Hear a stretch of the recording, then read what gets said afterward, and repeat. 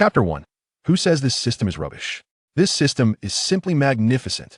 In the northern region of the Great Qian Dynasty, at the Zhejiang sect, a young man, clad in garments adorned with the four-clawed flying fish pattern, concealed himself in a hidden location. He shook the blood off his long knife, his expression icy. I can leave at any moment. But in the next instant, a deep voice resonated, imposing pressure upon the young man. My son has committed murder, a transgression so heinous that it warrants the family law to be enforced. Half a day later, to engage in such malicious deeds of murder, how could I have given birth to such a son? A middle-aged man with a square jaw, exuding an aura of authority, glared sternly. His palm struck the table forcefully, creating a deep crack. Beside him, a beautiful woman in luxurious attire bowed her head, tears glistening in her eyes, her gaze filled with profound sorrow. Before them stood a tall young man, battered and bruised, his head hung low. He stood there in a daze, unresponsive, inciting further ire from the middle-aged man. Speak. The voice erupted like a shockwave, causing the young man to stumble, his bewildered eyes wide open. Why are you shouting so loudly? The room fell into an immediate silence. Cheng Yu instinctively retorted, his body racked with pain, a sensation of overwhelming shock following the agony. It hurts. What on earth is happening? Is dying this painful? No, wait. Where am I? Have I traversed into another world? His memories lingered amidst frantic cries and wails. In his previous life, he had been manipulated by a scheming superior, treated like a beast, strictly adhering to an unyielding work schedule. He had toiled tirelessly to support a girlfriend who basked in comfort, surrendering his entire salary, leaving him unable to afford even a pack of cigarettes. Even trivial matters would earn him a beating and scolding. What was even more infuriating was that his superior and girlfriend were involved with each other. One squandered his hard-earned money while the other lived extravagantly. Together, they turned his painstakingly earned income into a closed loop of despair. In utter hopelessness, he had walked into a hardware store, sharpening his knife. After committing his grave deed, he took his own life. Though Cheng Yu felt a tinge of regret for such a fateful journey, he ultimately felt no loss. He discovered for the first time that his miserly superior could be remarkably generous. With a mere word, he could offer him dozens or even hundreds, entirely shedding the previous attitude of meticulous penny pinching. For the first time, amidst emotional instability, he heard his capricious girlfriend utter apologies. Some matters required a show of resolve. In the aftermath of his former life, he no longer wished to dwell on the past. In the next moment, a torrent of information surged into his mind. A world of martial arts, where human strength could move mountains and fill seas. Indeed, he had traversed into a realm abundant in martial virtue, where influential figures dominated discussions, compelling all to nod in agreement. The Great Qian Dynasty had suppressed chaos for a millennium, standing in opposition to countless forces of the martial world. Has the heavens finally taken pity on me for my daily indulgence in light-hearted tales and sent me to the world of such tales to be the protagonist? As a decade-long book enthusiast, no one understood the tropes of transmigration better than Cheng Yu. Extraterrestrial demons, extraordinary talents, an invincible system that could be activated with a mere sign-in. Good days were on the horizon. Yet, as the information continued to flood Cheng Yu's consciousness, he began to sense something amiss he had celebrated too early. He glanced up at the middle-aged man before him, whose face was a mask of fury and authority, and the stunning woman adorned in finery. An overwhelming aura emanated from them, complemented by the exquisite decorations surrounding them. Then he lowered his gaze to the calloused hands gripping the hilt of his long knife. Dressed in tattered black garments, he bore the weight of dust and grime. In his memories, Cheng Yu held the identity of a Jinyiwei, an imperial guard serving under the Great Qian Dynasty. Born into humble beginnings with mediocre talents, his ironworker parents had hoped he could seize control of his own destiny in the perilous martial world. After 15 years of relentless hardship, he had persevered through countless struggles. Some individuals fought with every ounce of strength merely to exist, and living like a human was already a luxury.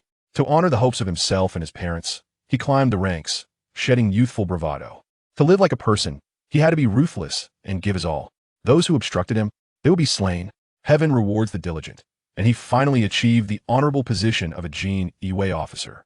His overworked parents, who had exhausted themselves to accumulate resources for him, perished before their time. He never even had the chance to share his success with them. His adoptive parents, filled with genuine hope, had enabled him to live like a human in this world, and they succeeded. For the majority, life would unfold in such a manner he believed his life would be that of an ordinary Jinyiwei. At that moment, a pair of extraordinarily powerful individuals approached him. The man, Cheng Yu, was the esteemed leader of the Zhejiang sect, a top-tier martial artist of his time. Moreover, he was the current head of the illustrious Cheng family, a lineage that had endured for a millennium. He ranked among the elite on the Tianji building's three-tiered list, with a prowess reaching the 9th level. He was a rarity in an era where masters seldom emerged, his status and strength overshadowing the martial world. He had once pursued a colossal demon for miles, slaying it with a single sword strike in the North Sea, saving countless lives, earning immense respect and admiration in the martial community. Due to his exceptional strength and far-reaching reputation for chivalry, he was revered as the martial arts leader of the northern Qian, affectionately called Cheng the Hero. This man was Cheng Yu's biological father. 18 years ago, during a tumultuous period when barbaric tribes summoned demons to invade the capital, countless citizens of the Qian suffered tragic fates. The dynasty faced imminent peril, and the court exerted every effort, with sects unable to remain indifferent. As a universally acclaimed hero, Cheng Yu was compelled to take his wife to confront the impending calamity. The intricacies of martial world enmities led to a retaliatory ambush against Cheng Yu and his wife, resulting in a devastating fire that engulfed the Zhejiang sect. A family servant fought valiantly to rescue Cheng Yu, carrying him miles away, leaving the 4-year-old Cheng Yu in the care of a humble blacksmith couple far from the front lines before dying. In his youth, Cheng Yu fell gravely ill, forgetting he had biological parents, growing up ordinarily under the nurturing of his adoptive parents. 18 years later, Cheng Yu was finally found and brought back. Due to the loss of his adoptive parents, he felt lost and sorrowful, yet he chose to understand and accept the couple. The Qian was vast, and people were numerous. Finding a single individual was akin to searching for a needle in a haystack. After the joy of reunion faded, Cheng Yu discerned a hint of disdain in Cheng Junjiang's eyes, directed at him and his embroidered spring knife and flying fish attire. He initially thought he had misjudged, but upon returning to the Zhejiang sect, witnessing his beautiful and pampered younger sister, his stunning and well-fed older sister, and his younger brother known for his striking features and swordsmanship, he finally realized his initial instincts had been correct. 3 of them. 3. After enduring over a decade of hardship and struggle to become a Jinyiwei officer, a mere inconspicuous figure in the martial world, Cheng Junjiang and his wife claimed they were too busy to find him, yet they cared for their other children with utmost diligence, investing countless resources into their cultivation, each becoming renowned young heroes in the martial community. Especially his younger brother, Cheng Feng, who, at just 18, ranked among the top 100 young geniuses in the Wind and Rain Tower. His reputation in the martial world was unparalleled, akin to his father's, being referred to as the little leader of the North. While they lovingly nurtured 3 other children, they left their long-lost eldest son, Cheng Yu, abandoned for over a decade. Even so, Cheng Yu naively believed he could emerge from the sorrow of his adoptive parents' passing and rediscover the love of his biological family. Little did he expect to step into a future that felt like a cruel joke. 18 years of hardship had granted him clarity regarding the world's essence, leaving him filled with sharp thorns. The martial world was not merely about fighting, it was about human relationships and social intricacies. Yet, one must possess the ability to fight to discuss such relationships. The chivalrous Cheng family deemed his murderous tendencies excessive, refusing to nurture him while simultaneously forbidding him to return to his previous life. Disguised as a form of discipline to reshape his character, it was, in truth, a high-pressure confinement. What a stroke of misfortune! I have glimpsed the malevolence of the world, yet I am forced to conform to false benevolence. Cheng Yu could not remain in such a place, and chose to leave secretly. As fate would have it, a disciple caught him in the act, seizing the opportunity to threaten him for resources, later betraying him by informing Cheng Junjiang of the incident. Cheng Junjiang was furious. He punished Cheng Yu for leaving, yet hypocritically claimed to uphold chivalry while trivializing the threat. Cheng Yu's sharp temperament could not tolerate such betrayal, and he struck down the disciple. This act of defiance completely enraged his father, Cheng Junjiang, who insisted on administering family law. Ignoring Cheng Yu's weakness, he insisted on a harsh punishment, and after Cheng Yu was beaten to death, he desperately sought treasures for healing. When his eyes opened again, he had transformed into the present Cheng Yu, who had traversed into this world. Cheng Yu absorbed the memories flooding his mind, astonished. They literally killed their own son, and this kind of person is hailed as a paragon of righteousness. Meanwhile, due to Cheng Yu's instinctive retort, the room fell silent, and Cheng Junjiang's hand trembled slightly. Smack!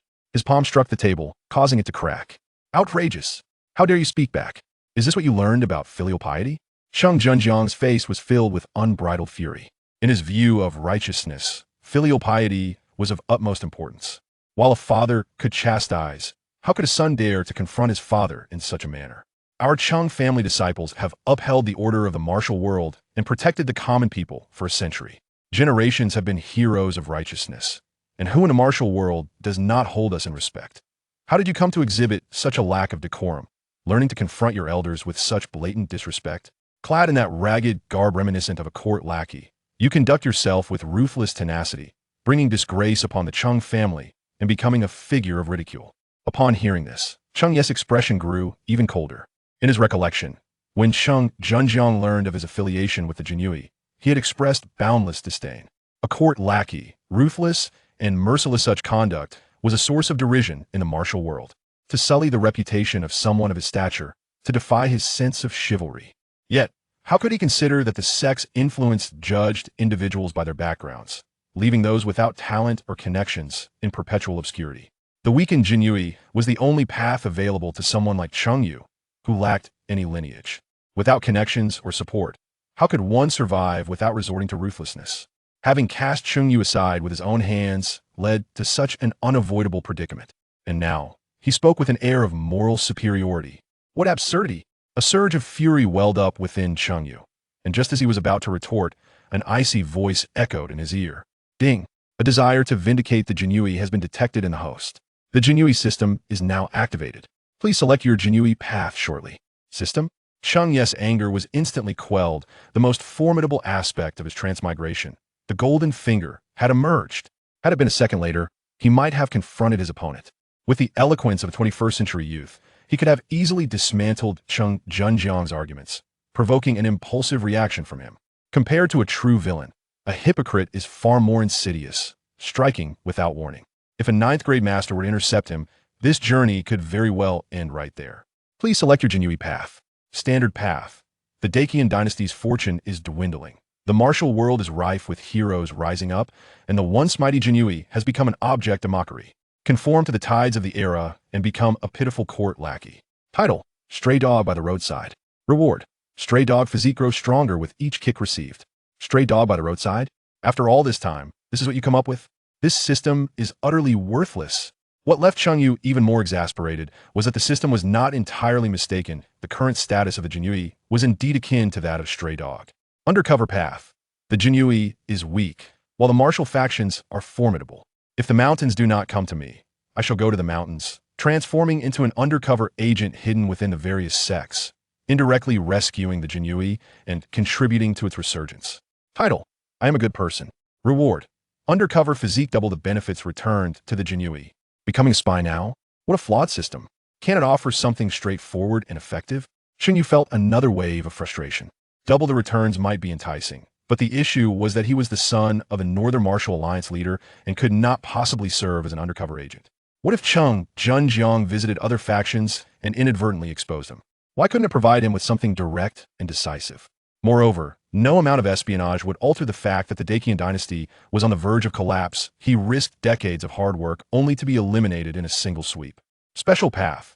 The name of the Jinyiwei is but a childish lullaby. Execute first and report later, with imperial authorization. The Jinyiwei must embody the essence of the Jinyiwei. What does the weakness of the court have to do with me? Sharpen the spring embroidery blade. Execute first and report later. Eradicate masters and dismantle sects. Title: Nightmare of the Martial World. Reward: Cold-blooded physique, exhibit the might of the Jinyiwei to earn rewards. Select your path to receive corresponding gifts. Please choose wisely.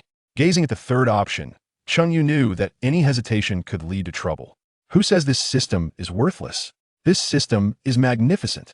You look down on the Jinyiwei, thinking the martial disciples are superior? I've suffered enough in my past life. I choose the special path. Ding. Successfully selected the special path. Congratulations on obtaining the cold-blooded physique. Reward package has been distributed. Please check. And there's a reward package. Cheng Yu's heart swelled with joy. The Jinyiwei in his memories were aloof, powerful, and decisive in their actions. The prospect of earning rewards simply by showcasing the aura of the Jinyiwei was exhilarating. The contents of the reward package filled him with anticipation. To endure was merely a strategic retreat in the face of greater power. With the system at his disposal, everything would be entirely different.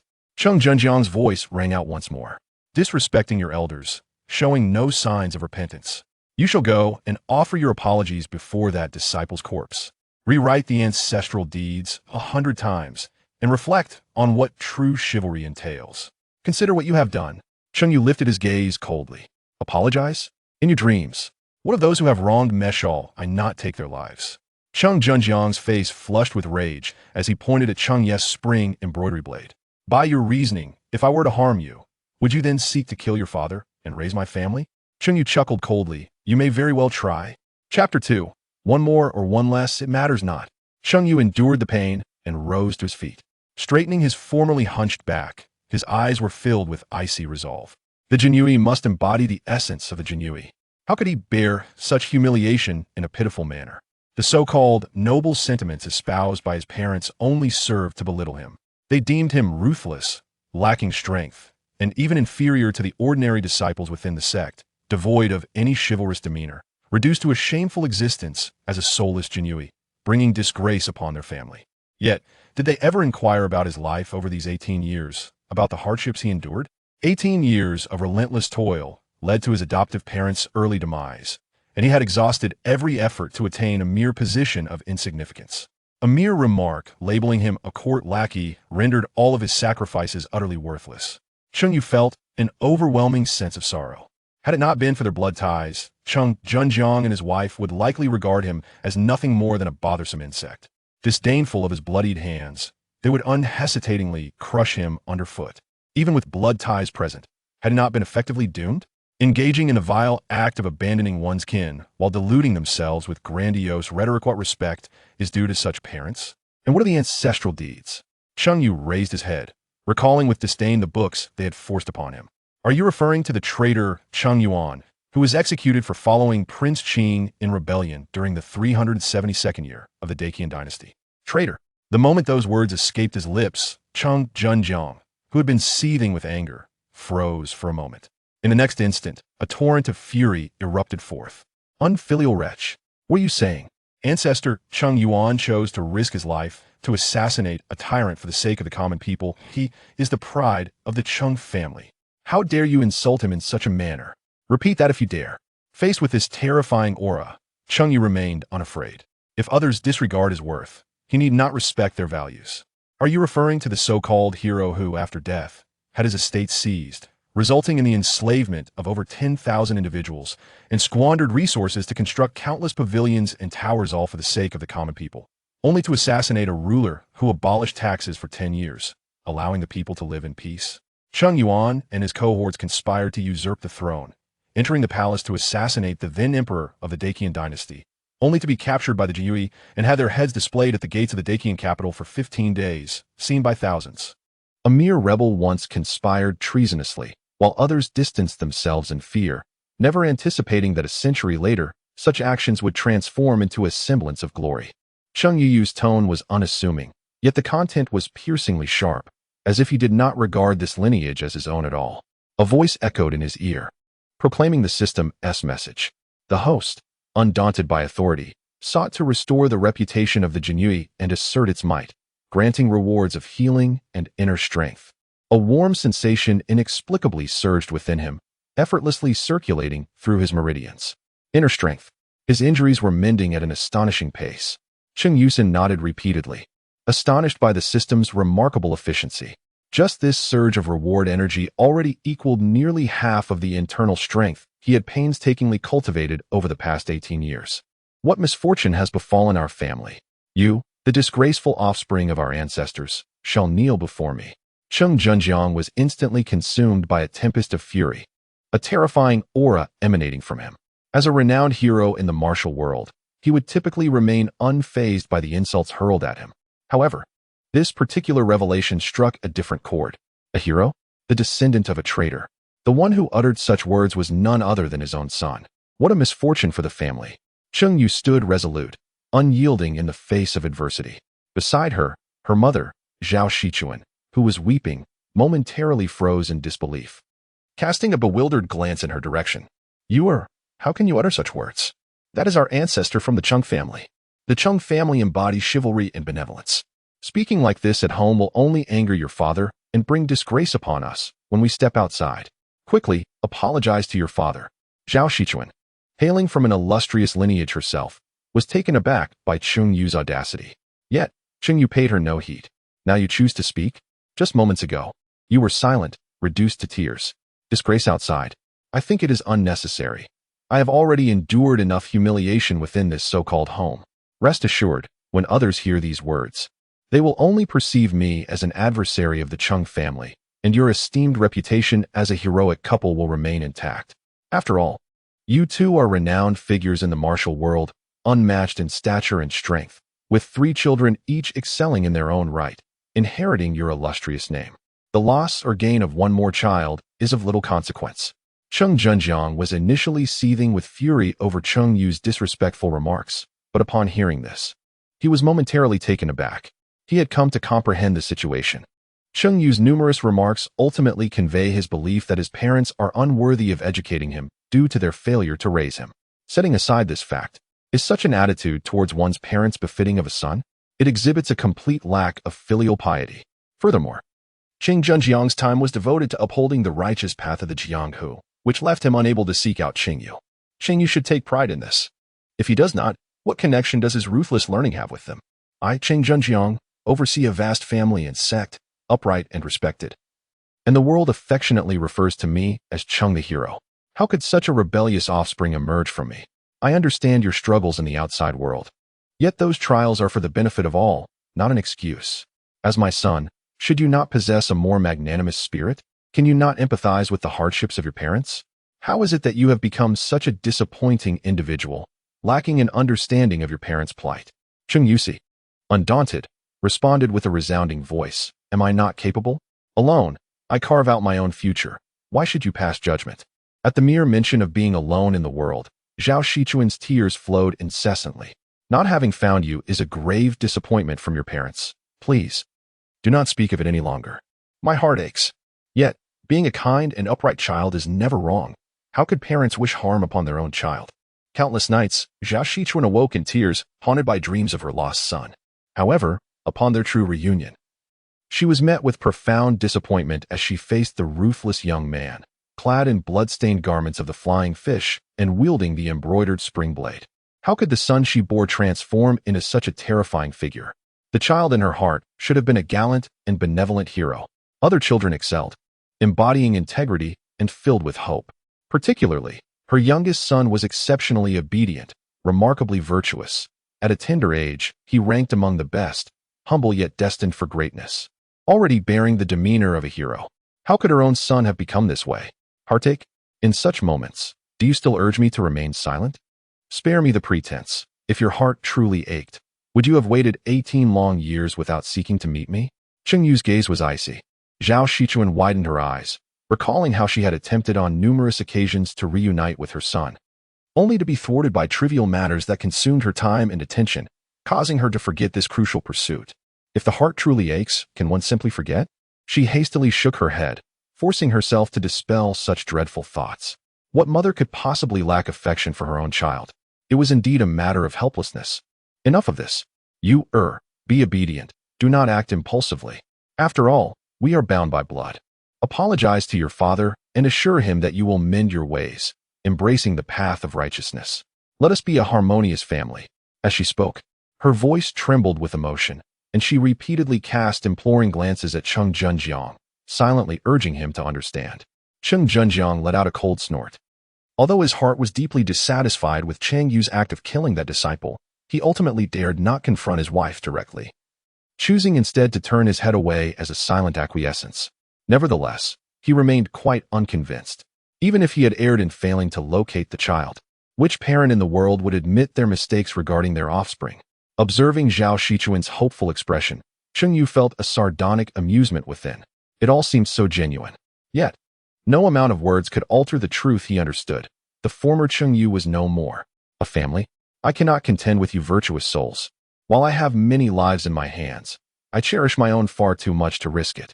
Zhao Shichuan was momentarily taken aback, seemingly unprepared for Cheng Yu's response. Child, how can you speak like this? How could your parents possibly treat you so? Your father is a great hero, the leader of the martial arts world. He will surely protect you. What would you do if one day I incurred the wrath of the world and they sought my life? After Cheng Yu posed the question, he waited for a moment and gently shook his head. Zhao Shichuan did not respond verbally, yet offered an answer of her own. Silence enveloped them. A soft chuckle escaped Cheng Yu, mocking the hopes he once harbored. Zhao Shichuan, perceiving Cheng Yu's reaction, was instantly overcome with tears. My child, how could you ask such a question? How could your mother allow such a situation to arise? Trust your mother. Beside them, Xing Zhenjiang gazed at his wife, overwhelmed with sorrow, and in an instant, his fury ignited. How dare this ungrateful child resort to such threats against his own parents? It is utterly devoid of chivalry and lawless. You wretched creature, is this how you treat your parents? Kneel down and apologize to your mother. Xing Zhenjiang rose from his chair, and as his foot struck the ground, a formidable and terrifying aura erupted, palpable to all. Cheng Yu felt an immense force pressing down upon him, yet he resolutely stood his ground, refusing to kneel. Instinctively, he reached for the dagger at his waist. The host, undeterred by formidable adversaries, displayed the valor of a Jinyiwei, earning a reward of inner strength. With the augmentation of his inner power, the pressure on Cheng Yu lessened slightly. At that moment, a figure abruptly appeared from outside the door, his younger brother Cheng Feng, a prodigious talent ranked among the elite. The arrival of his well-cultivated son was far more pleasing than the rebellious scion who defied parental authority, igniting further ire within Xing Zhenjiang. Look at your brother, so benevolent. He must be worried about you. As the elder brother, do you not feel shame for your unfilial and unjust behavior? The handsome and dignified Cheng Feng saluted his father and approached his mother to wipe away her tears. Fenger, quickly persuade your second brother not to act foolishly. Perhaps my second brother still harbors resentment towards me, Cheng Feng replied, shaking his head. The disciple who was slain had been his follower. Thus he bore a degree of responsibility in this matter. However, on another note, he did not oppose witnessing the current scene. Ever since his parents brought Cheng Yu back that day, he had deemed Cheng Yu unworthy of being family. Merely a weakling, a disgraceful hound of the court. Utterly oblivious to the chivalry of the martial world. Were it not for the bond of blood that made him an elder brother, he would not spare a glance at such a person while out in the world. Indeed, the useless one proved to be utterly worthless, cold-hearted and ruthless, inciting his father's fury and his mother's tears. Far from attempting to dissuade Cheng Yu, he now wished fervently for him to distance himself as much as possible. Chapter 3. There was no grace of life bestowed upon me, nor have I been nurtured, with no kindness or righteousness. What grounds do I have for feelings of remorse? Cheng Zhenjiang, witnessing Cheng Feng's remarkable understanding, felt his anger towards Cheng Yu rekindle. How could I have such a son who brings disgrace upon my name? Just look at your brother. With such valor and prowess, he wouldn't dare to defy our parents, for he comprehends the essence of chivalry. He could not fathom how the disparity between his two children could be so vast. One was unparalleled in righteousness, while the other was utterly despicable. Aha! Cheng Yu burst into laughter. Of course, he is your good son. A heartless and ruthless court henchman like me can hardly compare. However, he is so exceptional. As long as you are living well, why come to trouble me? Cheng Zhenjiang and Zhao Shichuan were momentarily taken aback. Cheng Yu actually accused them of being the source of his misfortune, after so much effort to resolve the lingering grievances that had troubled them for over a decade. It was astonishing to hear their son label them as the cause of his distress. Xing Zhenjiang barely had time to feel anger, while Cheng Feng, accustomed to a life of luxury and arrogance, was taken aback by such words. You, how dare you speak to me like this? And you? Before he could finish his sentence, Cheng Yu immediately interrupted him. Do outsiders not know that I am your elder brother? Are you unaware of this? Upon entering, why did you not pay your respects to me? What about the righteousness and virtue that you take such pride in? A person devoid of both righteousness and courtesy, and yet you have the audacity to claim the title of a young hero? Cheng Feng is usually surrounded by individuals who only extol his chivalry. However, to his astonishment, today someone has the audacity to label him as ungrateful and disrespectful. It is utterly preposterous. Anger surged within him like a tempest. How dare a worthless pawn of the court speak so insolently? The more he contemplated, the more his fury intensified, and a murderous intent began to arise within him. He declared with a fierce tone, Father and mother, my second brother has succumbed to darkness. Engaging him in further discourse is futile. Those who tarnish his reputation shall face death. Xing Zhenjiang nodded upon hearing this. The rebellious child, with a sharp tongue and piercing words, had rendered verbal discourse futile. Cheng Feng, filled with joy, coldly declared, I shall educate my second brother on behalf of my father. With that, he struck towards Cheng Yu. Feign or do not. Qing Zhenjiang and Zhao Shichuan were well aware of their son's capabilities and promptly attempted to intervene. However, for reasons rooted in their psyche, their objections remained merely verbal. This child was excessively headstrong. Enduring some hardship would serve him best. Cheng Yu did not anticipate that Cheng Feign would strike so decisively. He swiftly drew the embroidered spring knife from his waist to parry the blow. The sound of metal clashing resonated through the air. After all, the opponent had been nurtured with the finest resources since childhood, creating an insurmountable gap between them. Despite receiving 2 boosts to his internal energy, Cheng Yu exerted all his strength, only just managing to deflect that seemingly casual palm strike with his knife. The blade, having absorbed 70 to 80% of the force, developed cracks, and the remaining 2 to 3% still sent blood spurting from the corner of his mouth. The host, despite being outmatched, stood firm against a formidable foe, refusing to tarnish the reputation of the Imperial Guard, earning the reward of internal energy. As he felt the internal energy coursing through his body, mending his injuries, Cheng Yu coldly lifted his head, biting his lip in determination. Seeking death, he once again grasped the shattered embroidered spring knife, preparing to launch a direct assault on Cheng Feng's vital points. Cheng Feign was taken aback by Cheng Yu's unexpected retaliation. Before he could evade, a powerful force struck down the embroidered spring knife from Cheng Yu's grasp, causing him to stumble backward under the impact. It was Cheng Zhenjiang who had intervened. Zhao Shichuan, witnessing the blood trickling from Cheng Yu's mouth, felt a profound sense of compassion. Are you all right? He inquired. Truly, the son of a great hero. Slaying his own brother, such as the chivalry of the Cheng family? He reflected bitterly. When he attacked me, he showed no regard, yet when I retaliated, he was quick to intervene. Truly, he embodies the fairness of the world's greatest hero. Upon hearing this, Zhao Shichuan trembled and exclaimed, do not utter such nonsense. Cheng Zhenjiang widened his eyes, gradually arriving at another critical juncture. How audacious! What did you just call me? My own son dares to address me as Qing Zhongzhu. Does this not signify an acknowledgement of our exceedingly dismal father-son relationship? Such a revelation would be utterly detrimental to my reputation, and I shall not allow it. Cheng Yu wiped the blood from the corner of his mouth, his expression remaining utterly unperturbed. You often accuse me of being ruthless and merciless. Yet, had I not been so, I would have perished at the hands of the local tyrant when I was merely 9 years old. When I was compelled to conceal a dagger to slay a brute intent on harming me, where were you then? What right do sheltered blossoms have to claim I am heartless? Blood trickled from his lips as he spoke in an extraordinarily calm tone, his eyes as frigid as frost. As if he were not even speaking of himself. Cheng Zhenjiang's heart trembled, and his anger intensified. It was utterly devoid of chivalry. No justification could serve as an excuse for such ruthless cruelty. His unwavering sense of righteousness compelled him to refuse Cheng Yu's merciless defense. Tears streamed from Zhao Shichuan's eyes as she implored, do not speak, my child. Cheng Yu, cradling his injured arm, coldly shook his head and declared, your talk of chivalry is nothing but nonsense in my eyes. If my presence as a cruel and malevolent person offends you, then simply eliminate me. If you choose not to kill me, given our mutual disdain, it would be best for the Cheng family and I to sever all ties and coexist in silence. His words struck like a thunderbolt. In the previous moment of silence, Cheng Zhenjiang's expression transformed drastically. What? Dare to repeat that? How can you commit such an unfilial and unjust act and still look your parents in the eye?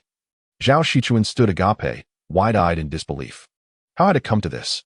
Cheng Yu took a step back, adjusting the position of his embroidered spring knife at his waist. Master Cheng and Madam, please maintain your decorum. I am but a junior officer of the Imperial Guard of Qian, and you, people of the Jianghu, hold no authority over me.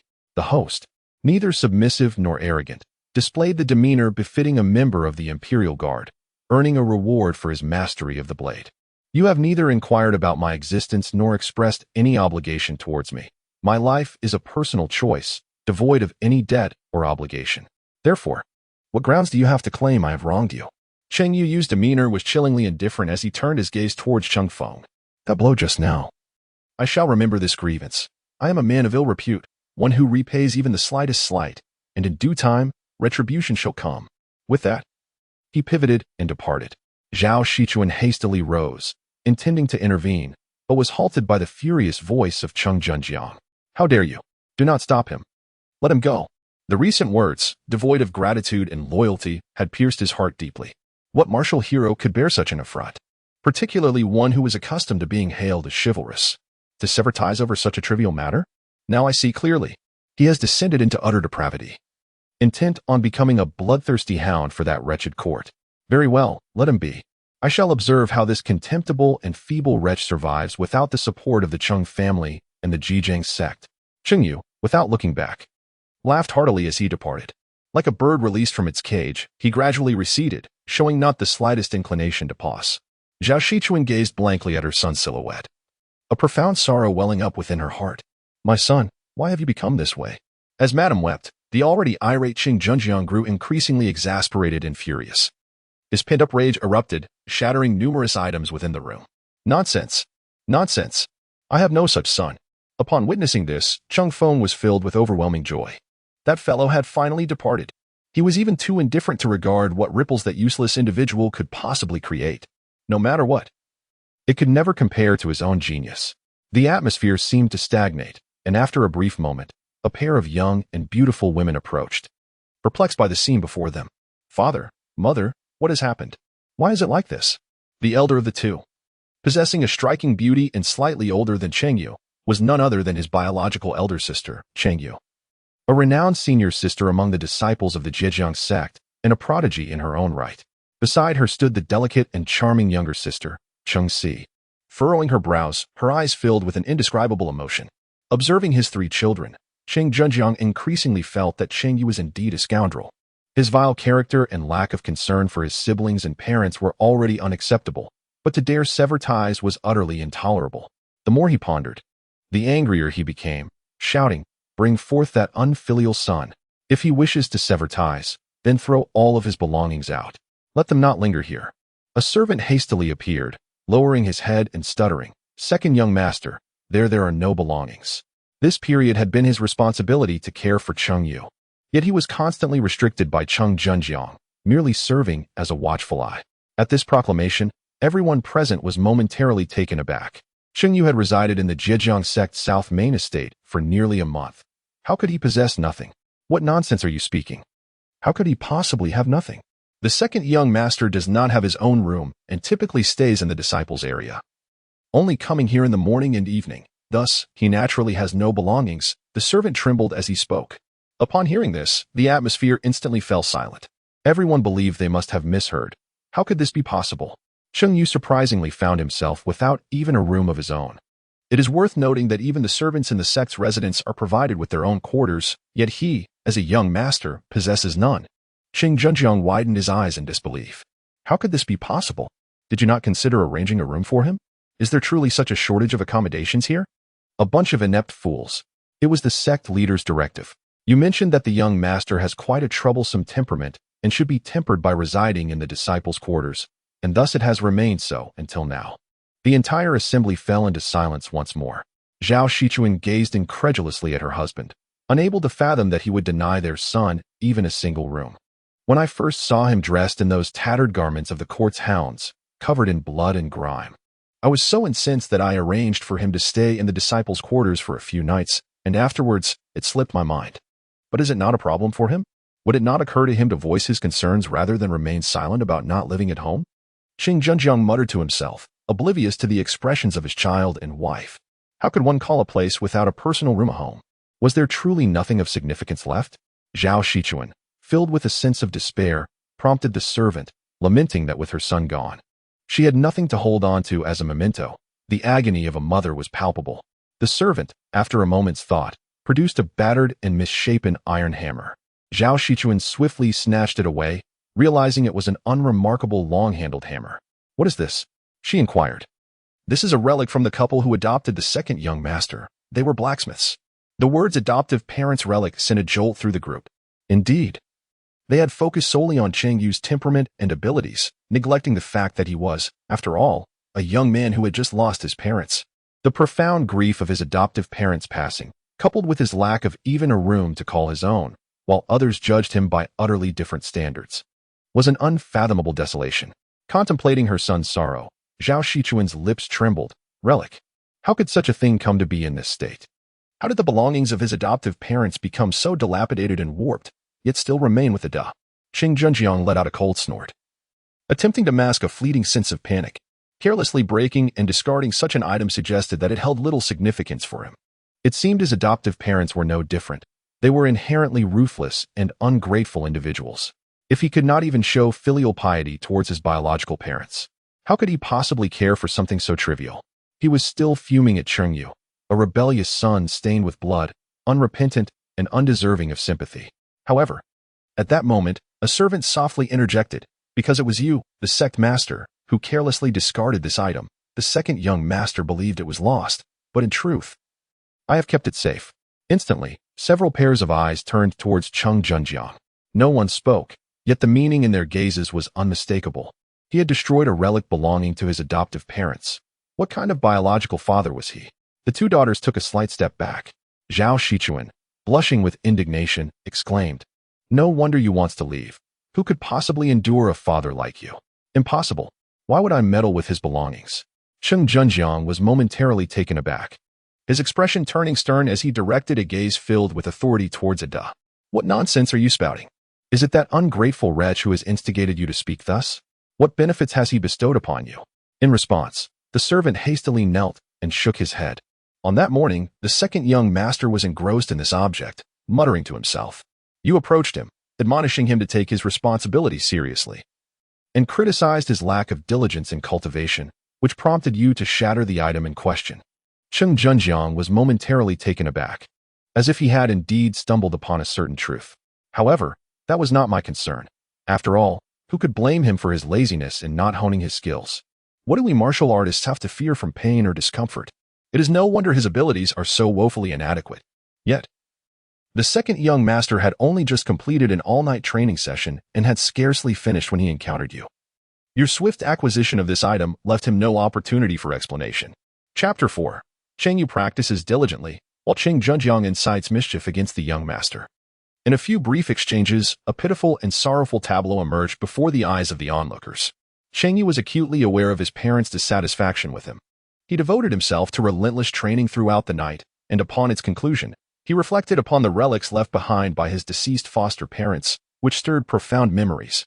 Unexpectedly, someone appeared, indiscriminately accusing him of being idle and unproductive. Without affording him any opportunity for rebuttal, this individual seized and destroyed the cherished possessions of his foster parents. To his dismay, that person was none other than his biological father, leaving him devoid of the right to express his fury, forcing him to swallow his sorrow in silence. In the face of such an occurrence, where could warmth be found, and how could this be deemed a home? Zhao Shichuan gazed at Cheng Junjiang in disbelief. Her son had endured 18 years of hardship, and she remained oblivious to such treatment. Cheng Junjiang, after all he has suffered to finally reunite with family. Is this how you choose to treat him? No wonder he yearns to leave. You must provide me with an explanation today.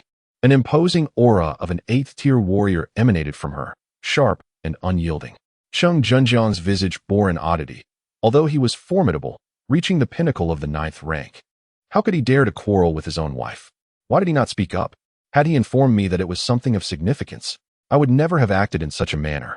As the conversation unfolded, he appeared increasingly melancholic. In my desperation, I erred. Yet if it were not for that rebellious offspring, who has adopted a complete lack of benevolence, righteousness, propriety, wisdom, and filial piety, I, as a father, would not have felt such trepidation and would not have acted without inquiry. The fault does not lie solely with him. Were my younger son, Cheng Feng, to encounter a similar situation, he would merely perceive the other party as taking a brief respite amidst their labors. Ultimately, the blame rests with Cheng Yu. Had he been more diligent, such an incident would not have transpired. This line of reasoning left all but my youngest daughter, Cheng Si, with an increasingly peculiar expression. While the others were enveloped in a sorrowful resignation, Cheng Junjiang is widely acknowledged as a heroic figure in the realm of martial arts. Many believe that any wrongdoing on his part must have stemmed from a moment of desperation. A father's love burns fiercely and in a state of acute anguish. It is understandable that he might act rashly. Zhao Shichuan, with her downcast eyes, wept silently, her vision blurred by tears as she gazed at the servant. Did Yuer truly leave no trace behind in their home? Was their reunion after 18 years apart merely a fleeting illusion? As a mother, she found this reality unbearable. To have cruelly abandoned her young son once, only to witness his departure a second time without even a memento to hold on to. Mrs. Cheng, indeed, is no longer present. Wait. At this moment, Cheng Junjiang clenched his fist, recalling something, and looked at Zhao Shichuan with a reassuring expression. I remember, my lady, when that ungrateful child returned. Did I not have the artist paint portraits of our entire family? Now that he has departed, at the very least, he has left behind a likeness. Where is it? Upon hearing this, a glimmer of hope sparked in Zhao Shichuan's eyes. Although their second son had his share of unappealing traits, he was nonetheless a part of them. And having a memento would be most comforting. Quickly, go fetch it. Yes. Cheng Junjiang hastily instructed his servant to fetch the painting, while murmuring to himself. That ungrateful offspring has indeed adopted a despicable disposition, showing no understanding of filial piety, incessantly proclaiming a severance of ties. In such a case, how are we as parents? To respond, before Cheng Yu departed, his piercing words struck him deeply, stirring a mix of sorrow and dissatisfaction within, regardless of the circumstances surrounding his parents. How could their offspring act in such a manner? Moreover, all their actions were ostensibly for his own benefit. Cruelty and malevolence, after all, were not the righteous path. Lost in thought, a servant hastily approached, clutching a scroll, his expression oddly inscrutable. Quickly, let me see, Zhao Shichuan urged, snatching the portrait of her son and immediately unfurling it to alleviate her heartache. Cheng Junjiang stood with his hands clasped behind his back, lamenting the disobedience of his son, who displayed no understanding of filial piety. If it were not for my suggestion to have the family portrait painted, there would be no trace left of him at all. It would indeed be a scandal if this were to be revealed. As he spoke, he suddenly froze in place at the sight before him. The others also frowned in confusion. The painting clearly lacked the striking figure of Cheng Yu in his black attire. Instead, it depicted the heroic silhouette of a young lad brandishing a sword in combat. Upon closer inspection, the youthful figure was unmistakably that of his younger son, Cheng Feng, in all his dashing glory. How could this be? Was there a mix-up? Zhao Shichuan's beautiful eyes widened in astonishment as she turned to the servant for clarification. The servant's expression grew increasingly peculiar as he shook his head. There was no error. Lady Cheng could refer to the inscription nearby. Zhao Shichuan hurriedly glanced at it, where 5 bold characters were inscribed. Cheng Yu is training. Could it be a mistake? This was clearly not Yu but Feng. Just as Zhao Shichuan remained perplexed, Cheng Junjiang, the esteemed leader of the Martial Arts Alliance, felt a chill in his gaze. Was the painter deliberately mocking us? Clearly, the painting depicted Feng, yet it bore the name of that ungrateful son. Fetch him at once. It is not the painter's fault. The servant lowered his head, his voice trembling slightly as he replied. Cheng Junjiang's expression shifted dramatically, and he erupted in fury. He made a mistake, yet it is not his fault. Could it possibly be mine? Is there such logic in the world? The servant, trembling with fear, summoned the courage to explain. That day, my lord, you instructed the artist to only paint in the martial arts arena of our sect, insisting that it must showcase the finest aspect of the Jiedren sect. He complied with your wishes. In the realm of martial arts, reputation is of utmost importance. A painting is preserved for a long time. Thus it cannot afford to tarnish our image. It is not unreasonable for the artist to choose the most splendid locations as the backdrop. And then what? According to my instructions? The result is that I am depicted without one of my sons. It was you who permitted the artist to paint solely in the arena. What kind of reasoning is this? I merely ask, where is that ungrateful boy mentioned in the painting? The second young master is practicing, the servant replied. But you forbade him from entering the arena, so he can only train elsewhere. The moment those words were uttered, the atmosphere fell into an immediate silence. Several individuals instinctively glanced at the topic of discussion, Cheng Yu, whose name was linked to the act of training, and then at the painting that showed no trace of his presence. An overwhelming sense of absurdity arose. He truly was practicing. Everyone was aware that, for various reasons, Cheng Junjiang prohibited him from appearing in certain places. This absence led to a forgetfulness that no one dared to recall. At that moment, Zhao Shichuan could no longer contain herself. Tears streamed down her face, and her teeth trembled with rage. How cold must the heart be for one who yearns for familial affection, yet repeatedly encounters such circumstances? Cheng Junjiang, is this the good deed you have done? You restrict your own son from going here or there, and even his likeness is absent from the portrait? In the end, you remain oblivious. This is how you embody fatherhood. Cling to your feudal chivalrous morals. You have driven your son away. My child, how could you leave without even leaving a thought for your mother? Cheng Junjiang, unable to retort against his wife's scathing rebukes, found himself in a state of turmoil. All his efforts were directed towards the noble pursuit of preserving the sect's honor and saving his wayward son. How had he descended into such a predicament? Was it erroneous to uphold the principles of chivalry and morality? At that moment, a voice, tender and somewhat juvenile, broke through the tension. "Father, these matters are trivial for my elder brother. He can endure them. What I truly wish to know is why he chose to leave." Cheng Si, his younger sister, had listened intently, her expression a tapestry of confusion, until she finally articulated her innermost question. Having spent many years away from home due to unique circumstances, she had only returned a year prior. Unlike the other family members, she did not harbor a disdain for her elder brother Cheng Yu's pursuits. Instead, she sought him out for conversations, captivated by the enthralling tales of life and death he shared, which satisfied her curiosity about the hardships of the lower classes while deepening her understanding of her brother's struggles. Cheng Yu's maturity far surpasses that of those around him, evoking a profound sense of kinship in his elder brother. As the family member who communicates most frequently with Cheng Yu, she harbors deep discontent regarding the departure of her second brother. In her eyes, although he may not possess remarkable strength, every step he has taken has been through relentless effort and determination, painstakingly leading to his current state. How could someone of such character so casually sever ties and depart? Upon hearing his daughter's inquiries, Cheng Junjiang's countenance darkened as he elucidated the circumstances surrounding Cheng Yu's slaying of a disciple. "I have taught him to be magnanimous towards others. Yet, over trivial matters, he resorts to violence and killing. Such actions are intolerable in the realm of martial arts and contravene the principles of chivalry. To my dismay, he remains obstinate, continuing his ruthless ways. In such a situation, I had no choice but to administer familial discipline, yet he could not endure it and fainted. Upon regaining consciousness, his demeanor became exceedingly intense, spouting a torrent of disrespectful words, heedless of your mother's counsel, and ultimately chose to leave." Cheng Junjiang spoke of his son's various transgressions. Yet he did not utter a single word regarding the matter of administering family discipline that left Cheng Yu in a precarious state between life and death. After all, the boy had not perished. Family discipline. Hearing this, Cheng Si trembled all over, for she was acutely aware of the consequences of facing the family law. With her second brother's prowess, it could indeed be fatal. The only solace was the knowledge that her second brother was not in imminent danger. However, one matter perplexed her. How could that disciple be so ruthless, knowing full well that her second brother was your son, a person of considerable strength? How could he dare to threaten him and subsequently go back on his word? Cheng Si bit her lip in frustration, fully aware that her father's predicament had escalated significantly.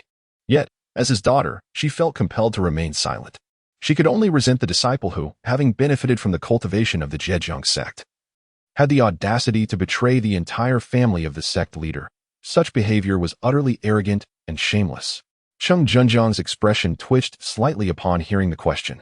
After a moment of stunned silence, he finally spoke in a subdued manner. "Initially, that disciple dared not threaten him. It was only after reporting to me that, in my fury, I permitted him to test the rebellious one, hoping to temper his ill temper. Who would have thought that the wayward child harbored such a murderous intent? After my attempts at education and punishment, he callously took a life. Is this the influence you have instilled?" Cheng Si and the others inhaled a sharp breath, astonished. Is there truly a father in this world capable of such deeds? Inciting disciples to deceive their own sons, forcing them to commit murder. How could you possibly act in such a manner? Cheng Siwei took a small step back, concealing herself behind her mother, Zhao Shichuan. Her eyes grew increasingly red as she exclaimed, "Cheng Junjiang, what do you truly desire? Must you always be so indirect with your intentions?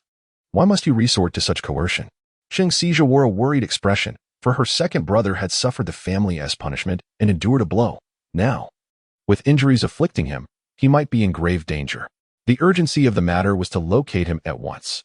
Upon hearing this, Zhao Shichuan trembled, her heart burdened with guilt and sorrow. Indeed, she had been so consumed with tears that she had forgotten that her child was still bearing wounds. Should anything happen, it would become an everlasting regret for the family. She realized she had been a negligent mother. "I must find Yu Er. He has already endured enough suffering."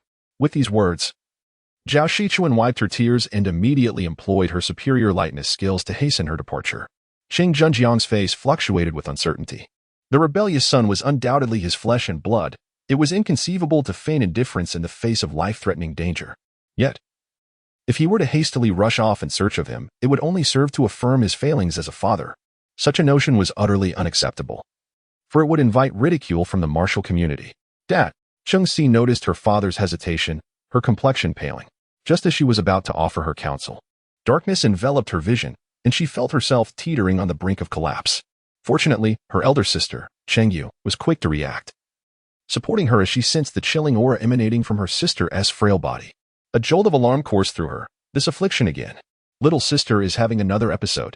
Zhao Shichuan, who had not strayed far, hurried back in concern and immediately cradled her daughter in her arms. Quickly summoned the elder physician and elder Yao Shan. Qing Zhenjiang looked upon his beloved daughter, worry etched across his features. Which elder? Call them all. I would spare no resource from the entire Jiejian sect to ensure my daughter's safety. In a moment, Cheng Yu, who had just been the subject of discussion, seemed to fade from memory. Chapter 5. The embroidered spring blade leans towards commerce, while the demon-slaying sword favors athleticism. At the foot of Jiejian Mountain, Cheng Yu turned to gaze upon the magnificent and towering peaks, adorned with pavilions and surrounded by lush greenery, feeling an indescribable sense of comfort and relaxation.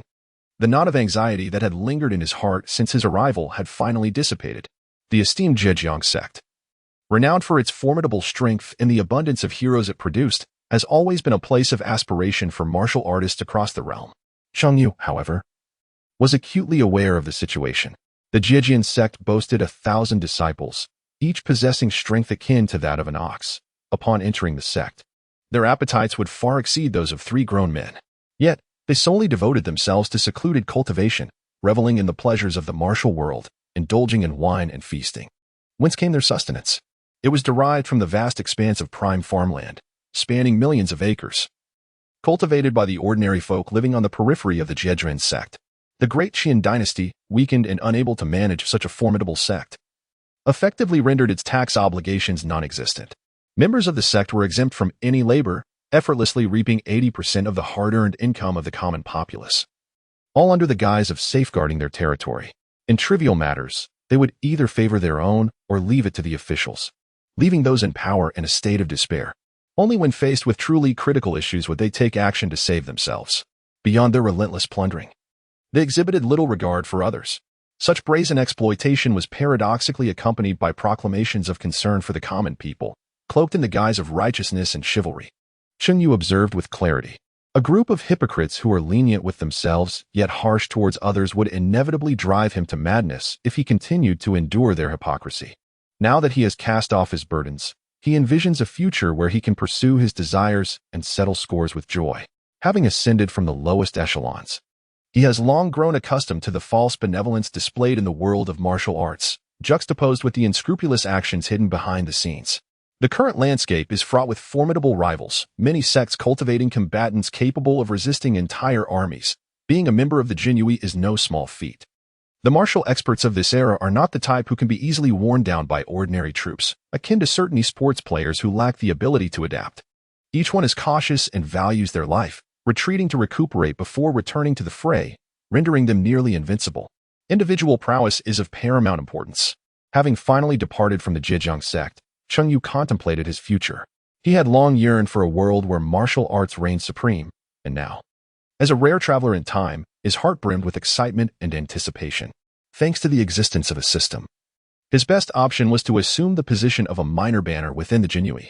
In the realm of martial artists, abilities are ranked from 1st to 9th grade, in stark contrast to the hierarchy of court officials. For an ordinary person, the greatest hurdle is achieving the 1st grade. Cheng Yu had toiled tirelessly for 18 years, overcoming countless obstacles to finally reach the latter stages of the 1st grade. This level typically corresponds to a minor banner position within the esteemed Jinyiwei, responsible for local governance, with subordinates of lesser martial skills assigned as strength bearers and officers. It was due to his solid 1st grade prowess that he secured a commendable district assignment amidst a sea of connections. The prosperous Jiangnan region, although complex, offers abundant opportunities, far superior to a lifetime spent eradicating bandits in other locales. Before even assuming his post, he encountered the couple Cheng Zhenjiang and his wife, who came to recognize their kinship. Since he had chosen the path of a nightmare in the martial world within the system, he resolved to pursue this course with determination, stirring a sense of anticipation within him. The prospect of plundering wealth excited him. The sects and noble families in the martial realm lived extravagantly, akin to local emperors, indulging in opulence. Take, for instance, the Zhejiang sect. which amassed wealth from the support of millions over a century. Possessing its own mines and medicinal hills, treasure troves in their own right.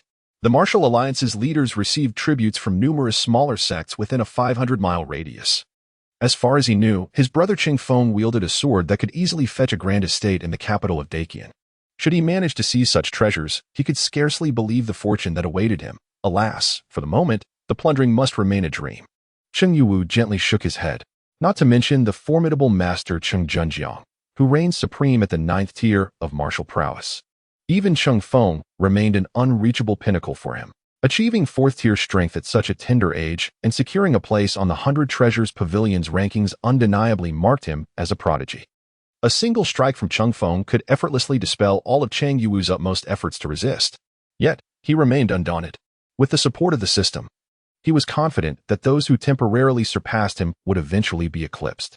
If he aspired to be a nightmare in the martial world, then not just a mere small league master with rankings beneath him, but even the most elite masters should dwell under his shadow. Only then would his journey be deemed worthwhile. Cheng Feng struck him with a palm, and he vividly recalled the fatal consequences of Cheng Junjiang's familial discipline. He vowed that one day he would exact vengeance by seizing the Jiang clan's assets in retribution. Before that, however, he must first unveil the grand gift bestowed upon him by the system. In Beiyuan City, a formidable stronghold of the Great Qian Dynasty, it stood resolute against the encroaching northern territories. Cheng Yu returned to his rented abode. System, activate the reward package. To forge a powerful weapon, one must possess strength. He must embody the essence of the imperial guards chosen by the system. Relying solely on recklessness would only lead to self-inflicted suffering. What he truly needed was the support of strength. The crux of the matter lay in whether this system package could herald a turning point. Ding. Your reward package has been opened. Ding. Congratulations. You have received the reward, true martial inheritance of the demon-slaying canon. Congratulations. You have received the reward, supreme treasure. The demon-slaying sword, fragment. Congratulations. You have received the reward, 100 battles reincarnation blade technique. Congratulations. You have received the reward, 100 forged embroidered spring blade. Cold silk flying fish garb. Hiss, is this not the world of martial arts? How could I possibly obtain the true martial inheritance? A series of notifications left Cheng Yu in a daze, and after a moment, he gasped in astonishment. The techniques of masters at the pinnacle of the martial arts world did not possess such elevated ranks. This was a rhythm where others trained in martial arts while he cultivated immortality. What a fortunate turn of events! Though he was shocked, satisfaction filled his heart. His endeavors involved the annihilation of entire families, becoming a nightmare within the martial world. Without a modicum of strength, how could he succeed? He focused his gaze upon the first reward. True martial inheritance of the demon-slaying canon? Do you accept the inheritance? I accept. Ding. Inheritance accepted. Congratulations. You have entered the realm of the demon-slaying canon. A profound aura, foreign to this realm, began to flow into Cheng Yu's body. This aura did not operate along the conventional pathways of inner force, but rather moved along an imperceptible trajectory, as if it did not exist within him at all. As the aura gradually meandered, Cheng Yu felt as though he were floating, both physically and mentally, experiencing a cleansing sensation. After a considerable time, the aura finally ceased its movement, fully entering his expanded meridians, greatly enhancing the purity of his inner force. Cheng Yu exhaled a breath of murky air, feeling an unprecedented sense of comfort and tranquility enveloping him. Truly, the true martial legacy is unparalleled. Its cultivation differs vastly from the arduous training of martial arts. Were the lords of the martial world to witness his method of cultivation, their jaws would surely drop in astonishment. It is extraordinarily advanced. Beyond the aura, a multitude of memories surged into Cheng Yu's being, encompassing countless inheritances and a wealth of knowledge, ranging from martial insights to the arts of alchemy and treasure forging, essentially forming an encyclopedia of wisdom. Among the most pivotal pieces of information were the profound paths laid down by the true martial legacy, the path of arms, the path of waters, the path of destiny, and others. For Cheng Yu, these concepts felt exceedingly distant and would require a significant opportunity to unlock. Claim your additional rewards, chimed a voice from the system. As the words resonated, the embroidered spring knife he carried and the flying fish attire he wore shimmered momentarily. Soon, the radiance faded, revealing the somewhat antiquated embroidered spring knife, now glimmering with a chilling light, sharp enough to slice through hair. It was evident that this was a rare weapon, His gaze dimmed as the blood-stained flying fish attire transformed into a comfortable fit, its intricate patterns becoming increasingly vibrant, accentuating his tall and graceful stature. In his mind, a supremely refined sword technique instantly coalesced, reaching an exalted realm. The 100 Battles Reincarnation Sword Technique, a top-tier, celestial martial art.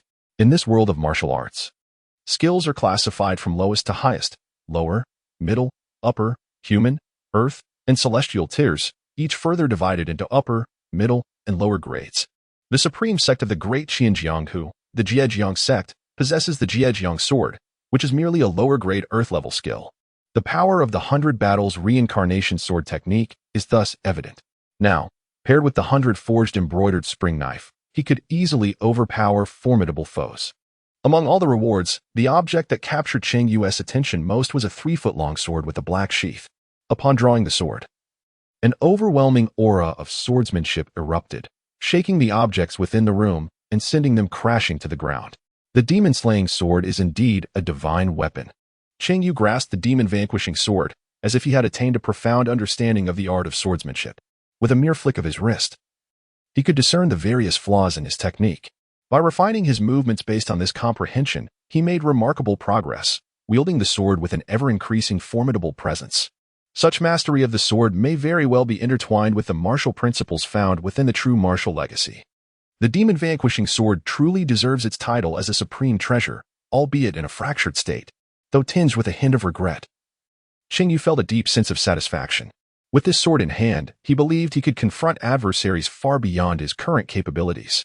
Yet, he abruptly realized that his internal energy was depleting at an alarming rate. His hand trembled slightly, and a subtle pain coursed through him.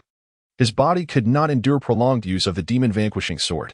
After some contemplation, he surmised that his ability to wield the sword stemmed from the cleansing of his internal energy through the demon-vanquishing cannon in the hands of others. The sword's lethal aura would likely inflict grievous harm. Thus, after only 4 or 5 strikes, he reluctantly sheathed the demon-vanquishing sword and rested his hand upon the embroidered spring blade, a true companion. The embroidered spring blade was more suited for business, while the demon-vanquishing sword leaned towards the athletic. Having wielded the blade for over a decade, he felt most at ease with the embroidered spring blade. Moreover, as a member of the Jinyiwei, it was only fitting for him to bear the embroidered spring blade. After organizing his gains, Cheng Yu nodded in satisfaction. The next step was to assume his post and embark on his journey as a Jinyiwei officer. His accumulation of strength and elevation of rank would rely upon this path. He intended to report to the Jinyiwei office and then proceed to his assignment in Jiangnan. Thus began his tenure at the Jinyiwei Qianhu office in Beiyuan City. Cheng Yu emerged holding a wooden identity token, symbolizing his status as a minor official. He had previously served as a warrior in Beiyuan City before successfully passing the examination for the Imperial Guards. The process unfolded seamlessly, with no ill-intentioned individuals troubling him about his month-long leave. Presently, the Imperial Guards found themselves caught between the court and the martial world, facing considerable challenges. However, Cheng Yu's decision to serve in Jiangnan was irrevocable, and there awaited his labor as if he were a mere beast of burden, ensuring no one would dare to cause him distress. Gazing at the small flag token in his hand, he let out a sigh. The fervent hopes of his adoptive parents lingered vividly in his memory, as they had devoted everything to a son with whom they shared no blood ties. I shall live for you with dignity, ensuring that no one can look down upon me. I will trample upon this hypocritical martial world. The world is harsh, and I am determined to assert my stance. Just then, a discordant voice pierced the atmosphere. Cheng Yu, do you even know how to return? Where have you been hiding all this time? Cheng Yu furrowed his brow and looked up to behold a face he detested. It was his former superior, Shao Qi, Luo Xin, from his time at the company. Previously, he had bullied Cheng Yu for lacking connections, assigning him the most arduous and unpleasant tasks, withholding his salary, and seizing resources. Luo Xin had long been placed on Cheng Yu's list of adversaries to be dealt with. However, now that the latter had been promoted to the second rank, capable of serving as a central figure, there was little Cheng Yu could do in the immediate future. Cheng Yu now wore a slight smile, never expecting that he would deliver himself to me, saving me the trouble of seeking vengeance personally. Chapter 6. I have slain this subordinate. Let the esteemed Lord Qianhu come to cleanse the earth. What business does Luo Shaoqi have with me? Cheng Yu nodded slightly, his gaze calm as he regarded the avaricious Luo Xin before him. This man was notoriously greedy, squandering the profits he extorted from his subordinates without restraint. Once his resources were depleted, he resorted to coercing and enticing his subordinates to pillage the wealth of the common people on his behalf. His approach now, targeting Cheng Yu, could only be malevolent. Luo Xian lowered his head slightly, his eyes scanning Cheng Yu with unabashed desire. I have heard that you, Cheng Xian, have received the position of a small banner in the prosperous land of Jiangnan. As your former superior, I am naturally delighted for you. However, one must show gratitude to the brothers, don't you think? As he spoke, his gaze lingered on the exquisite cold silk flying fish attire worn by Cheng Yu. Swallowing hard as he lifted his head to reveal his unmasked threat and greed. Every subordinate elevated to a position of a small banner was expected to pay a token of appreciation for his guidance. Cheng Yu waited for over a month without submitting. And he patiently awaited Cheng Yu for an entire month. What does this signify? Is it a form of encouragement for them? Perhaps it conveys the message that if they invest less time in bullying others and pursuing frivolous pursuits, they will naturally find progress. Cheng Yu's complexion was pale, but his heart was filled with cold laughter. Nowadays, the majority of the Jinyiwei were nothing more than scoundrels colluding with the underworld to oppress the common folk. And he had ample opportunities to take advantage of the situation. What do you mean? Luo Xian, noticing Cheng Yu's deliberate attempt to change the subject and evade the topic of his gratitude, instantly wore an expression of anger. A mere nobody thought he could flaunt his authority just because he held a minor position. I intended to speak with you civilly, but it appears you're ungrateful. Do you believe that spouting nonsense can let you off the hook? I shall grant you one more chance. I could have dealt with you years ago, and I still can now. Luo Xian had not anticipated Cheng Yu's dismissive attitude, and his voice grew louder in anger, attracting the attention of several Jinyiwei colleagues nearby. Most of them were laborious officers engaged in arduous tasks. Upon seeing Luo Xian, they instantly recognized this greedy scoundrel, who exploited his subordinates like beasts of burden while pocketing most of their salaries, truly inhumane. Unfortunately, the Jinyiwei were currently weak, beset by pressures from both high-ranking officials and the underworld, leaving them little time to address such matters, allowing Luo Xian to continue his arrogance. His actions represented a broader state among the Jinyiwei. Superiors bullied their subordinates, maximizing deductions, while subordinates in turn exploited those beneath them, resulting in layers of oppression. Ultimately, the burden of suffering fell upon the lowest ranks and the common people. These officers observed Cheng Yu's plight with a sense of empathy. To fall under Luo Xian's command meant a plethora of troubles and meager pay, yet to rise to the rank of a minor flag-bearer was no small feat. Under normal circumstances, one might consider it a significant achievement, but it was unfortunate that Luo Xian was soon to be promoted to chief flag-bearer, destined to leave a legacy of infamy. Cheng Yu, of humble origins, had acted decisively and ruthlessly, eventually attaining the rank of minor flag-bearer in the prosperous Jiangnan region. However, encountering a situation like this, it seemed he could only suffer extortion at Luo Xian's hands. After all, Luo Xian was merely a man with a bit of strength and background. As the surrounding noise grew increasingly raucous, Luo Xian gradually displayed his arrogance. He could not believe Cheng Yu would dare to undermine his authority in front of so many witnesses. If he did so, Cheng Yu would surely lose his position as a minor flag-bearer. For a man without connections, Luo Xian had numerous ways to deal with him. Yet, Cheng Yu remained calm and unruffled. A mere Luo Xian was no longer worthy of his attention. He recalled his past as a laborer, enduring repeated exploitation and feeling powerless, all while considering his two foster parents, swallowing his grievances in silence. Now, with the system's assistance propelling him to new heights, he feared no longer the likes of Luo Xian, especially since his foster parents were gone, freeing him from past burdens. It was a perfect time for vengeance and catharsis. Having traversed to this world, how could he let the opportunity for retribution slip away? He spoke coolly. I wonder if Luo the minor flag-bearer exhibits such behavior in the presence of the esteemed Qianda. Upon hearing this, Luo Xian froze in place, his expression quickly morphing into one of fury. The Qianda was a prominent figure, a fifth-rank master in Beiyuan City, a person of considerable stature. When encountering such an individual, Luo Xian would only nod and bow, wishing to kneel and lick their shoes. More importantly, everyone in Beiyuan City knew that Luo Xian had thrived by currying favor with the Qianda, indulging in flattery, which allowed him to act with such brazen arrogance, unabashedly engaging in corruption. Upon receiving such a question from Cheng Yu, it was clear that he was simply being sarcastic, revealing a penchant for bullying the weak while being submissive to the strong. It was acceptable for him to act this way, but others were not permitted to voice their thoughts. especially not someone as lowly as Cheng Yu, a mere subordinate. His audacity was astonishing, bordering on reckless. If he were not adequately reprimanded today, how would he ever hold his head high before others in the future? How could he continue to exploit his subordinates for personal gain? You little wretch, dare to utter that again. Did he presume that attaining the position of a minor flag-bearer rendered him untouchable? Let me assure you, there are innumerable ways in this world to bring about your demise. Kneel and apologize, or you shall find no respite today. Seeing Cheng Yu remain unresponsive incited Luo Xian's fury. With a mouth full of venomous curses, he struck out at Cheng Yu's face. A domineering superior like him, who relied on intimidation to control his subordinates, was not merely a blusterer. He was equally formidable in physical confrontation. The force of a second-rank martial artist surged towards Cheng Yu, causing the onlooking Jinyiwei to instinctively tense up. A crisis was imminent. However, in the next moment, the unfolding event defied their expectations. Cheng Yu, instead of dodging or retreating, appeared utterly unconcerned in the face of the impending attack. In the blink of an eye, he raised his hand and seized Luo Xian's strike, gripping it with such force that the sound of shattering bones echoed, neutralizing the entire impact. Crack! Crack! Luo Xian emitted a scream akin to that of a slaughtered pig.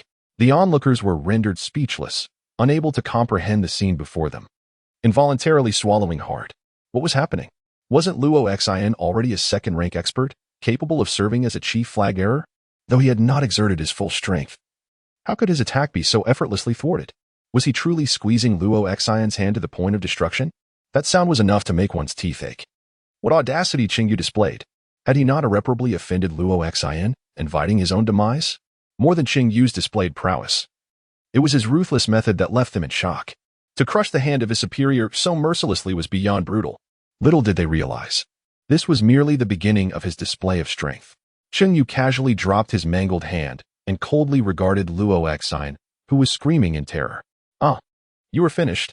Today, you shall meet your demise. Trembling, Luo Xian glanced at his crushed hand, fury reaching its zenith. He was determined to eliminate this wretched creature today. In Beiyuan City, the minor official Luo Xian had engaged in malicious extortion, and thus he faced retribution for his actions against his colleagues. He had violated the regulations of the Imperial Guard and had already been subjected to punishment. Cheng Yu spoke lightly while shouldering his burdens. The host aimed to rectify chaos and punish the internal vermin, striving to reform the image of the Jinyiwei, and was rewarded with enhanced inner strength. The pure inner energy within him surged once more, propelling him towards the mid-stage of the second rank. What was he uttering? Who was discussing the rules of the Jinyiwei at this juncture? The others, upon hearing Cheng Yu's words, were somewhat perplexed. In the present day, the martial world held great power, and the Qian court displayed weakness. The Jinyiwei had descended to the lower echelons. And merely earning a meager livelihood was considered a stroke of good fortune, leaving little room for concern over trivial regulations, particularly at the grassroots level. It was commonplace for superiors to reprimand and extort their subordinates. Though Cheng Yu's words were absurd, they nonetheless evoked a peculiar sentiment among many. You, Luo Xian. Infuriated by Cheng Yu's utter disregard for his threats and his talk of meaningless regulations, became increasingly enraged. Today he vowed to exact a tenfold vengeance on Cheng Yu. Otherwise, he would not bear the surname Luo. You little bastard, wait for me. No one will protect you today. Don't think I am unaware of your whereabouts this past month. My men witnessed you descending from Jiejing Mountain. A member of the Jinyiwei spending an entire month mingling with the sects of the martial world. I shall see how you justify that. He pointed an unscathed finger at Cheng Yu, his countenance dark and thunderous. Previously, Cheng Yu had been tardy in expressing his gratitude upon his promotion to a minor flag officer, leading Luo Xian to suspect he intended to evade his dues, prompting him to send someone to investigate. Today, he fortuitously discovered Cheng Yu had emerged from Jiejing Mountain, thus seizing upon this incriminating evidence. As these words fell, others around him were taken aback. The Jinyiwei represented the authority of the court, the emperor's right arm, and it was strictly forbidden to collude with the martial world. Transgressors faced severe penalties. Some prominent figures were unconcerned about this rule, while the majority tacitly understood that as long as one could benefit, the alliances made were of little consequence. However, if Luo Xian harbored a grudge against Cheng Yu and refused to let this matter rest, it would spell trouble. Do you now comprehend the gravity of the situation? Hurry up and... Just as Luo Xian was issuing his threat, an unexpected sound interrupted him. With a swift motion, a blade was unsheathed, slicing through the air in a deadly arc impossible. He instinctively drew his own sword to defend himself. But it was as futile as a mantis attempting to stop a chariot. Cheng Yu effortlessly severed his opponent's blade with the 100-forged embroidered spring knife, and without pausing. The momentum of his strike pressed relentlessly towards Luo Xian. Dare you? Oh, why should I not? Cheng Yu wielded his embroidered spring knife with relentless precision. The blade glinting as it severed Luo Xian's head with brutal force, blood gushing from the severed neck. Has anyone ever mentioned that you can be rather noisy?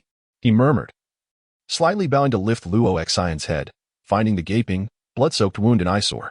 With swift, decisive strokes, he struck at the corpse's chest thrice, reducing the heart to a pulpy mass, the flow of blood subsequently diminishing. He flicked the blade back into its sheath, the crimson droplets cascading to the ground, leaving the weapon unsullied.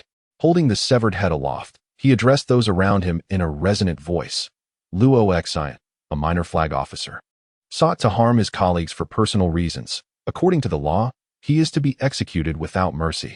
I have carried out this sentence. You are to report this to the higher authorities and cleanse the records. After casting a profound glance at the crowd, he discarded the head and departed. The Jinyiwei were meant to embody their authority. The host executed the traitorous officer, instilling fear and bolstering the might of the Jinyiwei, rewarding him with the lower-grade lightness skill, Serpent Step. The onlookers stood in disbelief, gazing at the headless body clutching the embroidered spring knife, its chest reduced to a mangled ruin.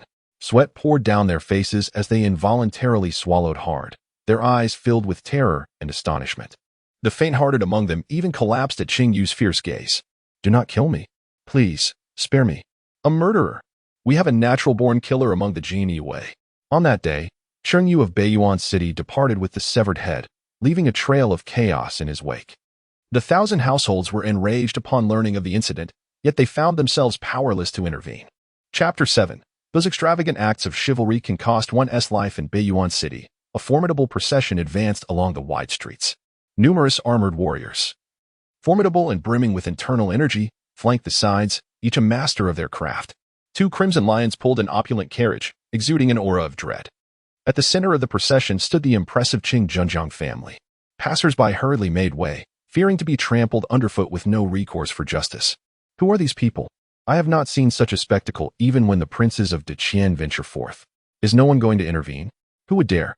This was the Northern Martial Arts Alliance leader, the head of the prestigious Zhejiang sect, and the esteemed Cheng family patriarch, Cheng Daxia. Were it not for his aversion to grandiosity, the stature of Cheng Daxia in the north could easily garner a display surpassing that of the Deqian emperor. The carriage was filled with an impressive number of allies, including the leader, the sect master, and the esteemed hero. The cavalcade eventually came to a halt before the Jinyiwei garrison in Beiyuan City, leaving the onlookers in astonishment. How did the esteemed hero Cheng arrive in the den of the imperial hounds? Is he not one who cherishes his reputation dearly, disdainful of associating with such individuals? At the entrance of the town pacification office, before Cheng Zhenjiang's companions could approach, a middle-aged man clad in a dark red flying fish attire stepped forward, bowing deeply to Cheng Zhenjiang. Commander Hu, heir of the Jinyiwei in Beiyuan City, greets the esteemed leader Cheng. Is there something you wish to instruct at our town pacification office? I shall certainly exert my utmost efforts. Despite being a 6th-grade town pacification officer, he could not help but feel his legs weaken in the presence of Cheng Zhenjiang, a 9th-grade master of unparalleled prowess. All protocols regarding the Jinyiwei's refusal to bow before outsiders were completely disregarded. I am looking for a young flag-bearer named Cheng Yu. Summon him to meet me. Cheng Zhenjiang's demeanor was frigid, his words few and far between, as if he were reluctant to engage in conversation with the officials of the Jinyiwei. Indeed, upon hearing that they were seeking the Jinyiwei, the governor mused about that foolhardy individual who dared to associate a mere minor faction with the titans of the martial world. He promptly dispatched a subordinate to search for them. The name Cheng Yu rang a bell, evoking a sense of familiarity. Before long, the subordinate sent to find them returned in haste, yet not a single soul accompanied him. Humph. Cheng Zhenjiang snorted coldly, questioning whether his wayward son was deliberately avoiding him. Truly, he was ignorant of etiquette and lacked the understanding to show respect to his elders. To harbor resentment over trivial matters, how disgraceful. The town protector, unaware of these familial dynamics, was startled by the sudden change in Cheng's demeanor. He quickly turned his stern gaze towards his returning subordinate. Incompetence. Where is he? His subordinate, with a furrowed brow, hurriedly whispered into the town protector's ear. Upon hearing, the protector was taken aback, realizing why the name Cheng Yu had seemed so familiar. It belonged to the very individual who had incited his subordinate's fury, the ruthless character who had slain his former superior and departed without a trace. With the matter already escalated, the town protector had no choice but to confront the situation. Cheng Mengzhu. Cheng Xiaoqi has left Beiyuan City and is en route to Jiangnan for his new assignment. As soon as these words were spoken, Cheng Zhenjiang remained unresponsive, while behind him, Zhao Shichuan's emotions suddenly took a turn for the worse. My son is still injured. How can he move so swiftly? Do they truly hold such disdain for us? Their family? As she spoke, tears streamed down her face. Upon hearing her words, the town's pacifier was taken aback in shock. That little banner was the son of the leader Cheng? In an instant, his legs weakened, causing him to collapse onto the ground. This is the end. Throughout his life, he had never anticipated encountering such a scenario. It is well known that within the ranks of the Jinyiwei, it is not uncommon for the powerful to bully the weak. Cheng Zhenjiang's son is also not spared from bullying. Cheng Zhenjiang's eyes twitched slightly, yet he restrained his reaction due to his status. Casting a cold gaze towards the town protector. Was it not a commonplace occurrence for him to assume office? Why the agitation? Is there a guilty conscience at play? Speak the truth. His voice resonated with authority, the overwhelming presence of a ninth-tier master sweeping through the air, causing even those standing several dozen meters away to nearly stumble. Many among them were skilled individuals from the martial world who had specifically come to meet the leader, yet they could not withstand even a fraction of that force. As expected of a top-tier master, the sheer intimidation was palpable. Amidst this, he pondered the identity of the young flag-bearer, Cheng Yu. How could the son of a martial arts giant find himself in the least esteemed position of the brocade-clad guards, barely holding onto a minor rank? The town protector, already a fool, was utterly shaken by the ninth-tier expert's presence, leading him to spill everything without reservation. Early that day, Cheng Yu had returned to report to his superior at the Qianhu office, only to receive orders to depart for Jiangnan. On his way out, he encountered an old superior. And after a conflict arose between them, he ended up killing the man and severing his head. That's all I know about Qing Daxia. Killing someone? Cheng Zhenjiang's heart jolted with shock, swiftly followed by a surge of indignation. That rebellious son of his was indeed a ruthless killer, mercilessly taking the life of his former superior in such a brief span of time. How could he be so vastly different from his valiant self and his young son? The little leader? Why would you commit such an act of violence? Was it possible that the man had first provoked him? Zhao Shichuan, as a mother, did not dwell on these complexities. Her immediate concern was why Cheng Yu had resorted to murder. Who would dare to bully the son of a great hero and risk their own life? Just as the town defender was about to instinctively deny the situation, another individual stumbled forth in a state of utter disarray. Great hero, please forgive me. The newcomer was a 1,000 household officer under Cheng Yu and Luo Xian, who fell to his knees, wailing an apology. Luo Xian was truly detestable, exhibiting arrogance and cruelty, oppressing his subordinates and exploiting them without remorse. For 4 long years, Cheng Xiaoqi had endured his tyranny, forced to take on the filthiest, most laborious, and perilous tasks, often subjected to beatings and scoldings, until he finally managed to rise to the rank of a small flag officer.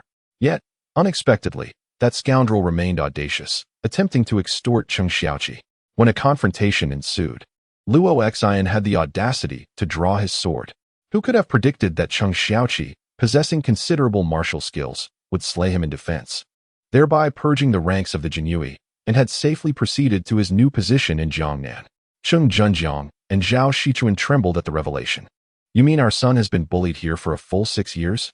That Luo Xian, merely an insignificant creature on the verge of becoming a chief flag bearer, has managed to torment our child for so long? Accustomed as they were to their other offspring being the center of attention and care wherever they went, they could hardly fathom such a predicament.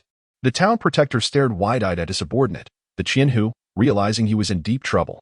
In a moment of desperation, he bowed repeatedly, weeping profusely as he offered his apologies. Cheng Zhenjiang listened to Cheng Yu's experiences, feeling a profound sense of realization. He had been utterly unaware that Cheng Yu lived such a life, one marked by coercion and intimidation, enduring daily abuse. Zhao Shichuan, overwhelmed with emotion, wept uncontrollably, her heart aching with sorrow. At that moment, Cheng Xi's voice, tinged with weariness, softly resonated. None of you are willing to inquire about the well-being of the second elder brother.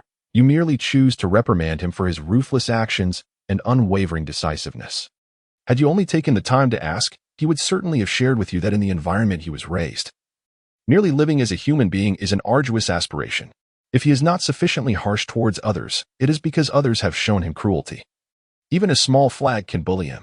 Father, your incessant teachings of benevolence, morality, and chivalry are far too extravagant for the second elder brother, so extravagant that they could cost him his life. Cheng Si, having recently awakened and enduring pain, spoke these few words. Cheng Junjiang and Zhao Shichuan trembled all over. My son, how could I have been unaware of your suffering? I thought you were a wayward child. But I was mistaken. Zhao Shichuan wept bitterly, as she recalled that she could no longer even hold onto a token to remember her eldest son by. Her sorrow deepened profoundly. Cheng Junjiang trembled all over, yet he forcibly restrained himself from exhibiting an excessive reaction, lest it tarnish the reputation of the Jianghu faction in Hubei and the Qijing sect. Observing his father's persistent ignorance, Cheng Si shook his head in resignation. You deceived my second brother through your disciples, thinking it a trivial matter, yet you remain oblivious to the fact that for him, every moment beyond control could spell peril for his life. How could he be blamed for that? Speaking so candidly, Cheng Junjiang could no longer maintain his composure. Lowering his imposing brows, I deemed his behavior utterly reprehensible, thus I engaged in this act to test his allegiance to me as his father. Who could have anticipated such an outcome? It is well known that those in the martial world hold righteousness, propriety, wisdom, and benevolence in high esteem, with filial piety reigning supreme. As a father, my actions are not entirely unjustified. Righteousness, propriety, wisdom, and benevolence? You may live your life clinging to your chivalry. Your son has been driven away by you, and if you do not bring him back, I too shall not be able to endure this any longer. Zhao Shichuan trembled with rage, and with a sudden leap, she utilized her superior lightness skill to depart. Cheng Si, not wishing to linger in such a situation with her sister Cheng Yu, gently tugged at her sister's sleeve. I returned home this time due to some health issues. In a couple of days, shall we travel to the pleasant climate of Jiangnan and pay a visit to a renowned physician? Cheng Yu, often preoccupied with managing the affairs of the disciples of the Zhejiang sect, seldom engages with the mundane world. She holds the belief that her brother, Cheng Yu, lacks any sense of chivalry. For a moment, she finds it difficult to comprehend Cheng Si's intentions, fully aware that she seeks to find Cheng Yu. Their parents have taught them that matters of right and wrong are always justifiable in their own way, and it is not the place of sisters to intervene in the affairs between Cheng Yu and their parents. Let us go, sister, I implore you, she pleads. Very well, Cheng Yu concedes. Cheng Yu, unable to resist her younger sister, had no choice but to take her leave from their father. Cheng Junjiang's heart was a tumult of confusion. Upon hearing his daughter express her desire to seek medical help, he refrained from dissuading her. Glancing back at the expansive thoroughfare of Biyuan City, teeming with people yet enveloped in an eerie silence, he stood despondently in place. As the esteemed leader of the Northern Martial Arts Alliance and the head of a prominent clan, how had he fallen to such a disheartening state while merely striving to uphold chivalry? His only remaining son, Cheng Feng, gazed at the suddenly desolate home and his father's forlorn figure, his resentment towards Cheng Yu intensifying. Were it not for that malicious individual's intrusion, their once harmonious household would not have descended into such chaos. How dare he shatter this idyllic existence? Cheng Yu, a scoundrel devoid of honor and compassion. You have destroyed my blissful home. I shall not let you escape unscathed. Such a vile person deserves the harshest retribution. 5,000 miles away, in the prosperous lands of Jiangnan, a tall figure donned in a conical hat, clad in a dark embroidered garment resembling a flying fish, with a finely crafted blade at his waist, approached the city gate. Cheng Yu gazed at the throngs of people passing by, among whom were not lacking the affluent and the skilled in martial arts, embodying the characteristic prosperity of the Jiangnan region. However, what was rather unusual was that the vast majority of ordinary folk appeared rather gaunt and emaciated, their countenance bearing a pallor that belied the bountiful nature of the land. A veritable paradise of fish and rice. When he called out to an elderly man clad in patched hemp garments, intending to inquire, the moment the man caught sight of the sword at Cheng Yu's waist, he immediately fell to his knees, prostrating himself in despair, lamenting the absence of savings and food, pleading that he could not afford the cost. Cheng Yu, with arms crossed and brows slightly raised, gazed at several magnificently renovated buildings not far away. In the realm of martial arts, warriors command respect. Yet, when they lack compassion, ordinary individuals find themselves in a living hell. Is this the essence of chivalry in the Jianghu? Alas, I am solely concerned with the spring-embroidered knife in my grasp. Chapter 8. If you love it, experience it with your body. Why must the elder be so? Cheng Yu bent down to assist the elderly man who was kneeling on the ground, pleading for mercy. However, upon seeing his outstretched hand, the old man, filled with trepidation, recoiled further, burying his head even lower. The passers-by, observing the elderly figure prostrating himself in submission, dared not utter a single word. In fact, they averted their gazes, hastening away as if to avoid entanglements, seemingly terrified of the martial artist wielding weapons. Were they truly so fearful of taking action themselves? Cheng Yu furrowed his brow. What experiences could provoke such a profound reaction? Is this what Qing Zhenjiang refers to as the chivalry of the martial world? A hypocritical jest. Cheng Yu's heart was filled with a cold mirth as he shook the dark black flying fish attire draped upon him, producing a wooden token which he tossed before the elder with the white beard. I am the newly appointed minor officer of the Jinyiwei stationed in Qinghe County. Stand up when I command, for I have inquiries to make. The elder, stricken with fear, was unable to absorb any civil discourse, leaving Cheng Yu disinclined to offer any further explanation. However, to his surprise, upon proclaiming his identity, the elder ceased his kowtowing instantly. Squinting through the creases of his aged visage, he widened his eyes to scrutinize the flying fish attire adorning Cheng Yu, revealing a noticeable decrease in his trepidation. The onlookers, too, found themselves inexplicably disenchanted, no longer avoiding the scene and dispersing in various directions. The elder, lips curled in disdain, lowered his head and brushed away the dust from his thigh, muttering under his breath, I thought he was from the Red River Gang. Turns out he's a Jinyiwei. What a foolish bow I made. Just as he was about to continue his grumbling, a piercing sound of wind sliced through the air, sending a chill down his spine. Speak your questions directly. Spare me the superfluous chatter. Cheng Yu silently sheathed the spring embroidery blade, a strand of the elder's white hair gently cascading down. Passers-by, witnessing this scene, stood frozen in place. The newly appointed Jinyiwei, a young flag-bearer, exhibited such ferocity. It was as if he were on the verge of committing murder. Murder! Murder! The elder cried out. Could it be that this Jinyiwei truly intended to take his life? Cheng Yu let out a cold snort. The elder trembled throughout, suppressing both his fear and his cries. He felt a warm sensation below, urging him to remain silent, lest he provoke Cheng Yu's wrath. My lord, I, a humble citizen, speak without reserve. The host's intimidation compelled those who disrespected the Jinyiwei to alter their demeanor, rewarding him with inner strength. As Cheng Yu sensed the pure internal energy surging within him, he inwardly sighed. It was far too meager. Were it not for the inconvenience and the difficulty in communication, he would hardly waste his time asserting dominance over an ordinary old man who currently governs Qinghe County. And what of the Chia gang? Why did they display such an attitude upon encountering the Jinyiwei? With a flurry of questions, the elder hastily provided detailed answers, fearful that Cheng Yu would not be satisfied and might strike him down. Before long, Cheng Yu's myriad of perplexing inquiries found resolution, allowing the elder to depart. A cursory glance at the surrounding pedestrians, who recoiled in trepidation, prompted them to retreat hastily. He then set forth in the direction of the Jinyiwei headquarters in Qinghe County. Nestled at the heart of the city, the headquarters was easily accessible via the main thoroughfare. Upon presenting his token for entry, the scene that unfolded before Cheng Yu was rather astonishing. Despite Qinghe County's affluence in the southern regions, the Jinyiwei headquarters, under the emperor's dominion, appeared decrepit and long neglected. Numerous doors stood firmly shut, while cobwebs adorned every nook and cranny. The martial training grounds and other facilities lay abandoned and derelict. Aside from the initial receptionist, the headquarters seemed devoid of any Jinyiwei presence. When he finally encountered a few individuals, they bore a listless demeanor, their heads bowed, lacking even a modicum of the valor expected of martial artists. Among them, some had nearly reached the threshold of internal strength, indicative of minor rank. Yet they stood in such a manner that they seemed inferior even to ordinary, unremarkable practitioners.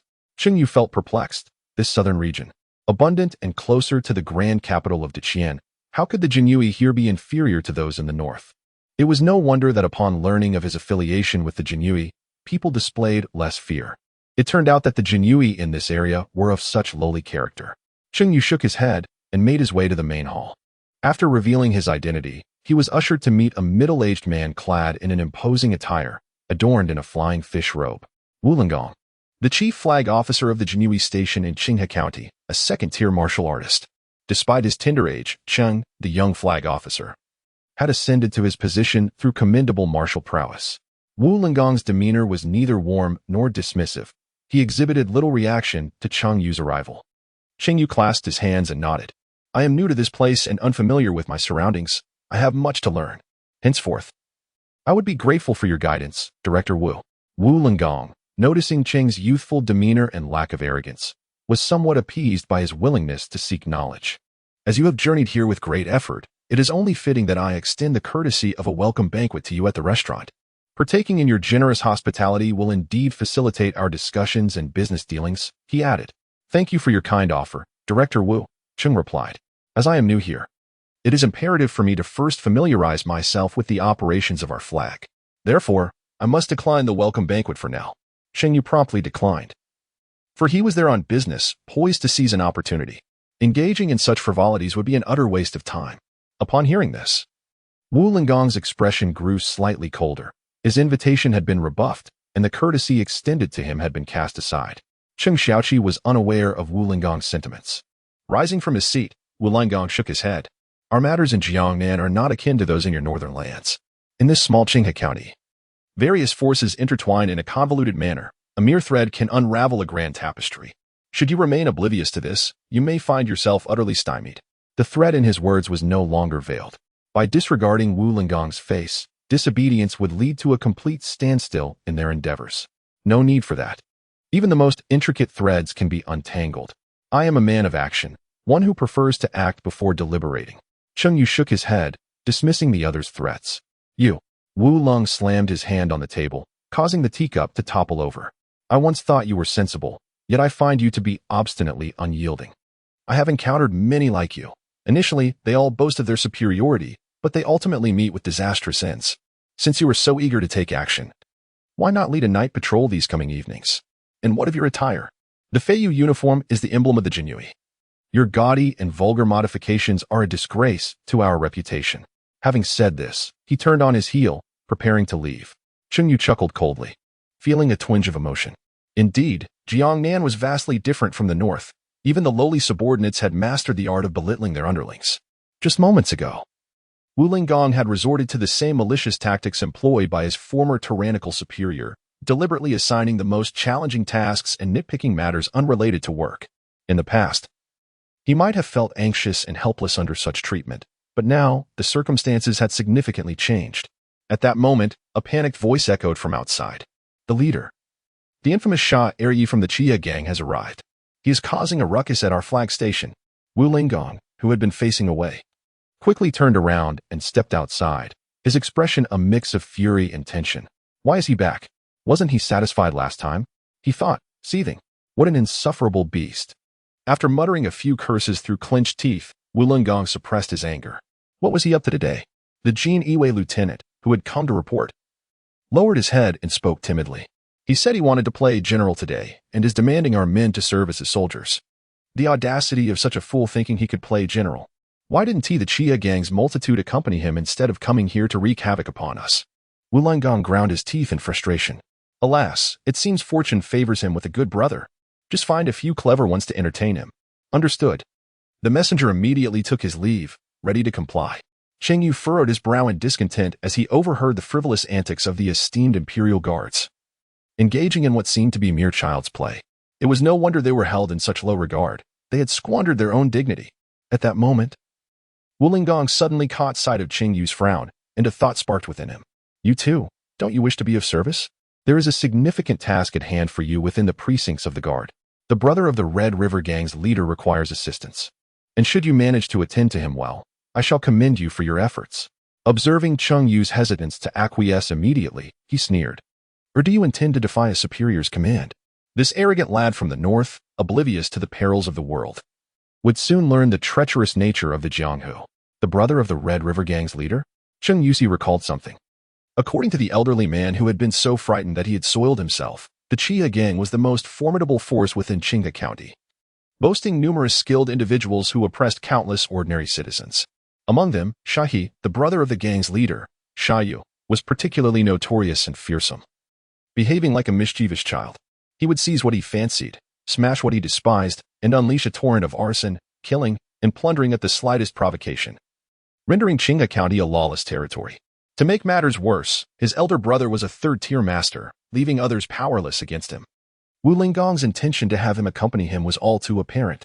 Cheng Yu cast a fleeting glance at Wu Lenggong, nodding in agreement. I shall certainly entertain our esteemed guest well. With that, he turned and departed, leaving behind the derisive laughter of Wu Lenggong. Outside the guardhouse, an ugly man, clad in splendid robes and resembling a standing pig, was in a fit of rage. Why are there only a bunch of clumsy soldiers?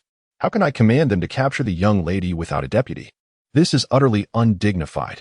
A group of timid Jinyiwei guards trembled nearby, too afraid to raise their heads. You didn't mention this before. A man in black beside the Sha River retorted coldly. Didn't you hear that Master Sha requested a deputy? Hurry and have your captain find someone competent. Preferably a small flag. The guards, paralyzed by fear, remained motionless. Who would dare deliver such a message? If a small flag were truly summoned, they would be in deep trouble. As their anxiety grew, Sha became increasingly incensed. But then he suddenly spotted something and burst into laughter. Excellent, excellent. He is perfect to be my deputy.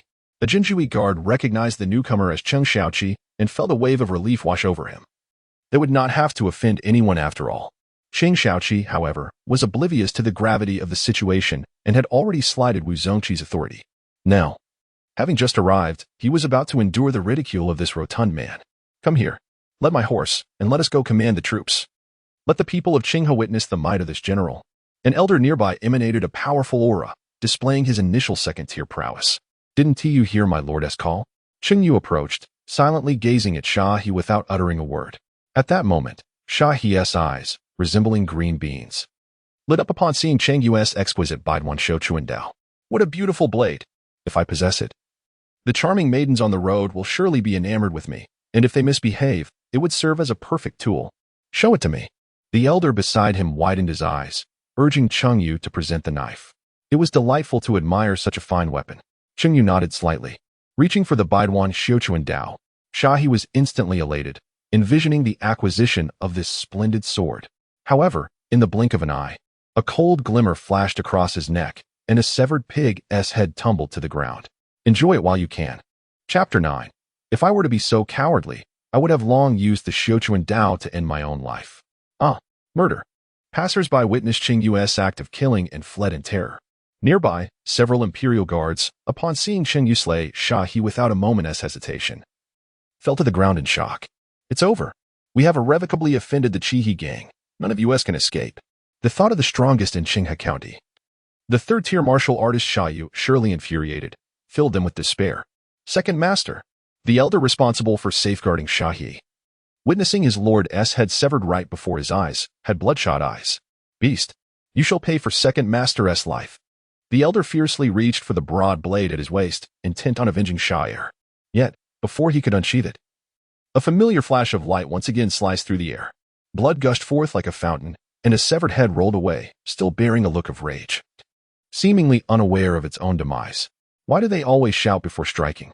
The host has successfully eliminated a villain to maintain stability and establish the prestige of the Imperial Guards. Reward, superior level external martial arts technique. The 13 guardians of the horizontal training. Inner strength gradually flowed through the meridians into the muscles and bones, fortifying them immensely, ultimately returning to the dantian for renewed circulation. External martial arts. Cheng Yu felt an invincible sensation, though the names of the martial arts he encountered were somewhat peculiar. The 13 Guardians' horizontal training was a quintessential practice for novices, but it rendered one utterly useless once they had lost their purity. Nevertheless, Cheng Yu was preoccupied with traversing the rivers and lakes, raiding homes, and slaying foes, and paid little heed to such matters. He wiped the fresh crimson that had splattered onto his face, flicking the blood from his blade, and raised the exquisite Baiduan Shouchuan knife to inspect its edge. Not a trace of blood marred its surface, and after dispatching 3 adversaries, there was not the slightest hint of dullness, truly a fine product of the system. As he conducted his examination, he spoke with a dispassionate tone, yet an undeniable authority resonated in his voice. The Qinghe gang, led by Sha He, has committed countless atrocities and is steeped in malevolence. They have now met their end. You should promptly clear the area to preserve the beauty of the entrance to the guardhouse. His voice was calm, yet it instilled a sense of fear that quelled any potential defiance.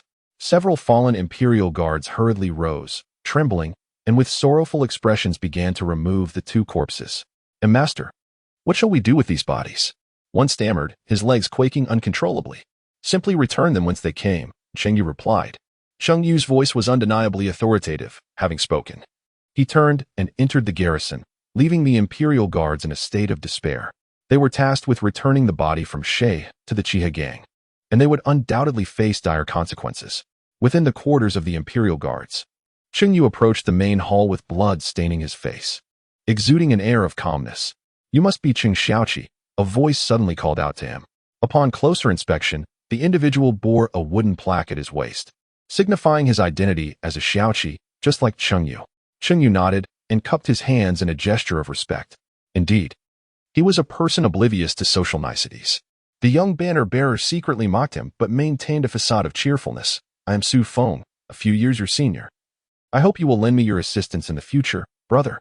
Although he, too, harbored a disdain for individuals like Cheng Yu, he found it impossible to convey his displeasure directly to Wu Linggong.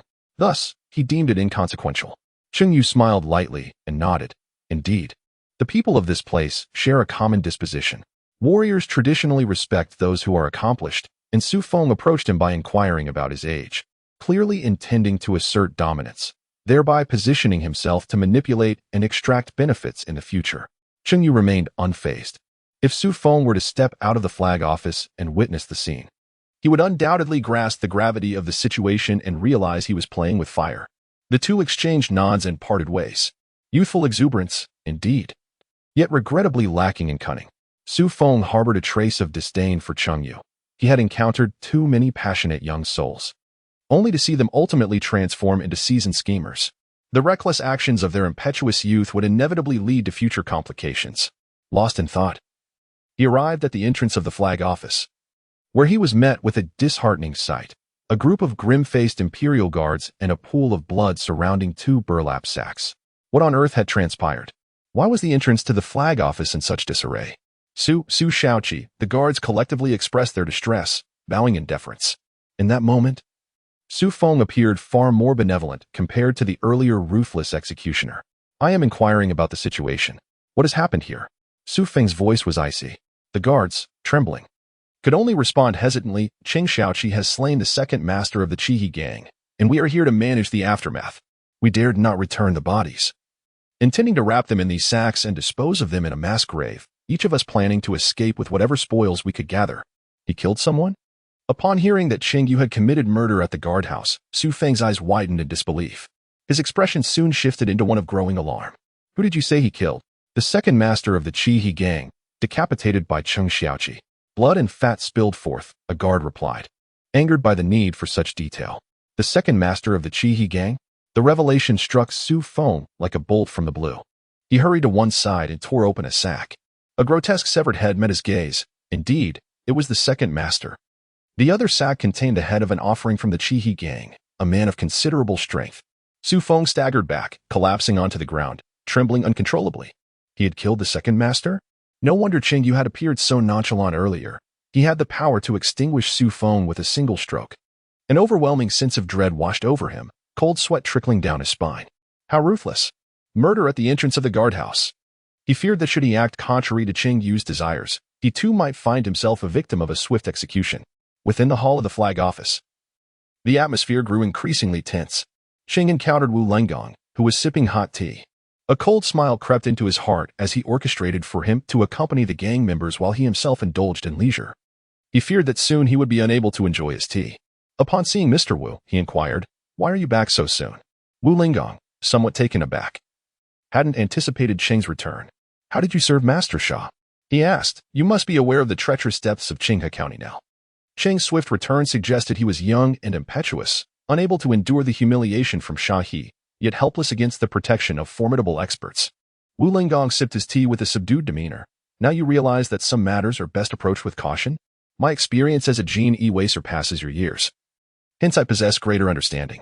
First, you must go and apologize to Master Sha, lest you provoke him, and then we can discuss matters further." His approach was one of both softness and firmness. "No need for that," Cheng replied. Cheng Yu's gaze was calm, accompanied by a hint of a smile. "There is no need for apologies. I have attended to him quite well, and not a single harsh word was uttered." Wulong raised his head in astonishment, asking if Master Sha had not made things difficult for you. "That is not the usual temperament of that capricious individual. It was not he who troubled me. Rather, It was I who posed a challenge to him. Cheng Yu did not lie.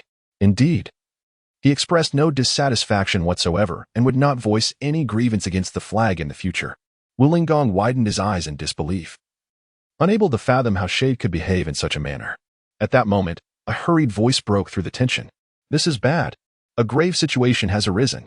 Su Fengfei rushed in from outside, his face etched with profound alarm. What has happened to warrant such urgency?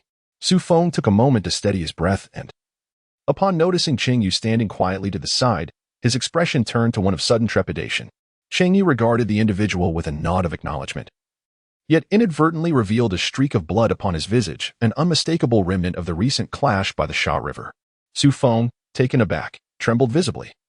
His head bowed as he confided, "A calamity has befallen us. Master Sha heir has perished by the gates of our garrison." Master Sha is dead? How can that be? Wu Linggong's teacup shattered upon the floor, his disbelief palpable as he rose from his seat. How could Master Sha have met his demise? Just moments ago, he was brimming with life, eager to assume command. Who was responsible for this? Wu Linggong struggled to accept the grim news, his eyes wide with shock as he scrutinized Su Feng, sensing that the latter's frightened demeanor was far from feigned. A chill coursed through him. Who dares commit murder before the gates of my Jinyiwei? Such an affront to the emperor's personal guards shall not be tolerated. Dispatch men at once to apprehend the perpetrator and seize their estate, to provide Master Sha with the justice he deserves. With a resounding thud, he slammed his hand upon the table, his fury erupting like a tempest. Which fool has brought this upon us? Yet, with the death already a grim reality, his foremost concern was to distance himself from any implication in the affair. However, upon hearing this, Su Feng trembled once more, offering no response. Wu Linggong felt a sense of unease wash over him. A closer inspection revealed that Su Feng's gaze was furtively darting away, avoiding direct contact. "General, we cannot apprehend Cheng Yu." At this moment, a seemingly ordinary phrase from Cheng Yu echoed suddenly in Mr. Wu's mind. He held no grievances, nor would he harbor any discontent towards Wei in the future. To silence the unruly Shade, was it not only through the means of taking a life? Cheng encountered Wu Linggong, who gazed at him in utter disbelief, exhibiting not a trace of panic. He had repeatedly insulted the dignity of the Jinyiwei and had been responsible for countless deaths. By law, he should have been executed long ago. I have resolved this troublesome matter for you, so there is no need for excessive gratitude. Gratitude, indeed. Wu Linggong widened his eyes in astonishment as he turned to Su Feng. Is there no one to protect Master Sha? How could this happen? If there were no guards, a mere flag bearer could easily eliminate Shahi. He would have perished long ago. With skilled protectors present, how could Cheng have committed murder? The esteemed second-rank elder from the Chihi gang was also there, yet he was killed by Cheng. Kill a second rank? Wu Linggong's expression twisted in fury as he glared at Cheng, filled with regret for having entrusted him with such a worthless task concerning Shahi. You could kill a second rank, and you didn't mention it sooner. Were you waiting to take down your own superior as well? Now that matters had escalated, Wu Linggong found himself utterly powerless. The Jinyiwei flag bearer had slain the brother of the Chihi gang's leader, and there was no way for him to distance himself from the consequences. Have you lost your senses? You dare to kill even him? He slammed the table in a furious outburst, pointing at Cheng in accusation. With Shahi deceased, the Chihi gang's leader would undoubtedly be enraged, and trouble was imminent. You are the one who has lost your mind. The esteemed Jinyiwei has been ridden like a mule by one man, and now you dare to criticize me? If I were as cowardly as you, I would have long since taken my own life with a spring knife. A useless fool, bringing disgrace to the Jinyiwei. Cheng Yu reprimanded coldly, as if he were the one chastising the subordinate. Do you dare to insult me? Wu Linggong seethed with rage at being so humiliated by a mere subordinate. Yet, the thought that mishandling Shahi's death could jeopardize his own life tempered his fury somewhat. It is precisely scoundrels like you that I denounce. Is it not cowardice to babble so much over eliminating a criminal?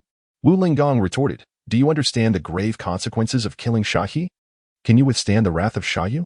If he is so formidable, let him come and kill me. Should I perish, it would be due to my own inadequacies. Do not presume that everyone is as contemptible as you. The host fiercely criticized the negligent individuals, upholding the operational integrity of the Jinyiwei, and was rewarded with enhanced internal strength. Cheng Yu scoffed disdainfully, while simultaneously feeling an increase in his internal strength. He had now reached the mid-stage of the second rank.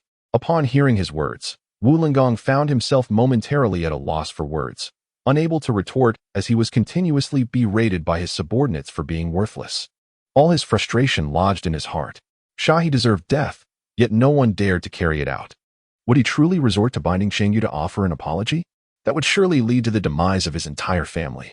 Although the current predicament of the Jinyiwei was dire, it did not imply that they were to be treated like fools, exposing their heads for others to trample. Speaking further was futile. If one wished to kill or torture, they could certainly attempt it. If there was no courage to do so, then it would be best to cease their vexation. Cheng Yu's demeanor was frigid as she turned to leave. Su Feng, already paralyzed with fear and drenched in sweat, hastily vacated his position. This individual was excessively formidable. Wu Lingong watched Cheng Yu's retreat with a burning desire to grind his teeth into dust, plotting countless methods of revenge against her. Yet, at this moment, he could only fret over the demise of Shahi. Lawlessness. I shall undoubtedly settle the score with you. Just wait. If the one who was issuing such fierce threats had any inkling of Cheng Yu's impending actions, he would certainly prostrate himself and plead for mercy to prevent her from proceeding. Chapter 10. Indeed, he was overwhelmed with joy, utterly elated. Cheng Yu remained utterly indifferent to the attitude and emotions of his superior, Wu Lingong, behind him. The duty of the Jinyiwei was to eliminate threats. Matters beyond that were not his concern.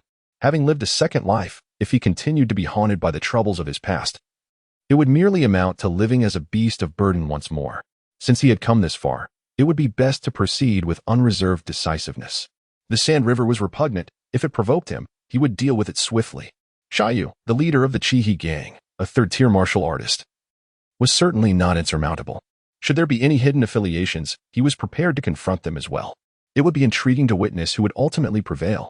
As for Wu Lingong, that ineffectual fool, he could continue his antics for a few days. It would be amusing to see what tricks he could conjure. For the moment, Cheng Yu had other matters to attend to. He intended to consolidate his subordinates, ensuring that when the time came for significant action, he would have capable hands to assist him. Engaging in complex schemes and skirmishes was not something a mere lieutenant needed to undertake personally. As he made his way toward the location of his newly appointed subordinates, he was suddenly taken aback by the raucous sounds emanating from a nearby room. Hey, pay up. Keep delaying, and when I win, I'll settle the debt. Damn, my luck is terrible. Li DePeo, how much do you owe me? Hurry up. Or if you can't pay, get lost and stop playing. I heard our new lieutenant hails from the north. What if he arrives and spoils our fun? Not a chance. A brat under 20 from the north thinks he can dictate what we do in Jiangnan? When he arrives, I'll continue as I please. Whatever he says will be mere wind. Cheng Yu followed the sound and entered a room with a half-open door, revealing a chaotic scene. A dozen men, clad in the garb of the Imperial Guard and the officers of the law, were squatting in the room, engaged in a game of cards and idle chatter. The air was thick with the stench of alcohol, and their martial prowess appeared feeble, their spirits diminished. Were it not for their distinctive attire and the scattered embroidered spring swords on the floor, one would scarcely recognize them as the Emperor's elite guards. Suddenly, with a loud bang, the door was kicked open, startling the rowdy group. Who the hell kicked the door open? Are you insane? Someone began to curse, only to be interrupted when a token struck him squarely in the face, leaving one eye bruised and swollen. The unfortunate recipient of the blow was seething with rage, ready to charge out for revenge. Yet, upon seeing the wooden plaque that had assaulted his visage, his legs turned to jelly. It was the small flag token. The group, abruptly interrupted in their gambling fervor, simmered with indignation, but upon recognizing the token, they all lowered their heads, cursing the one who had spoken just moments before for their ill fortune. Who comes? Who comes? They muttered under their breath. The small flag lord was surprisingly youthful, truly. Heroes emerged from the young. One of the guards, quick to react, immediately turned his gaze to Cheng Yu, bowing deeply in a gesture of flattery. However, before he could complete his bow, a sharp object pressed against his head, carving a crimson line across his skin. Cheng Yu forcefully kicked the person aside, his hand gripping the embroidered spring knife as he coldly surveyed the others, idling away time with gambling while neglecting duties, according to the regulations of the Jinyiwei. Each one of them could easily be executed. Those bearing the small flag should return at once and tend to their own affairs. Should they fail to locate their superior? It is, without doubt, I who shall assume the role of your small flag. I have no need for a motley crew of raucous and unruly dogs. Spare me. Small flag. We shall never dare again. This group of mighty lieutenants repeatedly bowed their heads in apology, for it is customary for the Jinyiwei to bully the weak. They were genuinely afraid of Cheng Yu's wrath, fearing he might truly unleash his fury. The host, by instilling fear in his disgraceful subordinates, upheld the dignity of the Jinyiwei, thereby earning a reward of internal strength. Cheng Yu surveyed the group of aimless individuals before him, sheathing his blade with a cold glint in his eyes. I happen to be in need of capable hands, so I shall present you with an opportunity. Upon hearing these words, his subordinates breathed a sigh of relief, realizing that the new commander was merely one to maintain appearances. You have 5 minutes to engage in duels. Those who emerge victorious shall accompany me. The losers, along with those who fail to determine a winner within the time, will await their fate. What, sir? When do we begin? You have 4 minutes remaining. The relief that had just settled over the men quickly evaporated as they realized the severity of the challenge. Despite their grievances, each man fixed a fierce gaze upon his nearest rival. I'm sorry, Li DePeo, but you should have returned my money. Blast it. I haven't even drawn my knife. Amidst the cacophony of clashing weapons, injuries were sustained, leaving only half of the original fighters standing, while the others groaned on the ground, clutching their wounds. The skirmish among these lesser warriors was closely managed by Cheng Yu, ensuring that no one was killed. Not ruthless enough, but this will suffice for now. Those who lose, go tend to your wounds and practice. The victors, prepare to depart with me. Yes. After a brief period of organization, Cheng Yu emerged from the barracks with 10 men, exuding an imposing presence. One of them inquired, Sir, where are we headed to stir up trouble? Cheng Yu shot him a glance. What did he mean by stirring trouble? As one favored by the emperor, he was duty-bound to act responsibly. Yes, sir, his subordinates replied. Though inwardly they pondered. They had served as members of the Jinyiwei for several years without having undertaken any significant cases, unable to reap any benefits compared to the likes of the Chiha gang and local families. What could they possibly accomplish? Wait. Cheng Yu abruptly raised his hand, signaling for silence, and inquired, Are there any casinos in the vicinity, preferably of the less reputable kind? His subordinates, momentarily taken aback, soon exchanged knowing glances, realizing that the young master was feigning decorum.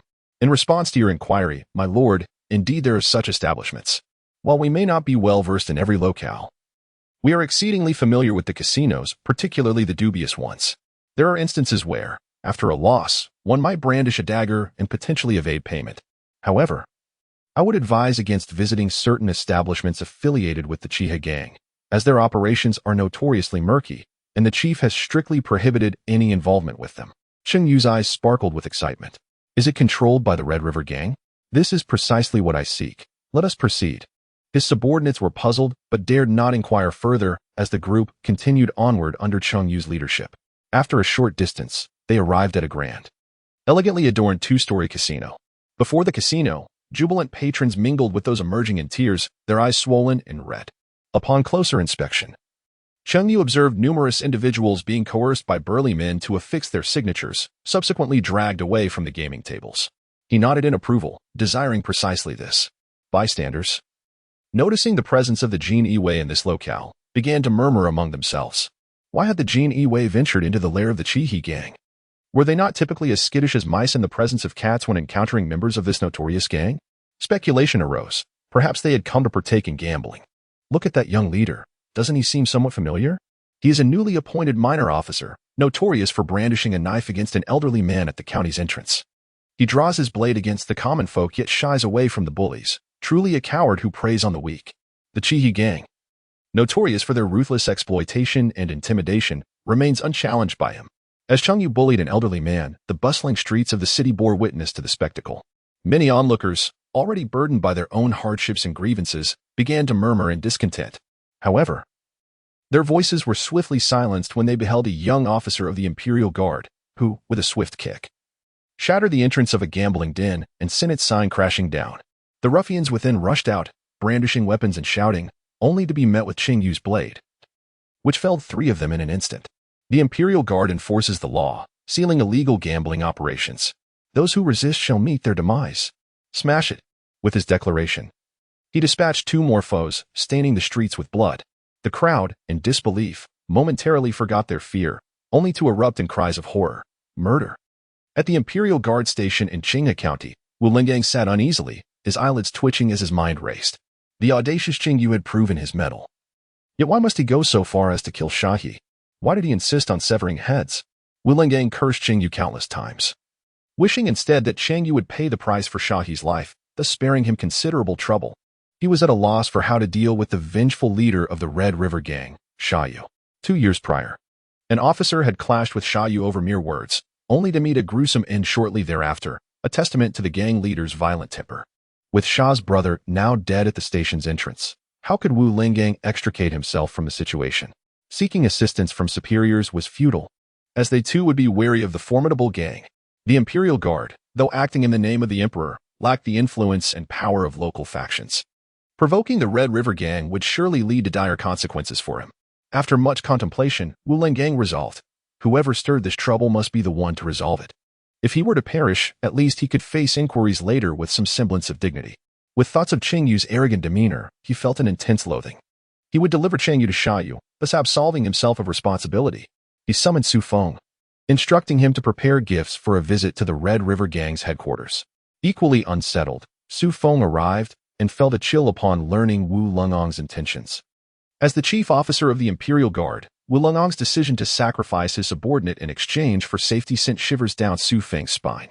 In that moment, he realized that Cheng Yu's taunts of being useless were not entirely unfounded. Qinghe City was graced by the flowing clear river, which meandered into a lake at the outskirts. A grand structure loomed over a vast dock, guarded by dozens of burly men, bare-chested and armed. Among them, a few displayed hints of internal power, suggesting their impending ascendance as martial artists. Wu Lingang and Su Feng approached the territory of the Red River Gang, bearing gifts. A robust figure, seated on an imposing throne, glared at them with a fierce countenance, while a beautiful woman cowered in fear beside him. What winds blow the esteemed Wu Darin to my Red River Gang?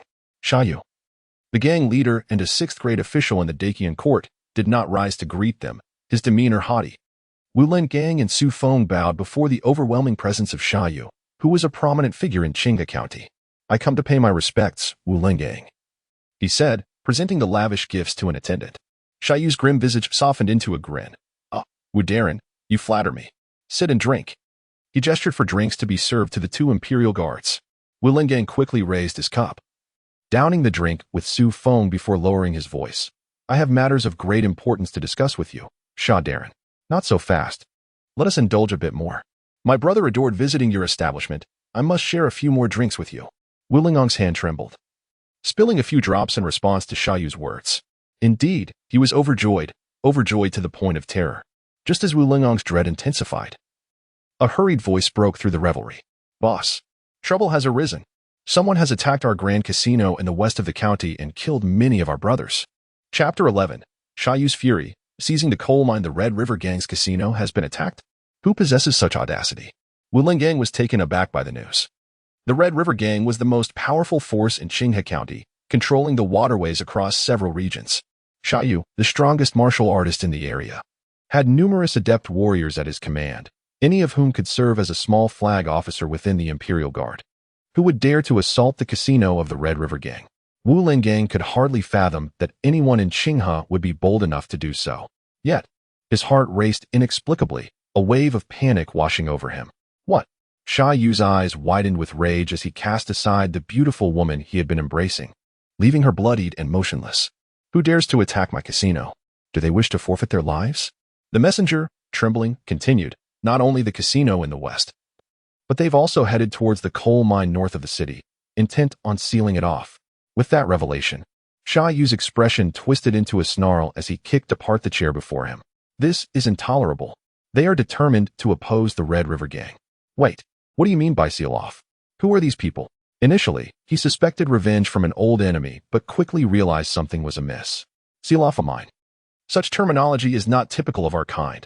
We usually speak of those worthy residing there. His piercing gaze instinctively shifted towards Wu Lingang, who shuddered involuntarily. Swallowing hard as memories of Cheng Yu's calm demeanor resurfaced.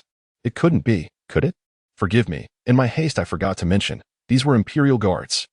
A small flag led the group that attacked our casino and killed our men, and they have since proceeded towards the coal mine. Imperial Guards? How dare they? Sha Yu's confusion morphed into fury as he suddenly recalled Wu Lengang's presence. Wu Lingang, did you come here with the intention of stirring this trouble? Are you seeking death? He rose, prepared to strike at Wu Lingang. Calm yourself, Sha Darin. Wu Lingang quickly raised his hands in defense, feeling an icy dread wash over him, as if a colossal weight pressed upon his chest. Cheng Yu truly seeks his demise. Merely half a day after slaying She, he has audaciously led his men to vandalize the casino of the Qinghe Gang and seize their coal mine. Is such resolute action not rather excessive? If the third-ranking Sha Yu were to truly exert lethal force, there would be no return for him. The deeds of that young flag-bearer are entirely contrary to my intentions, of which I am utterly unaware. You had better be sincere. Sha Yu, suppressing his murderous intent, refrained from further aggression. Anger aside, personally slaying a gang leader would be exceedingly egregious. Wu Lingong, witnessing Sha Yu's restraint, felt an immense surge of relief. He promptly clasped his hands in respect towards Sha Yu and declared, "This is the work of my subordinate flag-bearer, who acted without my knowledge. Please feel free to dispatch someone to resolve this matter. I shall harbor no grievances regarding the outcome," thus affirming the friendly disposition of my Jinyiwei towards the Chiha gang. That young flag-bearer, Cheng Yu, hails from the north and possesses respectable skills among first-tier martial artists. Do not underestimate him, for I too was deceived by his youth. Internally, he chuckled coldly. "Ah, Cheng Yu, your audacity in provoking the Chiha gang is remarkable. Perhaps in your next life, you shall learn the perils of the martial world." Sha Yu, known for his brutality, would undoubtedly not spare Cheng Yu for vandalizing his own enterprises. Su Feng, remaining silent nearby, felt an overwhelming chill within. The leader was essentially orchestrating the Chiha gang's pursuit of Cheng Yu, evoking a sense of tragic empathy. "Very well. I hope your words bear truth." With a face contorted in rage, Sha Yu nodded and bellowed, "Send Feng Bo to deal with that young flag-bearer. Ensure he does not perish, but bring him back. I wish for him to witness the fate that befalls those who oppose me." Yes, Wu Lingong rejoiced inwardly. Feng Bo, one of the vice leaders of the Chiha gang, was a second-tier martial artist. Dealing with a mere flag-bearer would surely pose no challenge, and no matter Cheng Yu's talents, he would find it difficult to escape his impending doom. Those who choose to be thorns in my side must prepare for the consequences. North of Qinghe County, outside the city, Cheng Yu arrived at a coal mine accompanied by two subordinates, where numerous members of the Chi gang stood guard at the entrance. Within the confines of the fenced area, hundreds of laborers, clad in tattered garments and covered in grime, toiled tirelessly in arduous labor. Additionally, several boisterous individuals wielded weapons, brandishing whips in hand. Any laborer who dared to slack off faced a brutal lash, resulting in skin torn and flesh laid bare, accompanied by blood-curdling screams. In one corner, several individuals were bound together, wailing for their parents, seemingly captured while attempting to escape, destined for a grim fate. Is this truly the nature of the Chihi gang's dealings?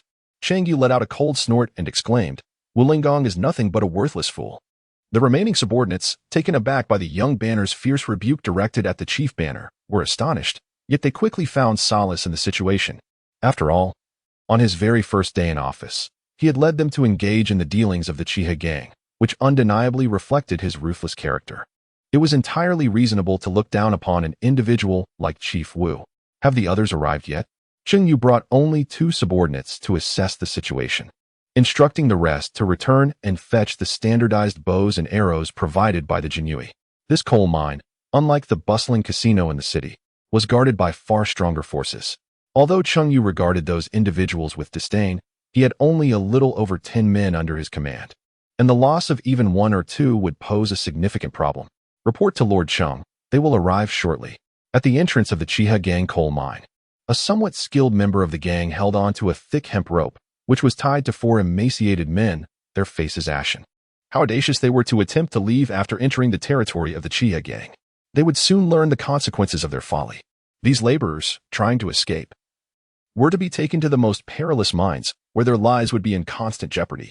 One of the laborers, with his head bowed and tears unshed, lamented, "I borrowed a mere 3 or 2 taels, and now I am forced to sell myself for 300 taels to toil in the mines. If I perish, what will become of my wife and children at home?" The other two shared his sorrow, their hearts heavy with despair. "Oh, the bitterness of our fate. Who will come to our rescue?" The Chiha gang member dragging them chuckled coldly. "Who would come to save you? The heroes of tales or the mighty Qian court? Huh. They lack the courage. The heavens of Qinghe County belong to the Chiha gang." Before he could finish his taunt, a small arrow sliced through the air, embedding itself deeply into his neck. The gang member could utter not a sound as he clutched his throat and collapsed.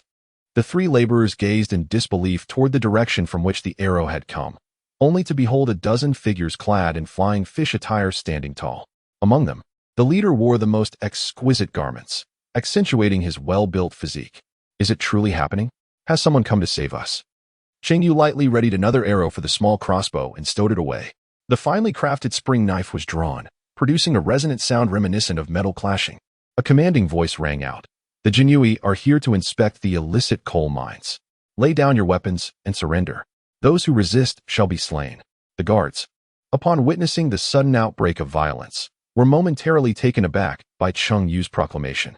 They felt a mix of indignation and amusement. Did these mere Jinyiwei dare to meddle in the affairs of the Chiha gang? A fool's errand. Yet, before they could encircle him, they were swiftly pierced by a volley of arrows, rendered akin to hedgehogs, meeting their demise on the spot. Cheng Yu raised an eyebrow. Realizing that his subordinates were indeed of questionable caliber, at such a close range, they could barely hit a throat. Fortunately, they were still quite obedient. Seize all members of the Chiha gang who defy the commands of the Jinyiwei. Yes, a dozen men surged into the coal mine, targeting those clad in intact garments and armed. After all, each of them had been selected to join the Jinyiwei, and while their martial arts skills might be unremarkable, they possessed internal strength, making it effortless to attack the relatively weak members of the Chiha gang. The dirt-covered laborers, witnessing the chaos, quickly abandoned any thoughts of resistance and fled, desperate to escape this hellish scene. The situation swiftly descended into turmoil. Cheng Yu traversed the chaotic scene with an unruffled demeanor, making his way towards the heart of the coal mine. Along his path, he encountered various minions, effortlessly dispatching them with a swift stroke of his blade. Before long, he arrived at the threshold of a wooden cabin, where the door swung open just in time. What a disarray outside! A disheveled member of the Red River Gang emerged, appearing to be a minor leader, possessing the prowess of a first-tier martial artist. Upon spotting Cheng Yu clad in his flying fish attire, he also caught sight of the fierce clash between the Imperial guards and his own gang members in the distance. How audacious! They dare to disturb the very foundation of the Red River Gang. They truly know not the meaning of death. Before he could finish his thought, a chilling embroidered spring knife was pressed against his throat, the blade reflecting the panic etched upon his face. How swift! Cheng Yu spoke in a tone that was both calm and straightforward. How shall we dispose of this coal? It is a significant matter to privately enclose such a vast coal mine with so many laborers. Ordinary individuals would not dare partake in this venture. The small leader of the Chiha gang was thoroughly intimidated by Cheng Yu, beads of cold sweat trickling down his brow. What disposal? It's merely some worthless coal and stones. In an instant, a flash of steel glinted. The small leader suddenly found himself gazing upon his own body, headless. He scarcely had the time to ponder why Cheng Yu had resorted to murder. If you choose not to speak, we shall move on to the next. Cheng Yu sheathed his blade and stepped into the wooden cabin, where he discovered a naked woman suspended from the beams, her limbs thrashing wildly. It seemed that the little leader had immediately taken her own life after emerging. Suddenly, a stone whizzed through the air, severing the rope, and the woman fell to the ground. Cheng Yu retrieved several ledgers from the cabinet before turning to leave, having already afforded the other party an opportunity to reconsider. Upon stepping outside, his subordinates had efficiently cleared the ordinary members of the Chiha gang. Their proficiency rendered the use of crossbows exceedingly advantageous, allowing the task to be accomplished without any casualties. Please assess the situation at this coal mine and search for any items of interest. Understood. Cheng Yu found a chair, sat down, and closed his eyes to rejuvenate his spirit when the voice of the system resonated in his ears. The host has sealed the illegal coal mine, fulfilling the duties of the Jinyiwei, and has been rewarded with inner strength. His pure inner strength surged once more. Before long, the Jinyiwei had completed their assessment of the coal mine. Reporting to you, my lord, this coal mine has been fully excavated, with over 100,000 jin of coal yet to be transported, in addition to the discovery of more than 400 taels of silver. Cheng Yu took 3 silver notes, each worth 100 taels, from his subordinate. The remainder shall be yours. Upon hearing this, the strong men immediately erupted in joyful cheers, for there was over 100 taels of silver. Each would receive a substantial share. Cheng Xiaoqi, though perplexed, was genuinely astonished by such generosity. Are we truly sealing the coal mine and departing now? Someone inquired. Cheng Yu shook his head, remaining steadfastly seated in his chair. The event had only just begun. He had prepared the crossbow with arrows, and he hoped they would not be sparing in their use later on. Indeed, as he had anticipated, it was not long before the air was filled with the urgent sound of galloping hooves outside the coal mine. A roar resounded, demanding that the canine servants of the Jinyiwei come forth to meet their demise. Chapter 12. With a knife to his throat, he sought reunion with his brother. A multitude of individuals had arrived outside the coal mine, reinforcements from the Chiha gang. The expressions of the Jinyiwei warriors, previously filled with joy over their share of silver, quickly vanished. Their brief elation at the prospect of wealth was now overshadowed by the grim reality that they might possess the means to acquire riches. Yet their lives could be forfeit before they could spend them. Cheng Yu remained seated in his chair, utterly motionless, while someone procured a piece of silk cloth for him to sharpen his blade. Observing their master's unyielding composure, the onlookers felt a sense of reassurance wash over them. Soon, individuals from outside burst in, all bare-chested members of the Chiha gang, whose skills far surpassed those of the initial coal mine overseers. They had captured numerous fleeing laborers, binding them with ropes to bring them back. At the forefront of the Chiha gang stood a diminutive man with a mustache reminiscent of a rodent, despite his small stature. He was endowed with a powerful physique. Cheng Yu's subordinate was taken aback. Fang Bo, the vice leader of the Red River gang, was a second-tier martial artist. Cheng Yu raised an eyebrow, surprised that a rather decent catch had arrived so swiftly. It seemed he would not return empty-handed after all. Fang Bo swung an iron whip with great force against a wall, causing the earthen structure to crumble instantaneously. Which foolhardy imperial lackey dares to trespass upon the territory of the Chiha gang? Do they seek to court death? His furious shout, infused with internal energy, reverberated, causing the lower-ranked martial artist present to stagger. Cheng Yu remained utterly unmoved, absorbed in the meticulous polishing of his blade. "It is you, you little scoundrel. Who has brought these people here?" Fang Bo instantly recognized Cheng Yu, the leader among the Jinyiwei, who sat while the others stood. The audacity of this young wretch is astonishing, daring to come to the territory of the Chiha gang to commit murder and cause a ruckus. "Do you wish to be expelled from Qinghe County? If you kneel and bow your head in submission, I, Fang, may spare your life." Within a mere half-day, the Jinyiwei had swiftly sealed off a significant gambling den and a coal mine belonging to the Chiha gang. This was a direct assault on the very foundations of the Chiha gang, a bitter vendetta. Should they fail to capture their targets completely, the Chiha gang would undoubtedly suffer a tremendous loss of face. When has the Jinyiwei ever been accused of causing trouble while sealing illegal establishments on the territory of the Great Qian? These coal mines and gambling dens have long exploited the lives and fortunes of the citizens of the Great Qian, and they ought to have been dismantled long ago. Cheng Yu's imposing presence was far from diminished, as his subordinates echoed his fervor in unison, creating an extraordinary atmosphere. It was time to strike. This audacity was intolerable. Fang Bo seethed with rage. "The heavens of Qinghe County belong to the Red River gang. I declare you are causing a disturbance, and thus you are. The mere Jinyiwei dares to provoke the Red River gang, only to meet a certain demise. Those impoverished souls have bartered their lives to the Red River gang. Treated like mere beasts, what of it? Should I become displeased, I shall slay at will."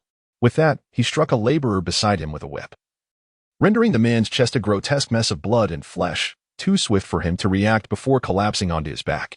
"Ah, help! I do not wish to die." The laborers were engulfed in terror, each one trembling in fright, their cries echoing in despair. With a mere wave of his hand, Fang Bo commanded the members of the Red River gang to unsheath their blades, and one by one, the heads of the laborers tumbled to the ground. "Come on. If you dare, seize me as well." Today, he intended to commit murder before the Jinyiwei, demonstrating to Cheng Yu who truly wielded power in Qinghe County. Cheng Yu observed the scene with a cold gaze, halting his motion of wiping the blade. "Have you finished speaking? If so, it is now my turn." He rose, raising his sword to point at Fang Bo. Yes, 10 bows, each prepared with arrows, unleashed a torrent of projectiles. 4 or 5 unremarkable members of the Chihi gang were instantly slain, while several others of a higher rank found themselves desperately evading the onslaught. Seeking death, Fang Bo had not anticipated that Cheng Yu would release arrows at the slightest provocation, and he struck down one arrow aimed at him with a whip. "Brothers, charge. Slay these court dogs. We are many. Kill." The crossbow bolts were released, necessitating a reloading, yet it was sufficient time for them to rush forth and engage in battle. However, in the next moment, the Jinyiwei swiftly retrieved another well-strung crossbow from behind, launching another wave of arrows. The members of the Chihi gang, rushing forward, had no time to evade, and all arrows found their marks, resulting in 9 being killed outright. Witnessing this, Fang Bo's eyes widened in fury. He had brought only 30 men, all skilled fighters within the gang, and to his shock, half had been slain in a mere exchange. He hastily stepped forward, whip in hand, seeking to personally suppress the threat. Die. Yet, what awaited him was another volley of arrows as the Jinyiwei, following Cheng Yu's orders, drew their short bows to shoot. Although lacking the precision of crossbow bolts, every arrow was aimed squarely at Fang Bo, leaving him with no means of escape. He swung his whip to deflect the arrows, dodging with agile footwork, his face flushed with anger, eyes blazing. As a second-tier martial artist, he held a high status within the Qi gang. He had never endured such humiliation in Qinghai County. He was determined to exact a brutal revenge on these suicidal Jinyiwei, especially that little banner bearer. After evading the arrows, he suddenly lunged forward, shattered stone whip. Yet in the next instant, the sound of a blade slicing through the air reverberated, a sharp arc of light cutting across the space. Cheng Yu wielded the spring knife with precision, striking directly at Fang Bo. Just as Fang Bo registered the danger, he discovered the blade poised before him. How could it be so swift? His second-tier prowess afforded him no time to evade. What granted this man such formidable strength? With a surge of confusion, Cheng Yu executed a diagonal slash, severing Fang Bo's head along with one of his hands. The heavenly-level martial art, the 100 Battles reincarnation knife technique, even in its most rudimentary form, was beyond Fang Bo's comprehension. It's over. How is this possible? The vice leader is dead. The remaining members of the Qia gang were paralyzed with terror. One stroke had felled their powerful vice leader, a feat that even their leader might struggle to accomplish. How could they possibly withstand such might? One by one, they turned and fled in haste.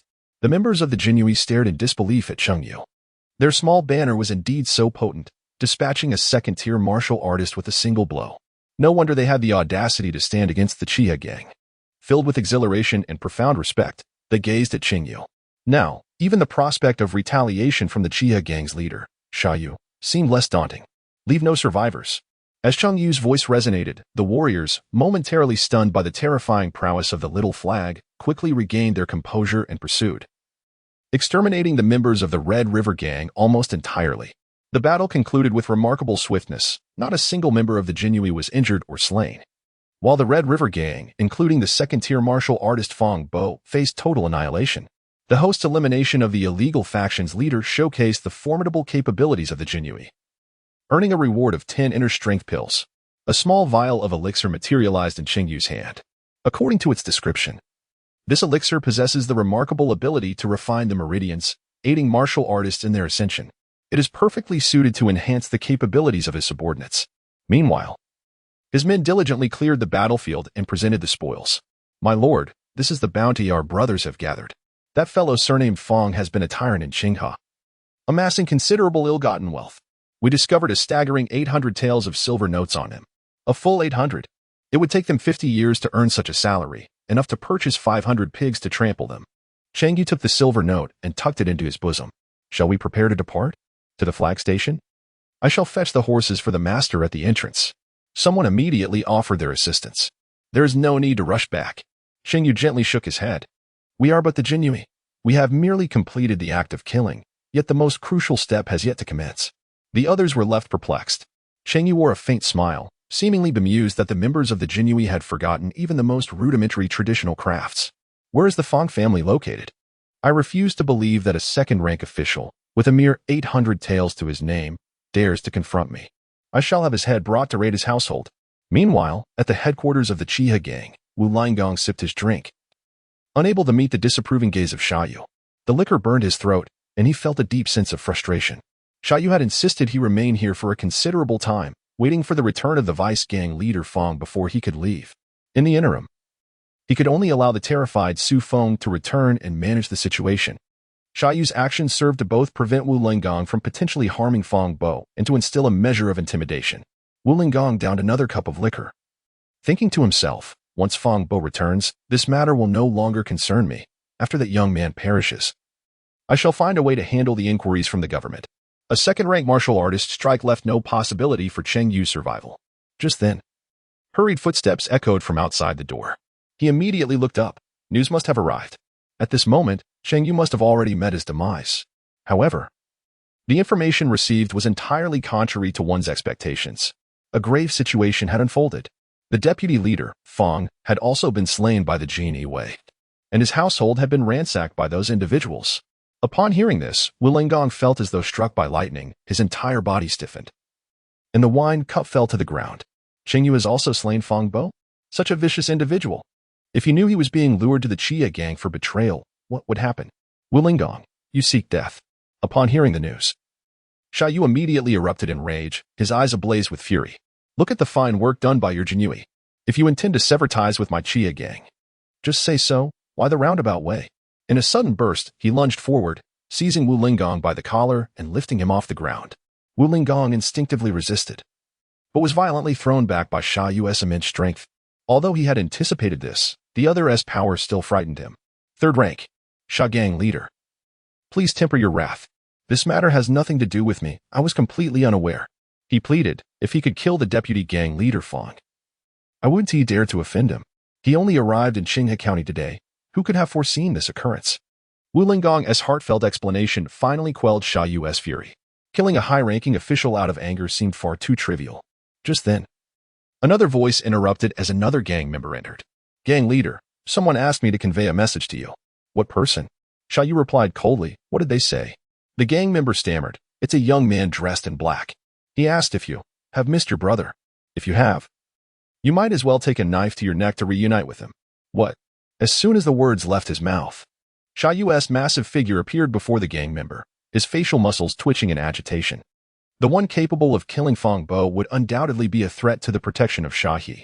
Has your second brother returned? And no, he has tea. He has tea come back since he left this morning. Bang. The gang member's head was seized by Cheng Yu and slammed into the ground. Blood gushing forth. Second brother. Cheng Yu bellowed, trembling with rage, his eyes glinting with menace as he turned to Wu Linggong. What is that little flag's name? His name is Cheng Yu. Cheng Yu. For slaying my second brother, I will ensure you find no rest in death. Cheng Yu ground his teeth as he repeated Cheng Yu's name. Wu Linggong had not anticipated Cheng Yu's ruthlessness. He had come to publicly humiliate Cheng Yu. A flicker of delight crossed his mind as he realized he need not fear the backlash. He quickly spoke up, Gang leader Sha. Cheng Yu has caused chaos in Qinghe County within just a day of his arrival, damaging the relationship between my Jinyiwei and the Qia gang. As the commander of the Jinyiwei, I cannot stand idly by. Will you kill him for me? Cheng Yu's gaze turned icy. Me? Wu Linggong recalled how Fang Bo, of similar strength, had perished at Cheng Yu's hands, causing him to shudder. I can bring him to you, and you may deal with him as you wish. I assure you, there will be no repercussions for your house. Chapter 13. Slaying Cheng Yu. The blood of Qia gang warriors stains the tavern once Cheng Yu is in your hands. Dispose of him as you see fit. My Jinyiwei will not react in the slightest. Wu Linggong feared Cheng Yu's ferocity. If not resolved swiftly, he would surely become a persistent threat. Is that so? The seething Cheng Yu glared at Wu Linggong, his teeth clenched in disbelief. His brother and the vice gang leader had both been slain within a single day. His overwhelming rage made it difficult for him to trust that Wu Linggong, a fellow Jinyiwei, would not deceive him. Without a doubt, that Cheng Yu is a madman. He arrived at the flag office and insulted me multiple times within moments. I can hardly wait for him to meet his end. This commander, desperate to earn Cheng Yu's trust, humbly explained himself. Very well, I will make that little scoundrel understand the agony of seeking death but finding none. Ultimately, Cheng Yu accepted Wu Linggong's assistance.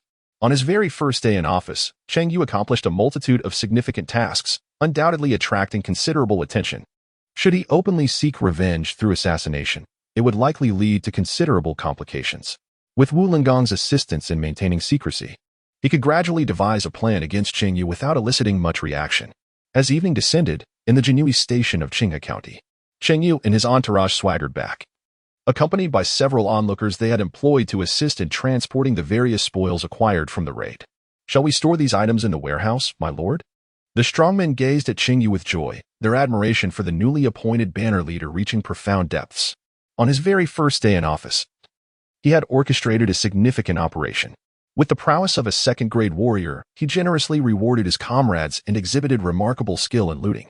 Effortlessly, he unearthed a plethora of valuable items from the well, beneath the bedboards, and within the firewood stacks of the Fang family. They had never before had the opportunity to raid a household. Such experiences were entirely foreign to them. Their respect for this young banner leader grew ever stronger. Let's take these spoils back to our domain. If others feel envious, they can raid the homes of the wicked themselves.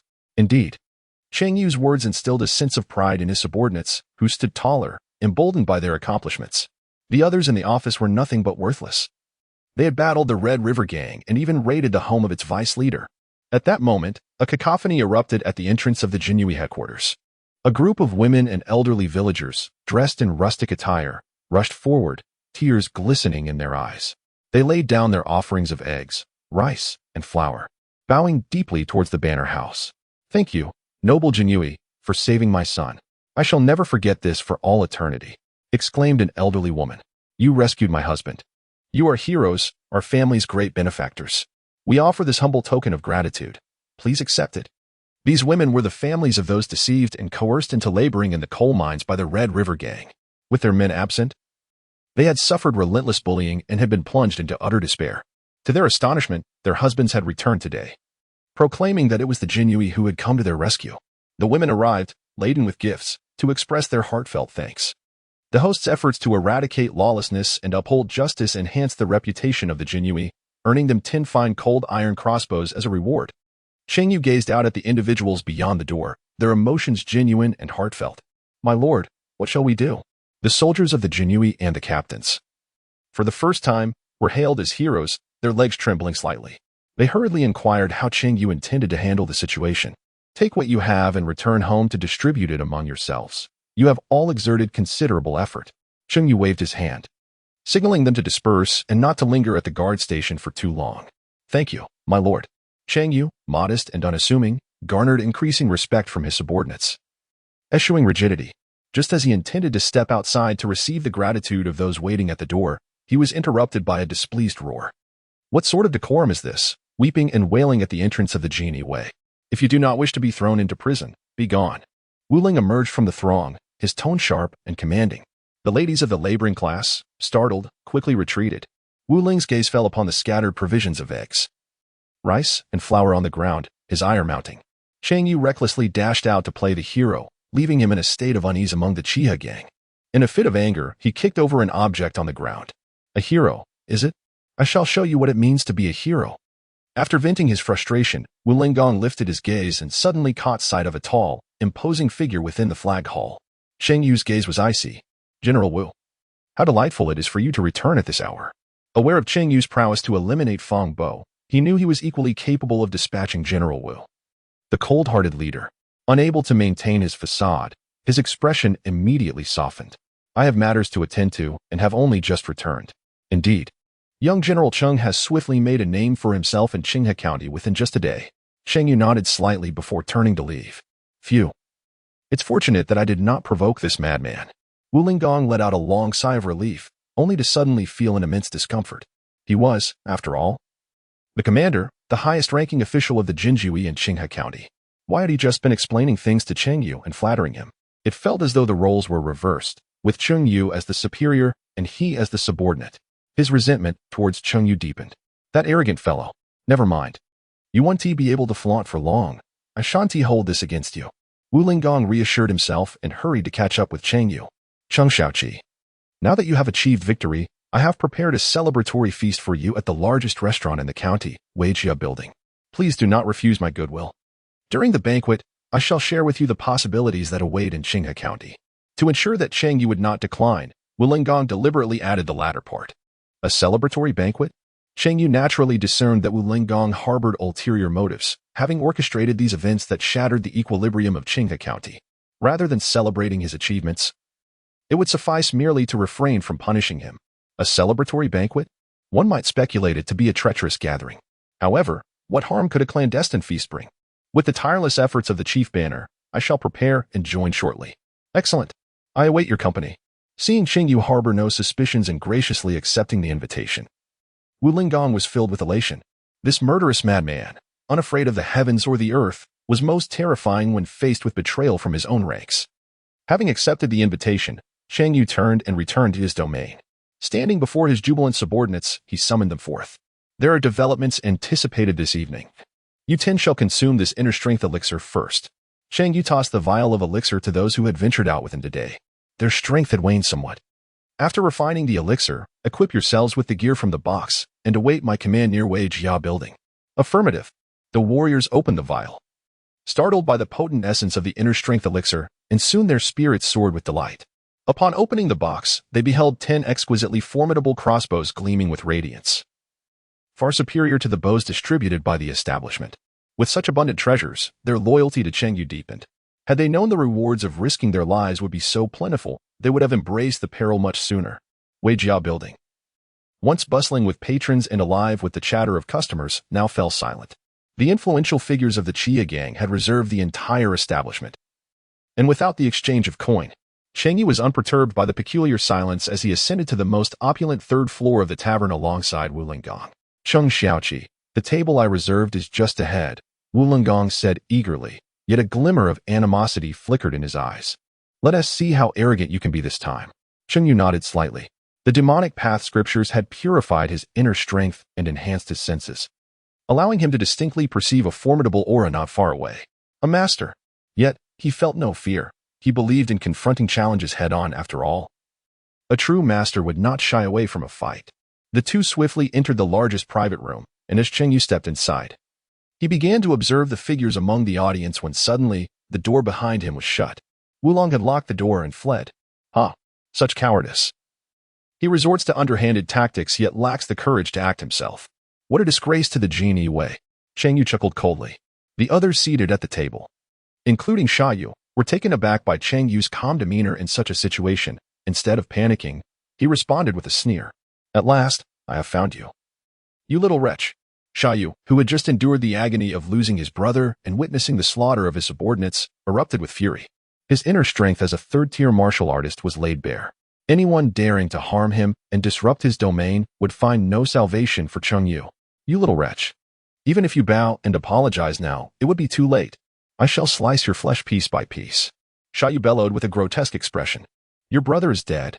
In the face of Sha Yu's blatant threat, Cheng Yu showed no sign of fear. Instead, he simply replied, "Ignorant of your own demise." Those few words provoked Sha Yu immensely, prompting him to charge forward with his weapon. It was an exceedingly wide broadsword, akin to a door panel, radiating a terrifying aura under Sha Yu's immense strength. The other elite members of the Qi He gang nearby were shaken by their leader's ferocity. A mighty cleave. A lower-grade medium martial skill. Sha Yu, being a martial artist in the early third tier, possessed strength that could rival the experts within the third tier. This strike represented the full force of Sha Yu, leaving the Jinyiwei's small flag-bearer with no chance of survival. Cheng Yu discerned the formidable might of Sha Yu's technique, his gaze turning slightly frigid.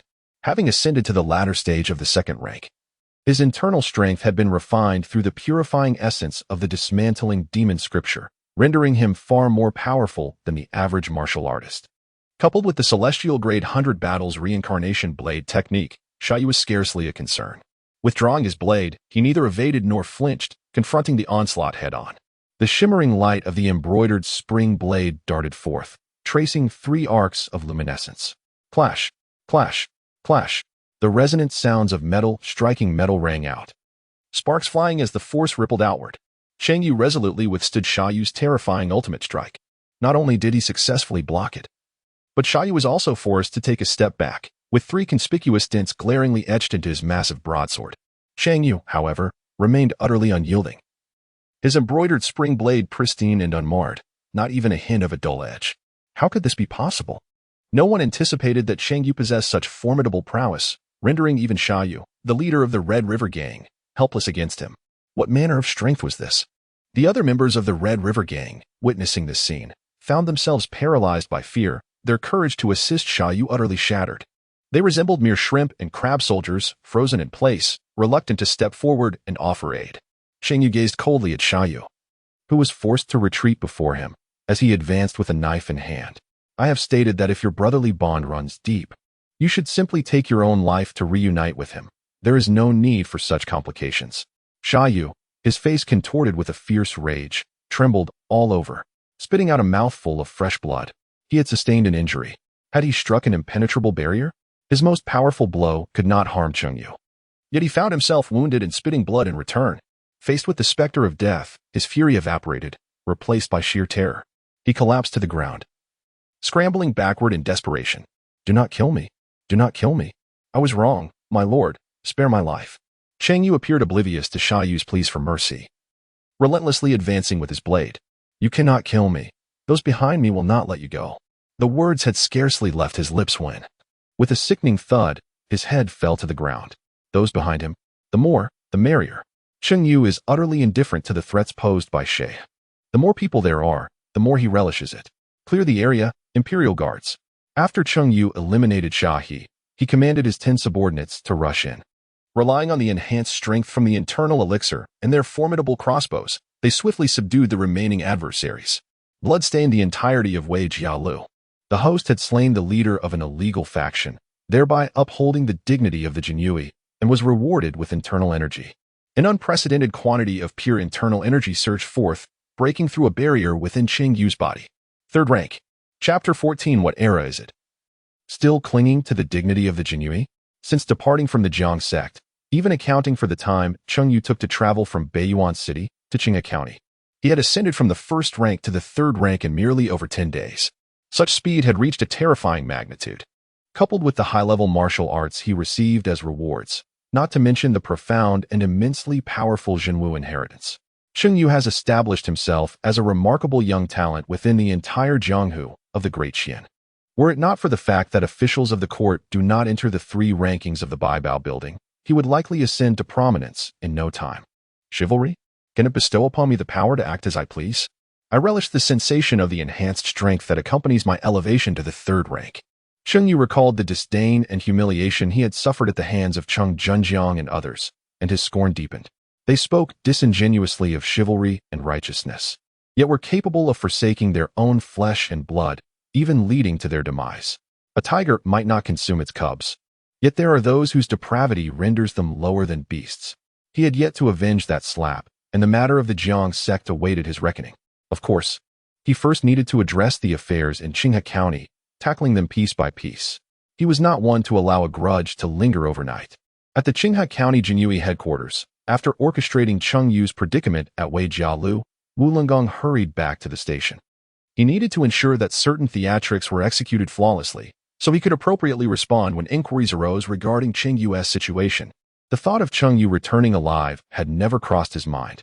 Sha Yu, being a third-tier martial artist and bearing a blood feud with Cheng Yu, had no reason to let him escape. As he prepared to assign patrols for the night, hoping to fortuitously encounter the news of Cheng Yu's demise in battle, he was suddenly jolted by a cacophony of sounds that resembled the jubilant return of victorious warriors. Wu Lingong's heart tightened inexplicably as he peered outside, attempting to reassure himself that he had misheard. How could such a ruckus occur? Unless Cheng Yu had returned after slaying Sha Yu, which was utterly implausible. Yet, in the next moment, Wu Lingong was confronted by the visage he most dreaded to see, an impeccably handsome yet cold and indifferent countenance. Cheng Yu has returned? At this moment, in Wu Lingong's eyes, Cheng Yu appeared as a soul-stealing demon. With each step he took towards him heralding his impending doom. Cheng Yu approached Wu Lingong step by step, brandishing the unsheathed Shochuan knife. What business does he have with a blade in the flag station? Is he contemplating rebellion? Put it down at once, Wu Lingong commanded, forcibly suppressing the tremor in his voice. Yet, within, he was gripped by an unimaginable fear. He realized he must feign ignorance to grasp at any glimmer of hope. Wasn't Chifu inviting me to a meal? Why has he returned on his own accord? Cheng Yu spoke in a calm tone, devoid of any discernible anger, yet the embroidery spring knife in his hand betrayed no falsehood. I have matters to attend to, so I shall take my leave. Cheng Shaoqi, you may indulge yourself. As long as there are no issues, all is well. Wu Lingong, steeling himself, began to explain. He raised his hand to dismiss him, saying, Enough, it is late. You should return. I still have some matters to attend to. Cheng Yu shook his head and continued forward, stating, I must patrol tonight. It is your arrangement. There is no need for you to patrol. Return at once. This is an order. As he drew nearer, Wu Lingong could no longer contain the anxiety in his tone, unconsciously raising his voice. It is one thing to forego the patrol, but there is another matter at hand. Cheng Yu's gaze remained indifferent. What matter? Wu Lingong inquired, drenched in sweat. To eliminate the thieves, to slay the traitor who has stabbed his own comrade, Cheng Yu replied coolly.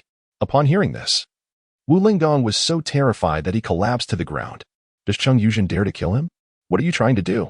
This is the Jinyiwei headquarters. Are you planning a rebellion? I am well aware of who first colluded with outsiders to harm their own people, and there is no need for further discussion. Cheng Yu paid no heed to the hat that Wu Lingong had thrown at him. How dare he betray him? If he were to kill him, so be it. It was merely a misunderstanding, nothing more. Wu Lingong stumbled to his feet, attempting to flee while desperately explaining, It was Sha Yu who deceived me, claiming he wished to discuss matters with you. How could I possibly know he would brazenly lay hands on a mere flag bearer? It is all his fault. I bear no responsibility in this.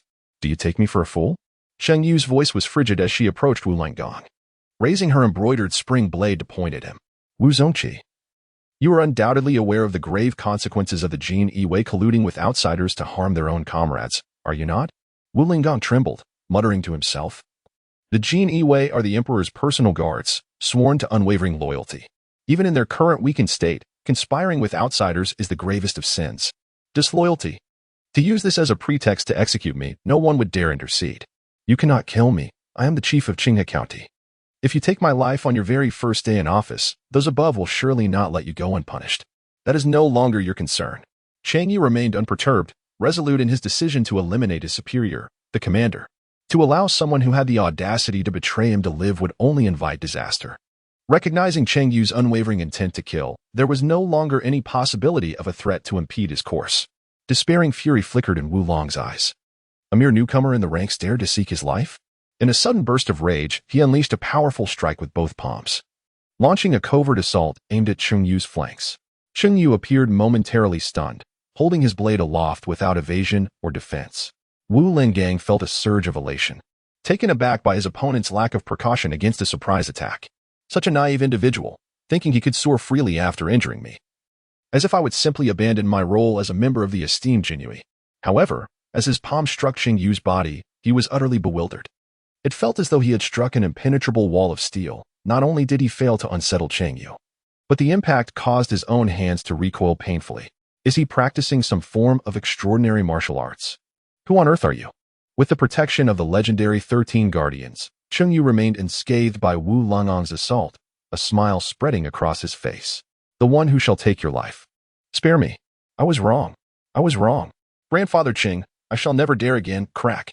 The embroidered spring blade plunged into Wu Lingang's chest, and he fell to the ground, his face still bearing the expression of desperate pleading. Cheng Yu cast a fleeting glance at Wu Lingang. When you were groveling before those forces of the martial world, utterly besmirching the reputation of the Jinyiwei, you must have worn a similar expression, did you not? Wu Lingang, still clinging to life, widened his eyes in disbelief. The reputation of the Jinyiwei? What era are we in for someone to utter such words? It is a miracle that the Jinyiwei are not ridiculed by the martial world. Where is the dignity in that? The thought of Cheng Yu's earnest intent to fulfill the duties of the Jinyiwei filled him with regret. To have his fate ruined by such preposterous matters was unbearable. He would not accept it. Wu Lingang's eyes remained stubbornly open. The host had executed the treacherous elements within the Jinyiwei, restoring order, and was rewarded with 20 inner strength pills and 5 Xianon crossbows. Acknowledging the rewards sent by the system, Cheng Yu nodded. He indeed needed to cultivate his subordinates diligently. The widespread disdain for the Jinyiwei was a significant loss of face. No one cared more about the development and dignity of the Jinyiwei than he did. If one were to inquire who yearned the most for the Jinyiwei to regain its former glory, even the emperor of the Great Qian behind the Jinyiwei would pale in comparison to him. The following day, at the Grand Dock by the Qing River, the atmosphere at the headquarters of the Qinghe gang felt peculiar. The usual clamor and noise were replaced by an unsettling silence. It was rumored that, apart from the Jinyiwei's closure of the casino in the west and the coal mine in the north yesterday, a significant event had transpired overnight.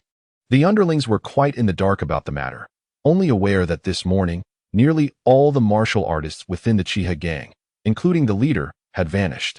What on earth had happened? Could it be that something truly grave had occurred? Given the standing of the Qinghe gang in Qinghe County, how could anything go awry? Under the leader's suppression, who would dare to act recklessly? It was reasonable to assume that the leader had gone to apprehend the audacious Jinyiwei who dared to disturb the Qinghe gang's interests. They truly were courting death. The underlings of the gang, uncertain of the situation, chose to believe in Sha Yu. As the only third-tier martial artist in Qinghe County, he was their pillar of support for engaging in misdeeds. As long as Sha Yu was present, the Qinghe gang would face no trouble. They could continue their daily arrogance, oppressing the common folk. Just as the members of the Qinghe gang were reassuring themselves, a loud shout rang out. The Jinyiwei are sealing off the Qinghe gang. All unauthorized personnel, retreat.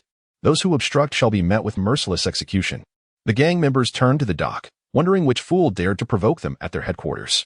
Suddenly, over 20 figures clad in black flying fish attire appeared, lined up in formation. Each one was of the first-tier standard, crossbows drawn and poised for action. From the heart of the Jinyiwei formation emerged a tall and imposing figure, exuding an overwhelming aura. Cheng Yu lifted his gaze to behold the colossal dock and magnificent structures of the Red River gang. Countless laborers and vessels traversed the waters. He nodded slightly. Contemplating the reason behind Xia Yu's audacity, it was evident why the Red River Gang reigned supreme in Qinghe County. For its lifeblood was firmly grasped in the hands of a few, with the waterways of Jiangnan serving as the primary means of transport and the docks under their dominion. The Red River Gang's power was indeed formidable. Who are you, to dare intrude upon the territory of the Red River Gang? Get out. A group of irritable members from the gang rushed over, their voices filled with fury. However, before they could finish their tirade, arrows sliced through the air, piercing the throats of these brash individuals. The others, who had intended to rush to their aid, were momentarily stunned, taken aback by the ferocity of the newcomers. They quickly halted, seeking refuge behind their allies. Who dares to kill us? Do they not fear the wrath of our leader? Before the words could fully escape their lips, a severed head was tossed into their midst. It was none other than the head of Xia Yu. The leader?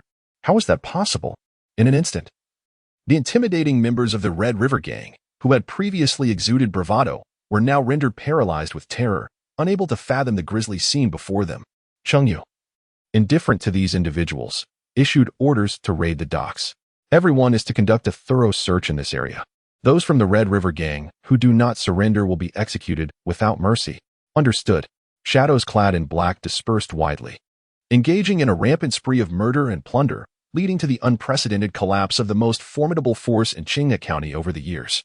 In a secret chamber beneath the main hall of the Red River Gang's headquarters, Cheng Yu picked up a ledger that had been meticulously concealed.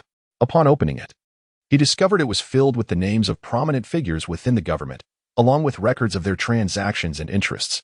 No wonder a mere third-rank martial artist could monopolize a stretch of river transport without facing any repercussions. It was clear he was operating as a clandestine puppet master. The interests behind the Qinghe Gang extended beyond just Xia Yu. They involved countless hidden figures, which naturally deterred anyone from crossing the Qinghe Gang lightly. Only someone as ruthless as Cheng Yu could eradicate it entirely.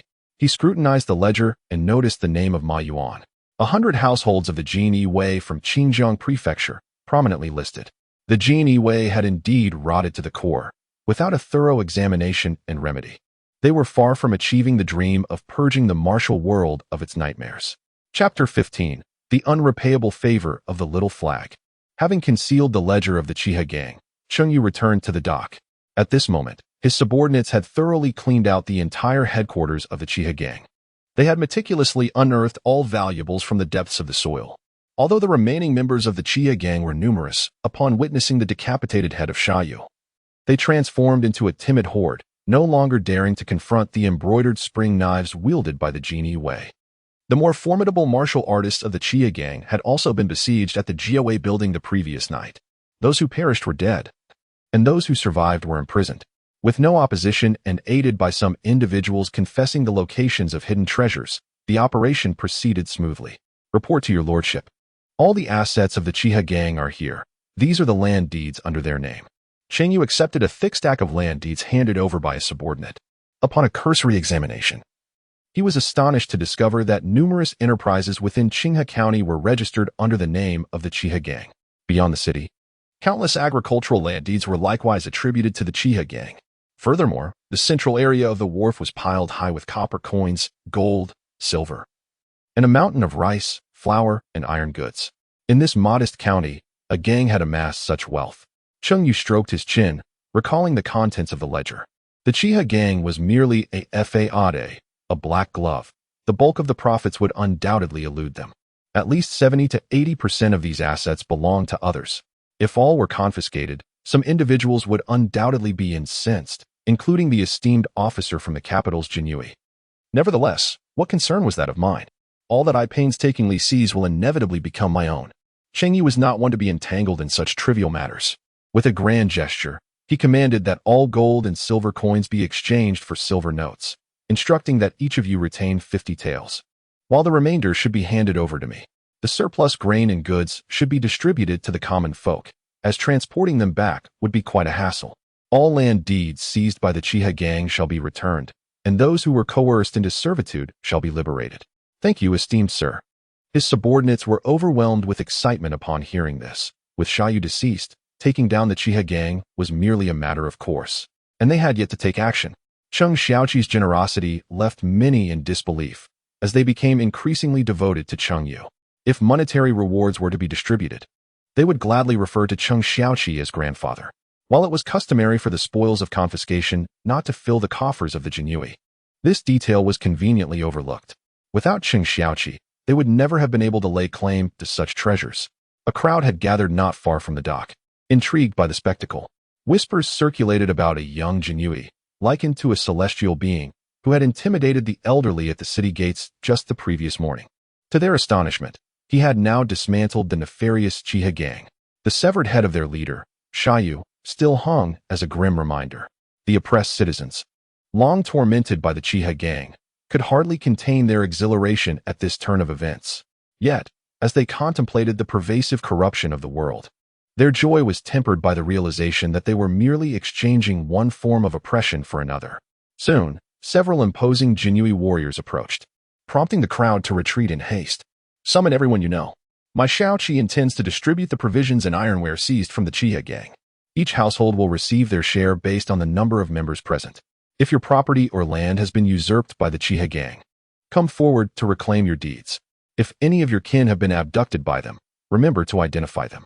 The townsfolk were left in a state of incredulity. Could it truly be that the Jinyiwei, having dismantled the Chiha gang, were now bestowing gifts upon them?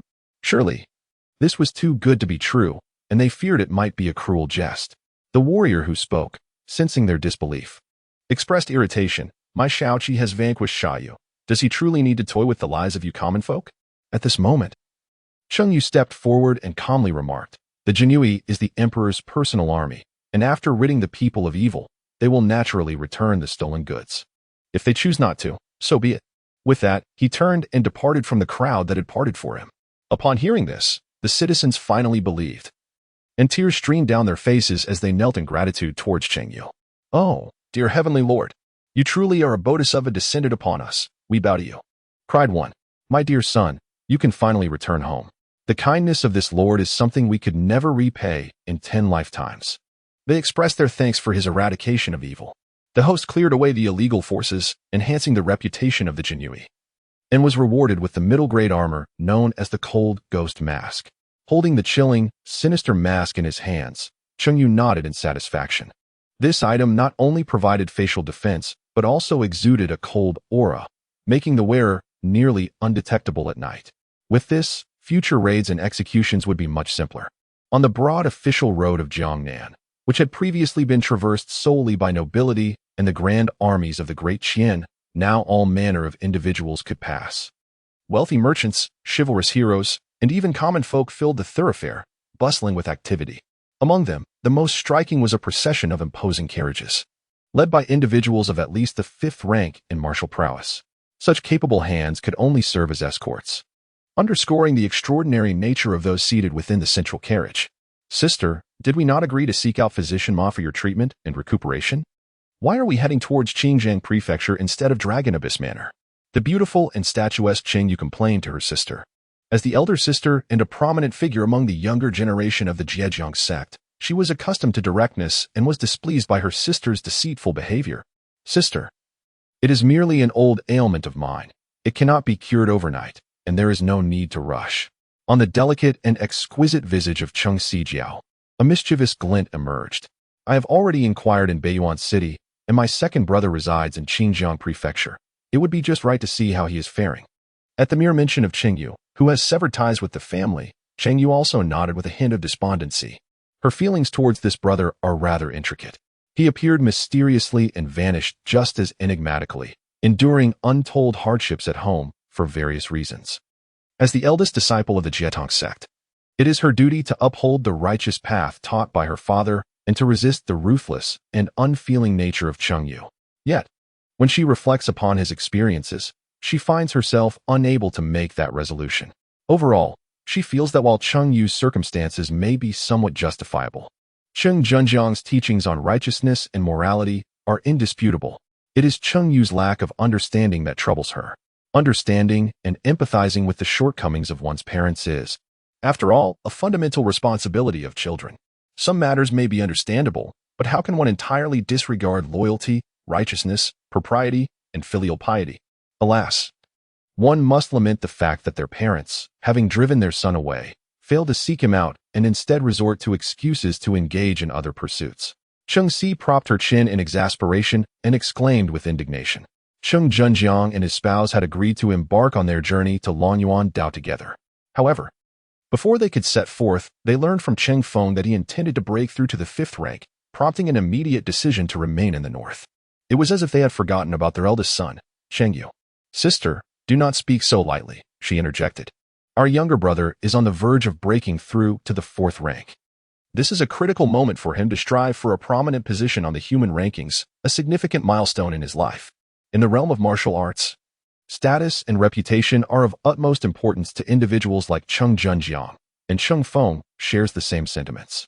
Upon hearing this, Cheng Si furrowed her brows and scoffed, "Nonsense.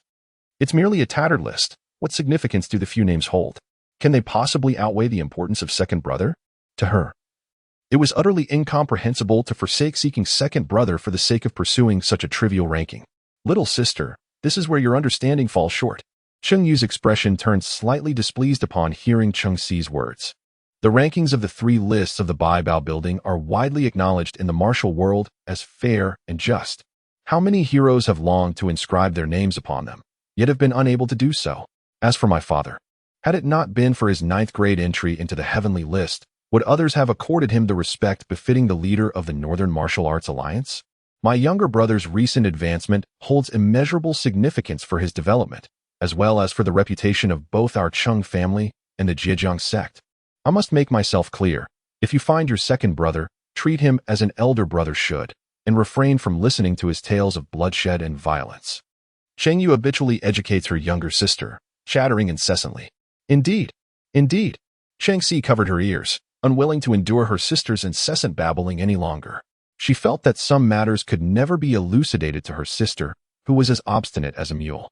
Is the chivalry of the martial world, along with fame and position, truly of such paramount importance? Father spoke of chivalry throughout his life, earning respect, yet ultimately he forced his own son to sever ties.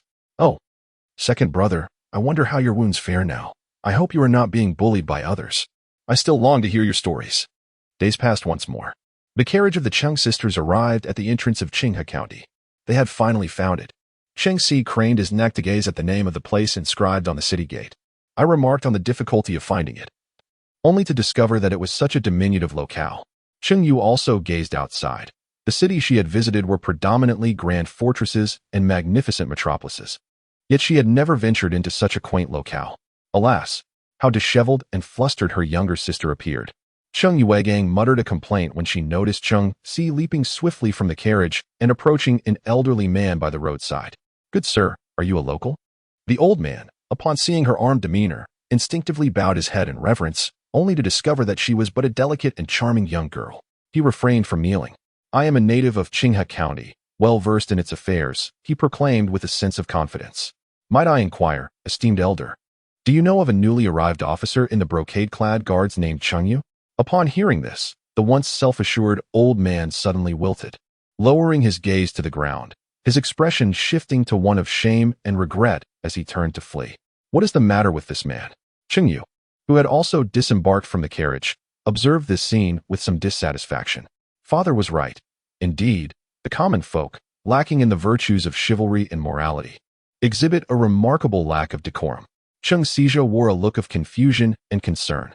Upon hearing the name of the second brother, the old man became flustered and fled.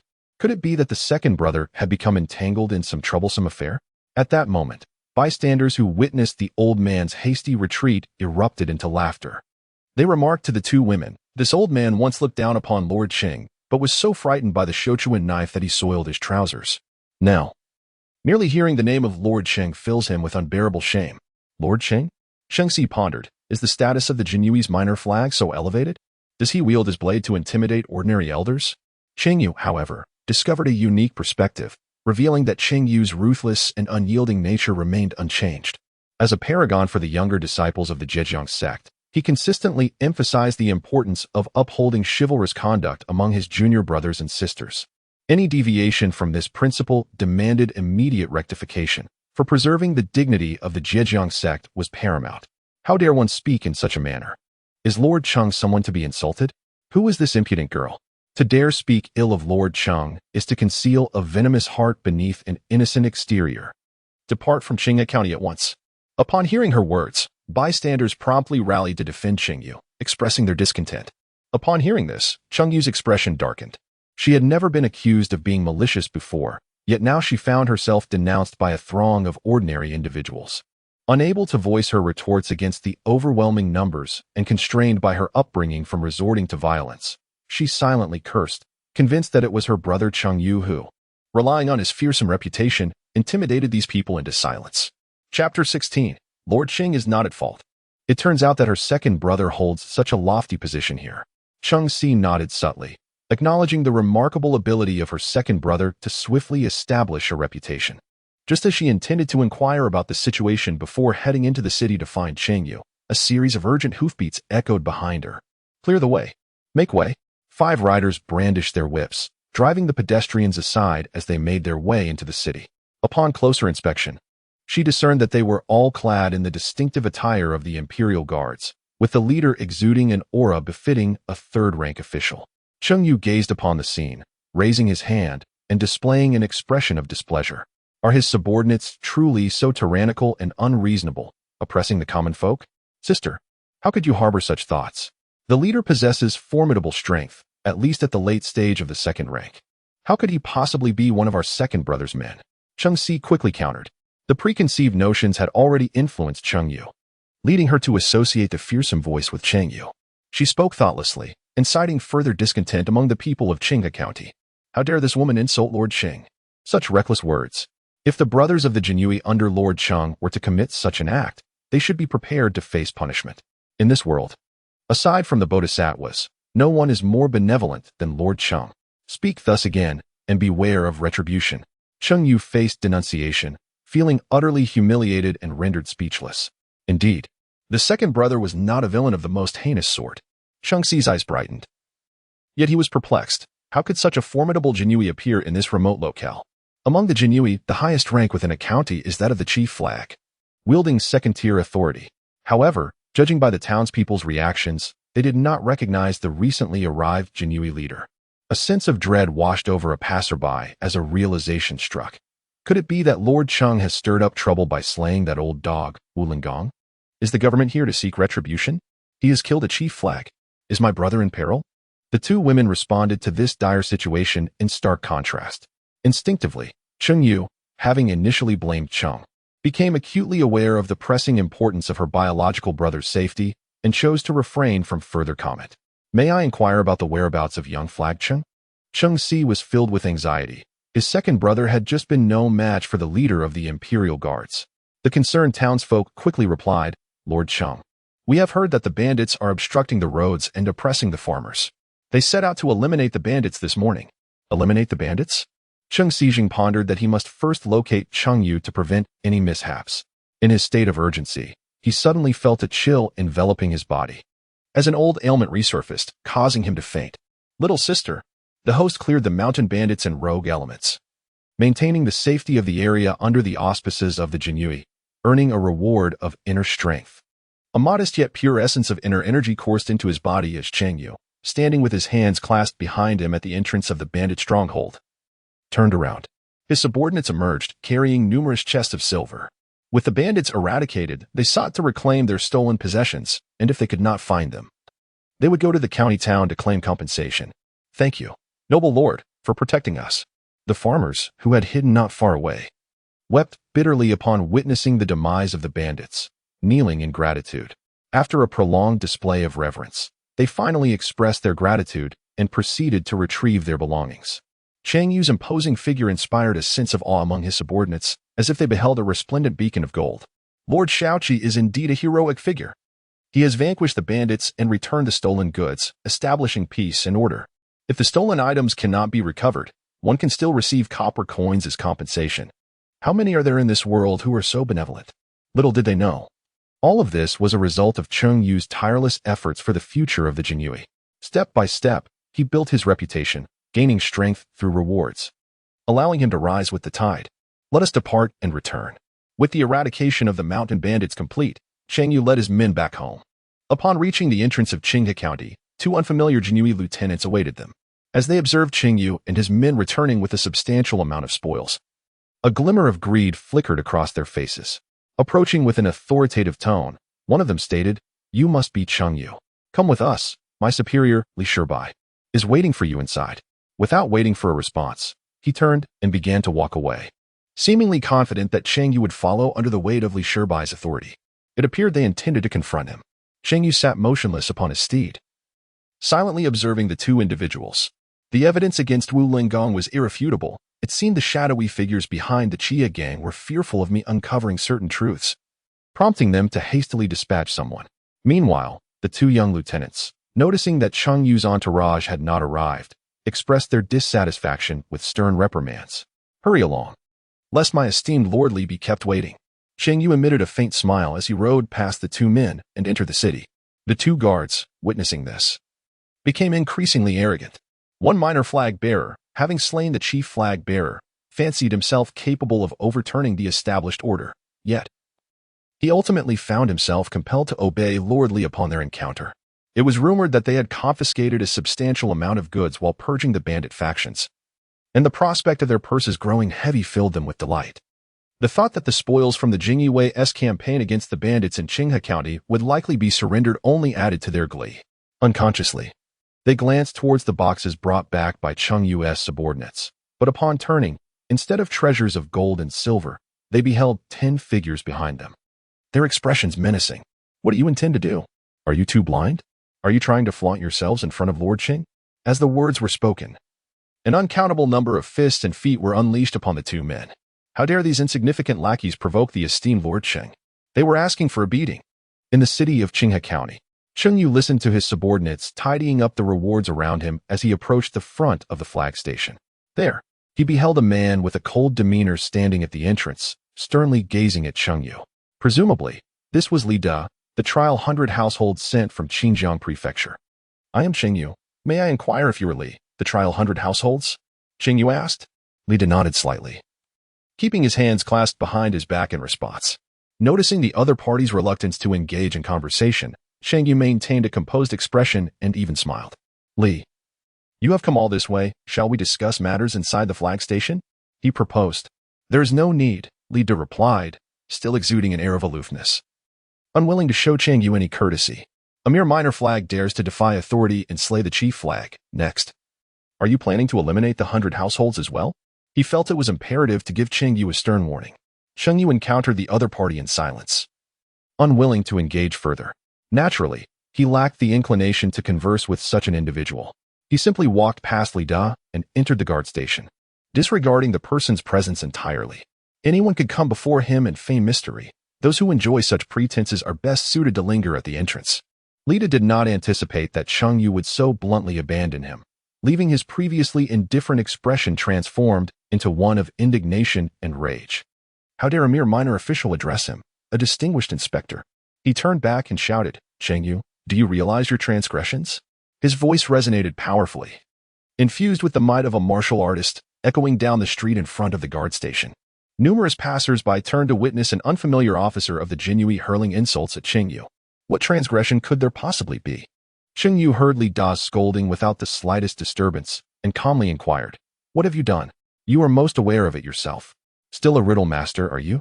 Cheng Yu remained silent, shaking his head, preparing to depart once more. To accuse him of wrongdoing, one must first articulate the nature of his alleged crimes. Only a madman would engage with such a person. You, Li Da, witnessing Cheng Yu's audacious intent to walk away yet again, felt a surge of indignation at being so blatantly disregarded.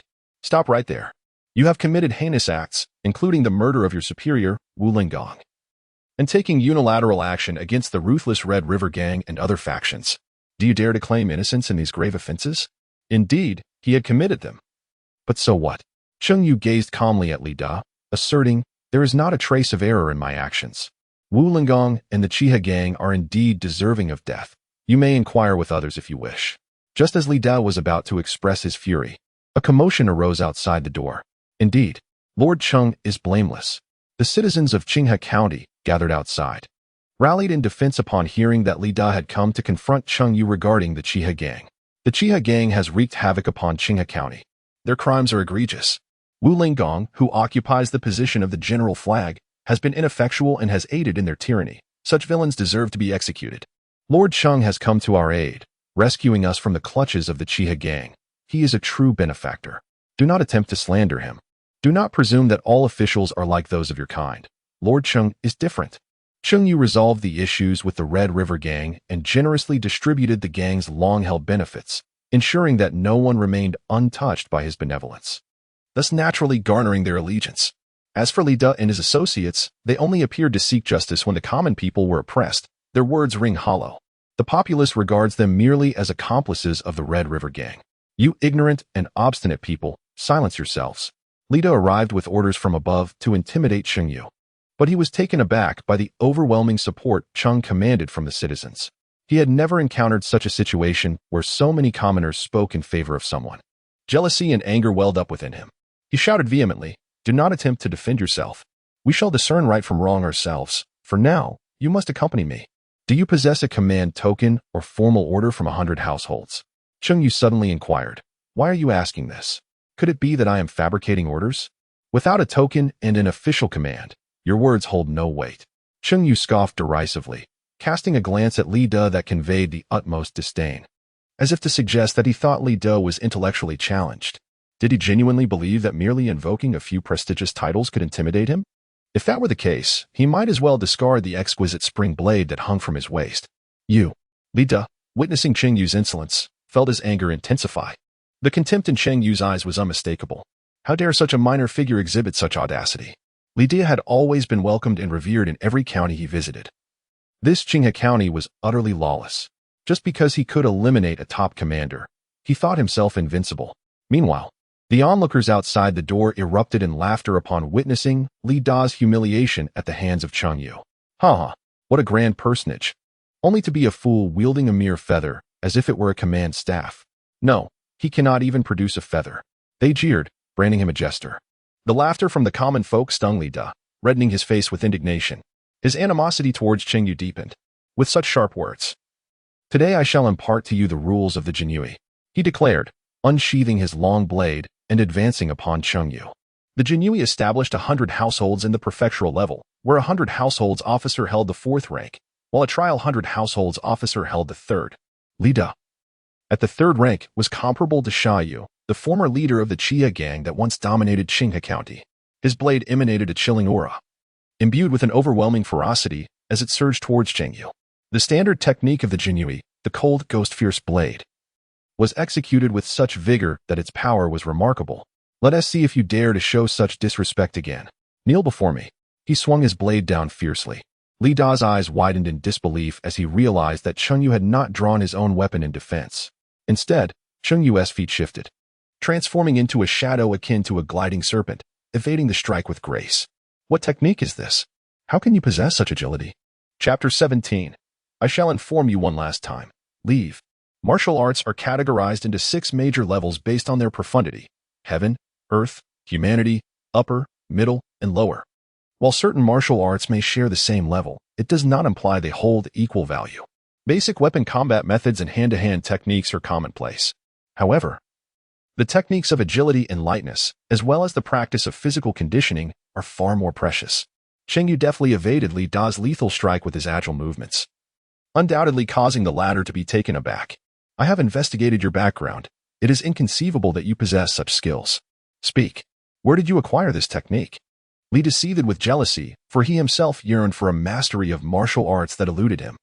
Concealing his true abilities and misleading his superiors must certainly indicate nefarious intentions. "Today, I shall capture you and take you back to Qingjiang Prefecture, where I shall extract the secrets of your technique." "So, you think you can capture me?" Cheng Yu raised an eyebrow, astonished by Li De's audacity, without any evidence. He demanded to take him back, clearly accustomed to his reckless behavior. As a 3rd-tier warrior and a captain of the Jinyiwei, he certainly possessed the authority to act with impunity. However, today, encountering Cheng Yu would prove to be a grave misfortune for him. Here, the blade spoke for itself. Cheng Yu reached for the meticulously crafted knife at his waist, preparing to retaliate. "Still wishing to resist? Are you plotting a rebellion?" Li De barked sternly, attempting to place a heavy accusation upon Cheng Yu. Cheng Yu, weary of further discourse, resolved to let his spring needle do the talking. Yet, at that moment, an unforeseen event transpired. "Wait!" A melodious cry echoed, as a graceful yet spirited young woman emerged effortlessly from the throng outside. Her steps were enchanting, lending her an ethereal lightness akin to that of a swallow. Adorned with a slender sword at her waist and clad in a delicate crimson attire, she approached Cheng Yu with poise. Cheng furrowed his brows deeply upon encountering this individual. How did this person arrive? The newcomer was none other than Cheng Yu. Observing Cheng preparing to draw his sword for a confrontation, she expressed her discontent and reproached him, saying, "You are once again engaging in a fierce altercation." Cheng Yu, during her time at the Zhejiang sect, never held back in her duels. Although she often struggled against her opponents, her strikes were consistently fierce and perilous. She possessed no sense of moderation and lacked the understanding of restraint, which earned her considerable disdain. Now, she finds herself once again crossing blades with her superior, clearly accustomed to engaging in brutal conflicts. Stand aside. Cheng Yu was too indifferent to pay much attention to Cheng Yu, casting a cold glance in her direction. Only flowers nurtured in a greenhouse would disdain the fierce demeanor of others. Those who lacked such ferocity were destined to be subjected to humiliation. How could you speak to me in such a manner? Cheng Yu did not anticipate that Cheng Yu would address her in such a manner. As the senior disciple of the Zhejiang sect, she was accustomed to speaking with an air of admonition, and she extended this demeanor even towards her relatively unfamiliar younger brother. In the past, Cheng Yu would nod in agreement regardless of his understanding of the situation, always ensuring that he preserved his sister's dignity. Yet now, he had transformed into someone so lacking in decorum, daring to speak to her in this way. A wave of sympathy swiftly diminished within her.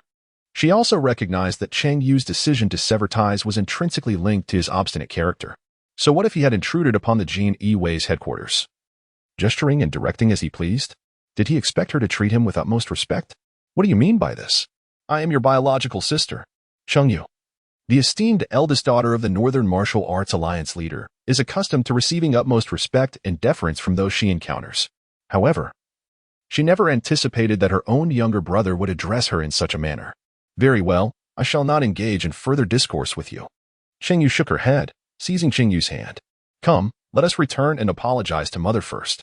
You have no idea how heartbroken she is. Cheng Yu immediately withdrew her hand and cast a cold glance at Cheng Yu. I have severed all ties with you. We are no longer connected. Her sorrow bears no consequence to me. Yet, you have trespassed into the constabulary uninvited. I demand that you leave at once. You, Cheng Yu, in a fit of anger, stomped her foot and pointed at Cheng Yu. She believed that Cheng Yu's words about severing ties were merely a fleeting emotional outburst, and that he would eventually calm down. After all, what child in the world would dare to blame their parents? However, to her astonishment, days had passed, and Cheng Yu remained resolute in his stance, as if he were truly a heartless wretch devoid of parental ties. Just as Cheng Yu was about to lose her temper, a cold voice interjected, Li Da. Who is this wild girl? How dare you meddle in the affairs of my imperial guards? Be gone at once. If you hinder my efforts to apprehend the rebellious Cheng Yu, I assure you, you will face dire consequences. Cheng Yu suddenly realized, in her moment of urgency, that she had forgotten the existence of Li Da. Just moments ago, Cheng Yu had been in a standoff with him, and the tension between the two was on the brink of eruption. Cheng Yu pondered that the Cheng family comprised individuals of chivalry and honor, who could not act without reason. It was imperative to resolve the matter at hand before discussing other issues with Cheng Yu. I have just overheard your conversation, Cheng Yu. You have indeed confessed to taking a life, and it cannot be dismissed lightly. Cheng Yu cast a glance at Cheng Yu, assuming the role of a commanding elder sister. He is your superior from the Jinyiwei. To defy authority is indeed your wrongdoing. You must first offer your apologies. If you have any underlying circumstances, you may discuss them with this officerly in private. They will not take any action against you if you remain unobtrusive. With her fair and judicious demeanor, she meticulously outlined the course of action Cheng Yu ought to take. In the realm of chivalry, the principles of respect and hierarchy must never be transgressed. Apologize to him. Cheng Yu was both amused and infuriated by Cheng Yu's words. Li Da approached with bravado, flaunting his own stature, yet was met with indifference and even provocation.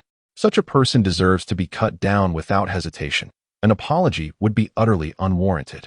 What thoughts occupy the minds of the Cheng family in their pursuit of so-called righteousness? In such circumstances, aligning oneself with Li Da could very well lead to a journey from which there is no return. The prospect of rational discourse seems utterly futile. Indeed, our Father has taught us to treat others with kindness. If you show respect to others, they will naturally refrain from causing you distress.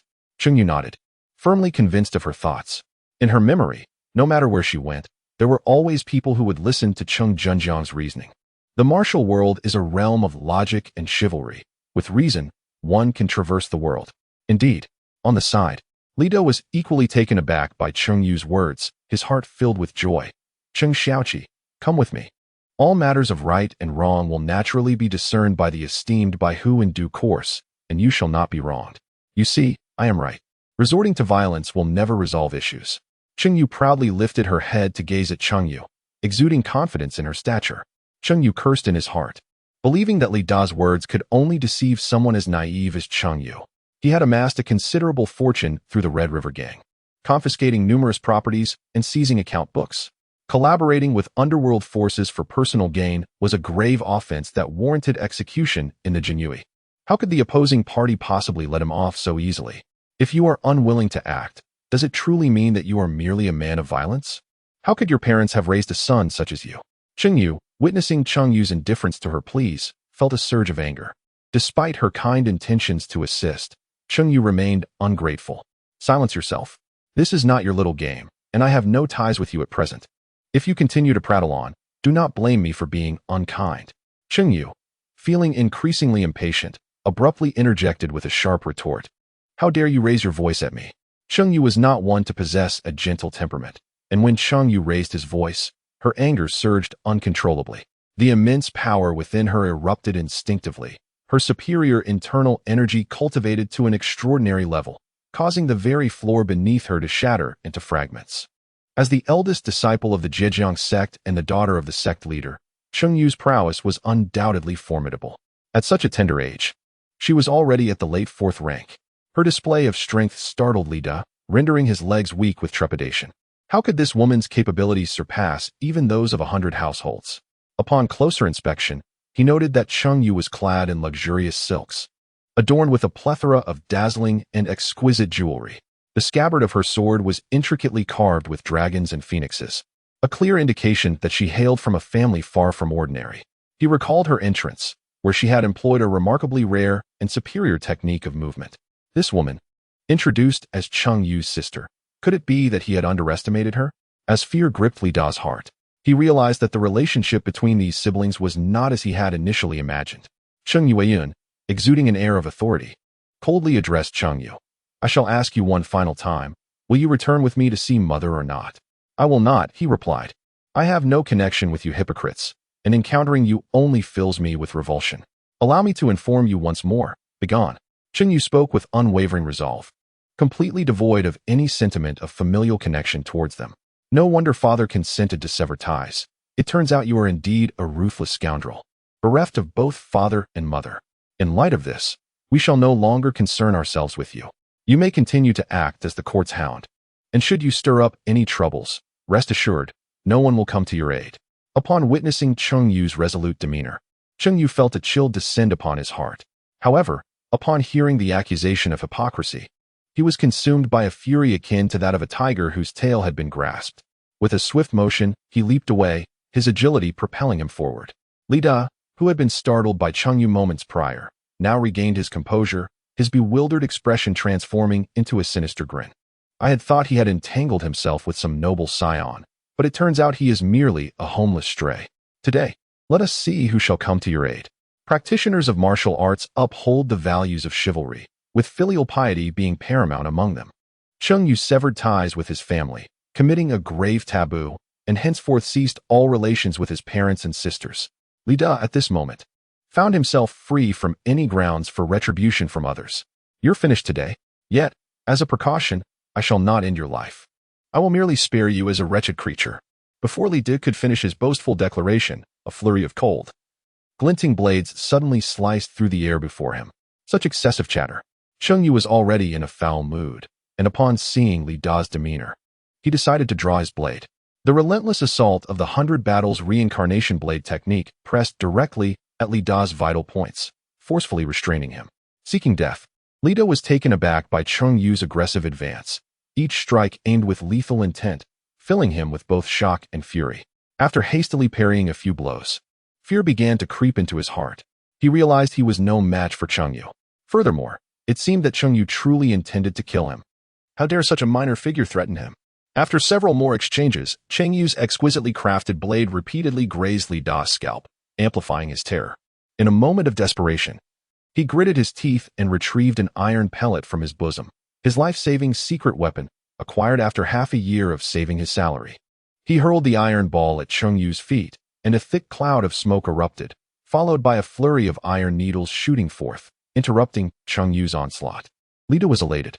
Struck by the clever iron ball, he would either be severely injured or worse. He would return to claim Cheng Yu's traitorous head. He did not linger, seizing the opportunity to flee. However, as he took a step, a chilling voice rang out behind him. "Clear the quiver, aim for his legs." Panic seized Li Da's heart. Was Cheng Yu unscathed? With no time to ponder, he suddenly noticed a row of imperial guards standing before him, arrows densely packed in their crossbows, ready to fire. Cheng Yu's subordinates had returned. At Cheng Yu's command, they shot without hesitation, not caring for the circumstances. To avoid harming Cheng Yu, the guards aimed for Li Da's legs. Even if they missed, he would be pinned to the ground, thus avoiding any collateral damage. Seeing the swarm of arrows, Li Da hastily retreated. After several steps back, he remembered that Cheng Yu was still behind him and quickly turned to look. In that instant, he beheld a terrifying flash of light as a blade, imbued with a dreadful aura, cleaved through the air. With a swift motion, the blade struck. The sound of the 100 Battles reincarnation blade slicing through the air reverberated ominously. Li Da's entire arm, which held his weapon, fell to the ground, the embroidered spring blade clattering beside him. Blood gushed from the wound, and excruciating pain overwhelmed him as he clutched his injury. Beads of sweat pouring down his forehead. He could hardly believe Cheng Yu had the audacity to strike him so brutally. "You dare to treat me this way. You will pay." With one arm rendered useless, Li Da's hatred reached its zenith as he painfully cursed Cheng Yu. "Openly attacking a colleague. No one can save you. The Lord of the 100 Households will avenge me. When that time comes, I will make you suffer in the most horrific manner to repay this great enmity." He screamed hysterically, picking up his severed arm and attempting to flee. Unlike Wu Linggong, who colluded with outsiders and deserved his fate, Li Da had now suffered at Cheng Yu's hands. Should he dare to kill him, it would be an unforgivable crime. As long as he could escape today, he would certainly not let Cheng Yu go. But in the next moment, Cheng Yu's embroidered spring blade coldly rested upon Li Da's shoulder. "Did I permit you to leave? You come and go as you please, as if this were your domain?" The blade grazed Li Da's neck, causing a warm trickle to flow forth. Confronted with the chilling specter of death, he momentarily forgot the excruciating pain of his severed arm. Trembling, he swallowed hard and glanced back at Cheng Yu in terror.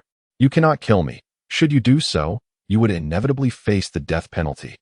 Were you not aware of this when you struck first?" Cheng Yu's tone was icily detached as he tightened his grip, causing the wound on Li Da's neck to deepen. "I act upon the orders of the esteemed master. It is your refusal to confess that has compelled me to apprehend you. This does not justify your intent to kill me. Should you choose to take my life now, it would still lead you to certain doom. If Cheng Yu were to dare eliminate Li Da like this, the master would undoubtedly ensure he does not escape unscathed." Li Da invoked the master's name solely to quell Cheng Yu's resolve to escape death. However, upon hearing Cheng Yu's frigid retort, he was plunged into utter despair, his body turning cold. "A reason to kill you? That is far too simple. To rebel for personal gain and conspire with outsiders against a colleague. Does that suffice?" Li Da's expression shifted dramatically. He admitted to attacking Cheng Yu in a moment of desperation. Yet, what did it mean to rebel for personal gain and conspire with outsiders? "Cheng Yu, are you attempting to slander him? Do not cast aspersions upon my character. When have I ever engaged in such actions? Just a moment ago, rest assured. You will confess of your own volition." Li Da trembled from head to toe, feeling the pressure to falsely admit to a crime. "Impossible. I shall never concede to acts I have not committed.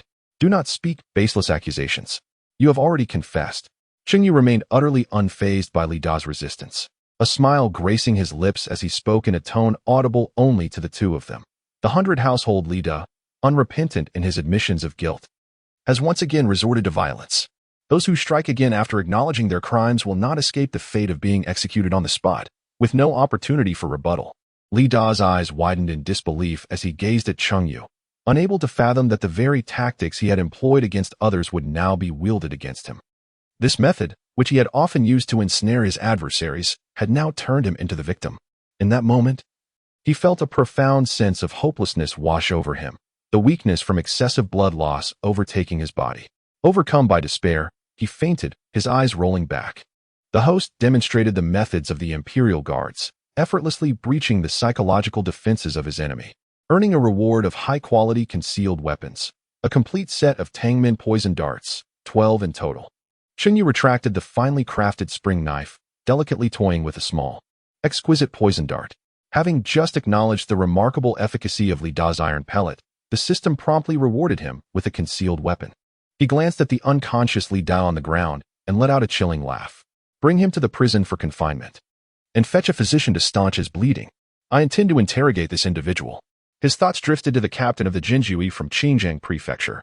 Li Da was merely an underling of that person, and upon learning of the Chiha gang's affairs, he must have been eager to reclaim his interests while simultaneously fearing that Cheng Yu might possess knowledge that could threaten him.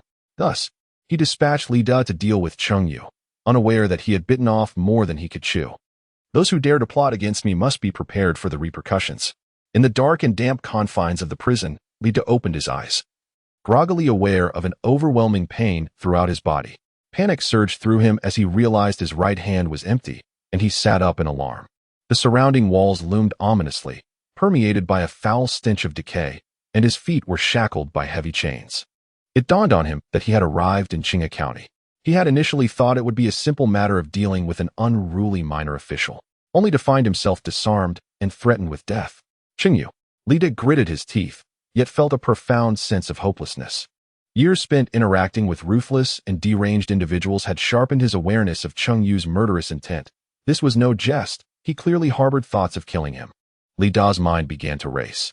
If Cheng Yu harbored such lethal intentions, why spare him? The captain would never allow him to escape unscathed. Wait, could it be that he truly knows something and intends to extract it from me? The realization struck him with sudden clarity. Cheng Yu may have indeed uncovered something significant, intending to extract certain secrets through interrogation. This could potentially threaten the concealed secrets of the Jinyiwei's 100 households in Xinjiang Prefecture. Upon contemplating this, Li Da shuddered involuntarily. Throughout his life, he had always been the one to pry into the secrets of others, employing terrifying methods to extract confessions from their lips. He had never envisioned a day when he would find himself in such a predicament. The mere recollection of the methods employed by the Jinyiwei sent tremors through him. Yet, he clenched his teeth in resolute determination. I must not divulge anything. Here, I am but an individual subjected to torment, but the 100 households' leader will seek vengeance on my behalf. Should I dare to utter a word, my entire family would be doomed. With unwavering resolve, he vowed to keep his lips sealed. No matter the circumstance, he would reveal nothing. He had witnessed those interrogation techniques before, and he was mentally prepared. Just as Li Da firmly resolved to remain silent, the prison door swung open unexpectedly. Cheng Yu walked in with his hands clasped behind his back. Upon seeing Li Da, whose face was resolutely set in determination, he offered a faint smile. His youthful visage exuded an inexplicable warmth. It was then that Li Da realized Cheng Yu was merely a young man of 20. However, the memory of Cheng Yu's ruthless severing of his arm instantly replaced any warmth with tension. How dare you confine me? Release me at once, or you shall all face dire consequences. Cheng Yu replied calmly, I shall pose you a few questions, and should you respond obediently, there may yet be a chance for your escape. Cheng Yu spoke gently. Indeed, it is as I suspected. Li Da confirmed the conjecture in his heart, gritting his teeth. I shall not utter a word. Very well, if you choose not to speak, then remain silent. Cheng Yu remained unfazed by Li Da's resistance and turned to his subordinates. Blindfold him and hang him up. Let us see if he can maintain his bravado when the whip strikes his flesh. The elite guards of the Jinyiwei swiftly apprehended Li Da, shrouding his head in a sack and suspending him from the rafters. They produced a soft whip laced with iron wire, delivering brutal blows upon Li Da. Crack. Crack, crack, The heart-wrenching cries intertwined with the sound of the whip echoed throughout the prison, a lamentation of despair. Yet, being a martial artist of the third rank, Li Da gradually bore the pain, his screams diminishing. He even mustered the strength to taunt, if you dare, kill me. Lord Baihu will not spare you. None of you will escape. Observing Li Da's lingering vigor for defiance, Cheng Yu, instead of expressing anger, broke into laughter. He relished the presence of someone so audaciously defiant. Bring me a sack of salt, he commanded, dipping the whip into the salt before striking, intending to administer a dose of disinfection to this formidable warrior. Indeed, with a resounding crack, the salt-laden whip lashed against Li Da's flesh once more. inflicting not only the sting of the blow but also an excruciating agony as the salt seeped into his wounds. Li De felt as though countless insects were gnawing at him, emitting a wail the likes of which had never been heard before. Just as he had begun to acclimate to the pain of the lash, he was subjected to this renewed torment, shattering his resolve completely. He cried out in despair. Please, no more. I'll confess to anything. Just stop hitting me. Upon witnessing this, the underlings ceased their assault. My lord, he has confessed. One reported. Confessed? Cheng Yu raised an eyebrow, sipping his tea. He has confessed before I even had a chance to question him? This prisoner dares to be so audacious. Continue the beating. I haven't even asked yet. What has he confessed to? No questions asked. At Cheng Yu's words, Li Du experienced a dual assault on both body and spirit, utterly collapsing under the pressure, his cries turning into desperate pleas for mercy. The whip struck again, and his screams grew increasingly haunting. This continued for some time, until Li Da's cries diminished, not from acclimatization to the torment, but from sheer exhaustion. As no matter how painful it became, he lacked the strength to scream any longer. Cheng Yu finally relented, releasing Li Da, who was on the verge of death. His body battered and bruised. May I now pose a few inquiries to Li Shibaihu? I inquired. I shall divulge everything. The previously arrogant and defiant Li Din now appeared utterly feeble. The host conducted a rigorous interrogation, quelling the insubordination of the defiant, and was rewarded with inner strength.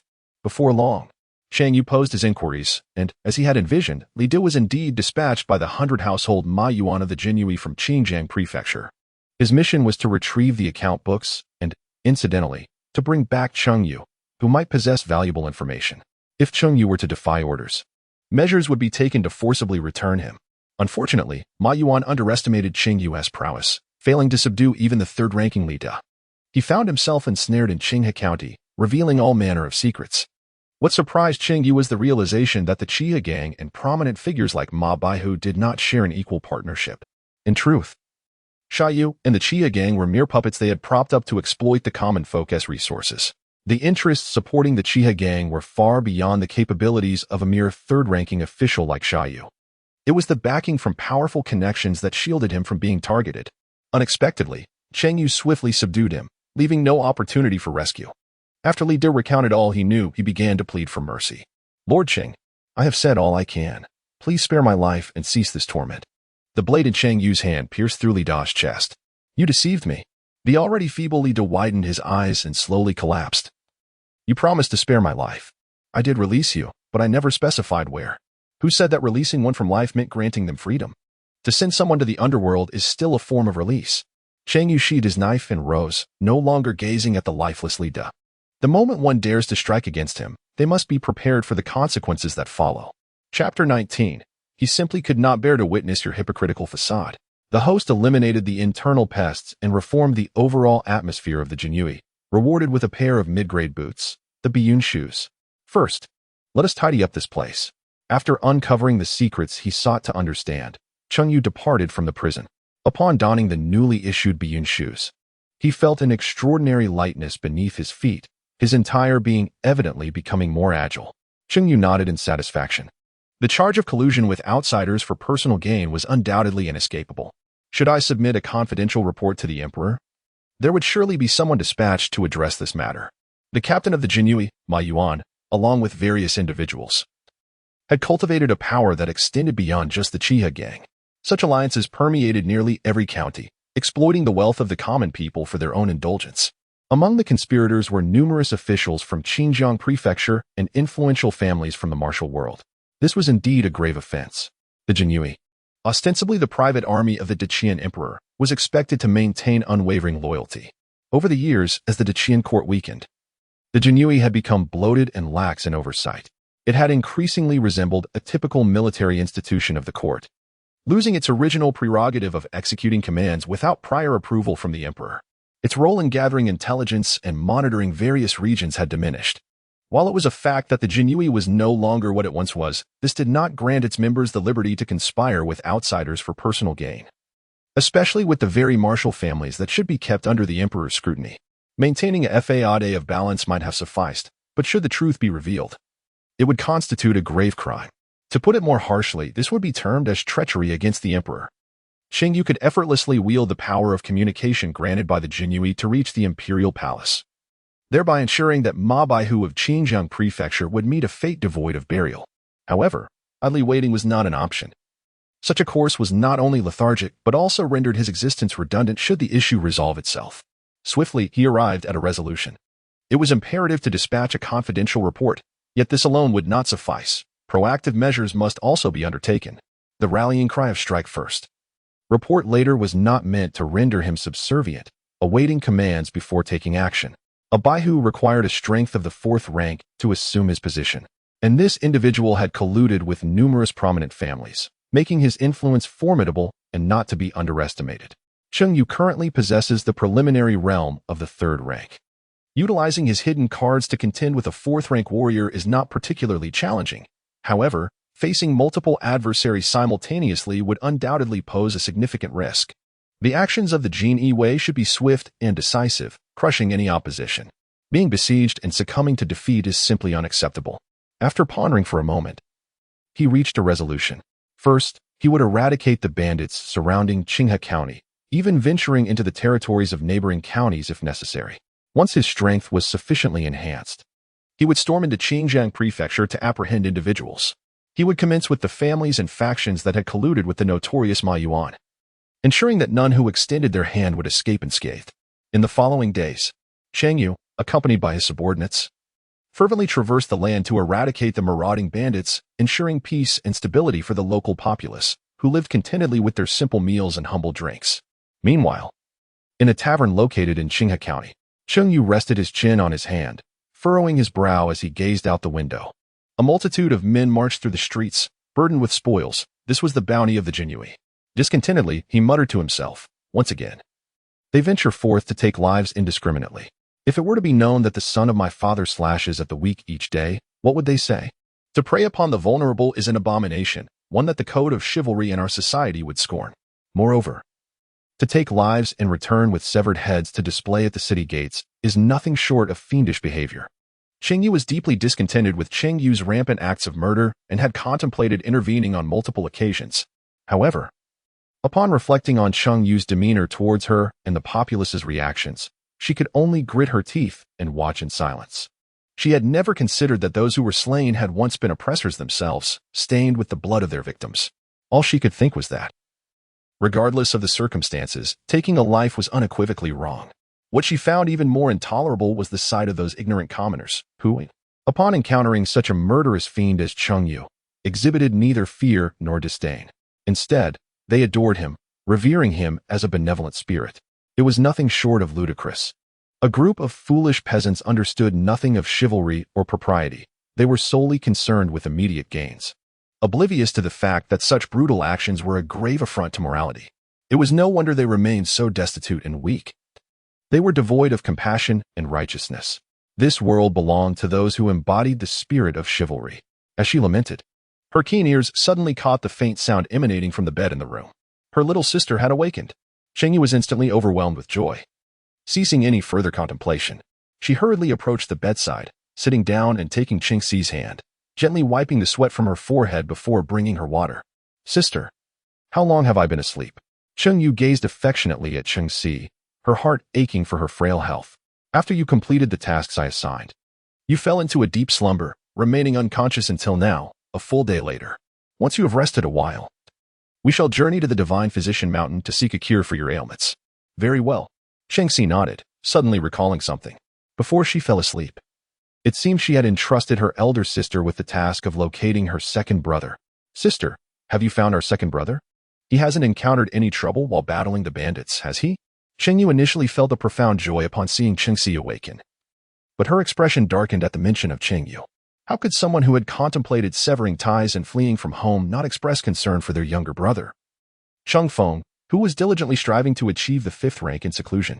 There is no need for you to worry on behalf of such a ruthless individual, who would only take pleasure in preying upon minor bandits. She curled her lip and added, furthermore, you should refrain from referring to him as second brother. Having cut all ties with the family, he may very well be disinclined to acknowledge you as his sister. Cheng Yu's impression of Cheng Yu has now deteriorated to the utmost degree. After traveling a great distance to seek him out, she was unexpectedly driven away in such a manner, an experience she has never endured before. Oh, Cheng Si discerned the discontent in her elder sister's words. Yet suddenly a realization struck her. Why had her eldest sister's demeanor towards the second brother changed so abruptly? Sister, have you encountered the second brother? Indeed, I have. Cheng Yu, albeit reluctantly, nodded slightly. In such a small county town, there was only one office of the Jinyiwei. What difficulty could he possibly face? Hurry, take me there. I shall persuade him. Upon hearing this, Cheng Si's eyes sparkled with excitement. She and Cheng Yu are currently in the same county, and she can earnestly persuade her elder brother, conveying to him that he is not without family who understands him. Just as she contemplated rising from her bed, she was firmly halted by Cheng Yu. You mustn't go. You have just awakened and require rest. Cheng Yu sternly admonished her younger sister's actions.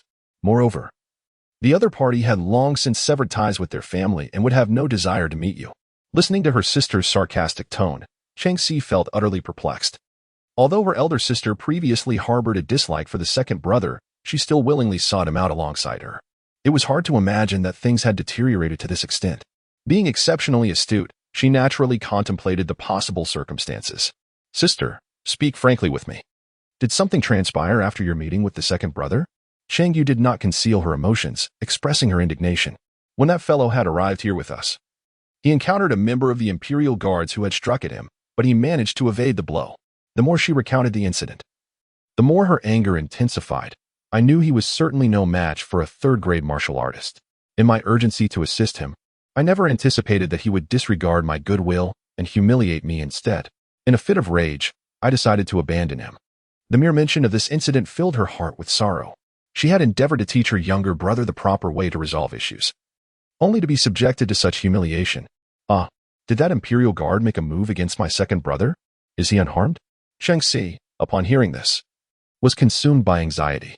Rest assured, on that very day, he was once again lively and vigorous, embarking on a mission to exterminate bandits. When it comes to taking lives, he is unparalleled, capable of ensnaring his victims in the most unforeseen ways. Cheng Yu's words dripped with unparalleled disdain, cunning and malicious, fierce and ruthless. In her eyes, Cheng Yu was the epitome of the most contemptible individuals in the realm of chivalrous heroes. Cheng Si, relieved that Cheng Yu was unharmed, inquired, Sister, what was your plan to assist our second brother? She harbored doubts about her elder sister, who had been raised with a rigid sense of propriety by their father, ever taking action to help. Naturally, I would appeal to his emotions and reason with him, she replied. The man claimed guilt, yet he denied it. With tensions running high between them, I suggested he return to the residence with that individual. A thorough discussion of right and wrong would suffice, after all. Facts speak louder than words. As long as he had done nothing wrong, there would be no repercussions, which is far preferable to a violent confrontation. Cheng Yu, with a sense of grievance, expressed her considerations. Sister, have you foolishly assumed the role of the eldest senior sister at the Jiang sect? Listening to Cheng Yu, she mentioned wanting Cheng Yu to return and argue with someone. Cheng Si's eyes widened, and simultaneously, an inexplicable surge of anger welled up from within her heart. The other members of the Cheng family have long resided in positions of power within the Jiang sect, presenting themselves as benevolent individuals, yet, in reality, they are merely sycophants. Having witnessed numerous matters of the martial world due to her external apprenticeship, she is acutely aware of its inherent malevolence. She had initially believed that her parents and elder sister possessed straightforward minds, embracing a romanticized notion of chivalry. Little did she expect their naivety to be so profound. Why are you, dear sister, so agitated? Cheng Yu did not anticipate such a strong reaction from Cheng Si and was taken aback. What is wrong with my thoughts? That individual has already drawn a blade against my second brother. How can you still allow him to accompany that person? Is this not akin to walking willingly into a trap? The act of drawing a blade could very well stem from a misunderstanding regarding Cheng Yu. Surely, a conversation could resolve it. Can one truly transform black into white? Such reasoning has no place in the realm of the martial world. Cheng Yu still does not perceive herself as having any issues. Sister, have you not heard the people of Qinghe County proclaim that second brother's act of killing is a noble deed for the benefit of the populace? If it is indeed for the people's welfare, why then does the Jinyiwei confront second brother so aggressively? There must be some ulterior motives at play. Should second brother accompany him back, it would only lead to perilous situations, perhaps even a fate from which he may never return. How could you possibly relinquish the safety of your own kin to another? Cheng Si, filled with anger, explained to Cheng Yu with a sense of helplessness. Previously, within the confines of the Jiang sect, such dilemmas were unheard of. It was only upon encountering her that he realized how naive his elder sister truly was. Observing Cheng Xi's serious demeanor, Cheng Yu felt a twinge of panic, yet she remained obstinate. In the world of martial arts, one cannot progress without adhering to principles. How could the Jinyiwei possibly harbor ill intent towards him? If misfortune were to befall him, it would solely be the consequence of his own ruthless actions. And he could blame no one else. Sister, he is my second brother, your own flesh and blood. Upon hearing Cheng Yu's stubborn retort, Cheng Zi could no longer contain her tears. Was it truly the case that her second brother held such a position in the eyes of others? For the sake of righteousness, she was willing to cast him into peril without a second thought. What a blood relations! Actions have consequences, and in such moments, aiding him would only bring about his ruin. Cheng Yu fervently articulated her reasoning, firmly convinced of her perspective. Yet, if it were Cheng Feng who found himself in such peril, would she cast him into danger? Naturally. At that moment, Cheng Yu was suddenly taken aback. Unconditionally supporting her brother was her instinctive thought. Cheng Zi perceived her fluster and coldly remarked, "Sister, although our second brother may have committed some wrongdoings, he has uttered a truth that resonates profoundly.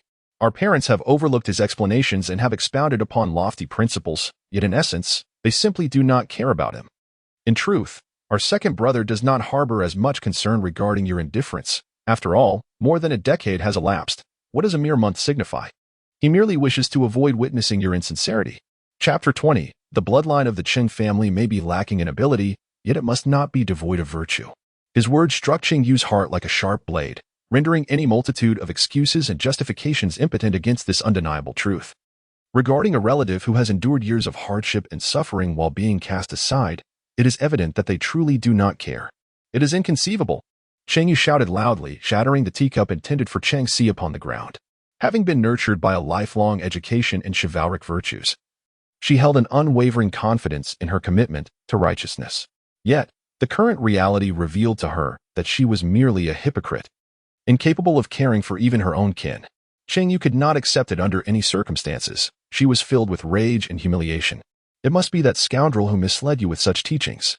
That man, who has never been virtuous, only knows how to deceive others with his twisted reasoning. Did he have any choice in the matter? Not everyone is the son of the Martial Arts Alliance leader. Cheng Zi sat on the bed, gazing coldly at Cheng Yu, her eyes filled with boundless sorrow. The second brother was once a child who could have flourished in beauty, yet he was forced to struggle in the mire.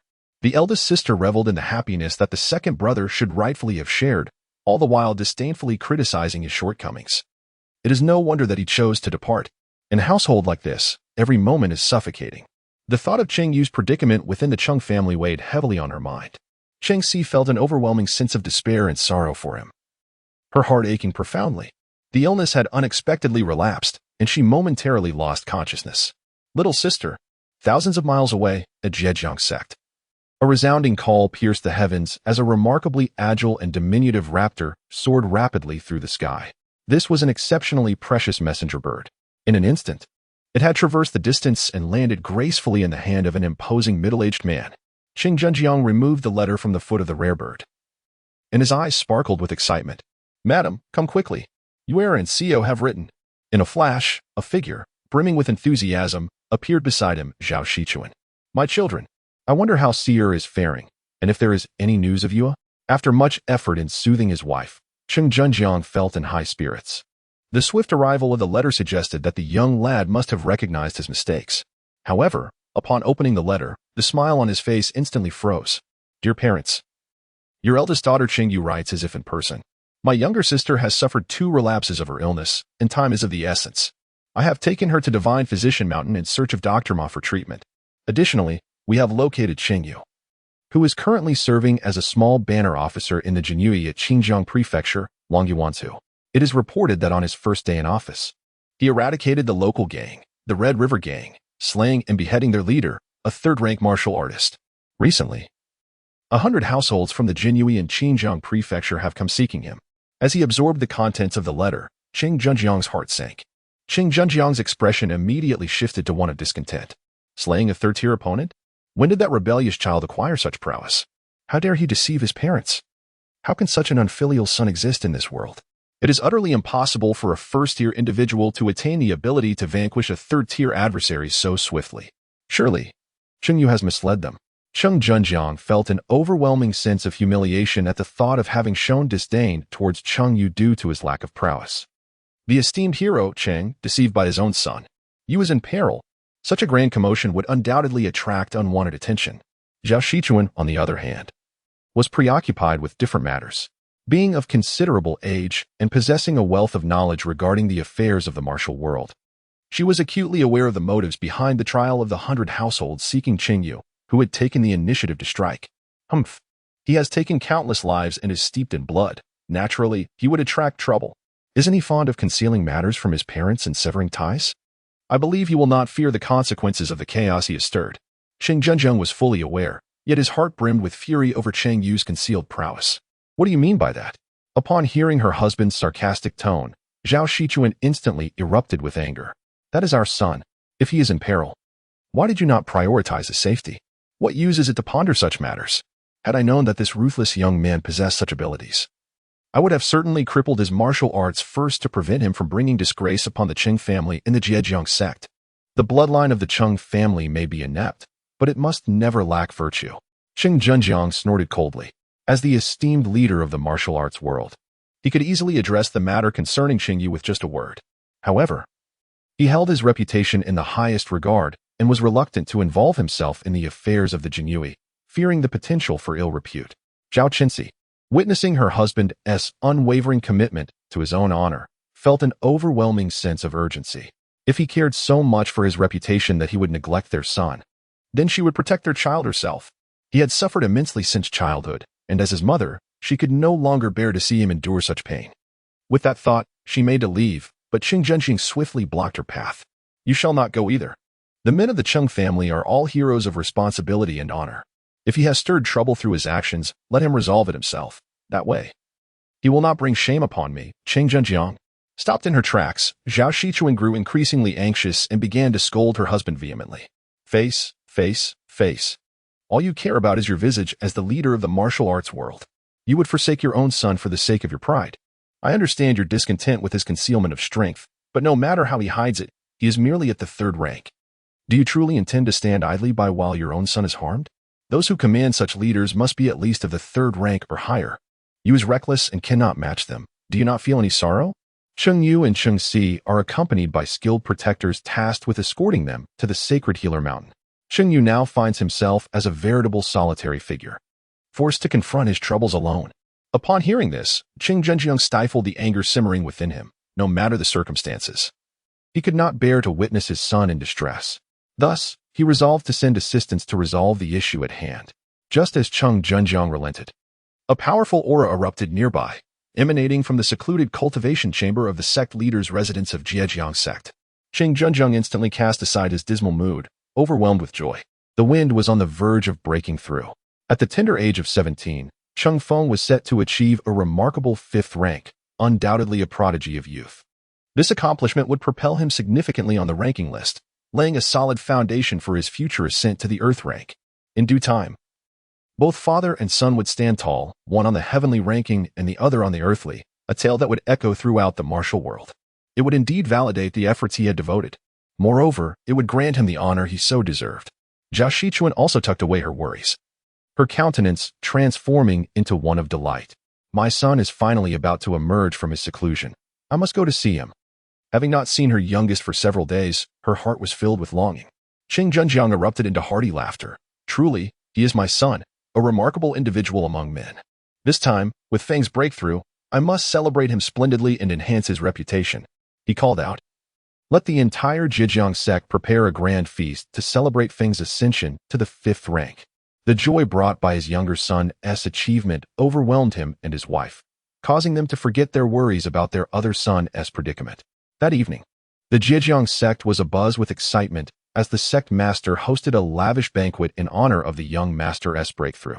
The elders and disciples who came to offer their congratulations looked upon Cheng Feng, with his starry eyes and sword-like brows, in awe. The young master is merely 17 years old, they marveled, yet he ranks 69th on the human list.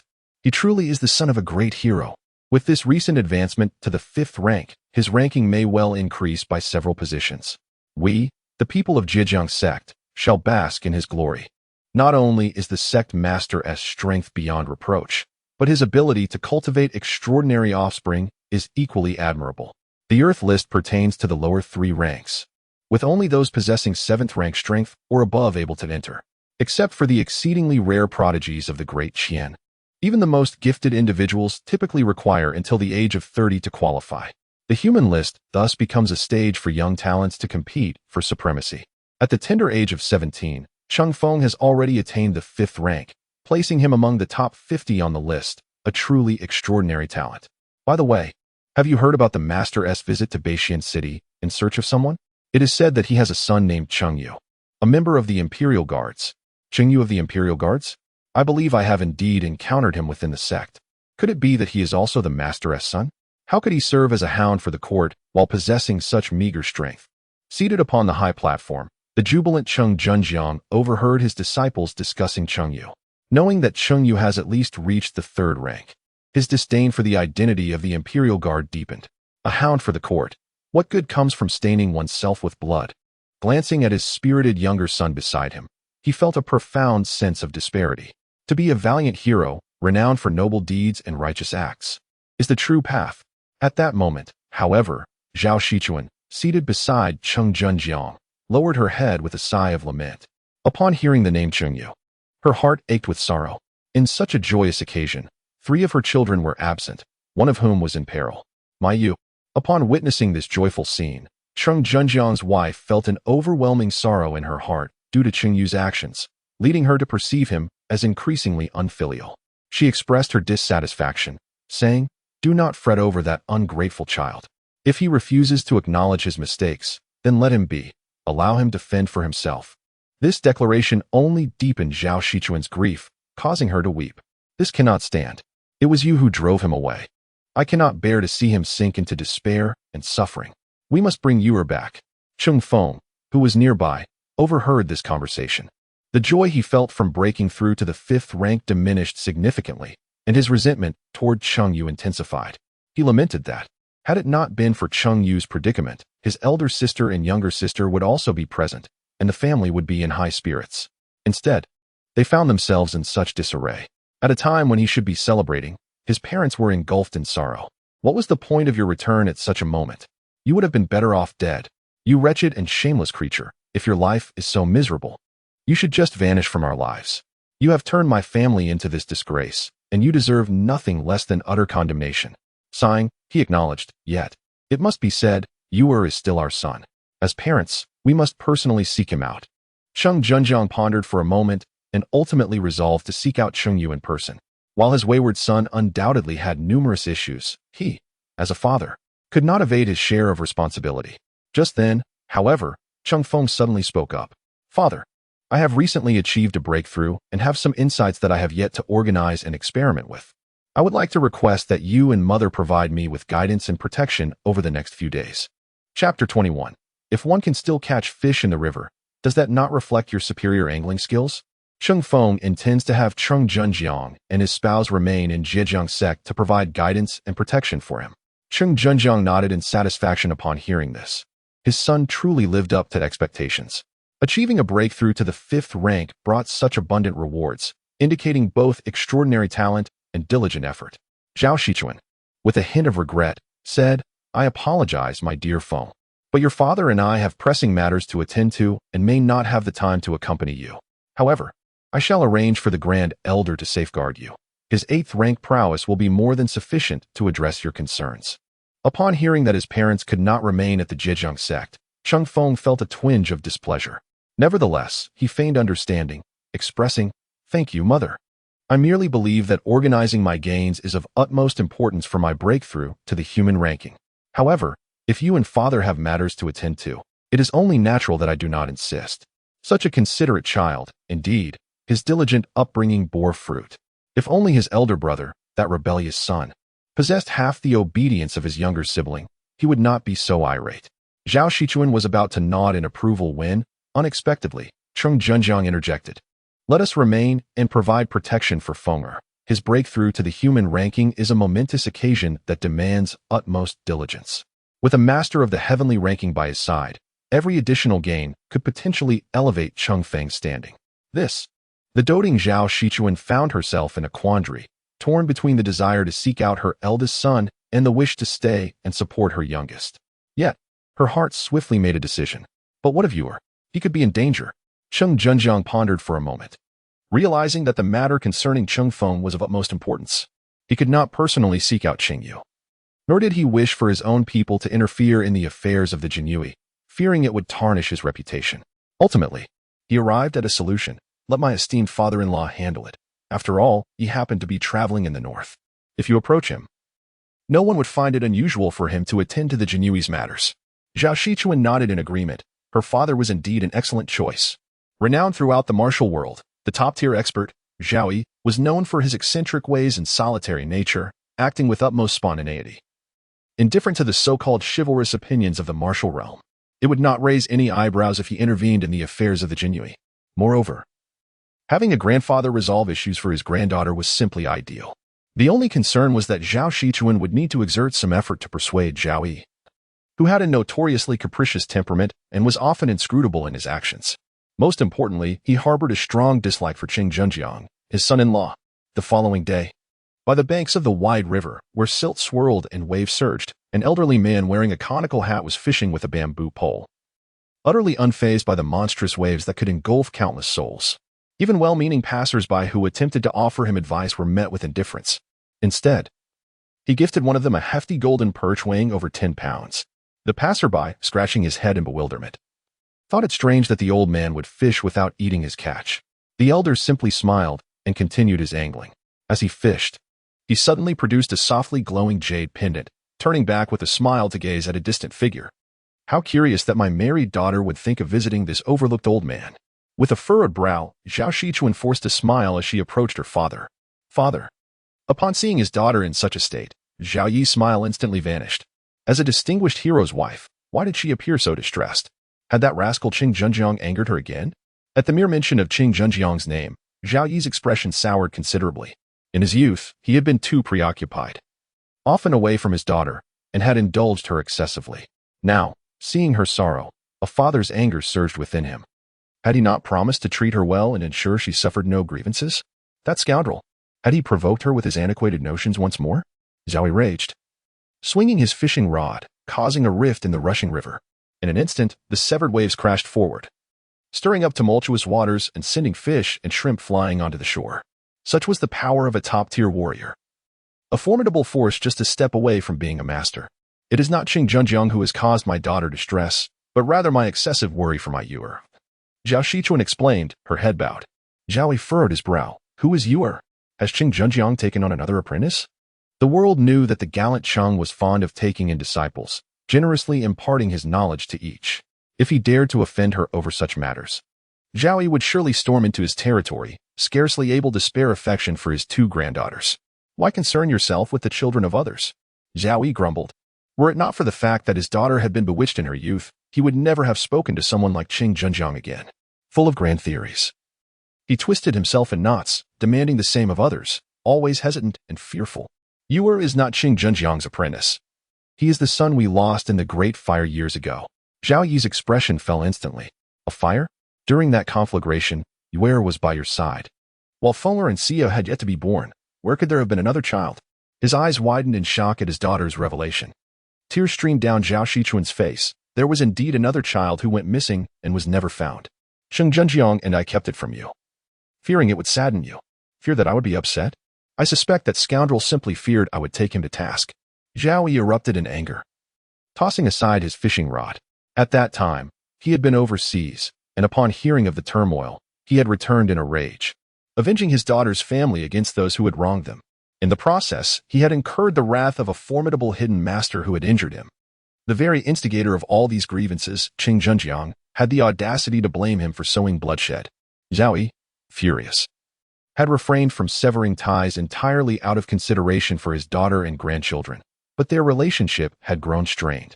Had he known his grandchild was lost due to this, he would have never let such a transgression go unpunished, even if it meant risking his life to exact vengeance on those responsible, including that useless son-in-law. In Zhao Yi's eyes, everyone outside his family was expendable. He glared at his daughter, his whiskers bristling. Why have you not told me all these years? We feared for your health. After all, you have your injuries. Zhao Shichuan's voice trailed off, sorrow clouding her features. Zhao Yi, realizing it was indeed Cheng Junjiang's idea to keep this from him, felt a surge of indignation. Though he was injured, as a dignified ninth-tier warrior, few in the martial world could threaten him. His fury simmered, but seeing his daughter's despondent expression softened his heart. According to your account, have we not recovered our grandson? What is there to worry about? That child, Zhao Shichuan, coming to seek her father's protection for Cheng Yu, decided to reveal everything without reservation. His circumstances, his character, and the trials he faced at home. Yu tends to act impulsively and ruthlessly. He has likely embroiled himself in troubles beyond his capacity to resolve. That is why I wish to ask for your assistance to watch over my grandson. You wish for me to intervene? As parents, you have driven your child away and now expect me to step in? Zhao Yi could no longer contain his frustration. Is it not the role of the parents to seek out their lost child? After 10 years of neglect, you finally find him and then push him away, only to pass the responsibility to me, the elder? No, Zhao Shichuan hurriedly protested. It is because Feign has broken through to the 5th tier that both Cheng Junjiang and I need to keep an eye on him. So, excuses. If the two of you cannot leave, does that not mean that a mere sect leader, a martial alliance leader, cannot spare someone to assist? Zhao Yi bluntly exposed the hypocrisy in his daughter's words. At the heart of it, you simply believe my grandson cannot measure up to his dull reputation. The greatest crisis faced by Cheng Yu originates from within the ranks of the Jinyiwei. Cheng Junjiang handled matters as a father without issue. But if he were to act as the leader of the Northern Martial Arts Alliance, it would provide others with leverage against him. Yet, could any leverage truly compare to the plight of his own son? Brother Junjiang, with his extraordinary status, undoubtedly needed to consider various factors, all for the benefit of the children's future. Humph. Such excuses. To speak so much merely signifies indifference. If one truly cared, would they drive another to the brink of severing ties? Zhao Yi, feeling pity for his unfortunate grandson, unveiled Zhao Shichuan's pretext with anger. Upon hearing Zhao Yi's words, Zhao Shichuan was struck by a moment of realization. Had she truly been as unconcerned about Cheng Yu as she had imagined? This was unacceptable for someone who believed herself to be a good mother. Indeed, if I were a competent mother, if I truly loved my child, could I bear to watch matters unfold to this extent? After more than a decade apart, with countless opportunities for reunion in the past half-month since Cheng Yu's departure, she had countless chances to take action and change everything. Yet, she had done nothing. Tears fell like raindrops. Her heart, burdened with guilt and sorrow, reached its zenith. Her mother is sorry. Sigh. Seeing his daughter in such distress, Zhao Yi felt an immense ache in his heart. He had indulged her to the point where she believed the world revolved around her, excessively naive to the point of folly. Subsequently, following that scoundrel Cheng Junjiang, she had become increasingly self-absorbed, only caring for herself. Stop crying, my daughter. I will go myself. He is my own grandson. Even if you do not speak of it, I shall go. No one dares to harm my Zhao Yi's grandson. Thank you, father. Zhao Shichuan's sorrow finally waned somewhat. Once the affair with Feign is resolved, I shall make amends with you. Zhao Yi shook his head helplessly. Let us return. You weeping by the river will only embarrass the boy if he finds out. Yes. By the way, father, you should take the time to visit the other children. They miss you dearly. Especially Feign, who said that after breaking through to the 5th rank, he must bring you honor and prevent people in the martial world from speaking ill of you. Zhao Shichuan wiped her tears and departed, heavy-hearted. Zhao Yi watched her leave, then turned to gaze blankly at the surging, muddy river. Come forth. If your skills are lacking, do not embarrass yourself. As soon as the words left his lips, a man wearing a golden mask emerged silently from the turbulent water, revealing a powerful inner strength without concealment. However, his appearance was peculiar. He was tethered by a rope to a string of large fish, each weighing over 10 pounds, golden perch. The masked man scratched his head. Mr. Zhao, your martial prowess is unmatched. I had not expected my hidden methods to be so transparent to you. I apologize for the oversight. Zhao Yi cast him a sidelong glance. I cannot discern your concealed techniques, but the fish are well hung. Do not do so next time. The masked man was taken aback. It seemed that his carelessness while fishing had revealed the flaw. Yet, he was a dignified 8th rank master, having trained diligently for so long, his hands steady to the utmost. The fish hung on one end, and the tofu tied on the other should not have been cut by the fishing line. How did Mr. Zhao discover this? Zhao Yi replied nonchalantly. Is it not common sense to know that perch cannot be found in this river? The masked man stood frozen, surprised to find such a flaw in his approach. He had flattered himself into a corner, akin to a young lady from Jiangnan. After a moment of silence, the masked man spoke. If there are none in the river, one can still catch them. Does this not highlight your fishing skills? Does my fishing skill require your validation? Zhao Yi's face flushed with embarrassment as he threw the fishing rod to the ground. Let us not discuss this. Did you hear everything I spoke just now?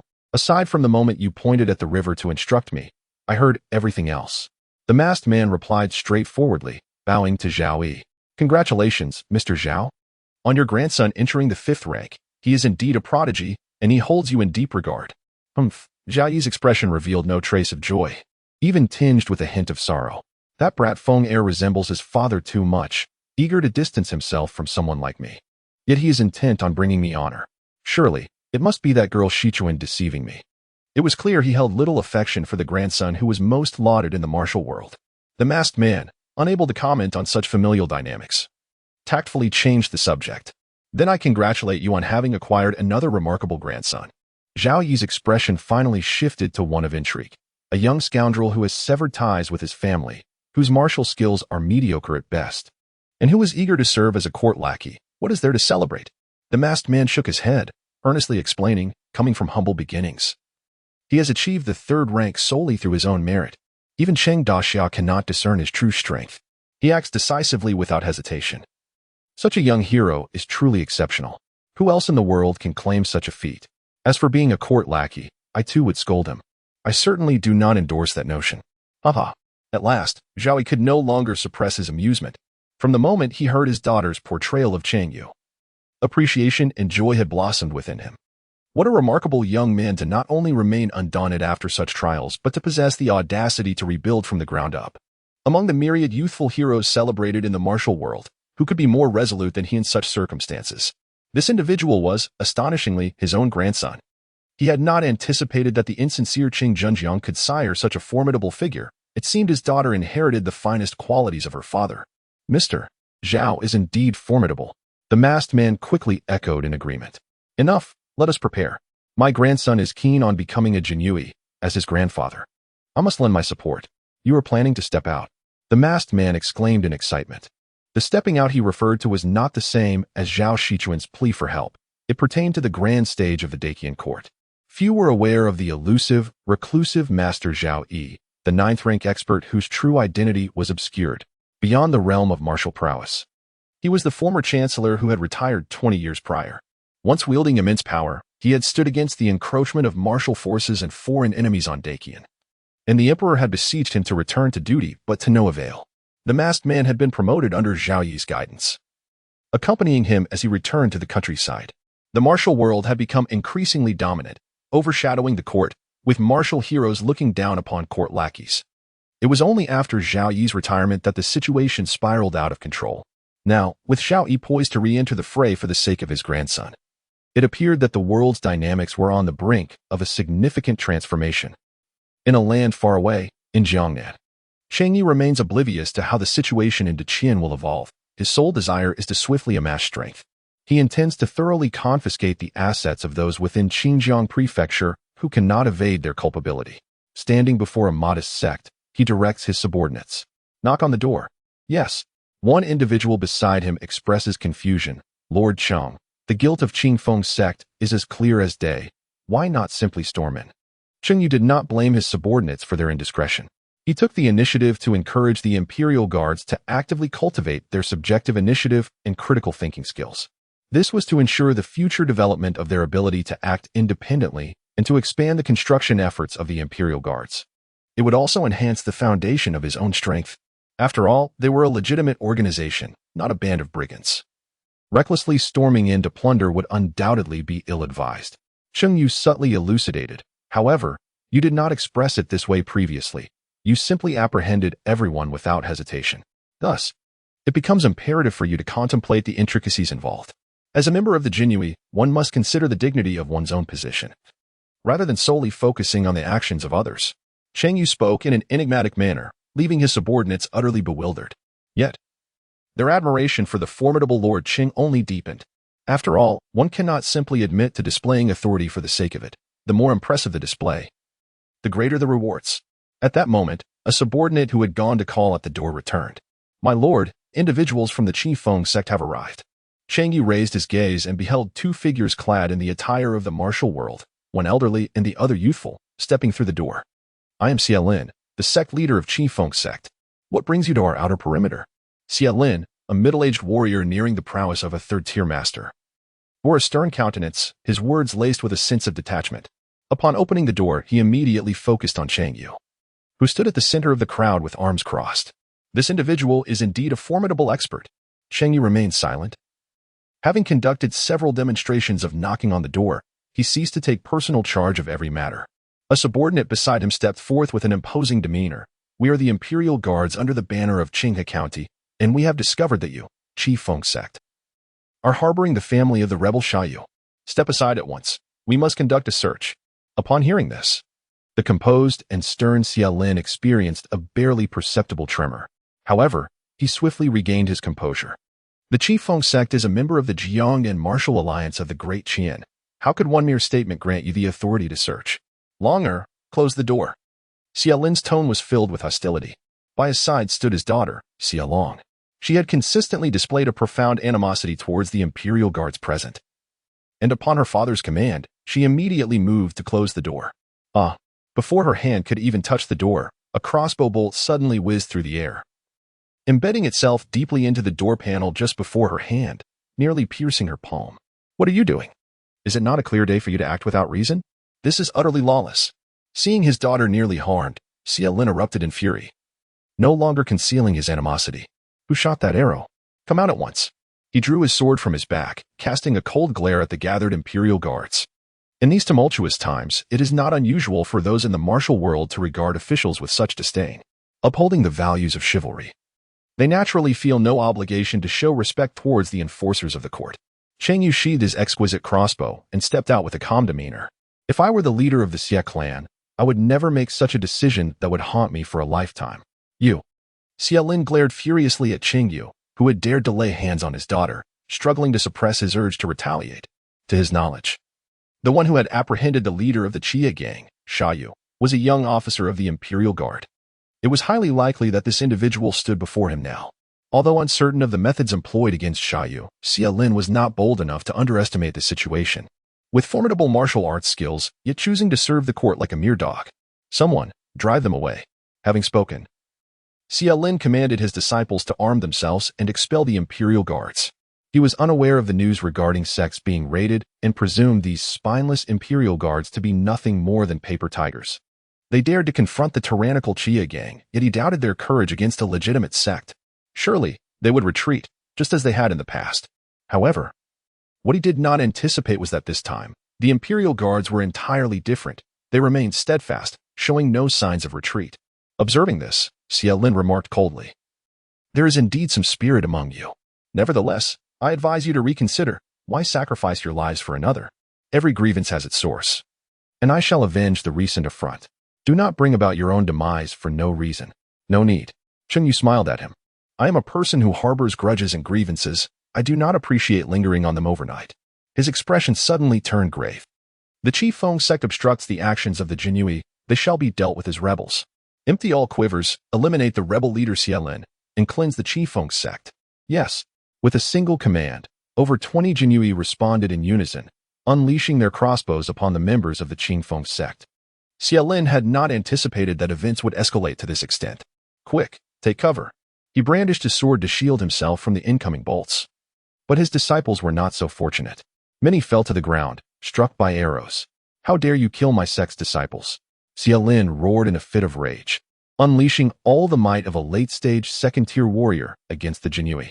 Yet, his final counterattack was mercilessly interrupted by a chilling blade of the Sichuan knife. The clash of sword and blade resonated with a metallic clang, and as fragments of his sword fell to the ground, Xie Lin's incredulous expression became frozen in time. Cheng Yu's blade traced a path across his chest. After wiping the blood clean and sheathing his sword, Cheng Yu stood upon Xie Lin's lifeless body.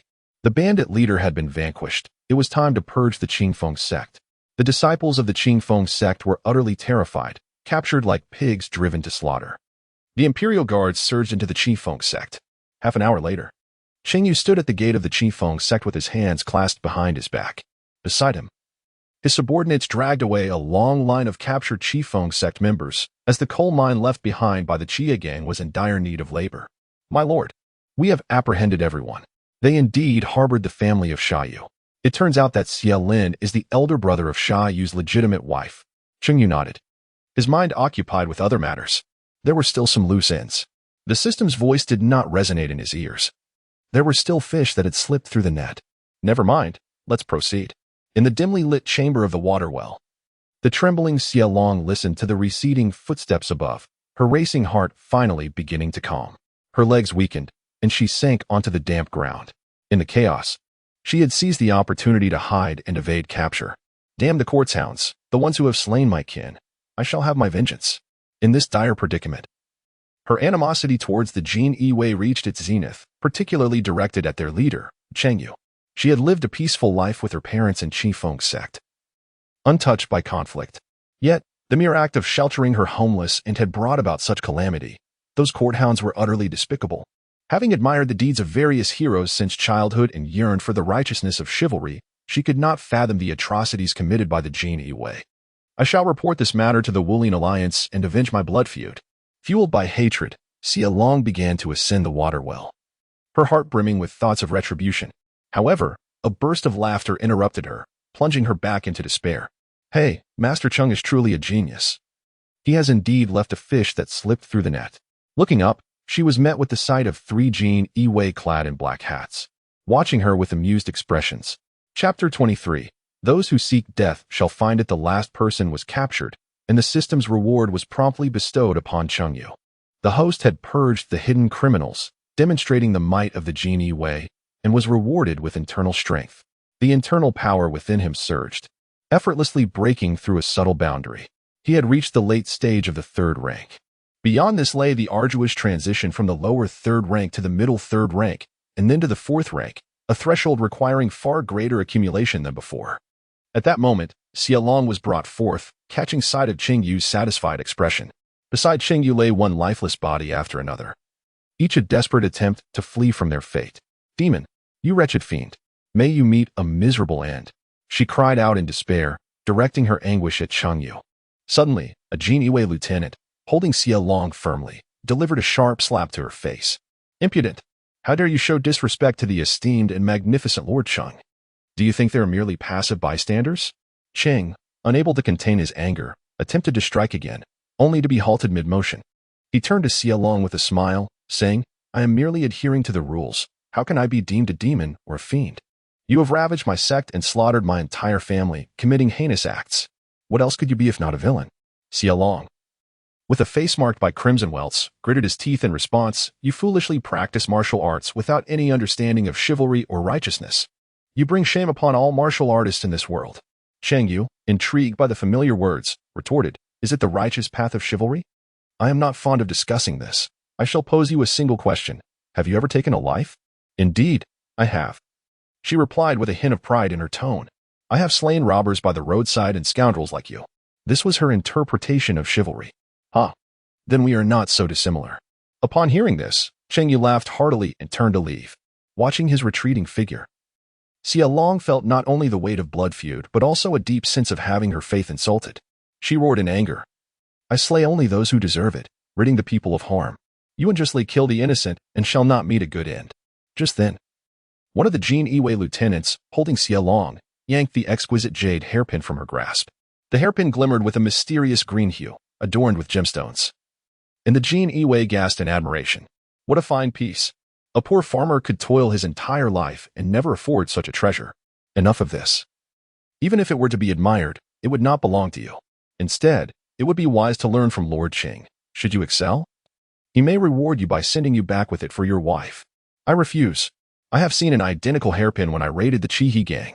A merchant passed through Qinghe County, only to have his entire family slaughtered by Cheng Yu, who seized their wealth. In her despair, the merchant's wife used such a hairpin to take her own life. Originally, there were 2, and who would have thought one would end up here? The following day, at the Jinyiwei headquarters in Qinghe County, Cheng Yu stood in the recently cleared and reinstated training hall. Su Feng and the other junior flags trembled beside him, scarcely daring to raise their heads. Before them stood 30 officers and strongmen of the Imperial Guard. each brimming with internal energy, nearly reaching the level of first-tier martial artists equipped with exquisitely crafted cold iron crossbows. Each one alone possessed the capability to contend with a first-tier martial artist. It is difficult to fathom that just a few days prior, these individuals were nothing more than a disorganized rabble. The architect of this transformation was none other than Cheng Yu. All the imperial guards gazed at him with eyes filled with reverence. "How long has Li been in Qinghe County?" Cheng Yu inquired. "It has been the third day. If we delay for another day or two, it is likely that someone from the manor will come seeking us." Su Feng, standing nearby, promptly responded. Upon discovering that Cheng Yu had detained the trial 100 households sent from Xinjiang Prefecture, he was left in a state of shock. Yet, he could only resign himself to being irrevocably tied to the banner of Xinjiang County. Engaging in such actions, in the eyes of the 100 households, undoubtedly meant that not a single imperial guard from Xinjiang County was without blemish. Cheng Yu nodded slightly and said with a calm demeanor, "After we eradicate the Red River Gang, we have uncovered significant connections behind them. I have already reported this to the capital through secret channels of the Jinyiwei. But some matters cannot wait for others." He gazed at the gathered Jinyiwei with an unmistakable authority in his tone as he issued his command. Numerous families within Xinjiang Prefecture have been implicated in the affairs of the Red River Gang, and they are undoubtedly suspects. It is our duty as the Jinyiwei to act accordingly. Upon hearing this, Su Feng trembled. "Lord Cheng, what are your intentions?" Cheng Yu offered a faint smile and remarked, "Of course, it is to act first and report later, as sanctioned by imperial authority." The entire group of Jinyiwei, fully equipped and armed with ample arrows, set forth to the Xinjiang Prefecture to investigate the implicated families. Under Cheng Yu's leadership, they moved with remarkable swiftness. By dusk that very day, they arrived on horseback at the gates of Xinjiang Prefecture. Before even entering the city, they beheld a gate far grander than that of Qinghe County, with a ceaseless flow of pedestrians. Upon seeing the group of mounted individuals, passers-by hurriedly made way, for ordinary folk dared not provoke them. Those with martial prowess, upon closer inspection, recognized the riders as Jinyiwei clad in their distinctive flying fish uniforms, rolling their eyes and retreating. The current scene mirrored Cheng Yu's earlier predicament. Or rather, it reflected the overall situation of the Jinyiwei of the Great Qian. Cheng Yu scoffed and shook his head, paying little heed as he led his men into the city, heading straight for their destination. The group advanced with great momentum, causing passers-by to hastily clear the way. Suddenly, an unforeseen event unfolded. A young man, clad in splendid garments and wielding a fan, stood defiantly in the street, unyielding to the 30 riders approaching him. "The Jinyiwei are on duty. Non-combatants, stand aside." A captain of the Jinyiwei bellowed, cracking his whip with a resounding crack to drive the man away. To everyone's astonishment, the young man did not flinch. Instead, he leisurely paused at the roadside, fanning himself with an air of nonchalance.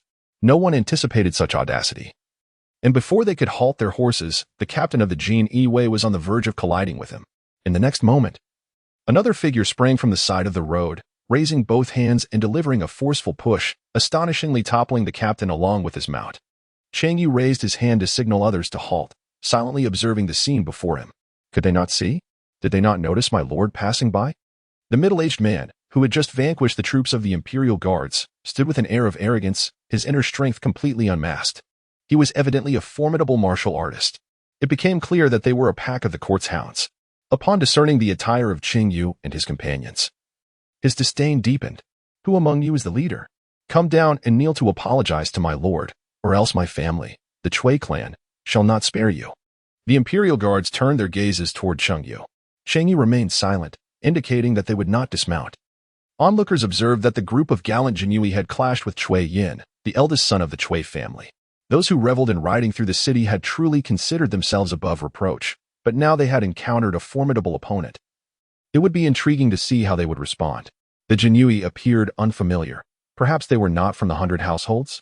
Ma Yuan, the head of the 100 households, would not dare offend the Chui family, and these individuals were now in grave trouble. Chui Yin was known for his ferocity, and if these Jinyiwei did not bow and plead for forgiveness, the situation would surely escalate. The Chui family was a prominent clan in Xinjiang Prefecture, with numerous skilled warriors among them, their influence permeating the region. They could be deemed the local overlords, capable of exerting significant pressure. Those who entangled themselves with the son of the Chui family had never met with a favorable outcome. As Chui Yin closed his folding fan, he cast a cool glance at Cheng Yu, immediately recognizing this remarkable young man as the leader. With a tone laced with disdain, he coldly remarked, "Ma Yuan, do you understand that your obstinacy has led you to offend me? Those who are deaf to warnings and seek their own demise deserve their fate." Cheng Yu spoke faintly. "What did you say?" Cui Yin was taken aback by Cheng Yu's response. In the city of Xinjiang, who would dare to speak to him in such a manner? Instantly, rage ignited within him. The onlookers were equally astonished. This young officer of the brocade-clad guards was undeniably audacious, daring to humiliate even the son of the Cui family. It seemed that today's affair could only conclude in bloodshed. "Seize him," Cui Yin commanded with a fierce countenance. "To insult my family's heir is to court death." A middle-aged warrior from the Cui family assumed a martial stance, preparing to confront Cheng Yu directly. Cheng Yu remained utterly unperturbed in the face of the approaching middle-aged man, his gaze exuding an unparalleled calmness. Fortune favored him, as the Cui family was indeed one of the clans colluding with Ma Yuan to support the Red River Gang, and he had fortuitously encountered the very parties involved upon entering the city. Although today's target was not the Cui family, altering his course of action was hardly an issue. He issued a chilling command: attack the Jinyiwei openly. Show no mercy. Upon hearing this, Cui Yin erupted in laughter, deriding the notion that a group of insignificant Jinyiwei could threaten him. He, along with the middle-aged warrior, possessed the prowess of second-tier martial artists, rendering the Jinyiwei utterly incapable of posing any threat. The audacity of a mere Jinyiwei to utter such words struck him as comical. "Kill? Huh?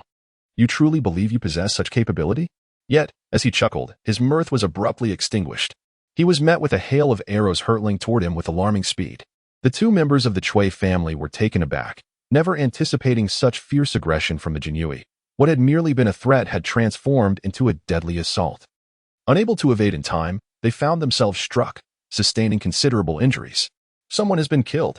The onlookers witnessed the Jinyiwei employing crossbows to attack, and panic ensued as they scattered in all directions. Cui Yin, clad in inner armor, was fortunate enough to avoid a fatal shot, yet he clutched his wounded arm, seething. "You truly dare to act against me? Bring me the head of that leader. I refuse to believe they would dare to kill a member of the Cui family today. I shall ensure he suffers beyond imagination." With that, the middle-aged warrior of the Cui family drew the arrows embedded in his body and charged forth. However, he was met with the glint of lethal crossbows and another volley of arrows. This time, evasion proved futile, and the middle-aged warrior collapsed into a pool of blood. Cui Yin's eyes widened in disbelief as he beheld the fallen warrior. He could scarcely comprehend the scene before him. How could anyone dare to kill a member of the Cui family within the precincts of Xinjiang Prefecture? It had always been others who fell victim to his hand. Were these Jinyiwei truly so reckless? Meanwhile, Cheng Yu dismounted leisurely and approached without haste. Upon witnessing this, Cui Yin instinctively took a step back. Perceiving Cheng Yu as a madman, he swiftly flicked his wrist, transforming his fan into a formidable weapon. Those who harm the Cui family shall not escape retribution.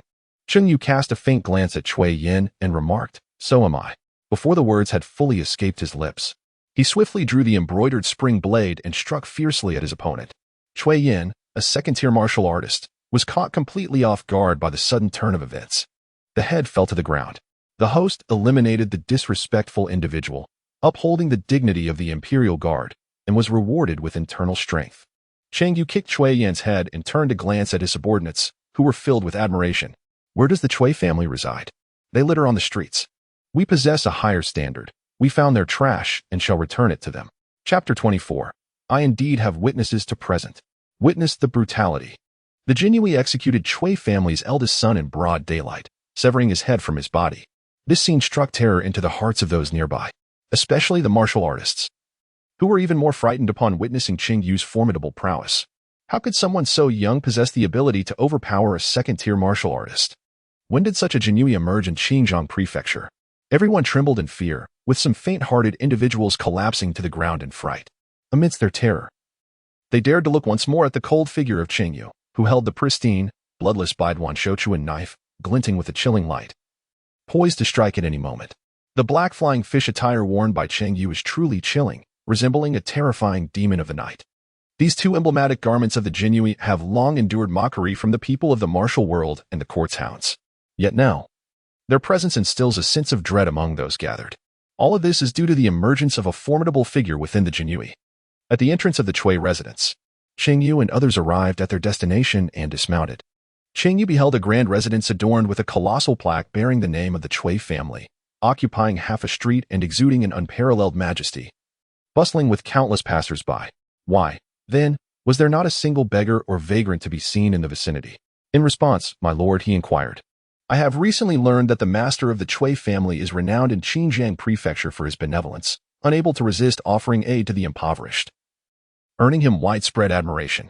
He extends his charity to those beggars and destitute souls? How could that be? Such claims about the Cui residents are mere embellishments.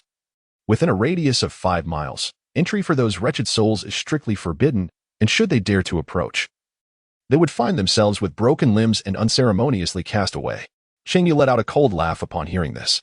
In the grand realm of the Dacian, from the powerful figures of the rivers and lakes to the local families, a hypocritical and self-deceiving ethos prevails. It is indeed a colossal joke that they take pleasure in criticizing others. Go and knock on the door. Say that the Jinyiwei are here to investigate a case. Yes. Cheng Yu watched his subordinate approach the door and shook his head lightly. The strength of his forces was still somewhat inadequate. In such circumstances, one must first lure the adversaries to the threshold before resolving matters, rather than resorting to indiscriminate raids and bloodshed. Unlike the Jinyiwei of his recollection, who would forcefully storm in, slaying anyone who stood in their way, be they man or deity, Cheng Yu had no personal issues. However, his subordinates would likely be left with only a few survivors after facing those martial artists. It was imperative to cultivate strength. Those individuals were merely languishing alongside a group of spineless miscreants, rather than living life to the fullest under my guidance. Meanwhile, a servant stationed at the entrance of the Cui residence noticed the approaching imperial guards. He bellowed, "Halt! Unauthorized personnel are not permitted to enter the Cui residence." The imperial guards asserted their authority, demanding that the steward of the household be summoned. Upon hearing the identity of the visitors, the Cui servant remained unmoved, even sneering at the audacity of the imperial guards. What were they, after all? The personnel from the 100 House had always refrained from acting arrogantly in the presence of those from the Cui family. Humph. Do the imperial guards dare to investigate my Cui residence? Begone. If you do not leave, I shall have your legs broken. The gatekeeper had barely completed his threat when he felt a chilling sensation at his throat, realizing that several sharp blades were poised against him. You would do well to retreat and announce your presence. The servant had never encountered such a scenario. The typically obsequious imperial guards, who usually cowered before the Cui family, now displayed such audacity that he found himself thoroughly intimidated. He hurried inside to relay the alarming news. Before long, the corpulent middle-aged steward of the Cui family rushed out, his face contorted with anger. Which fool among the 100 House's subordinates dares to display such arrogance toward my Cui family? As he ranted, he was taken aback upon seeing Cheng Yu and his companions, realizing that none of the imperial guards were familiar faces. The leader, Cheng Yu, exuded an enigmatic strength that instilled considerable apprehension in him, a late-stage, second-rank martial artist. Regaining some composure, he asked in a neutral tone, "Pray tell, which esteemed gentleman seeks to investigate my Cui residence? You dare to issue demands? Return and summon your clan leader." Those under Cheng Yu's influence have long been educated in the ways of the Jinyiwei, exuding a certain formidable presence. Steward Cui, humiliated, coldly snorted in anger. Dare to investigate the Cui family? You may possess the audacity, but I fear you lack the fortune to survive. Oh, Cheng Yu sneered, we, the imperial guards, are the emperor's personal army. There is no corner of the Great Qian that we cannot investigate. Are you, a mere member of the Cui family, fearless even before the emperor of the Great Qian? Steward Cui did not anticipate Cheng Yu's retort and displayed a hint of disdainful amusement. What era are we in? The royal court of the Great Qian has long since weakened. To employ such antiquated rhetoric to intimidate is utterly ridiculous. If one were genuinely frightened, it would be a matter of disgrace and mockery. How laughable. Let me make it clear. In this Xinjiang prefecture, the Cui family reigns supreme. Should you persist in your obstinacy, do not blame the Cui family for taking action. Not even the old emperor, nor the heavenly king himself, could intervene in our affairs. Upon hearing the arrogant declarations of Steward Cui, Cheng Yu nodded, displaying a satisfied smile. He turned to his subordinates and inquired, "Did you hear that?" In unison, the Jinyiwei replied, a note of confusion evident in their voices. Although they could not fathom what Master Cheng was plotting this time, their spirits remained high. Cheng Yu's smile momentarily faltered, transforming into an expression of profound indifference. Since he had heard it, that was sufficient. Seeing this, Steward Cui chuckled heartily, clearly amused by the fact that this individual had been rendered speechless. Whether one heard it or not, it was inconsequential. Why dwell on such trivial matters? Cheng Yu continued. The Chui family brazenly insults His Majesty, harboring treasonous intentions. Their entire clan shall be regarded as rebels, seize their property. Those who dare to obstruct shall be met with no mercy. In an instant, the previously jovial expression of Butler Chui transformed into one of sheer horror. You truly seek death. Come, bring me. Before he could finish his sentence, a flurry of crossbow bolts rained down upon them. Startled, Butler Chui hastily evaded, his disbelief palpable as he witnessed the scene before him. Madness. Utter madness. How could anyone dare to challenge the Chui family with dozens of men within the walls of Xinjiang City? Once the volley concluded, more than 10 servants of the Chui family lay pierced by arrows, writhing in agony as blood flowed freely. Cheng Yu gazed towards the grand entrance of the Chui residence, where Butler Chui regarded him with an expression of deep resentment. How dare you lay a hand upon the Chui family? You are doomed. Cheng Yu let out a cold laugh, flicking his wrist to reveal 3 exquisite poison darts. These were superior-grade hidden weapons, the infamous Taimin poison darts. With a swift motion, the darts flew out silently, akin to phantoms, piercing the forehead of Steward Chui. Chui let out a disdainful grunt, plucking the dart from his forehead. A mere trifle.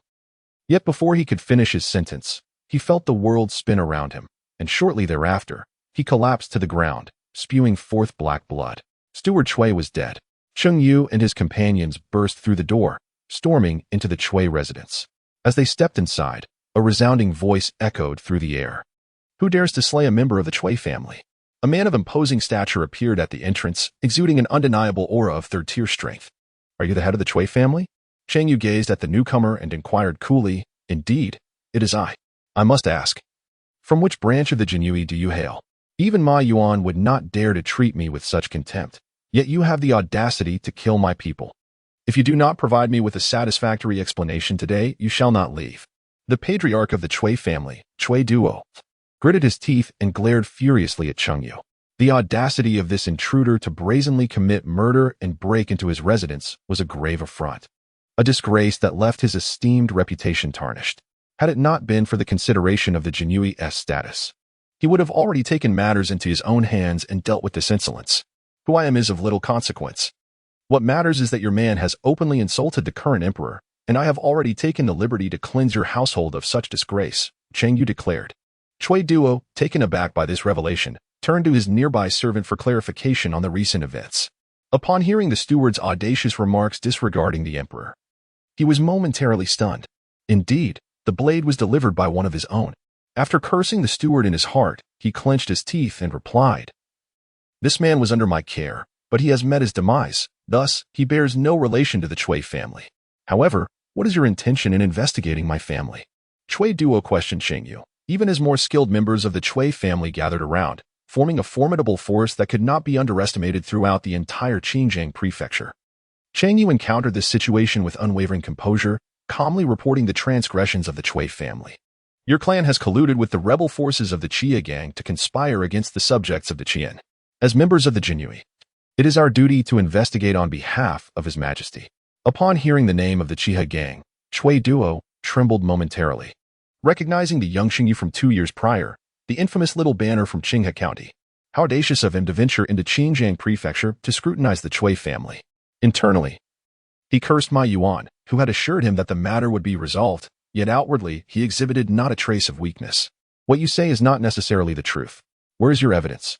Where are your witnesses? Cheng Yu smiled faintly. I do indeed have a witness.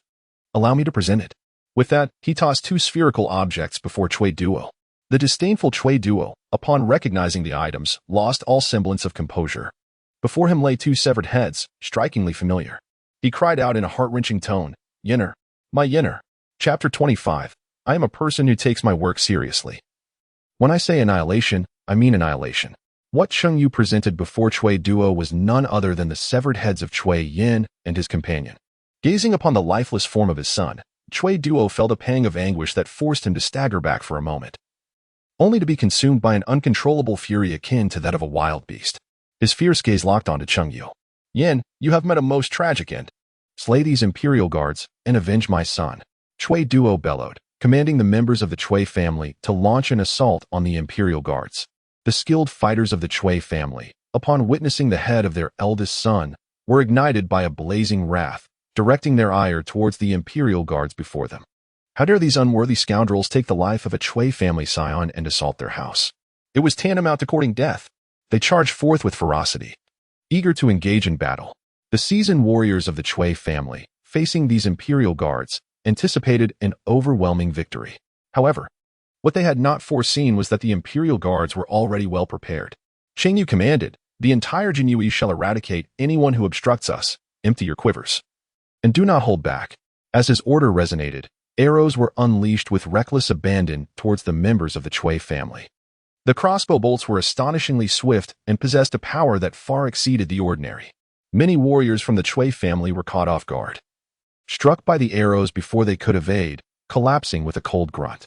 The few who managed to survive the initial onslaught were stricken with dread upon realizing the arrows were laced with poison.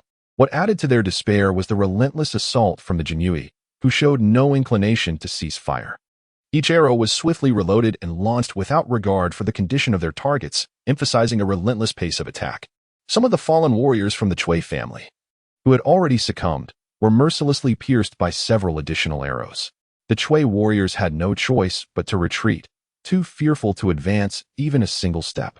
"You all, take cover," Chui Duo bellowed in fury. As a third-grade martial artist, it was difficult for arrows to find him. After narrowly dodging one, he trembled with rage. These were his family's elite, the cornerstone of Chui's strength. How dare these Jinyiwei slay them so brazenly? In a fit of rage, he personally charged at Cheng Yu, vowing to kill him, for the remaining Jinyiwei would be mere fodder. "You insolent wretch, you shall die first." His pale, fearsome claws lunged toward Cheng Yu with malicious intent. The Chui family's ancestral low-grade advanced technique, the cold poison claw, had claimed countless lives, and today it would be used to avenge his unfortunate child. Yet, in the next moment, Chui Duo was left dumbfounded, for he never anticipated that when his cold poison claw struck Cheng Yu, it felt as if he had grasped an unyielding block of cold iron. Cheng Yu's gaze was resolute, his entire being as sturdy as iron. The 13 great guardians practiced a formidable forging technique that transcended the mundane classifications of inferior, medium, and superior, reaching the extraordinary realm of human-level prowess. Opponents of equal rank found their defenses unyielding, while he could withstand adversaries of a higher caliber with unwavering resilience. Cheng Yu would never be vulnerable to the equally ranked Chui Duo. He gazed at the incredulous expression on Chui Duo's face, a faint smirk appearing on his lips. With a swift motion, he grasped the opponent's throat. The pure inner strength, cultivated through the demon path scriptures, endowed him with formidable power, rendering Chui Duo utterly incapable of resistance. To dare to strike against the Jinyiwei was a crime of greater severity. The ringleader has been apprehended.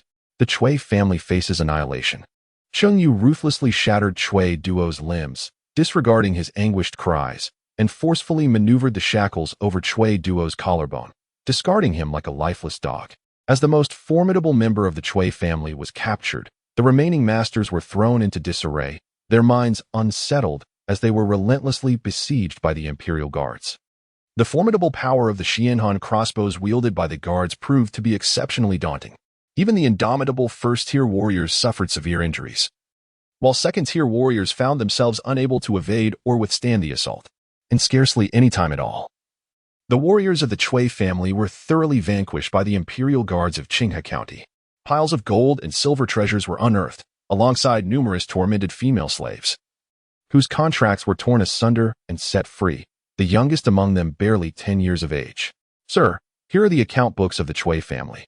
And we have also retrieved all the valuable items from their treasury. The rest we could not carry away." Cheng Yu accepted the substantial banknotes handed to him by his subordinates, leaving one for them, while discreetly stowing the rest away in his satchel. He then picked up the ledger and began to peruse its contents. Discovering that the tyrannical gangs fostered by the Chui family and other factions were not limited to just the Red River Gang, but encompassed numerous groups throughout the entire Xinjiang prefecture.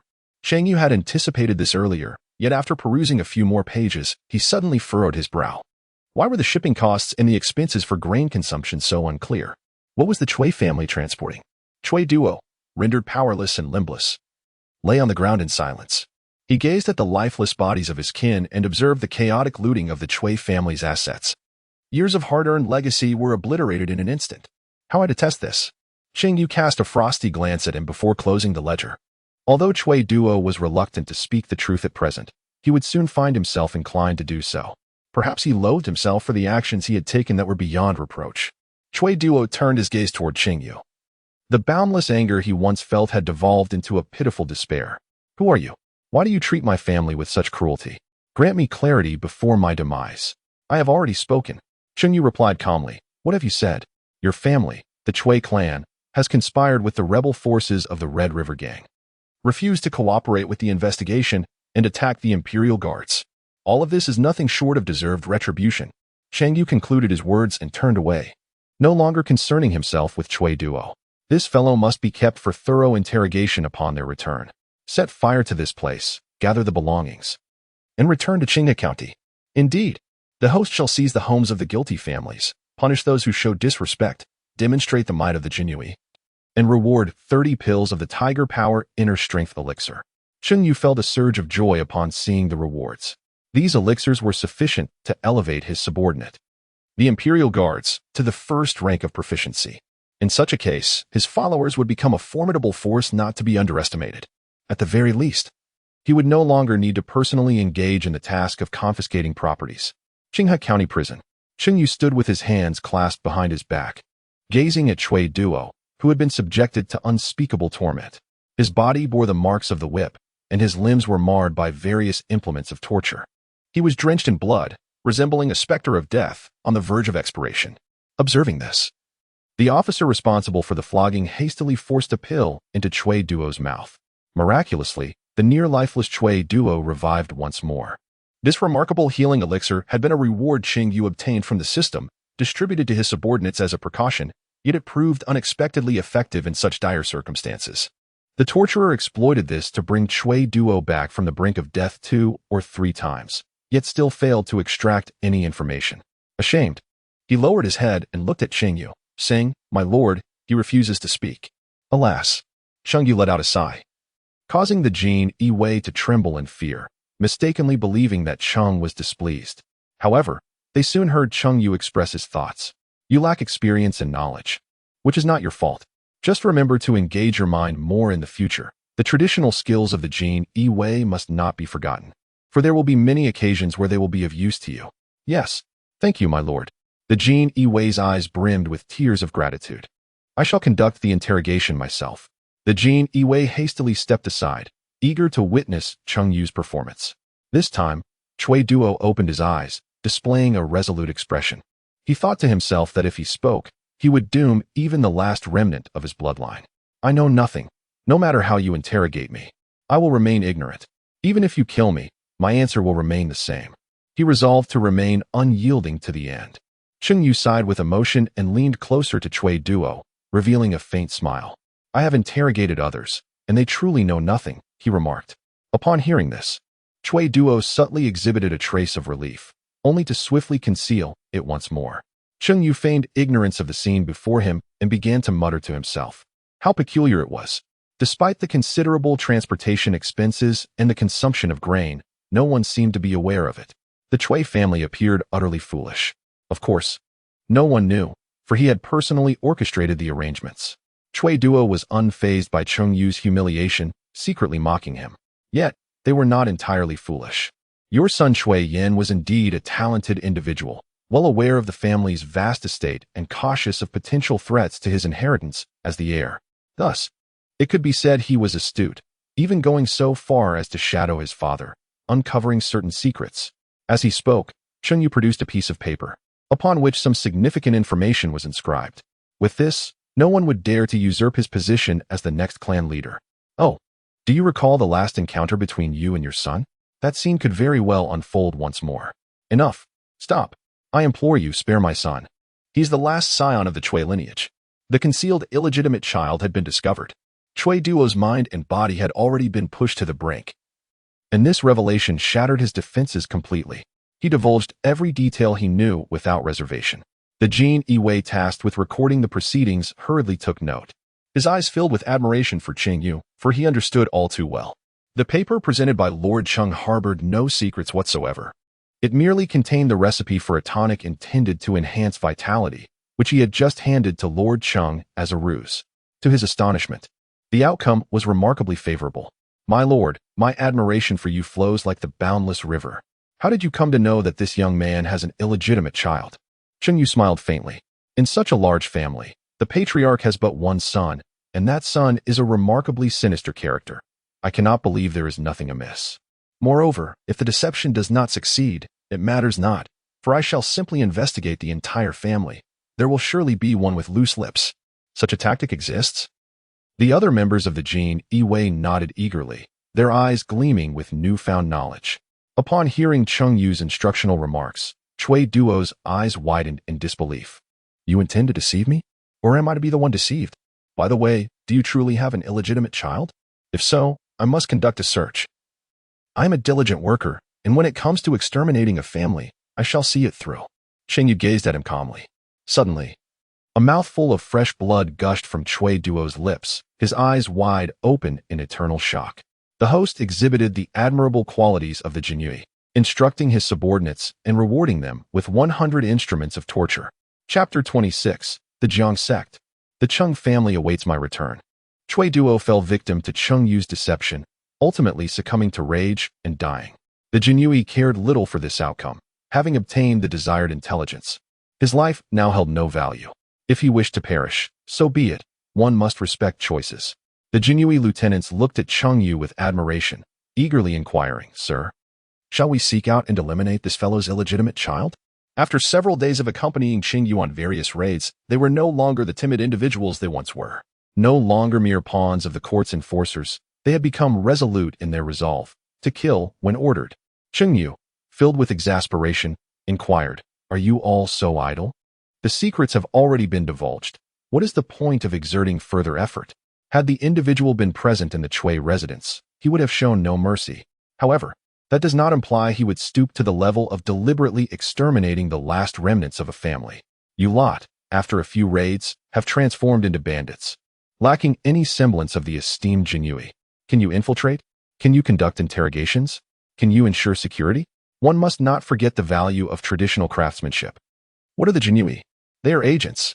Constantly engaging in brutal confrontations is hardly commendable. After a thorough reprimand, the Jinyiwei lowered their heads in embarrassment. They had brought shame upon Lord Cheng. Yet, upon reflection, it became evident that Lord Cheng was intricately aware of the significance of their identity, inspiring profound admiration. The Jinyiwei are the sharp edge of the Great Qian. Recently, the townsfolk's attitude towards them has improved remarkably compared to before. Having endured disdain, they are naturally compelled to follow in Cheng Yu's footsteps. Revitalizing the glory of the Jinyiwei is our unyielding duty. The host instructs his subordinates, rectifying the erroneous practices of the Jinyiwei, and rewards them with a Shaolin Dragon and Tiger Pill as a token of appreciation. Cheng Yu's eyes lit up. The Shaolin Dragon and Tiger Great Rejuvenation Pill. It harbors the formidable power of the dragon and tiger, promising a tremendous surge in vitality and the cleansing of the physical body. This is a rare treasure, even for the Shaolin Temple itself. It appears that the system is exceedingly generous in rewarding endeavors aimed at truly establishing and promoting the Jinyiwei. After securing the Dragon and Tiger Great Rejuvenation Pill, Cheng Yu tossed aside the previously acquired Tiger Strength Pill. He intended to distribute it among the brothers heading to Xinjiang Prefecture. Those who follow me shall never be treated poorly. Thank you, my lord. His subordinates received the Tiger Strength Pill with boundless excitement, feeling the potent medicinal energy pulsating within. The last miraculous pill had already significantly enhanced their abilities, transforming this motley crew of unrefined warriors into formidable fighters, each nearing the threshold of entry-level prowess. Equipped with the mysterious black iron crossbow, they could now pursue and shoot down martial artists of the first and even second-grade realms. In the past, they would have never dared to dream of such feats. All of this is attributed to the remarkable efforts of Cheng Xiaoqi. No, it is the esteemed Cheng Zongqi. Today, a response from the court regarding the report on Cheng Yu has arrived. Cheng Yuping, having successfully eliminated treachery, was rewarded with 1,000 taels of silver and promoted to the position of chief banner in Qinghai County. The clandestine affairs of the Red River Gang were scarcely mentioned, merely instructing Cheng to continue his investigation and act as he deemed fit. In summation, 2 words: disregard. Cheng Yu was genuinely unprepared for such a situation. He found himself utterly helpless regarding the emperor's attitude. Day after day, he was accused of great disrespect and violations of protocol. Yet, in the end, the sovereign, The Great Qian Emperor seemed entirely indifferent to these matters, or perhaps lacked the energy to concern himself with such trivialities. With both internal strife and external threats, the Great Qian court and royal family faced immense challenges. It is no wonder that individuals like Ma Yuan and Wu Lingong engage in treachery so blatantly. By all accounts, their actions carry no genuine risk. Being discreet and cautious seems like a prudent approach. Little did they anticipate the emergence of someone like Cheng Yu. Perhaps this is for the best. Had a skilled individual been dispatched to address the situation, the assets I acquired through dubious means would indeed pose a significant dilemma. Cheng Yu secretly nodded. More significantly, the collusion between the Cui family and Ma Yuan was no trivial matter. According to Cui Duo, the peculiar transportation expenses and grain recorded in the account books were allocated for the conveyance of laborers who had been deceived and sold into servitude. The Chiha gang and their ilk served as their unscrupulous accomplices, exerting their influence throughout Xinjiang prefecture, engaging in deceit and abduction, transporting shiploads of laborers. Ultimately, these individuals were delivered to several renowned sects within the martial world of Xinjiang prefecture. Once again, it was the people of the martial realm. Cheng Yu sneered, for he had long since discerned the true nature of this world. A group of self-proclaimed heroes espousing righteousness and chivalry, ultimately engaged in actions that led to ruin and despair. Their sense of morality has always served only their own interests. As for the common folk, they are but insignificant ants, unworthy of any association with the ideals of chivalry. This hypocritical realm holds no purpose for existence. When the time comes for me to rise again, I shall trample upon this world. Cheng Yusin harbored a death sentence in his heart for these individuals. Nevertheless, the pressing matter at hand was to proceed step by step, accumulating strength. If he could uproot them one by his own efforts, the rewards he would ultimately reap would undoubtedly be immeasurable. Summon everyone, sharpen your blades, fill your quivers, and prepare to set forth on a raid. With a single command from Cheng Yu, dozens of the imperial guards sprang into action with fervor.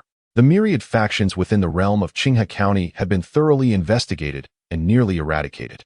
However, Qinghe County remained untouched. Was it truly possible that such a vast territory as Xinjiang Prefecture harbored no deserving targets? Days later, under the cover of night, anguished cries pierced the air. Who are you? Why do you slay my disciples? The wails were heart-rending, as the clash of blades illuminated the darkness.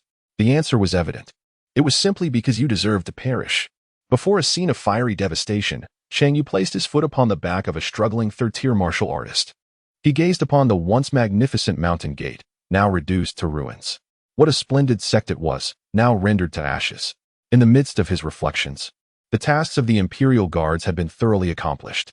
Report, sir. This location is indeed in collusion with several sects, and has participated in the abduction of laborers. Cheng Yu nodded slightly, casting his gaze upon the warriors at his feet. With so many commoners, do you intend to rebel? Spare me your nonsense. You heartless and ruthless official. The court's hounds deserve nothing less than a miserable end. Cheng Yu chuckled softly, shaking his head dismissively. He shifted the conversation to other matters. Your mountain gate is quite impressive. How much did it cost to build? Reveal it to me, and I shall spare your life. I cannot recall. I have no words for a hound like you. Cannot recall, or simply cannot divulge. How could a hero of your stature possibly pay anyone for the construction of a mountain gate? Well, that is only natural. In a swift motion, the warrior, still perplexed by Cheng Yu's inquiries, failed to react in time, and his head was severed by the exquisite spring blade. The host cleansed the martial world of its powers, executing the leaders and rewarding inner strength. The formidable barrier of the fourth grade drew significantly closer.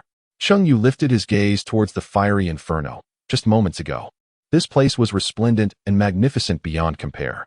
It inevitably reminded him of the most grandiose sect he had ever encountered, one that entirely occupied a great mountain, the Zhejiang sect. Cheng family, await my return. I hope you will be ready by then. At the same time, Cheng Yusin has long cherished thoughts of the Zhejiang sect, yet the sect leader's family is not present in this place. In the Jiang and Longyuan Dao, the Longyuan mansion stands. After a month of separation, the family reunites once more. Jia Shichuan, cradling her two daughters, sheds tears of longing. Yue, Sier. How I miss you both, my dear children. The two sisters, Cheng Yu and Cheng Si, also displayed expressions of excitement. Cheng Si received treatment from the renowned doctor Ma at the Divine Physician Mountain. Although the long-standing ailment was not completely eradicated, there was a significant improvement in the symptoms. Upon hearing that her parents had also arrived at the Longwan Path in Jiangnan, she immediately accompanied her sister to pay their respects.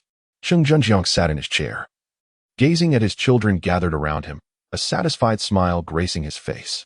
The reunion of the family at this moment is indeed a joyous occasion. With the wind having surpassed the 5th rank and his son's health showing improvement, we must celebrate this splendid moment. Indeed, father speaks wisely. Cheng Feng immediately nodded in agreement. Amidst the harmonious atmosphere of the family, Cheng Si furrowed her brows in confusion. Is this truly a reunion? Chapter 27. To be ruthless and unlearn chivalry is to commit the greatest folly under heaven. Has the family genuinely reunited? As soon as Cheng Si posed the question, an immediate stillness enveloped the room, and an unsettling atmosphere ensued. Everyone understood the implications of her words. Their family was not truly united. The eldest son, Cheng Yu, who had been estranged for over a decade, was absent. How could they be considered a complete family reunion? Cheng Junjiang's smile froze upon his face, while Zhao Shichuan's expression transformed into an awkward frown. Sister. Cheng Yu promptly poked her sister's slender waist, signaling her to refrain from uttering such untimely words. Unexpectedly, Cheng Si pushed her hand away, looking at their parents with confusion. Mother and father, where is my elder brother? Their father, Zhao Shichuan, found himself at a loss for words, unable to articulate even a fragment of his son's current situation. Instantly, he felt the weight of inadequacy as a mother. Sorrowfully bowing his head, Seer, upon witnessing his wife's profound sorrow, Cheng Junjiang immediately expressed his dissatisfaction towards his youngest daughter. Why bring up that ungrateful child at such a moment? He chose to sever ties with us. Why should we extend our warm faces to his cold indifference? Cheng Yu has chosen to sever ties on his own accord. If Cheng Junjiang were to exhibit a desire to reach out, it would imply an acknowledgement of his failings as a father, which is utterly inconceivable.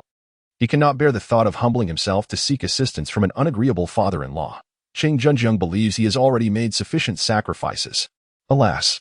Cheng Si let out a sigh, harboring no expectations that Cheng Junjiang could reconcile with Cheng Yu. The bond between father and son, devoid of nurturing affection, was marked by fundamentally opposing values, rendering the prospect of filial piety a distant dream. What of the second brother's predicament? Surely he has not encountered misfortune? Unable to compel a reunion, she inquired about Cheng Yu's current situation. Yet, to her dismay, even this matter eluded her grasp. Zhao Shichuan responded bitterly. Mother is also unaware of your second brother's condition. Have you not been concerned about him? Cheng Si widened her eyes in disbelief, struggling to comprehend what she had just heard. A full fortnight had elapsed, and the esteemed Cheng family was unable to unravel the matter concerning a mere minor official of the Imperial Guard. Could this truly be the case?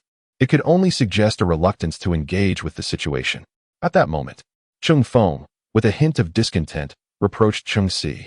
Little sister, how can you speak in such a manner? As our father, he should not casually meddle in the affairs of the Jinyiwei. Such actions would only invite ridicule from others. You ought to consider our father's position. An unexpected outsider's opinion should hold no weight. Cheng Feng grew increasingly displeased with his so-called brother Cheng Yu, who exhibited a complete lack of filial piety, perpetually unsettling their parents. Beyond this, the very notion of having a brother akin to a court sycophant filled him with embarrassment as a young hero. How could a prominent figure in the martial arts world of the North endure such a disgraceful association? How would he command respect in the future? Such a person had no place in their family. Was there truly no concern for Cheng Yu? A sense of absurd helplessness washed over Cheng Si as she gazed incredulously at Cheng Junjiang and Zhao Shichuan. But he is your own son, she exclaimed. How can you truly turn a blind eye? It was unfathomable. Mother has already. Zhao Shichuan, unable to withstand her daughter's inquiries, was about to reveal that she had sought Zhao Yi's protection for Cheng Yu. However, before she could utter a word, Cheng Junjiang intervened. Isn't that ungrateful wretch merely seeking to flaunt his independence? I've already stated that if he refuses to be guided and wishes to sever ties, then let it be. He can fend for himself. Has he not thrived for over a decade? After speaking, he signaled his wife with a glance to refrain from speaking the truth. He was reluctant to mention the matter of his father-in-law before the children and preferred that they have minimal contact with Zhao Yi. Such a person lacked any chivalrous qualities and would only lead them astray. Mother, is what father said true? Zhao Shichuan, aware that Cheng Junjiang's intentions were well-meaning, could only grit her teeth and nod in sorrowful agreement. At this moment, Cheng Si felt as though the world was spinning around her. The benevolent father before her, embodying unparalleled righteousness, seemed increasingly distant from her memories. Tears streamed down the corners of her eyes as she exclaimed with agitation, "How could you do this? Has my second brother committed some heinous act?" Cheng Yu was taken aback and hurriedly restrained Cheng Si, urging her to refrain from speaking recklessly. Bang! As the son of Cheng Junjiang, he was merciless and ruthless, devoid of chivalry. Such was the gravest of transgressions in this world. Cheng Junjiang, upon noticing his daughter daring to retort, slammed his hand upon the table in response. He was a revered hero, respected by all. While he did not demand his son to be exceptionally talented, it was an egregious error to aspire to become a disgraceful member of the Jinyiwei. He is your son. Have you ever fulfilled your duties as a father and imparted any wisdom to him? Cheng Si's eyes glistened with tears as she confronted her father. Her voice laced with indignation. 18 long years had slipped away, during which she received not a shred of guidance from him. What right did he have to impose such demands now? Was it not enough that being his son should entail embodying unparalleled righteousness, even if he had contributed nothing? How outrageous! Cheng Junjiang was utterly astonished that his daughter would dare to address him in such a manner.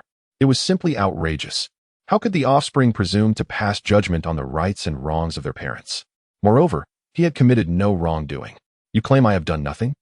Who was it that brought him back to the Zhejiang sect? Who meticulously imparted the principles of chivalry, urging him to learn and embody the virtues of our esteemed ancestors?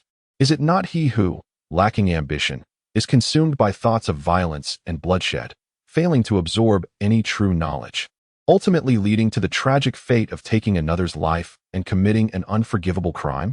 Cheng Junjiang spoke vehemently in his own defense. In recent days, his youngest son had achieved the 5th rank, which had allowed him to gain clarity. He was fully capable of raising an exceptionally talented son. There were no issues on his part. The real issue lay with Cheng Yu.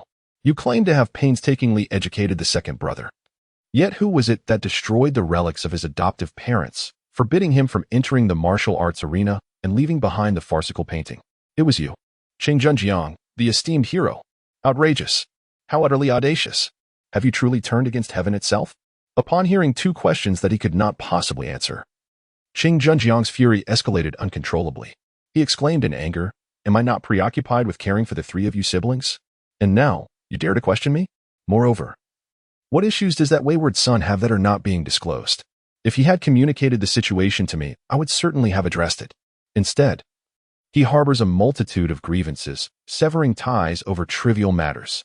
His selfishness knows no bounds, casting his parents into unjust circumstances. I would rather not have such unfilial and unjust son. The only outcome of nurturing him would be the perpetration of heinous acts." Cheng Si's expression transformed into one of disbelief upon hearing these words. Was it true that the father she had always regarded as virtuous and kind was merely a coward who shirked responsibility?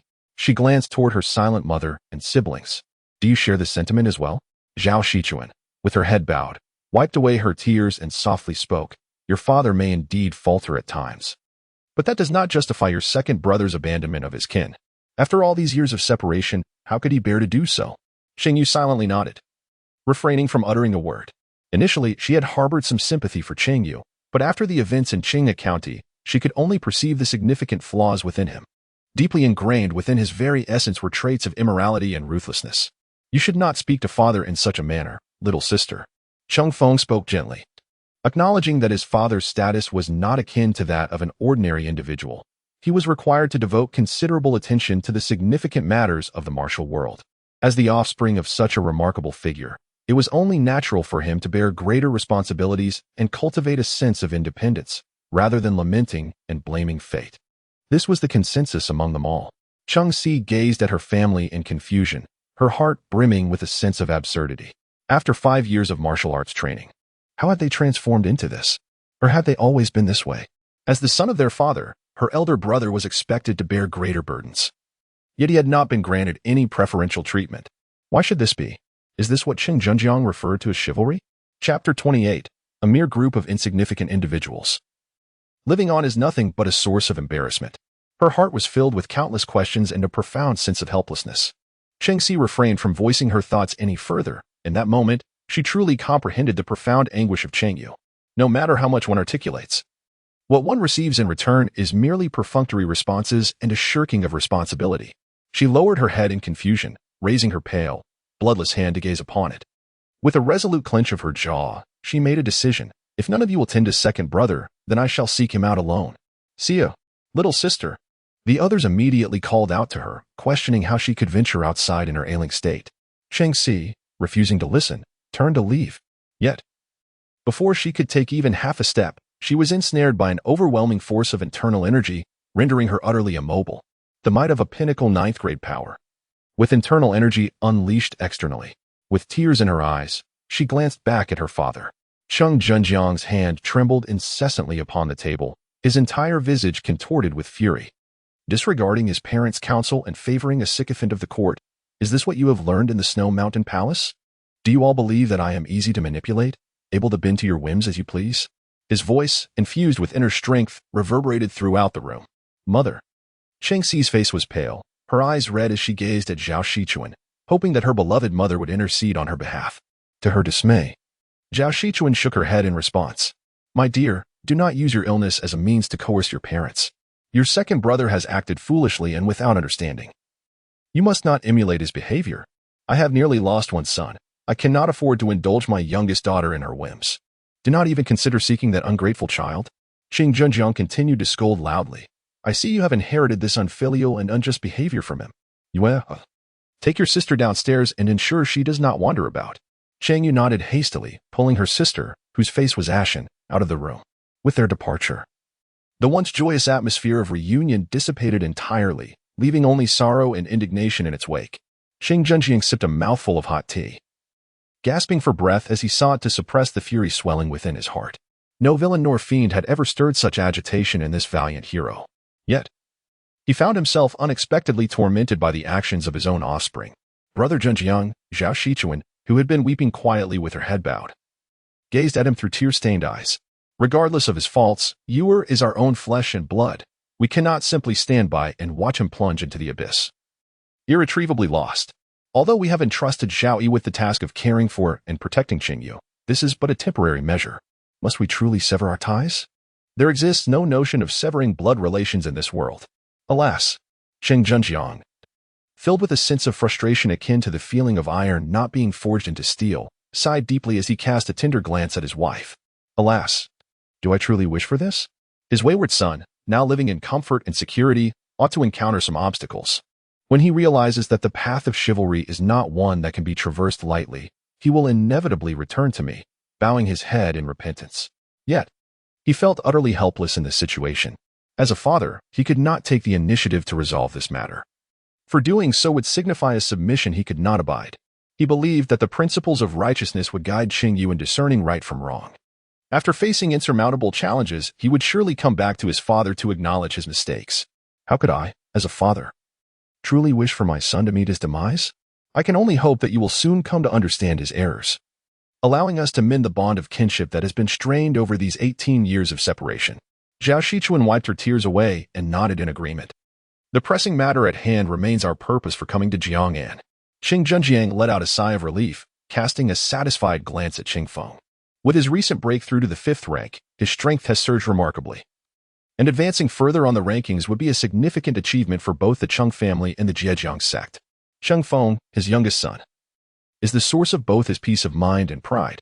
At such a tender age, possessing such exceptional skills, he may very well ascend to the top 10 of the renowned list in the future, with limitless prospects ahead. He embodies the hopes of both the family and the sect. Even more commendable is Cheng Feng's adeptness in learning and practicing the chivalrous path that Cheng Junjiang steadfastly upholds. He has earned a distinguished reputation in the martial world, known as the esteemed young lord of the north. Reflecting on these thoughts, Cheng Junjiang feels that the countless resources and efforts he has invested in Cheng Feng are entirely worthwhile. Zhao Shichuan gazes affectionately at Cheng Feng, their youngest son, who embodies her doubled affection and is the most considerate of them all. Upon hearing this, Cheng Feng, displaying understanding, nodded and clasped his fists, saying, "Thank you, my parents. However, I believe that since my younger sister has indicated that our second brother is in peril, we cannot remain indifferent. Shall I offer my assistance?" He suppressed his disdain for Cheng Yu and reluctantly voiced his plea. What a good child this is. Cheng Junjiang and Zhao Shichuan nodded in satisfaction. There is no need for that. At present, you should focus on building your reputation and refrain from engaging in chaotic matters. Devote yourself to your cultivation. As for your second brother's affairs, we shall discern them ourselves. Our journey of thousands of miles to Jiang in Longyuan Prefecture is solely to procure a sword of superior quality from the sword-forging manor, one that surpasses the human grade. This is indeed of utmost importance. Indeed. Cheng Feng nodded, recognizing that acquiring a sword from the forging sword manor would greatly enhance his overall prowess. As for his parents' decision to temporarily disregard Cheng Yu, he, being a renowned young hero in the martial world, was certainly not naive. On the day Zhao Shichuan ventured out, Cheng Feng had already inquired about her whereabouts. His mother had gone to summon his maternal grandfather, Zhao Yi, to address the matter concerning Cheng Yu. Upon hearing of Zhao Yi's rather unrefined grandfather, Cheng Feng felt a sense of disdain overshadowing the bond of familial affection. Yet, he could not overlook the fact that this individual was once a renowned warrior on the illustrious heavenly rankings, now reduced to a fallen master of diminished stature. He constituted an essential facet of Cheng Feng's network of connections. Although he harbored no fondness for Zhao Yi, he refrained from severing ties openly. However, the thought of Zhao Yi meeting with Cheng stirred an inexplicable resentment within him. That individual was once again poised to disrupt the harmony of his family. Truly, it was infuriating. If they had chosen to sever their relationship, why not vanish completely from sight? A despicable lackey of the court. It was a miracle he was still alive. Resolving inwardly, Cheng Feng pledged to his parents that they must entirely forsake that ungrateful wretch. One son was more than sufficient. In the Qinjiang prefecture, neighboring the Qinghe County, the once dominant Pingshan Gate, which had long overshadowed the local government and the Jinyiwei, now found itself stripped of its former vigor and formidable presence. This decline was precipitated by a pair of black-clad individuals from Qinghe County, who demanded a search for evidence related to a case. A mere exchange of words escalated into a flurry of arrows and the clash of blades.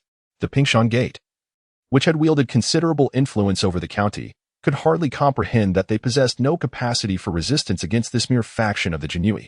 In an instant, generations of accumulated power turned to ash. The host cleansed the disrespectful forces, showcasing the authority of the Jinyiwei, and was rewarded with enhanced agility. Cheng Yu diligently supervised his subordinates, the imperial guards, as they busily apprehended one sect member after another, unearthing countless treasures of gold and silver. Lord General, what shall we do with these individuals? Shall we transport them back to Qinghe County to mine coal? Cheng Yu shook his head. Bringing them back would be too troublesome. Let their friends and relatives contact others to ransom them. Those who cannot be ransomed will face immediate punishment. Faced with this group, known as the sects of the rivers and lakes, yet in truth mere tyrants who commit all manner of atrocities, he felt no burden in taking lives. The Dog Emperor of Deqian, you dare to slay my disciple? I have already dispatched someone to summon the county's imperial guards. You shall regret your actions. A middle-aged man, hands and feet severed, lay on the ground, howling in despair. He was the leader of the Pingshan sect. Recently, hearing of the merciless killings by the imperial guards in Qinghe County, he had felt nothing but anger and disdain. Now, unexpectedly finding himself a victim, he was consumed by despair and hatred. The county's imperial guards? Merely a bunch of useless sacks of flesh, living only to bring shame upon themselves. Cheng Yu wore a faint, cold smile as he walked away, hands clasped behind his back. As he moved, the middle-aged man caught sight of a corpse bound to the pillars of the sect's grand entrance behind him. It was none other than the local commander of the Jinyiwei, with whom he had conspired. Madman, so it was you, this lunatic. The middle-aged man, stunned by the sight of his colleague among the slain, cried out in panic and despair. It was then that he recognized the truth. Only Cheng Yu, the commander of the Qinghe, had the audacity to act with such brazen arrogance in the entire Xinjiang prefecture. The man who instilled fear in countless martial artists, who longed to see him eliminated. Amidst the shock and regret, a Jinyiwei plunged a brocade spring knife into his heart. To dare to insult the esteemed Commander Cheng was to court death. My lord, this Iron Palm sect is indeed connected to the case. Cheng Yu received the account books, letters, and other items presented by his subordinate and began to peruse them. Another shipment to Longyuan Manor? What could necessitate such a multitude of laborers there? Cheng Yu furrowed her brows slightly. As the investigation progressed, all the concealed information pointed unequivocally towards the Longyuan mansion. That place was far from being a wasteland in need of laborers. In fact, it was the most affluent region in the entire Longyuan Dao. What made it even more distinctive was the situation of Longyuan Mansion, which stood in stark contrast to the intricate web of power in Xinjiang Mansion. It was an absolute powerhouse, a renowned sect that dominated the vast majority of resources and populace in the region, akin to a nation within a nation. The sword-forging manor. Cheng Yu silently murmured the name of the sect, a glimmer of coldness flickering in his eyes. Chapter 29. The sword-forging manor. The swift blade Zhang Ping. The sword-forging manor, a name that resonates like thunder, was one Cheng Yu had heard of long ago. In the realm of Qian, it is renowned for its mastery in weapon forging, a formidable force of great repute. Its prowess ranks among the foremost tier beneath the 9 great sections. The manor's master stands at the pinnacle of the 8th grade, occupying a prominent position on the Heavenly Mechanism Tower's earthly leaderboard. The sword-forging manor is one of the few in Qian capable of crafting weapons of superior quality, possessing several Earth-grade weapons that could be deemed divine artifacts. And it is rumored to even harbor heavenly-grade armaments. Those who gain the recognition of the sword-forging manor are bestowed with precious weapons, thus establishing an extensive and powerful network that radiates throughout Qian from the land of Longyuan. In the martial world, it is a matter of great honor to possess a sword forged by the sword-forging manor. Reflecting on all this, Cheng Yu felt a surge of excitement within. While others engaged in martial arts merely squandered resources and expended energy in a futile pursuit, the sword-forging manor transformed the art of sword-making into a lucrative enterprise, replete with wealth. If only he could seize the sword-forging manor, the rewards would be immeasurable. Alas, it remained a mere fantasy. The manor's master, an 8th-tier expert, had cultivated numerous alliances through the gift of swords, surrounded by countless formidable warriors. Relying solely on his own strength, it seemed improbable to entertain such ambitions in the near future. Cheng Yu stroked his chin in contemplation. Currently, all clues regarding the smuggling of laborers pointed towards Longyuan Prefecture, with the sword-forging manor serving as its representative. The connection between the two was undeniably intertwined. It seemed prudent to redirect my focus towards more formidable forces, as they would be more likely to have direct dealings with Longyuan Prefecture, thereby uncovering irrefutable evidence. Additionally, this could escalate the situation, potentially garnering the support of the Great Qian Emperor, thus providing an opportunity to encroach upon the sword-forging manor. After much deliberation, it became evident that raiding households remained within his realm of comfort. To advance and progress, one must proceed steadily and favorably, efficiently and economically raiding homes. Which household should be targeted next? At the very moment Cheng Yu contemplated his next victim, several alternative targets found themselves increasingly restless. Xinjiang Prefecture City. The 100 households of the Jinyiwei. As Cheng Yu led his subordinates from the Jinyiwei to raid homes throughout Xinjiang Prefecture, Maiyuan, the 100 households of the Jinyiwei in Xinjiang felt as if he were seated on needles. With his hands clasped behind his back, his face contorted with anger, he paced back and forth in the hall. The iron token at his waist clashed against the sheath of his embroidered spring blade, producing a sharp sound. That madman. I never anticipated he would possess such formidable strength, capable of confronting even a third-grade official. How audacious he is. Brazenly daring to detain Li De and annihilate the Cui family, he is truly defying heaven itself. Ma Yuan seethed with hatred towards Cheng Yu's actions in Qinghe County and Xinjiang Prefecture. This formidable fiend had thrown the situation into utter chaos within just a month of his arrival. The power network Ma Yuan had painstakingly built over a decade was now nearly reduced to ashes. He longed to rush to Qinghe County and slay Cheng Yu. Yet he could only harbor such thoughts, refraining from taking any actual action. Although the Jinyiwei general had not intervened directly regarding the death of Wu Linggong, the Qinghe County flag officer, in the collusion with the Chia gang, he had not spared Ma Yuan from verbal reprimands, ordering him to redeem himself for his failures. If he were to kill Cheng Yu, he feared he would invite his own doom. While the general may not have the bandwidth to manage trivial matters, it did not mean that subordinates could openly defy orders. In such circumstances, Ma Yuan could only listen daily to reports of Cheng Yu's rampant raids, each account igniting his fury and causing his heart to bleed. Those sects, after all, were tied to him by interests, and Cheng Yu's plundering was akin to plundering him. Yet, aside from his indignation, he could do nothing but suffer in silence. Just don't let me find an opportunity. As Ma Yuan ground his teeth in frustration, he suddenly heard visitors approaching. Who could it be at this hour? How fortuitous. Initially vexed, his expression brightened upon recognizing the visitors. An elderly man with white whiskers entered, accompanied by a tall young man whose eyes sparkled with intelligence.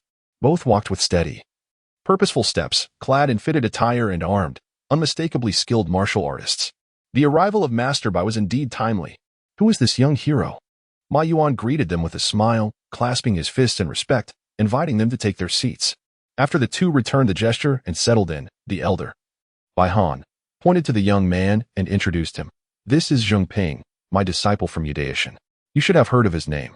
Upon hearing this, Ma Yuan's expression shifted dramatically, excitement coursing through him as he looked at Zheng Ping. So, this was one of Jiangnan's renowned young heroes. A prodigy who had ascended the rankings, what an honor to meet him. Zhang Ping, known as the Quick Blade, was at the initial stage of the 4th grade.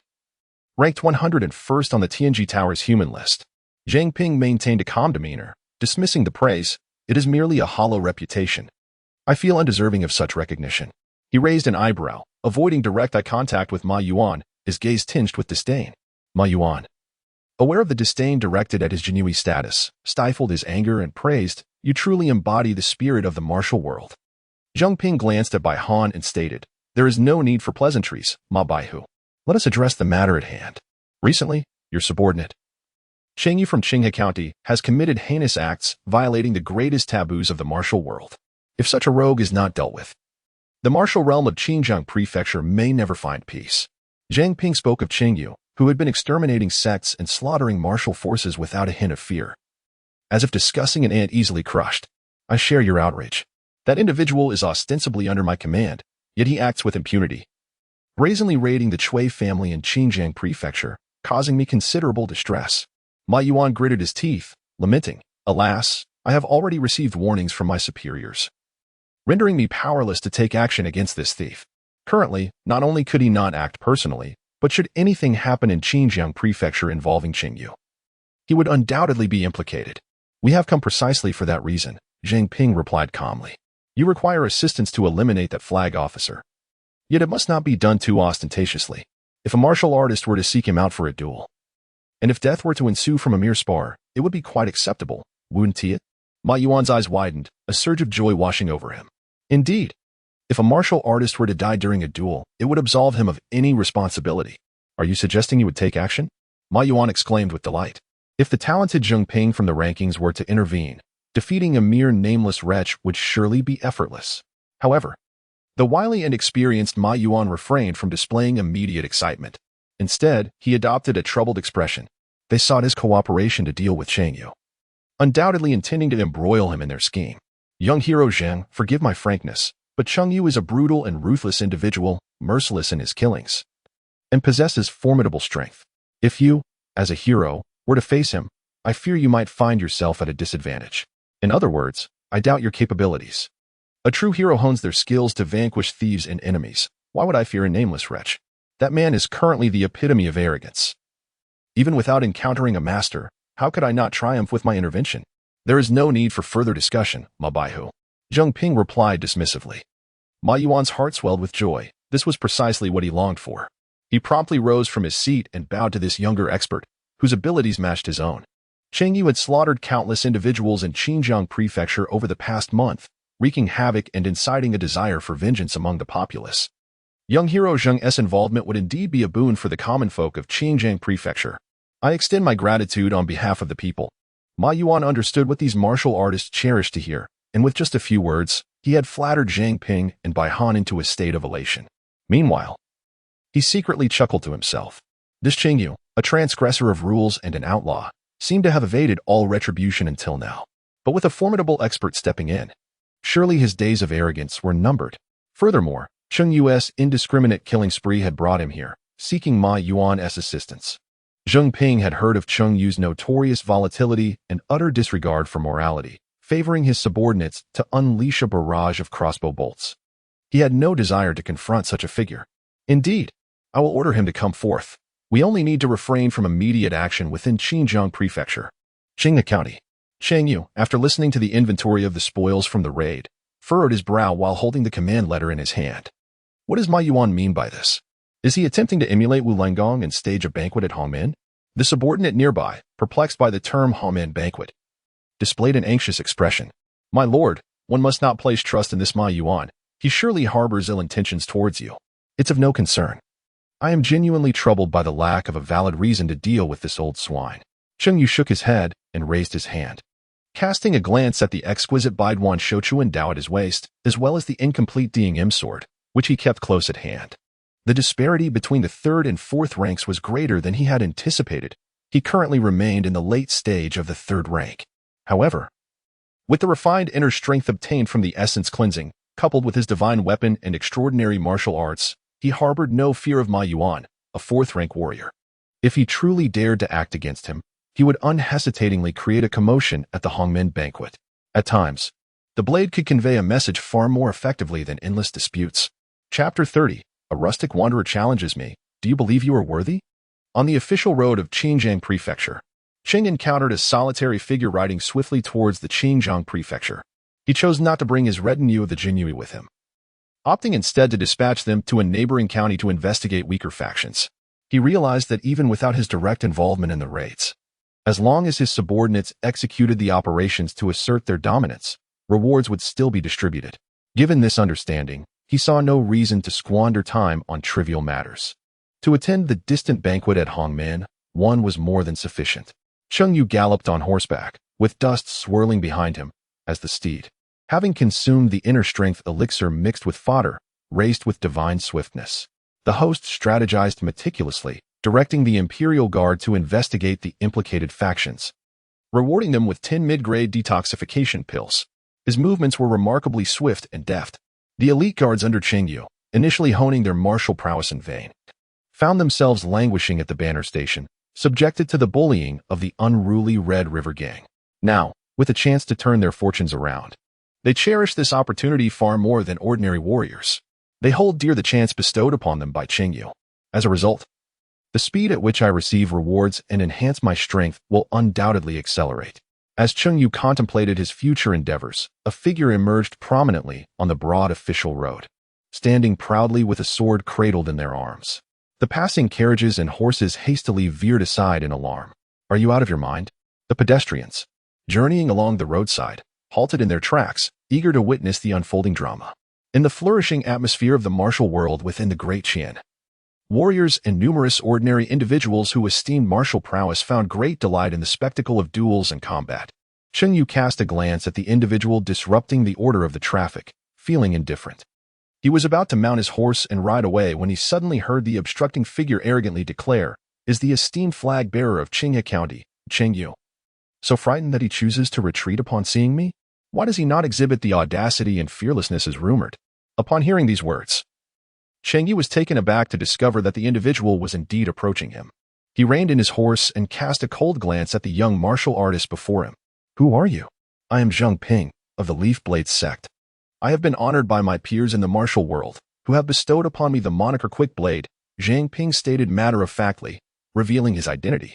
The bystanders, upon hearing Zheng Ping's name, were genuinely astonished. One person immediately exclaimed, "It is the Quick Blade Zhang Ping, a fourth-tier master, the prodigy of the Leaf Blade sect, who entered the ranks of the Tianji Tower with his willow leaf blade. We have only one such talent in Xinjiang Prefecture, and to encounter him today is truly fortuitous, especially as it seems there will be a chance to spar." The status of the three rankings in the Tianji Tower holds great esteem among martial artists. Those who ascend to such heights are regarded as the most distinguished among the 108 elite figures of the Great Qian's 3 stages. Zheng Ping, as the sole representative of the ranks from Xinjiang Prefecture, undeniably substantiates his position as the foremost talent of the younger generation. The crowd grew increasingly animated, drawing in more onlookers. The opportunity to witness the martial prowess of Quick Blade Zheng Ping would be an extraordinary experience. At that moment, another individual expressed their confusion. "Who is that rider? His attire resembles that of an official, and he does not appear to be of great age. How could Zheng Ping possibly confront him? Just now, Zheng Ping seemed to have called him Cheng Yu. I recall who he is." One person recognized Cheng Yu's name, their complexion paling as they took a step back, only to stumble awkwardly to the ground. As the bystanders prepared to mock him, they were taken aback by the sudden pallor on his face. "I remember now. Cheng Yu is none other than the notorious commander of the brocade-clad guards, responsible for the slaughter of over 20 martial factions." Upon hearing this, the crowd's expression shifted dramatically, fear etched on their faces as they turned to look at Cheng Yu. For nearly half a month, Xinjiang Prefecture had been gripped by anxiety, with weaker sects shuttering their doors, all due to the terror instilled by this young harbinger of death. What business could Zheng Ping possibly have with him? Might he seek to purge the land of this violent forcer of the court? Surely, that must be the case. With so many atrocities to his name, and given that the chivalrous in the martial world hold righteousness in high esteem, it is only natural that they would seek to vanquish this scourge. Excellent. Young hero Zheng, do your utmost. Slay this fiend. The crowd erupted in fervor, many joining in the chant, hopeful that the hero Zheng Ping would rid them of the malevolent Cheng Yu. Unnoticed amidst the agitated throng stood a figure clad in coarse garments, a mysterious individual with a staff-like object wrapped in cotton cloth upon their back. Their weathered gaze pierced the distance, and in a voice barely above a whisper, audible only to themselves, they murmured, "To purge the land of evil?" Huh. On the side of Cheng Yu, he heard Zhang Ping introduce himself and furrowed his brow. "A swift blade? I have not heard of you. Are you truly fast?" Zhang Ping, who prided himself on his reputation, was immediately engulfed in rage upon hearing Cheng Yu's words. He could not fathom that anyone in Xinjiang Prefecture would be unaware of him, the sole warrior on the esteemed list. He perceived Cheng Yu's remarks as a personal affront. "Indeed, you are an uncouth lackey of the Great Qian, devoid of any semblance of a true warrior," he exclaimed in indignation, drawing a slender, delicate willow leaf blade from his bosom and pointing it at Cheng Yu. "You have committed countless atrocities, taking lives without remorse. Today, I challenge you to a duel. To uphold justice." While he proclaimed his intent to deliver justice, there was a glimmer of excitement in his eyes. Should he succeed in vanquishing Cheng Yu today, his deeds would undoubtedly spread far and wide, greatly enhancing his reputation. To slay a canine of the court for the sake of glory was a transaction well worth the risk. Oh. Cheng Yu was taken aback to discover that Zhang Ping intended to ambush him. It was not difficult to surmise the opponent's aspirations for fame. Having secured a position on the renowned list, Zhang Ping must possess a fourth-rank prowess, daring to challenge someone of Cheng Yu's third-rank caliber. Indeed, individuals of the martial world sacrifice their integrity for the sake of trivial renown, exhibiting a hypocritical demeanor devoid of shame. However, Cheng Yu harbored no fear of his adversary. Casting a sideways glance at Zhang Ping, "I am the grand flag-bearer of the Jinyiwei, a personal guard of the emperor. How dare a mere rogue challenge me? Do you even know your place?" Zhang Ping, emboldened by his superiority, was taken aback by Cheng Yu's assertion of his unworthiness. The identity of a chivalrous hero was reduced to that of a mere rogue in Cheng Yu's eyes. In a fit of rage, Zhang Ping drew his blade, executing a swift and fierce technique. Medium-grade martial skill, the willow leaf blade. Yet, as he launched his attack, he was met with a flurry of concealed projectiles aimed at him.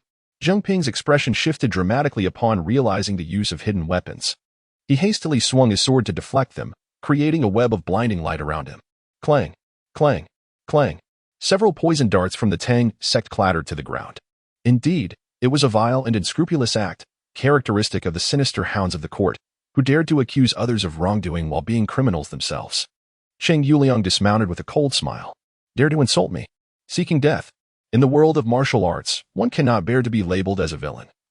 Zhang Ping's eyes instantly turned red with fury as he charged forward. Today, he was determined to slay this hound of the court.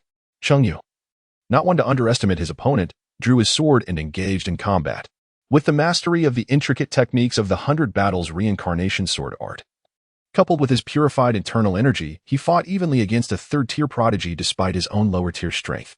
Zhang Ping unleashed a flurry of swift strikes, only to find his attacks thwarted by Cheng Yu's seamless and formidable swordplay. "I expected something different from you, but in the end, you are merely a third-tier." Zhang Ping scoffed, yet internally he was astounded. How could a third-tier fighter withstand him so fiercely? What a remarkable talent Cheng Yu had become. No longer daring to relax, a faint green light shimmered ominously upon his blade. When Cheng Yu clashed blades with him once more, he was unexpectedly overwhelmed, his hands stinging from the impact. The internal energy surged forth. Cheng Yu's gaze turned icy. This was a technique only possessed by fourth-tier martial artists, representing the most significant advantage over those of the lower three tiers. The infusion of internal energy into one's physique while wielding a weapon, and the seamless connection between body and weapon through internal force, marked an astronomical difference. Moreover, martial artists with exceptionally potent internal energy could utilize their weapons to manifest extraordinary effects. Although Zhang Ping could not achieve this level, he nonetheless posed considerable trouble for Cheng Yu. The corrupt officials and wicked scoundrels. Let us see how you will respond now. Chapter 31. He is dead, yet his masters, elders, and beloved kin remain alive. Cheng Yu was taken aback by the sudden influx of internal energy. Zhang Ping's delight was evident, and his disdain grew ever more pronounced. He brandished his blade with increasing arrogance, determined to utterly vanquish Cheng Yu. Cheng Yu remained unperturbed, steadfastly employing the 100 Battles cycle blade technique to bridge the apparent disparity. The shadow of the embroidered spring blade was both domineering and comprehensive, seamlessly integrating offense and defense, even becoming increasingly ferocious as the battle progressed. Remarkably, relying solely on his third-tier cultivation, he began to subtly turn the tide in his favor, suppressing Zheng Ping. Here lay the profound essence of the 100 Battles Cycle Blade technique, a celestial-grade martial art. How could this be? Zheng Ping never anticipated that Cheng Yu's swordsmanship was so profound. The path of the great is simple yet intricate, and the variations are manifold. His heart swelled with astonishment and fury. Cheng Yu's strength was indeed on par with his own. There was no way this could end amicably today. He could not afford to hesitate any longer. Sensing the shift in momentum, Zheng Ping gritted his teeth and retreated, producing a jade talisman from his bosom, which he clenched tightly in his hand. In the next moment, an overwhelming surge of internal energy coursed through him, his eyes turning crimson. Today, I shall slay you. Dog of the court. Zheng Ping launched another assault on Cheng Yu, the green internal energy on his blade becoming increasingly razor-sharp. Nearby martial artists gasped in shock. The Heavenly Machine Tower's Heavenly Machine Talisman. Its price is exorbitantly high. Upon activation, Zheng Ping forcibly elevated his cultivation to the 5th tier. The cost, however, was that he would become severely debilitated within 10 minutes, suffering a regression of months of hard-earned progress. Zheng Ping's gaze became frenzied, his expression twisted with rage. If I kill you, I shall be the hero of Xinjiang Prefecture, renowned throughout the entirety of Jiangnan. It will all be worth it. With the Heavenly Machine Talisman in play, there was no turning back. Cheng Yu faced Zheng Ping's relentless assault, realizing that he was now struggling to withstand the onslaught. The 100 Battles Reincarnation Blade technique bore the fruits of Zheng Ping's strategic prowess. Yet, at this moment, he found himself incapable of executing it. Zheng Ping's speed was simply too formidable. Ha ha ha. I need not even the time it takes to burn an incense stick to slay you. Zheng Ping cackled. Cheng Yu, with great effort, deflected the strike, a glint of coldness flashing in his eyes. He unexpectedly took a step back, sheathing his embroidered spring blade, and drew forth a seemingly unremarkable, pitch-black, fractured sword. It will take but a breath to end your life. With a swift motion, the sword was raised, and in an instant, the essence of the blade surged forth, unanticipated and overwhelming. A clear ringing sound resonated, causing all who witnessed the scene to feel a jolt throughout their bodies, their eyes instinctively closing from the onslaught of sword energy. When they dared to reopen their eyes, they beheld the grotesque sight of Zheng Ping's head severed and fallen to the ground, his expression still frozen in shock and ferocity, utterly oblivious to the calamity that had just unfolded. Cheng Yu quietly sheathed the bloody D-Ing-M sword for the first time and spoke with conviction. Zheng Ping, a martial artist from Xinjiang Prefecture, brazenly obstructed and assaulted the Imperial Guard. He richly deserves his fate. The host has eliminated a notorious brigand from the list of roadblockers, showcasing the might of the Imperial Guard, and is rewarded with insights into intermediate-level swordsmanship. Cheng Yu's mind was inundated with a multitude of experiences and insights regarding sword techniques. His comprehension of the 100 Battles Reincarnation Blade method deepened significantly. Initially, he lacked the speed to counter Zheng Ping's swift willow leaf blade, enhanced by the Heavenly Mechanism Talisman. However, he now possessed a different approach to resolving the situation. By leveraging the advantages of his cultivation method and avoiding weaknesses, he could swiftly deal with Zheng Ping, even without the need to summon the demon-slaying sword.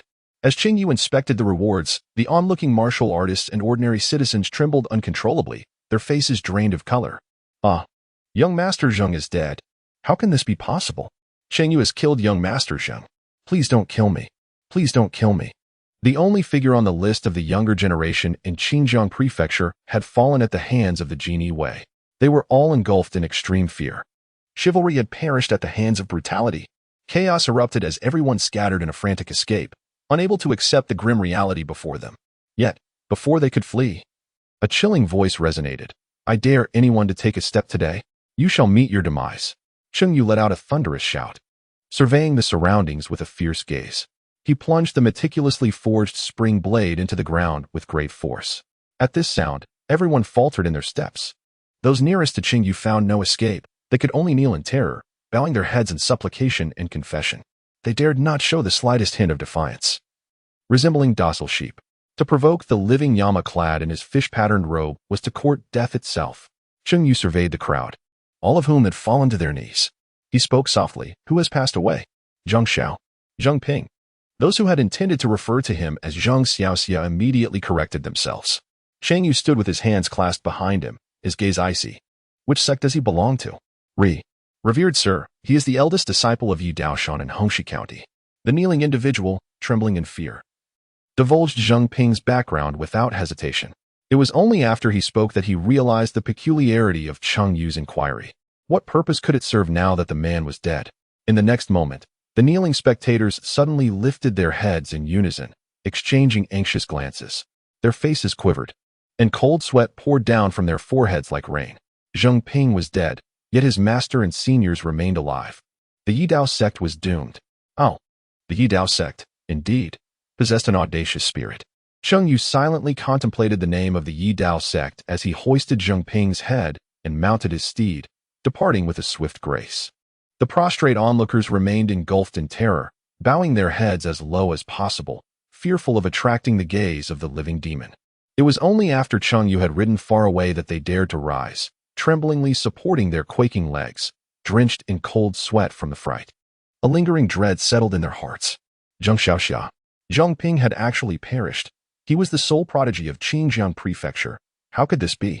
Cheng Zongqi appeared remarkably youthful, yet he possessed the power to overpower the most talented individuals on the rankings, truly a source of terror.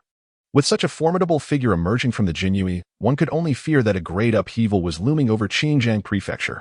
Amidst their reflections of fear and astonishment, a man clad in coarse linen, with a long sword wrapped in cotton, gazed intently in the direction Cheng Yu had vanished, his eyes alight with fervor and excitement. As Cheng Yu wielded the demon-slaying sword in battle, he stood as the sole individual with his eyes wide open, reluctant to miss the ethereal sword energy. It embodied the ultimate essence of the sword path, transcending to the apex of sword intent, harmoniously refined to perfection. Unadulterated by any technique or internal force, it exuded the purest form of sharpness and majesty, the epitome of the sword. Elder, you were indeed correct. I have finally glimpsed the future of the sword. In the city of Qingjiangfu, the urgent sound of galloping hooves echoed through the streets, causing all to retreat in alarm. This was due to the gruesome head bound to the horse. Cheng Yu dismounted before the headquarters of the Jinyiwei, grasping the severed head of Zheng Ping in one hand while steadying the intricately crafted spring knife in the other as he strode inside. Who dares to intrude upon the headquarters? The Jinyiwei within were taken aback by the sight of such a ruthless figure. They recoiled in shock. Where did this harbinger of death come from? Had Cheng Yu not been clad in the distinctive feign attire, they might have believed an assailant had come to annihilate them. Upon closer inspection, they recognized the head at Cheng Yu's waist, unmistakably that of Ma Baihu's guest from the previous day. Weak-kneed, they collapsed to the ground, their hearts tumultuous with dread. He had slain the swift-bladed Zheng Ping. Not a sound escaped their lips, nor did any dare obstruct this lord of death. Within the grand hall of the Qinjiang Prefecture's Jinyiwei headquarters, one individual leisurely savored his wine, a smile gracing his lips. Once they dealt with that Cheng fellow, he would gather all the wealth he had amassed in recent days. Let these fools understand that the man stalks the cicada, while the oriole lurks behind. Ha ha. With the renowned talent of the list at his disposal, Ma Yuan felt a great burden lifted from his heart. The lost assets were not only recoverable but would also yield a considerable profit. Delighted, he indulged in his drink. Yet, as he sipped, darkness suddenly enveloped his vision. An object was hurled onto the table, sending dishes and drinks scattering. Who dares to disturb me? Ma Yuan's enjoyment shattered by this unexpected turn of events. He sprang to his feet in anger. But before he could express his wrath, his gaze fell upon the object that had landed on his table. It was a severed head, its features unmistakably resembling those of Zheng Ping, whom he had seen just the day before. He stood frozen, a chill coursing through him. Am I hallucinating from too much drink? How could the illustrious talent of the list possibly be dead? You are not mistaken. A cold voice yanked Ma Yuan from his bewilderment. As he turned, he beheld a youthful yet imposing face radiating an aura of authority and chill. He had never seen this face in person, yet he had raged at its likeness in paintings countless times. Ah! Ma Yuan screamed, retreating as if confronted by the most terrifying of demons. Yet in the next moment, the cold blade of a knife glinted as it pressed against his throat. What fortunate event has befallen you, Ma Baihu, that you find yourself so inebriated in broad daylight? Do you require my assistance to sober you up? Chapter 32. Departing from Hongxi County, tonight we shall annihilate the Yi Dao sect. With a loud thud, Ma Yuan was so startled that he fell to the ground. Cheng Yu gently sheathed his sword, inquiring with curiosity about the purpose behind Ma Baihu's summons. At that moment, Ma Yuan's entire visage trembled as he struggled to suppress his astonishment and fear. Cheng Zongqi, your matters can wait. What exactly is going on here? He stammered, pointing with a quivering finger toward Zheng Ping's severed head. The more he gazed, the more the world around him seemed to spin. How could Zheng Ping have perished at Cheng Yu's hands? It was utterly unfathomable. Moreover, he appeared entirely unscathed. Such prowess rendered Ma Yuan's demise a triviality. Oh, you inquire of me? Cheng Yu, upon hearing Ma Yuan's rhetorical inquiry, revealed a peculiar smile. The rogue encountered along the road audaciously declared an intent to assassinate me. And now he has met such an end. I wonder who informed him of my passage along the official road. It is indeed curious. Listening to Cheng Yu's profoundly meaningful tone, Ma Yuan trembled involuntarily. He was certain that this matter was inextricably linked to himself. Suppressing his fear, he swallowed hard. Steeling himself to project a semblance of bravado. How dare one attempt to ambush a member of the Imperial Guard? Such audacity deserves punishment. Cheng's actions were commendable. Do you also find his actions commendable? Cheng Yu smiled and nodded, yet his tone suddenly turned icy. However, I felt it was insufficient. The people of Yedao Mountain daring to openly assault the Imperial Guards undoubtedly harbored intentions of rebellion. Upon hearing this, Ma Yuan trembled all over. What was Cheng Yu planning to do? Cheng Yu continued with a calm demeanor, declaring, the rebels, of course, do not warrant any mercy. I wish to request some of your subordinates, my lord, to eradicate those treacherous ministers and traitors. Let them witness the consequences of daring to lay hands on us. The Imperial Guards. He did not disguise his threat towards Ma Yuan. Those who dared to act against him would undoubtedly meet a grim fate. Were it not for the temporary utility of Ma Yuan's life, he would not have wasted so many words. That seems rather against protocol. Ma Yuan, as the superior, trembled upon hearing Cheng Yu's words. Cheng Yu has truly lost his mind. He actually intends to raid Yedao sect, one of the three major sects of Xinjiang Prefecture. Does he truly believe that a sect capable of nurturing someone like Zheng Ping is akin to the forces he has previously dealt with? Cheng Yu cast a glance at him, his eyes imbued with a chilling demeanor. A band of scattered warriors, to put it bluntly. Akin to brigands who stake their claim on the land. Anyone daring to raise arms against the imperial court must be prepared for retribution. This, we may not be able to accomplish. Are we to allow them to trample upon us at will? Those who offend us shall face dire consequences. The rules of the Jinyiwei are the only rules that matter. With these words, Ma Yuan finally grasped Cheng Yu's stance, having faced an assassination attempt. He was utterly at odds with Yu Daoshan. Indeed, a vengeful individual, heedless of consequences. Yet, he gritted his teeth, resolute. He could not acquiesce. He could not permit Cheng Yu to lead the 100 house troops against Yu Daoshan. Regardless of success or failure, Ma Yuan would be doomed. Cheng Yu refrained from exposing his treachery, undoubtedly out of concern. If he persevered, Ma Yuan at least had a chance of survival. Should he dare to support Cheng Yu's plans today, he would inevitably face retribution from the factions of the martial world, ensuring his demise without a trace. Contemplating this, Ma Yuan made a resolute decision, gritting his teeth as he declared, the rebels must be eradicated. However, the Yunif Mountain is one of the three major sects of Xinjiang County, intricately intertwined with the other two powers. Our intervention may prove to be insufficient. It would be wise to let this matter rest for now. Ma Baihu speaks true. Cheng Yu cast a fleeting glance at Ma Yuan before choosing to remain silent and turning away, sparing him for the time being. As Cheng Yu receded into the distance, Ma Yuan found himself gasping for breath, overwhelmed by a pressure that rivaled that of a commanding officer. Fear and trepidation gripped his heart.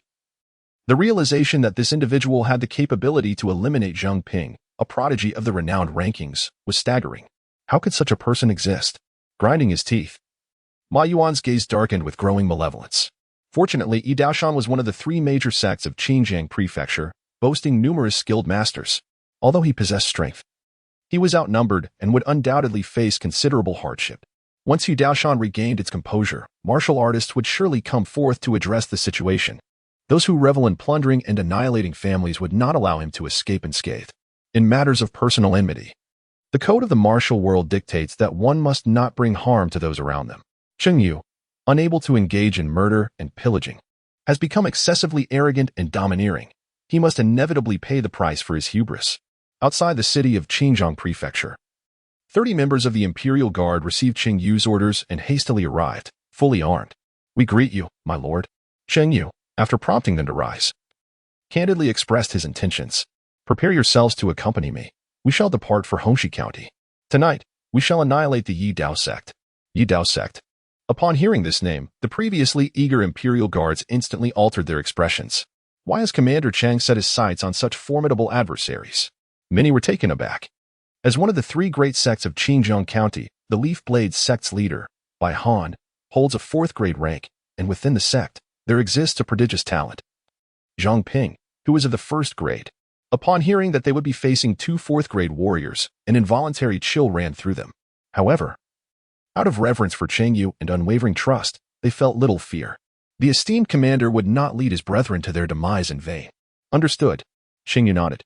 Given our numbers and strength are inferior to that of Yedao Mountain, we plan to launch a surprise attack to eliminate the sect leader, Bai Han. It must be swift and ruthless. The remaining members will inevitably crumble. You shall follow my lead, fend off the foot soldiers, seek out clues, and retrieve the spoils. Indeed, once we slay Bai Han, the leaderless faction will falter. The other two sects of the three great sects will not remain idle. They will devise ways to seize Yedao Mountain's territory. That will be our opportunity to sweep through the three great sects. Just as Cheng Yu finalized the plan and prepared to embark, an unremarkable yet peculiar man approached from a distance. The imperial guards immediately drew their swords, glaring at him.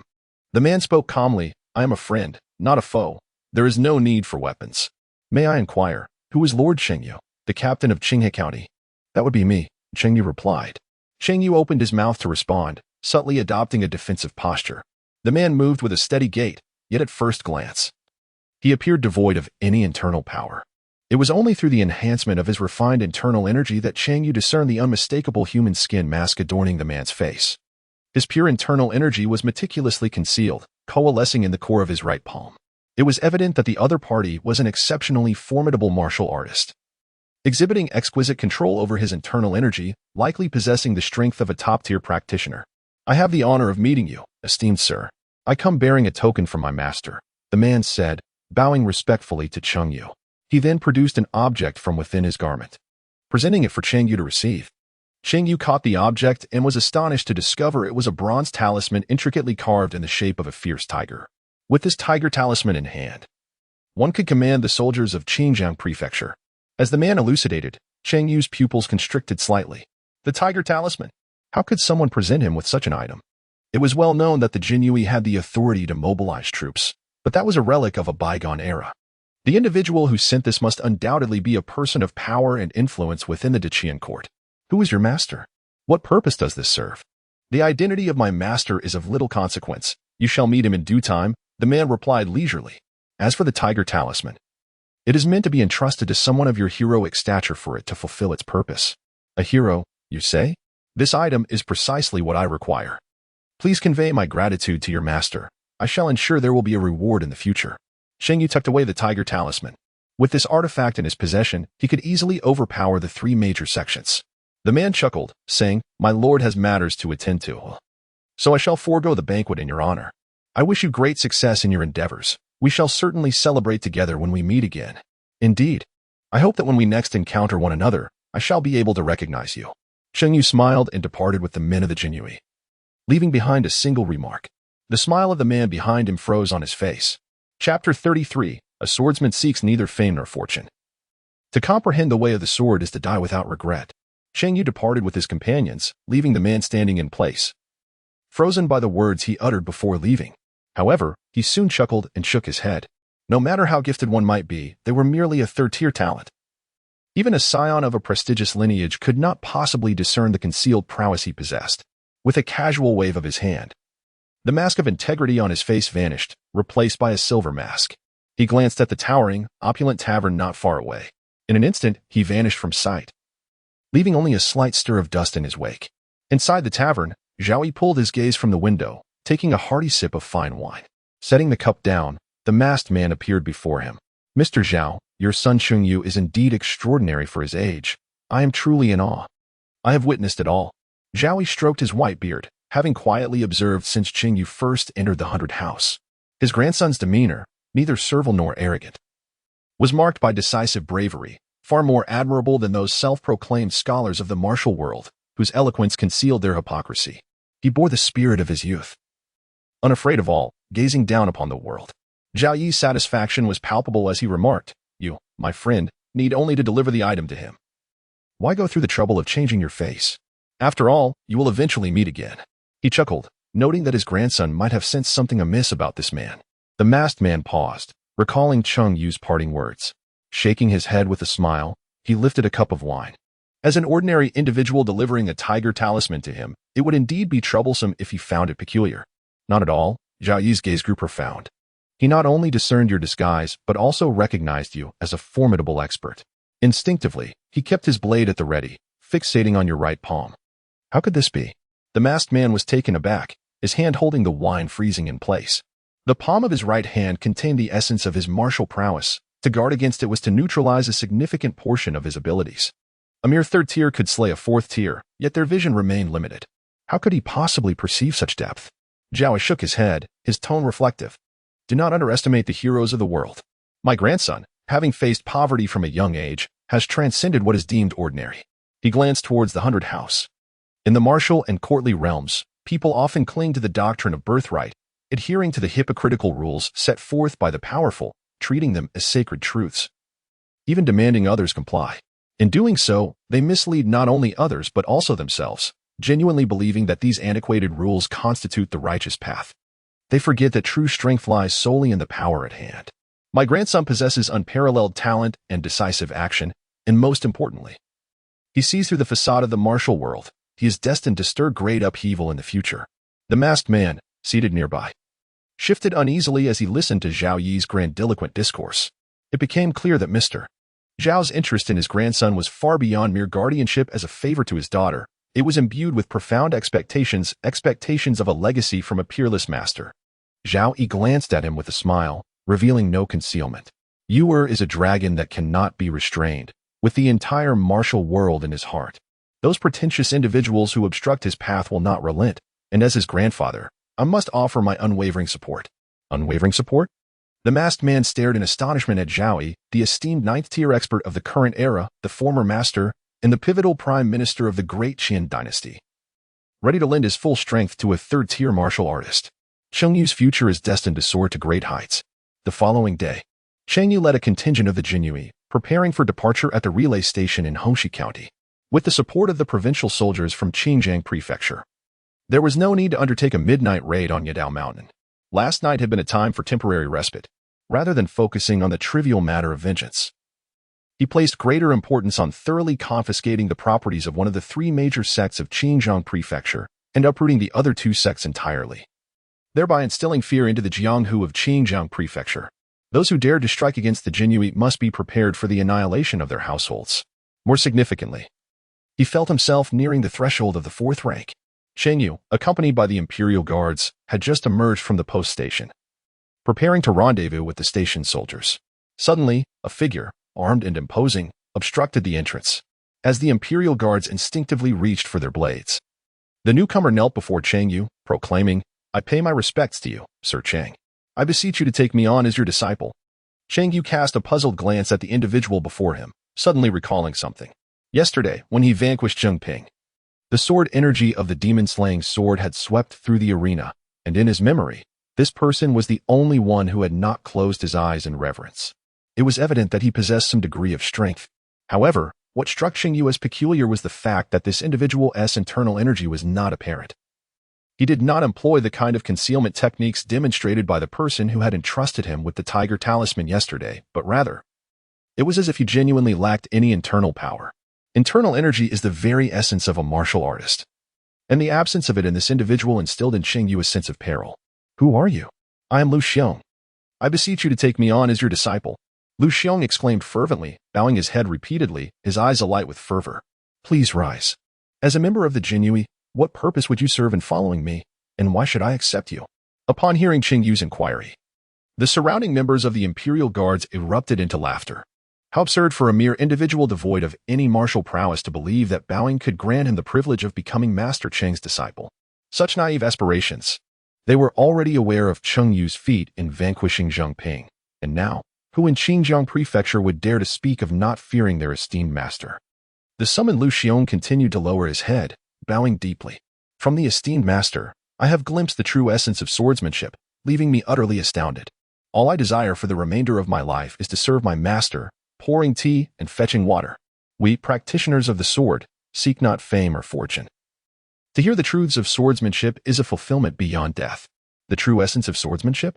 Cheng Yu was taken aback by Lu Xiong's words.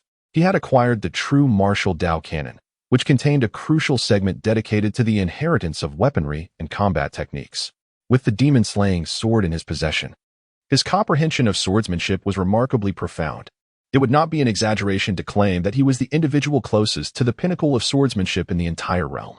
Lu Xiong, as a sword cultivator, sought to take him as his master, and his reasoning was quite reasonable. However, Cheng Yu still shook his head. Why should I accept you?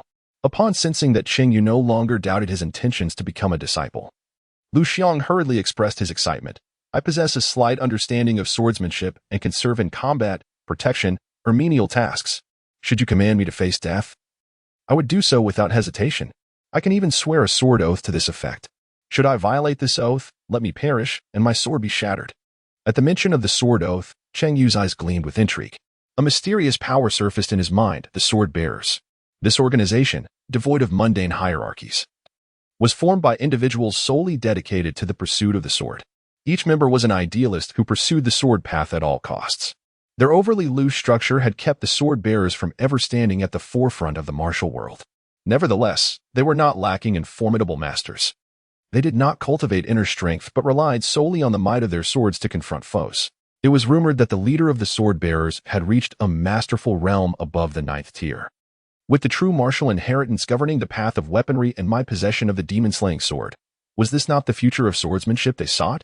Cheng Yu pondered silently before speaking. I am a member of the Jinyiwei. Following me could very well lead you to become an enemy of the martial world, resulting in unwarranted calamity. Lu Xiong, however, nonchalantly shook his head. If anyone dares to oppose the esteemed one, I shall undoubtedly slay them. As his words fell, a piercing sword intent surged forth from his being. The cotton cloth that enwrapped his sword was instantly torn asunder, revealing a chilling and formidable longsword. Cheng Yu nodded in surprise.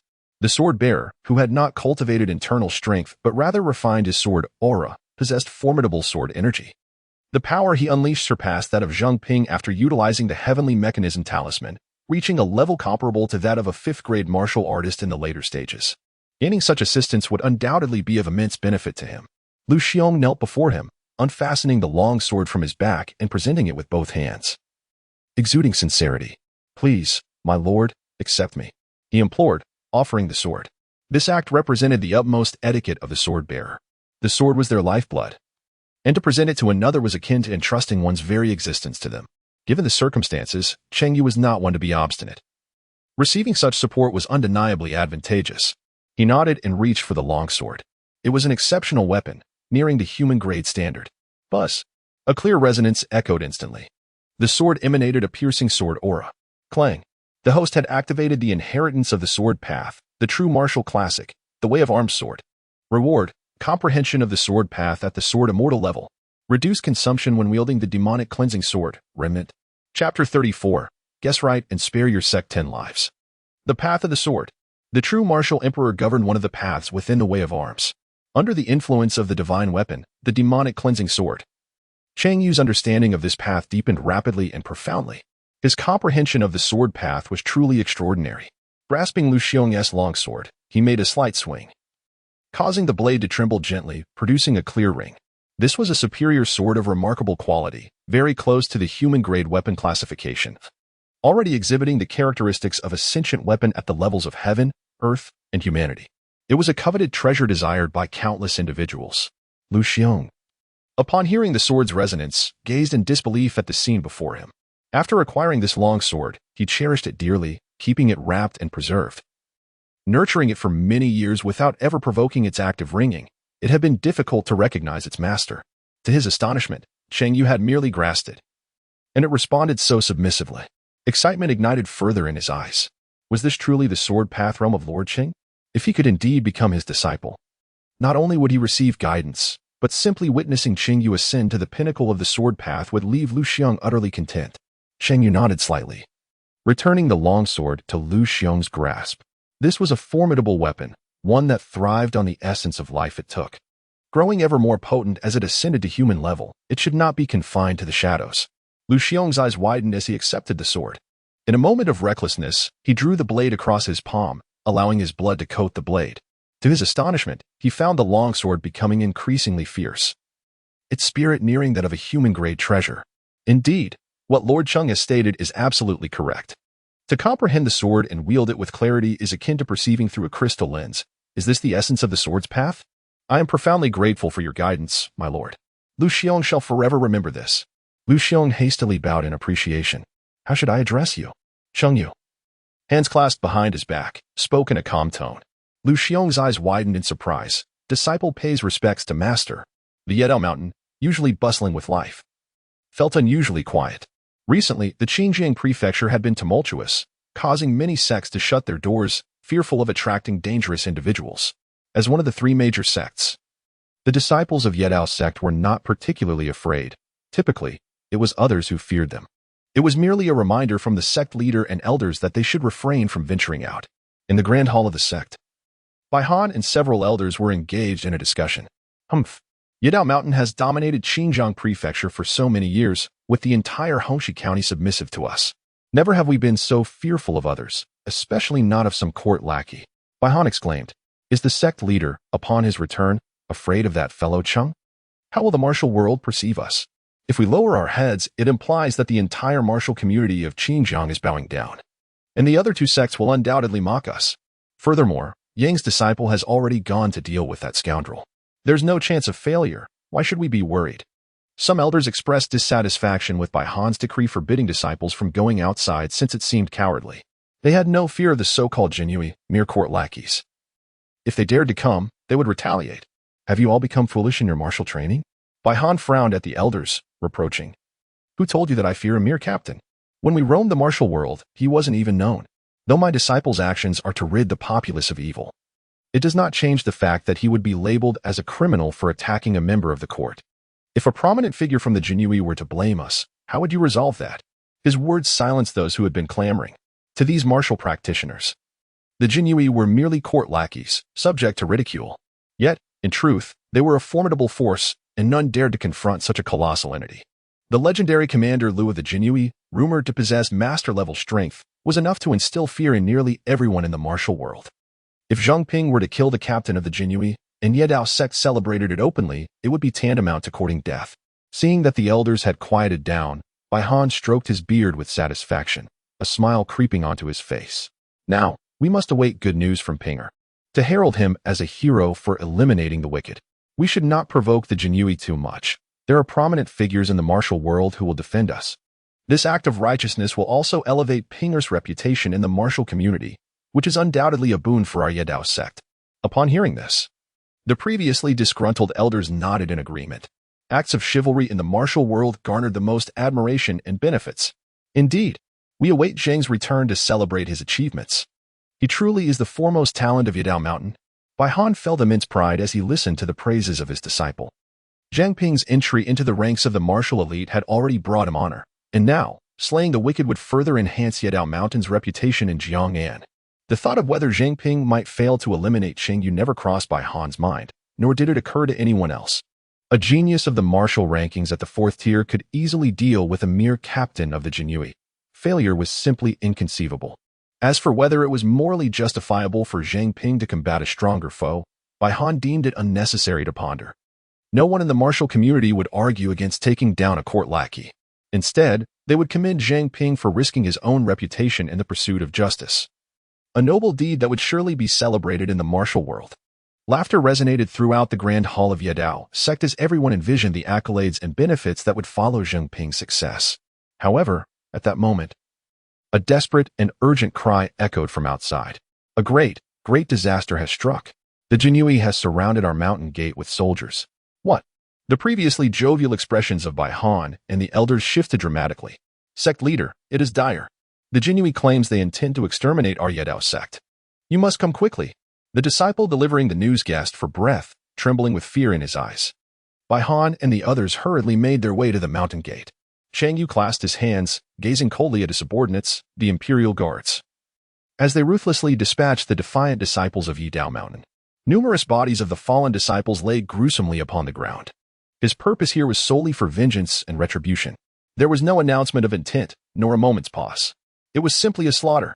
The imperial guards, already at an impressive rank and possessing considerable strength, wielded their shin on crossbows, targeting proficient martial artists. Those of lesser rank collaborated to subdue the disciples. In mere moments of confrontation, arrows rained down like a tempest, and the glint of blades danced through the air. The disciples of Yi Dao Mountain were left wailing in despair, fleeing in terror. "Help! I do not wish to die. Where are the elders? Come to our aid." As disciples of Yi Dao Mountain, each of them had enjoyed a position of power in Hongxi County, akin to local monarchs. They regarded the lives of ordinary people as mere trifles, never anticipating that one day their own lives would be treated with such disdain. At that moment, Bai Han and others finally arrived, instilling a flicker of safety in the hearts of the disciples. The experts of the sect had arrived. They now possessed the strength to fight back. "Cease this at once." "What are you doing?" Bai Han exclaimed, his voice seething with fury as he surveyed the corpses of the Yi Dao Mountain disciples strewn across the ground. How dare a mere handful of imperial guards threaten the annihilation of Yi Dao Mountain? Enraged, he struck out, sending one of the imperial guards' lieutenants reeling back, spitting blood. He was determined to slake his deep-seated hatred first. A blade of astonishing sharpness sliced through the air, compelling him to evade hastily. Cheng Yu assisted his injured subordinate, administering the healing potion with a cold gaze directed at Bai Han. "So, you are the leader of the Yi Knife Mountain, Bai Han, you old cur?" The insult struck Bai Han with fury, igniting his anger, yet upon recognizing Cheng Yu's visage, he was immediately taken aback. You are Cheng Yu. How is it that you still live? And where is my disciple?" The unexpected revelation of Cheng Yu's survival left him rooted in place. A surge of unease washing over him. "Your disciple?" Cheng Yu chuckled coldly. "Take a guess. If you are correct, I shall spare your sect 10 canine lives." Chapter 35, Truly Profound in Love and Loyalty. "Rest assured, soon you shall accompany them. You seek death." Hearing Cheng Yu brazenly declare his intent to annihilate Yi Daoshan, and even mention the reward of sparing 10 canine lives, Bai Han was filled with uncontrollable rage, yet an increasing sense of panic and concern welled within him. Cheng Yu was still alive. Thus, it is highly plausible that Zheng Ping, who sought to assassinate him, may indeed be involved. A dreadful possibility emerged in Bai Han's mind, prompting him to hastily shake his head. "My disciple is a prodigy of the human rankings, the foremost talent of Xinjiang Prefecture. There is absolutely no way anything could have gone awry. Perhaps he simply never encountered Cheng Yu at all." Cheng Yu had not traversed the official path from Qinghe County to Xinjiang Prefecture. It was Ma Yuan, that scoundrel, who deceived them. Observing Bai Han's countenance, pale with rage, and his loud, self-deluding outcries was quite a sight, Cheng Yu revealed a hint of a cold smile. "If one dares to act, one must be prepared to face the direst consequences. If you dare to strike at me, do not fear retribution." He gazed at Bai Han and spoke. He gestured to his subordinates from the Imperial Guard behind him. "Return his disciple to him." "Yes." Thud, thud.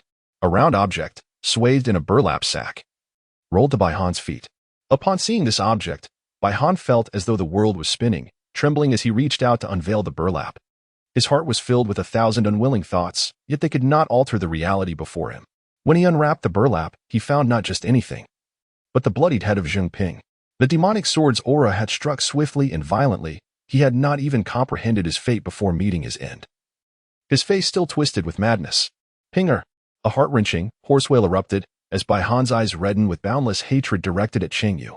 You killed Pinger. I will take your life." The apprentice he had devoted his entire life to nurturing was gone. Bai Han could no longer consider anything else. He sought vengeance for Zheng Ping, senior brother Zheng, nephew Zheng. The elder and disciples of Yi Dao Mountain were stunned upon witnessing Zheng Ping's tragic demise. Particularly, the disciples could scarcely fathom how senior brother Zheng could have fallen at the hands of the Imperial Guard. Fear swiftly eclipsed their anger. Zheng Ping possessed fourth-rank strength, and within Yi Dao Mountain, only Bai Han could rival him. If he had perished at Cheng Yu's hands, what fate awaited them, the disciples? As these thoughts coursed through their minds, cries of "Don't kill me" erupted from the more timid disciples, who, in a panic, fled, causing a commotion. "Do not panic." Bai Han shouted urgently upon witnessing the chaos, relying on the authority of the sect leader to quell the fleeing disciples. "Return at once, or do not blame me for personally purging the ranks. Yi Dao Mountain harbors no cowards." Slap, slap, slap. Cheng Yuliang observed the scene with a mocking smile, and began to clap his hands. Truly, the Master Bai is a great hero. However, I must say, since these disciples are so fearful of being released, I am disinclined to pursue them. Why should I allow them to sacrifice their lives in vain? Upon hearing these words, many disciples found themselves in a moral quandary. They did not wish to perish. "Do not speak such nonsense." Bai Han, upon listening to Cheng Yuliang, immediately shouted back. This was an attempt to disrupt the internal stability of Yi Daishan. What a cunning and treacherous dog of the court! Gritting his teeth, he proclaimed loudly, "Our Yi Daishan is now in deadly opposition to others. Have you forgotten the notorious reputation of Cheng Yu? Will he spare you? He is a harbinger of doom, a butcher of men." The terrifying visage of a living Yama filled the minds of the disciples. Flee? Has anyone from our sect ever managed to escape? Seeing the despair etched on the faces of the disciples, Bai Han, though resolved to fight, continued through gritted teeth. They are merely led by a county's Jinyiwei commander, and this time only a handful have come. Yet we have over 100 disciples in Yi Daishan. As long as we are unafraid and unite to confront the bandits, victory shall undoubtedly be ours. Once we eradicate these hounds of the court, great figures of the Jianghu will surely come to our aid. Bai Han, deserving of his title as sect leader, skillfully united the disciples with just a few words. The Jinyiwei were few, while they were many. If they banded together against the Jinyiwei, they could prevail. Upon hearing the sect leader's call to arms, the disciples nodded in agreement. They were warriors of the Jianghu. Despite the fierce approach of the Jinyiwei, their numbers were still far inferior. They were not fish on a chopping block. Let us slay these hounds.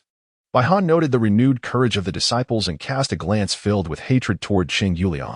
Elders, join me in avenging our fallen brethren and exacting justice. Indeed, Cheng Yu observed as the individuals from Yedao Mountain were provoked into a frenzy, a cold smile gracing his lips as he shook his head disdainfully. Turning away, he raised a hand. If no one wished to preserve their lives, then let them all perish. Fire the arrows.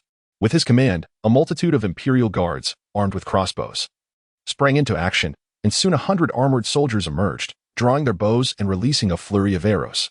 The arrows transformed into a torrential downpour, cascading towards Yedao Mountain's side. "Dodge!" Bai Han shouted, yet despair consumed him upon witnessing the sheer number of soldiers. How could there be so many?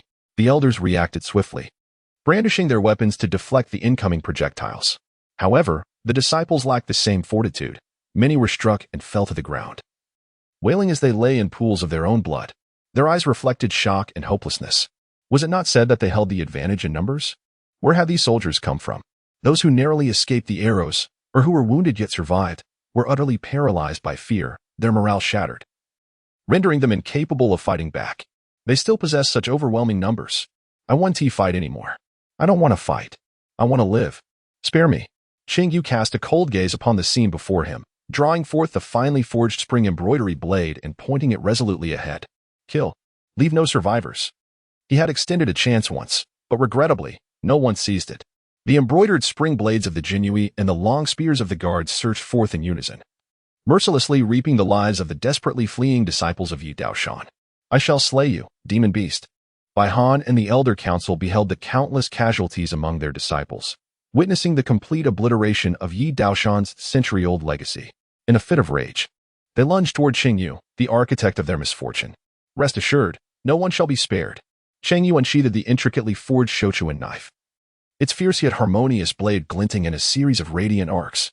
The technique of the 100 Battles reincarnation blade, with the emergence of the Shochuan knife. The clash of metal erupted into a shower of sparks, successfully parrying the weapons of Bai Han and his companions.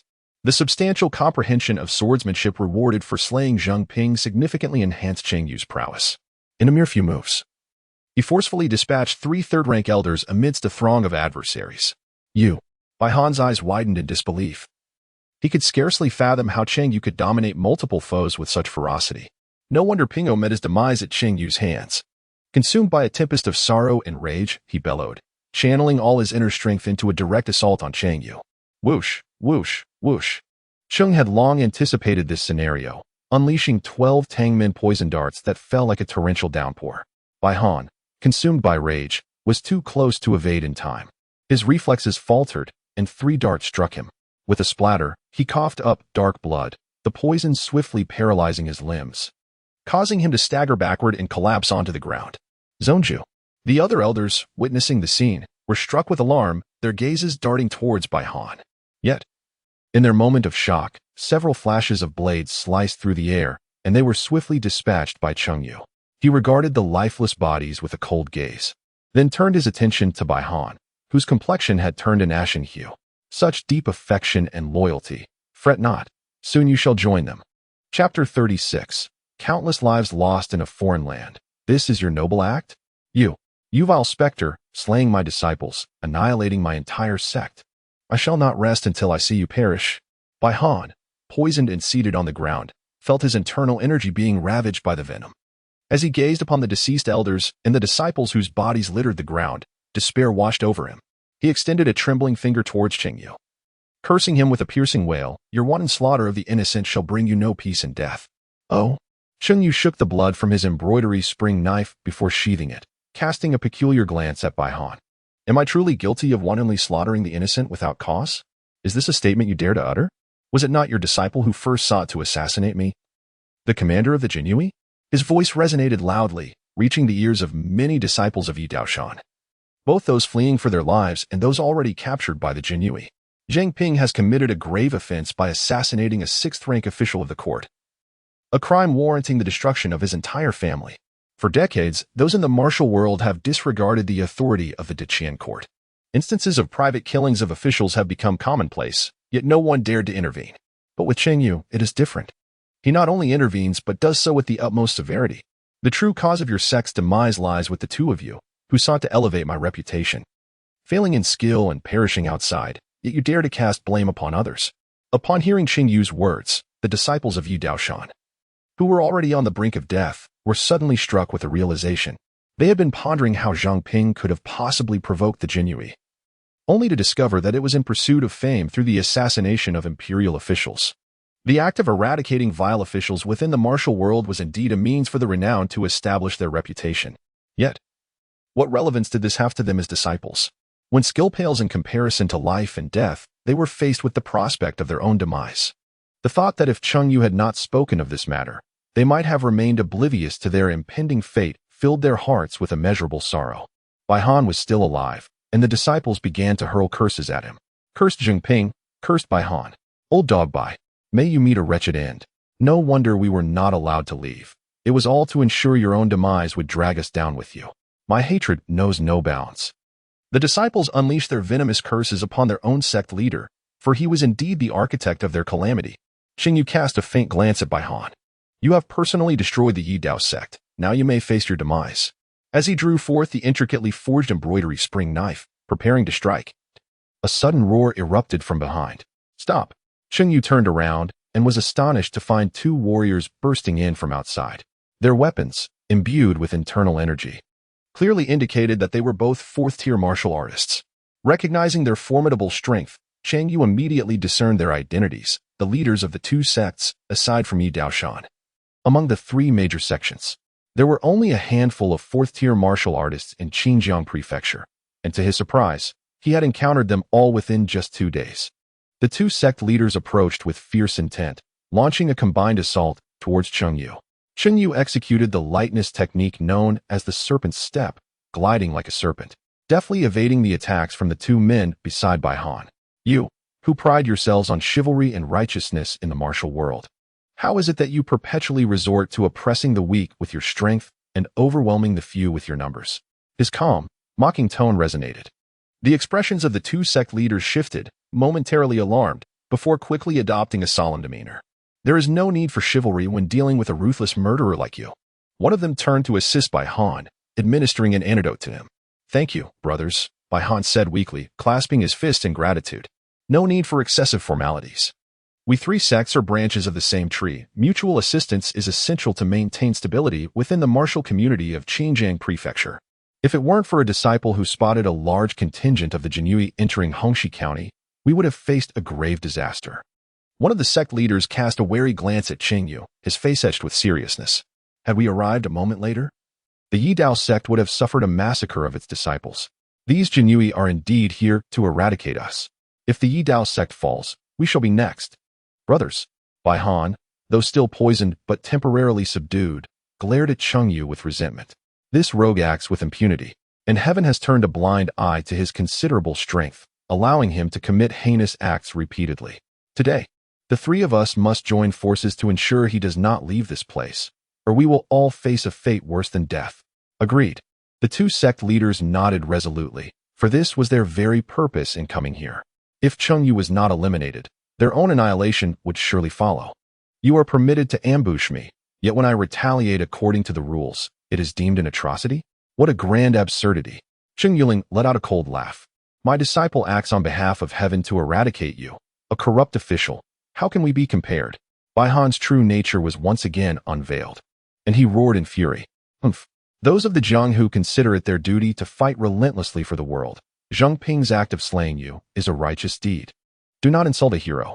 The other two sect leaders also grasped the situation and expressed their discontent. Their actions were all in the name of righteousness. What Cheng Yu has done is truly heinous. Haha. Hearing the three esteemed sect leaders of Xinjiang Prefecture speak so resolutely, Cheng Yu burst into laughter. Indeed, countless laborers have been deceived and exploited in Lonyuan Prefecture. Many families have lost their male members and suffered endless torment, and innumerable lives have perished in foreign lands. Are these your noble deeds? What did you say? The three men from Baihan were struck dumb with shock upon hearing Cheng Yu mention the laborers dispatched from Xinjiang Prefecture to Lonyuan sect. They had initially assumed that Cheng Yu was merely arrogant, indulging in murder for profit. Little did they anticipate he was investigating this matter, a crime for which countless lives could be extinguished. In their panic, they exchanged glances and nodded grimly. This boy must not be allowed to live, otherwise, they would have no place to bury their remains. Uttering nonsense, kill him.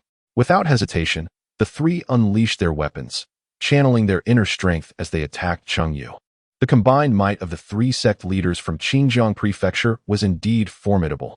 Haha, how hypocritical. Cheng Yu gazed at the three individuals, his expression shifting instantaneously, no longer concerning himself with notions of chivalry, but instead feeling an overwhelming sense of mockery. They proclaimed lofty ideals of righteousness and justice, yet engaged in the most sordid of deeds. Their hypocrisy was utterly revolting. He slowly stepped aside, uttering, "Lu Xiong, it is your turn." "Yes, master." A swordsman clad in coarse linen emerged beside Cheng Yu, his scarred hand gently caressing the long sword he held. "What filthy mongrels dare to obstruct us?" The trio, upon noticing that Lu Xiong was not adorned in the resplendent garments of the Imperial Guard, but rather in tattered linen, were filled with disdain. How audacious for Cheng Yu to address him as master. What lowly creatures thought they could impede their path? They prepared to unleash their collective might, intending to demonstrate to Lu Xiong the futility of his resistance, to make him aware that no one in Xinjiang Prefecture could hinder their advance. Yet, in the next instant, a flash of crimson sword light surged forth, akin to blades cleaving through a mountain of corpses and a sea of blood. The expressions of the three transformed drastically. Was that inner strength infused with a peculiar power? Where did Cheng Yu find such formidable experts? The three individuals widened their eyes in astonishment, hastily shifting from offense to defense, adopting a protective stance. However, Lu Xiong's relentless onslaught offered them no respite, as he unleashed a series of strikes with overwhelming force. A cry of despair echoed through the air. The three sect leaders found themselves utterly powerless against Lu Xiong's prowess. In a mere exchange of blows, 6 arms and 3 weapons were severed, falling lifelessly to the ground. The three sect leaders, writhing in agony, collapsed, rendered completely incapacitated. "Master, these three are now utterly defeated. Please decide their fate." Cheng Yu nodded with satisfaction and approached the 3 individuals before him. Their faces were etched with despair and disbelief. How could a mere junior like Cheng Yu be referred to as a master by someone who had effortlessly incapacitated all 3 of them, possessing at least late-stage 5th-tier strength? I have stated before that anyone who dares to act must be prepared for the consequences. Master Bai was unprepared. Are both of you ready? Cheng Yu's voice was a haunting whisper, akin to the chilling winds of the underworld, instilling a sense of despair. The 2 sect leaders who had come to aid Bai Han gritted their teeth and declared, "You may kill or torture us as you wish. In our next life, we shall still be heroes. There will be no next life for you. You have taken too many lives, and those souls will not spare you." He continued ominously, "But fret not, your sect and family will soon join you." The 2 men widened their eyes, about to protest, when a flash of steel struck, silencing them forever as their heads fell from their shoulders. "Now, it is your turn, Master Bai," Cheng Yu intoned. Bai Han, witnessing the demise of his supporters, felt his spirit shatter completely. With the loss of his proud disciples, the destruction of his sect, and the curses of his followers weighing heavily upon him, he found himself utterly broken. In that moment, he abandoned all dignity, consumed only by the instinct to survive. "Please, spare my life. I will divulge everything," he pleaded. "Rest assured, even in your death, the truth will be revealed. Cheng Yu coldly shook his head with a sneer. Spare Bai Han to celebrate the new year? Wait, Bai Han suddenly exclaimed. Did you not promise that if I guessed correctly that Pinger was dead, you would spare my life tenfold? I guessed it then, and you must honor your word. Observing Bai Han's shameless demeanor, Cheng Yu felt a hint of surprise. Is there truly such audacity? I distinctly recall stating I would spare 10 dog lives. I will certainly let the dogs go. Are you a dog? I could be. Woof, woof, woof. Chapter 37. From this day forth, Xinjiang Prefecture shall no longer have the three great sect. Woof. Bai Han's aged, hoarse throat emitted a dog's bark. I am a dog. You must spare my life. His face, comically grotesque yet filled with hatred, bore tears from the corners of his wrinkled eyes. Once a dignified leader of a sect, he now resorted to such despicable behavior. Bai Han gambled on Cheng Yu's sense of honor and integrity. As long as he cast aside his dignity, Cheng Yu would be powerless against him. Though Cheng Yu harbored a penchant for bloodshed, the world of the Jianghu, devoid of trust and righteousness, left no room for belief that he would betray his subordinates in such a treacherous manner. Surviving was his only path to devise a means of avenging Zheng Ping and the Yidao sect, seeking justice from the esteemed figures of the realm. If only he could witness Cheng Yu face his retribution, it would all be worthwhile. Yet, in the next moment, fate took a cruel turn. A foot came crashing down upon his skull, shattering it and releasing a gruesome spray of brain matter and blood. With his face obliterated, could a man still be reduced to the status of a mere dog? Cheng Yu, filled with disdain, scolded as he shook off the sticky substance clinging to his boots. Did he think that shamelessness could disgust him? Not a chance. The host had vanquished the three notorious rebels of Xinjiang Prefecture, and yet the skies remained clear and bright, earning him a reward of inner strength. An unprecedented surge of pure inner energy flooded into Cheng Yu's body. With this influx, a certain blockage within him was forcefully opened. In an instant, the rushing energy expanded his meridians, fervently nourishing his physical form. Fourth rank. Cheng Yu's heart stirred as he unsheathed the exquisite embroidered spring blade, meticulously crafted from 100 folds of steel, with a subtle infusion of internal energy coursing along the blade's surface. He felt an unprecedented fluidity in the flow of his power, as if it had been honed through countless repetitions.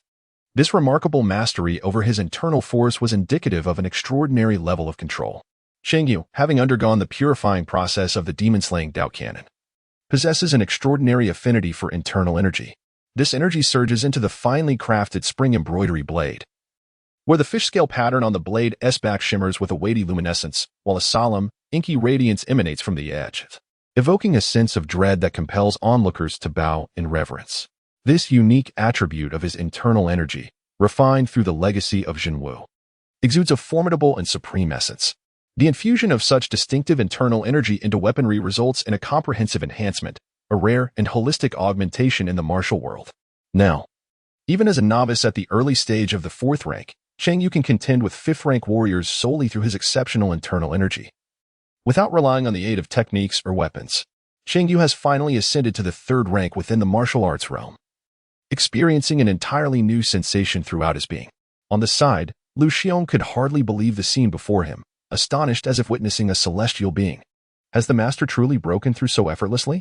Though he does not cultivate inner strength, focusing solely on the essence of the sword, he is aware that a martial artist's breakthrough is typically a gradual accumulation, necessitating careful preparation and resource gathering prior to entering seclusion. Cheng Yu unexpectedly transcended his realm with such ease, making a significant leap from the third to the fourth tier. Is this correct? Indeed, it is. His master is truly deserving of the recognition for having identified such an unparalleled genius capable of reaching the pinnacle of swordsmanship. After his breakthrough, Cheng Yu, with his blade in hand, calmly declared, "All imperial guards, conduct a thorough search of the Yi Blade sect. Not a single hair should escape our grasp. Let everyone witness the consequences of opposing the imperial guards." Understood. The moment had arrived for the imperial guards' favorite activity, and excitement surged among them. Observing his subordinates swarm into the Yi Blade sect, scattering in search of valuable clues, their methods grew increasingly adept. Cheng Yu nodded in satisfaction, then produced a tiger talisman and directed his gaze towards the 100 guards. You are to monitor the other two sects closely. Allow no one to depart with even a trifling item. Should anyone dare to assault an official of the court, let them prepare for their homes to be ransacked. From this moment forth, the three major sects shall no longer exist in Xinjiang Prefecture. Understood. Within 2 days, The once dominant three sects of the martial world in Xinjiang Prefecture had vanished entirely from the map. All martial factions within Zhejiang tightly secured their doors, resolutely refraining from any provocations. Warriors, too, lived in constant trepidation, fearing that any misstep might lead to an encounter with figures clad in flying fish attire, wielding embroidered spring blades, ready to claim their heads and raid their homes. They were utterly terrified by the Jinyiwei. The host had eradicated the defiant forces within the prefecture, elevating the status and power of the Jinyiwei to its zenith. As a reward, the embroidered spring blade superior grade was upgraded to the thundercut embroidered spring blade mid-grade human level, and the cold silk flying fish attire superior grade was upgraded to the cold origin flying fish attire mid-grade human level. Cheng Yu stood atop a certain sect's peak, gazing towards the direction of Longyuan Mansion. Clad in a resplendent flying fish garb, he exuded an aura of formidable elegance, subtly invoking a sense of chill.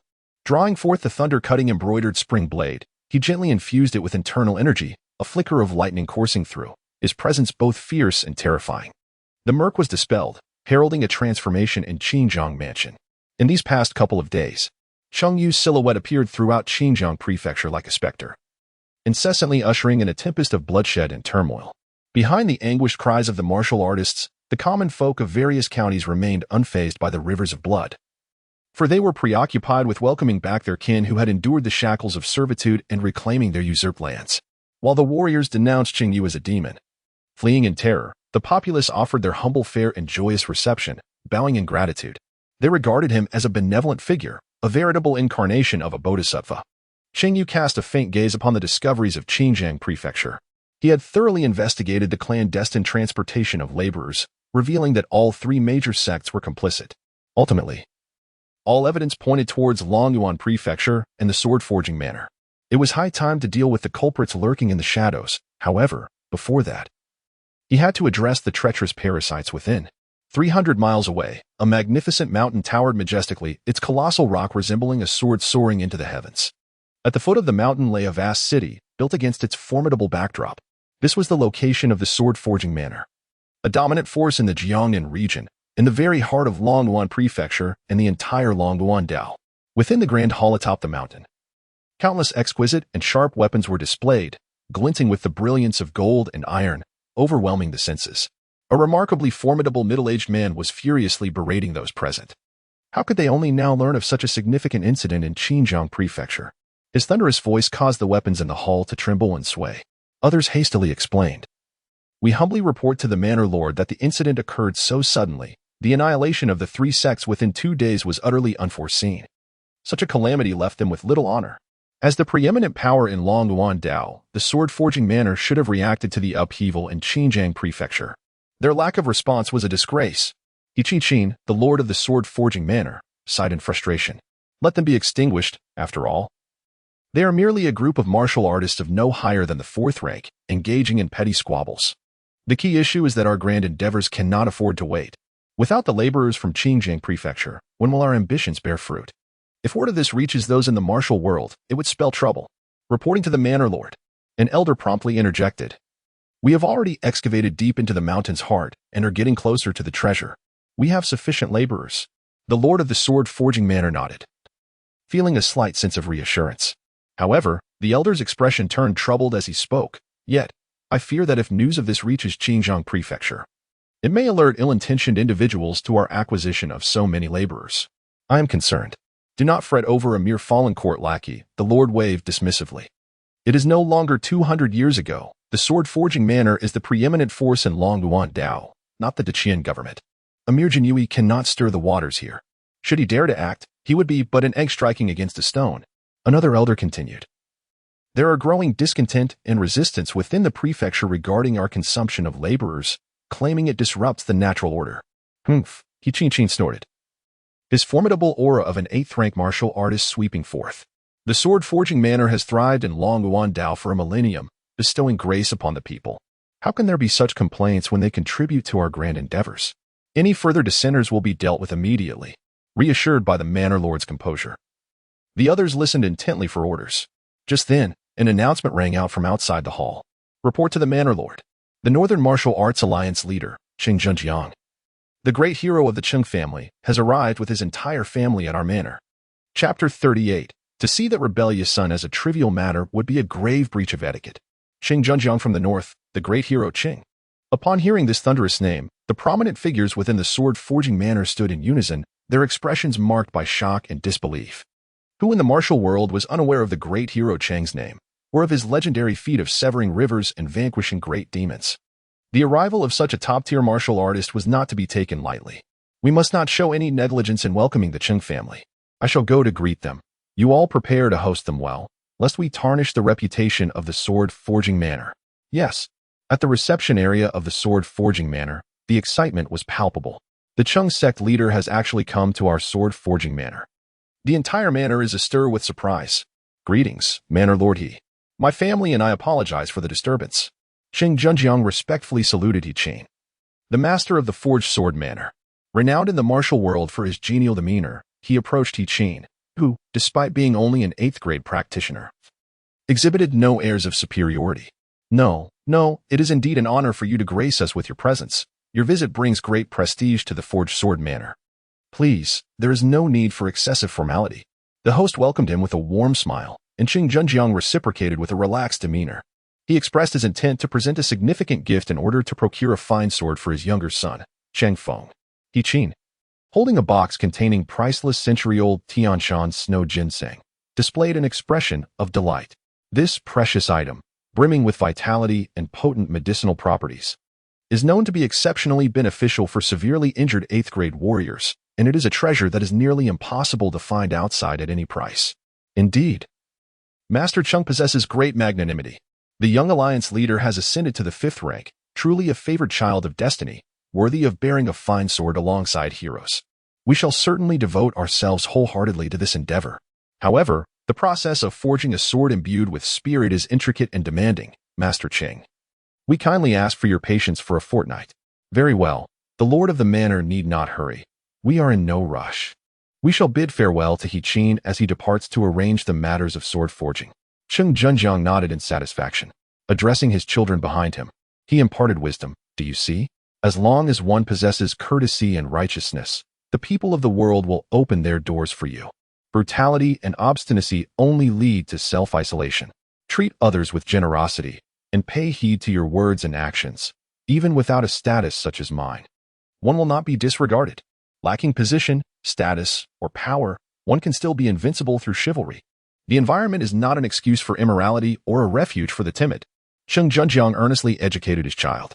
When the topic of negative examples arose, his mind inevitably drifted to Cheng Yu. He could only feel a sense of sorrow and failure, for he had a son who was rebellious and ruthless, scornful of righteousness and virtue. Could it be that the master of the sword forge personally welcomed him and readily agreed? Precisely because of his reputation for upholding justice and righteousness, Cheng Yu and Cheng Feng immediately nodded in agreement, expressing their willingness to learn. His gaze shifted towards his young daughter, Cheng Si. The child had been unduly influenced by that wayward son. She must be properly educated. What do you think, Sia? Cheng Si reluctantly uttered a sound of agreement. She acknowledged the importance of politeness and reasoning in human interactions. Yet her father insisted that chivalry alone could render one invincible in the world. Deep within, she silently shook her head in resignation. If it had not been for the sight she encountered upon entering the manor, witnessing someone weeping and calling for their parents, desperately prostrating themselves in hopes of obtaining a sword, only to be ultimately driven away, she might have been genuinely intimidated. After all, those individuals exhibited far greater courtesy, having knelt down. Yet, they were still expelled. Ultimately, it all boiled down to a lack of status and strength. After paying her respects to the master, the Cheng family has temporarily taken residence in the exquisite and opulent accommodations provided by the sword-casting villa. They are to remain here for a fortnight, awaiting the completion of Cheng Feng's sword forging. Once settled in, Cheng Si approached her mother, Zhao Shichuan, with an expression full of anticipation and playfully suggested, "Mother, since the forging of the sword will take such a long time, why don't we pay a visit to my elder brother? What do you think?" Upon mentioning her eldest son, a glimmer of light flickered in Zhao Chenxi's eyes. Meeting her flesh and blood, who was enduring hardships outside, was the most effective way for her as a mother to alleviate her heartache. Now that both mother and son were in Jiangnan, merely 100 miles apart, it would indeed be a pity not to see each other, just as she was about to nod in agreement. The steady and resolute voice of Qing Junjiang rang out firmly. No, I have stated that I will not take the initiative to seek out that ungrateful son. And neither shall you. The parents had come to Jiangnan, yet their son did not take the initiative to pay his respects, forcing his parents to seek him out instead. What kind of behavior was that? If word got out, it would only invite ridicule upon the Qing family for their lack of filial piety and morality. Moreover, he had yet to forgive that ungrateful son for severing their relationship and concealing his true abilities. Upon hearing this, Cheng Xi's delicate face fell. And although she wished to retort, she found herself at a loss for words. Deep down, she understood that any protest would be in vain. Thus, she mustered a forced smile and hurried to Qing Junjiang's side, grasping his sleeve. Father, we merely wish to visit second brother. It will alleviate the ache of longing for you and mother. If we keep it from him, he shall remain unaware. And the world of Jianghu will surely empathize with a parent's heart, uttering no reproach. Besides, second brother is oblivious to our presence in Jiangnan and would not know how to approach you. Cheng Xi no longer contested some of Qing Junjiang's thoughts.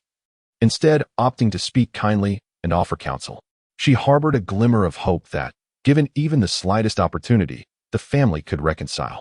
Upon hearing her words, Qing Junjiang found himself momentarily swayed.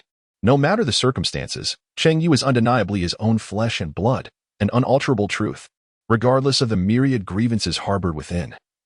Thoughts of Cheng Yu's experiences over the past decade evoke a profound sense of guilt and heartache in Qing Junjiang. And just then, Cheng Feng entered the room. Addressing his father, "Father, Master He of Yi Manor has requested your presence to discuss the matter of sword forging. They intend to craft a high-quality weapon tailored specifically for me." High-quality weapon? His father mused. Indeed, the sword forging manor excels in the art of weaponry. Let us be on our way. Upon hearing that the sword forging manor placed such great importance on crafting a weapon for Cheng Feng, Qing Junjiang promptly nodded and rose to his feet. A bespoke high-grade weapon of human rank is an exceedingly rare treasure in the martial world, thus demonstrating the sincerity of the sword forging manor. While the Zhejiang sect and the Cheng family possess ample human and even earth-ranked weapons, none can perfectly suit Cheng Feng's needs. Should he acquire a tailor-made high-grade weapon, it could potentially elevate to earth rank with use in the future. The impact on Cheng Feng's strength would be immeasurable. Therefore, without the slightest hesitation, he resolved to discuss this matter further. "Father, regarding the visit to my second brother." Cheng Xi, seeing Qing Junjiang about to depart, hurriedly inquired. Upon hearing this, Qing Junjiang found himself in a quandary, eventually shaking his head. There is no immediate rush. The most pressing matter at hand is Feng'er's sword. I may need to deliberate with Master He for a while, and it would not be too late to discuss it later. Can't we just go with mother? No. Qing Junjiang shook his head resolutely upon hearing this. Your mother possesses a tender heart and innate kindness. Upon seeing that wayward child, she will undoubtedly feel compelled to acknowledge him. It is inconceivable that she would merely glance at him. If I am not present, you cannot prevent her. Though the matter concerning that wayward child may seem trivial, should it result in a loss of face, it would be an egregious breach of propriety. My lady, let us first seek out Master He. Later, I shall compose a letter to Yuer and arrange for its delivery. If he finds his way back to the right path, he will assuredly come to pay us a visit in person. Thus, he concluded. Qing Junjiang left without granting Cheng Xi another opportunity to utter a single word. Upon hearing of Cheng Yu's predicament, a flicker of malice and discontent flashed across Cheng Feng's eyes. With a gentle demeanor, he addressed his younger sister, "Dear sister, heed our father's words. We shall discuss that man's affairs at a later time." After uttering these words, he promptly followed suit. As she watched Qing Junjiang hastily depart, a wave of despair washed over Cheng Xi. Her second brother was, astonishingly, even less esteemed than the sword of another son. Despite Cheng Feng having been nurtured with boundless resources since childhood, while Cheng Yu fought valiantly through adversity, their parents could not even manage to extend equitable affection. Is Cheng Yu truly deserving of such a fate? Zhao Shichuan, standing nearby, appeared to recall Cheng Yu's past, and tears began to well in her eyes. Think it over. Xiu, I understand your concern for your second brother, but your ranking on the Feng Ge list is of utmost importance. We must wait for now.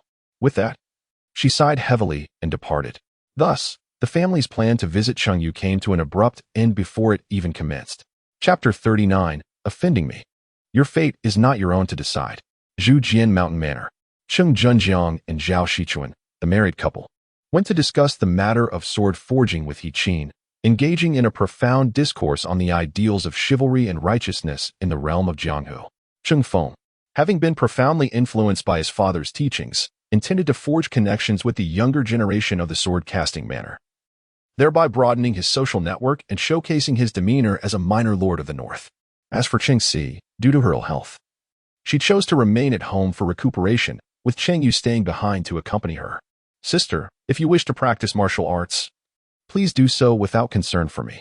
Cheng Si sat by the window, resting her fragrant cheek on her hand, gazing outward with an expression filled with helplessness. She contemplated the matter of searching for Cheng Yu. No, what if something were to happen to you while I am away? Cheng Yu solemnly shook her head. She felt a profound responsibility for her ailing sister. Cheng Si lowered her head, suddenly struck by a thought, and revealed a sly smile. Sister, I have heard that the cosmetics of Jiangnan boast the most intriguing items. Shall we venture down to the town? Upon hearing her sister's words, Cheng Yu, who had long resided atop Zhejiang Mountain, leading a monotonous life devoted to martial arts, was instantly invigorated. Yet, she instinctively shook her head. No, you must be thinking of seeking out that fellow again. You will surely be led astray. Sister, our parents never forbade us from enjoying ourselves. It is merely a trip to Longyuan City, just a stone's throw away from here. With you by my side, I am certain we will be safe. Please, CC. I implore you, let us go. Cheng Yu, enveloped in her sister's affectionate embrace, found herself utterly unable to resist and reluctantly acquiesced. All right, very well. But once you step outside, you must heed my counsel. Do not entertain any mischievous thoughts, for our parents will surely be displeased. Indeed, indeed. Cheng Si revealed a joyful smile. At least there was a chance now. I wonder how second brother is faring. Is he being bullied by his superior at this moment? In Xinjiang Prefecture, a resounding crash echoed as the door of the 100 Households office was forcefully kicked open. Cheng Yu strode in with an imposing presence, causing several individuals to stumble and fall to the ground in fright. His tone was nonchalant, yet his words were chillingly terrifying. Bring forth my yuan, that good for nothing. For I have come to claim his life. Upon recognizing that the living nightmare who had obliterated 3 major sects had arrived, the members of the Jinyiwei fell to their knees in supplication. Lord Cheng, spare us. Commander Ma has not been here for 2 days. We have done nothing, and he is in no way associated with us. Please, do not take my life. Cheng Yu gazed disdainfully at these individuals, a look of dissatisfaction evident in his eyes. He reprimanded, Am I a bloodthirsty fiend? As members of the Imperial Guard, you all seem devoid of any backbone, bringing shame upon yourselves. The guards, chastised and trembling with fear, were desperate to prostrate themselves in submission. Yet, they were equally apprehensive of further rebuke, caught in a precarious position, their anxiety mounting. A group of utter incompetents. Cheng Yu furrowed his brow, cradling his hands. The current members of the Jinyiwei were largely composed of feeble individuals, lacking the formidable presence one would expect from an imperial private army. Their own timidity rendered them insignificant in the eyes of others. Regrettably, these Jinyiwei had been reduced to mere instruments for their superiors, toiling like beasts of burden. After layers of exploitation, only meager resources remained for them. Naturally, they lived in a state of constant trepidation, relying on asserting their authority over those even weaker than themselves. From this day forth, the Jinyiwei in Xinjiang Prefecture shall command respect, stand tall and straight. Understood. Upon hearing Cheng Yu refrain from further reproach, the Jinyiwei immediately rose in excitement, their hearts ablaze with fervor. This individual, now the most significant figure in Xinjiang Prefecture, would henceforth be their steadfast ally. Cheng Yu glanced at their current appearance and nodded slightly. He inquired, Has anyone seen Ma Yuan in the past couple of days? What is his whereabouts? A member of the Jinyiwei responded, Ma Bai Hu. A few days ago, Ma Yuan dispatched some of his trusted associates to Longyuan Prefecture to carry out a mission. It is possible that he has gone there. Longyuan Prefecture? Cheng Yu nodded slightly. Longyuan Prefecture is the heart of the Longyuan Dao, one of the colossal cities in Jiangnan. It is home to numerous formidable figures. Ma Yuan's journey there likely stemmed from the belief that Cheng Yu would not dare to pursue him, allowing him to escape with his life. After offending me, he still harbors hopes of survival, oblivious to the impossibility of his escape. Beneath the blazing sun, in a remote area of Longyuan Prefecture, a convoy was jostling along a narrow path. Ma Yuan, riding atop his steed, reflected on the boundary stone that had been left far behind him that very morning. A heavy weight lifting from his heart. He sighed in relief. At least he had managed to flee from Xinjiang Prefecture. The day Cheng Yu had tossed Zheng Ping's head before him had terrified him to the core. He had convinced himself that Cheng Yu would not dare to kill him, instead opting for revenge upon the Yi Dao sect. hoping for mutual destruction. Little did he expect that Cheng Yu, that madman, wielding unknown power, would lead the soldiers of Xinjiang Prefecture to annihilate the Yi Dao sect and its entire hierarchy. He even eradicated the other two of the three great sects. This upheaval in Xinjiang Prefecture was monumental. At the moment Ma Yuan received this news, he collapsed in terror, hastily gathering his belongings to flee. Cheng Yu is capable of commanding the military forces, which undoubtedly implies the presence of influential backing.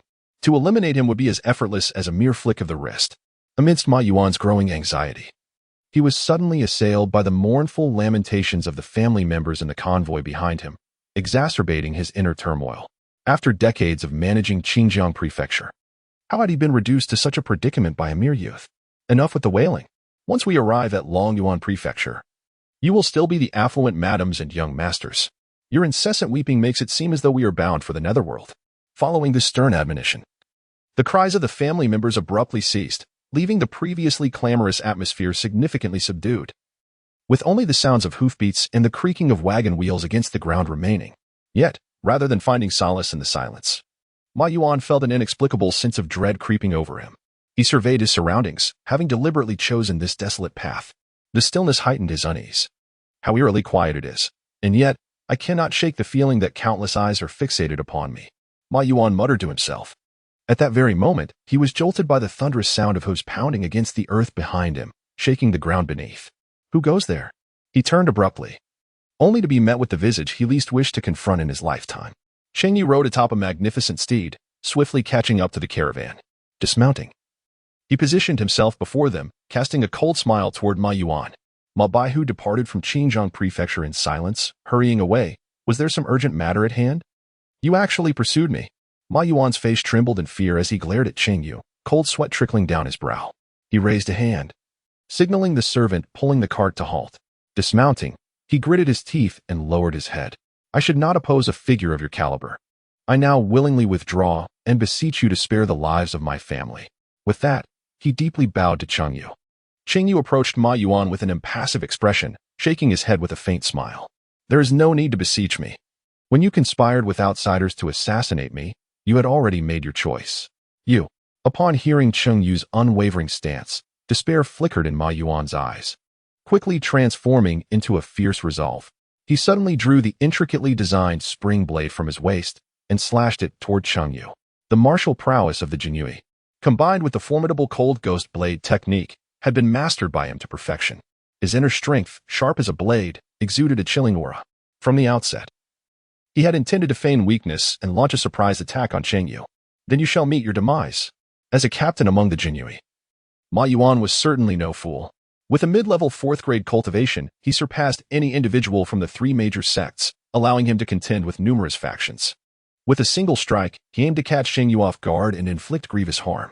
After all, he was merely a 3rd grade youth with a slight background. To dare pursue him alone was tantamount to courting death. Cheng Yu observed as Ma Yuan suddenly launched an attack, and he couldn't help but scoff.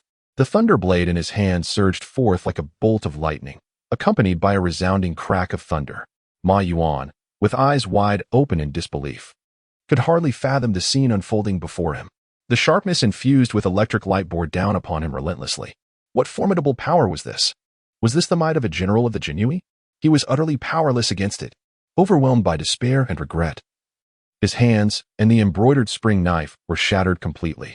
You will kill me, he uttered with his last ounce of strength before losing consciousness amidst the numbing pain. He understood that living in the clutches of someone like Cheng Yu would be far more agonizing and terrifying than death itself. Cheng Yu stood upon the gravely injured and unconscious Ma Yuan. A faint, cold smile crept across his lips. Having offended me, your demise is not within your control. He glanced back at his subordinates trailing behind, then cast a cool gaze towards the weeping and terrified family members of Ma Yuan. Behind them lay mountains of gold and silver treasures, too vast to be transported by several carts. Ma Yuan, 100 households of the Jinyiwei of Xinjiang Prefecture, conspired with outsiders to harm his colleagues and was guilty of dereliction of duty. He has now been eradicated, along with his entire family. The host has eliminated the internal vermin and cleansed the environment within the Jinyiwei, rewarding a bundle of soul-tracking incense for pursuit purposes. He pocketed the incense. Cheng Yu turned back, gazing towards the path ahead. Before him, a colossal sword pierced the heavens, plunging deep into the mountains. The Longyuan city and the sword-forging manor lay just ahead. Chapter 40. I observe that the world of martial arts is rife with charlatans and pretenders. I report to you, my lord, that Ma Yuan's family and all his possessions are now gathered here. Cheng Yu listened to the report from his subordinate, nodding slightly in acknowledgement. The order was given for the immediate execution of all personnel on site, sparing only a few key individuals for interrogation regarding Ma Yuan. Understood, came the response, followed by a cacophony of wails and cries. One by one, heads rolled, and the ground became littered with corpses. Once everything was concluded, Cheng Yu was about to mount his horse for the return journey when he suddenly heard a commanding voice from the Jinyiwei behind him. The Jinyiwei are conducting an operation. No unauthorized personnel are to approach. Turning around, he beheld a man clad in a silver mask and dressed as a martial artist, advancing from the direction of Longyuan Prefecture towards the Jinyiwei.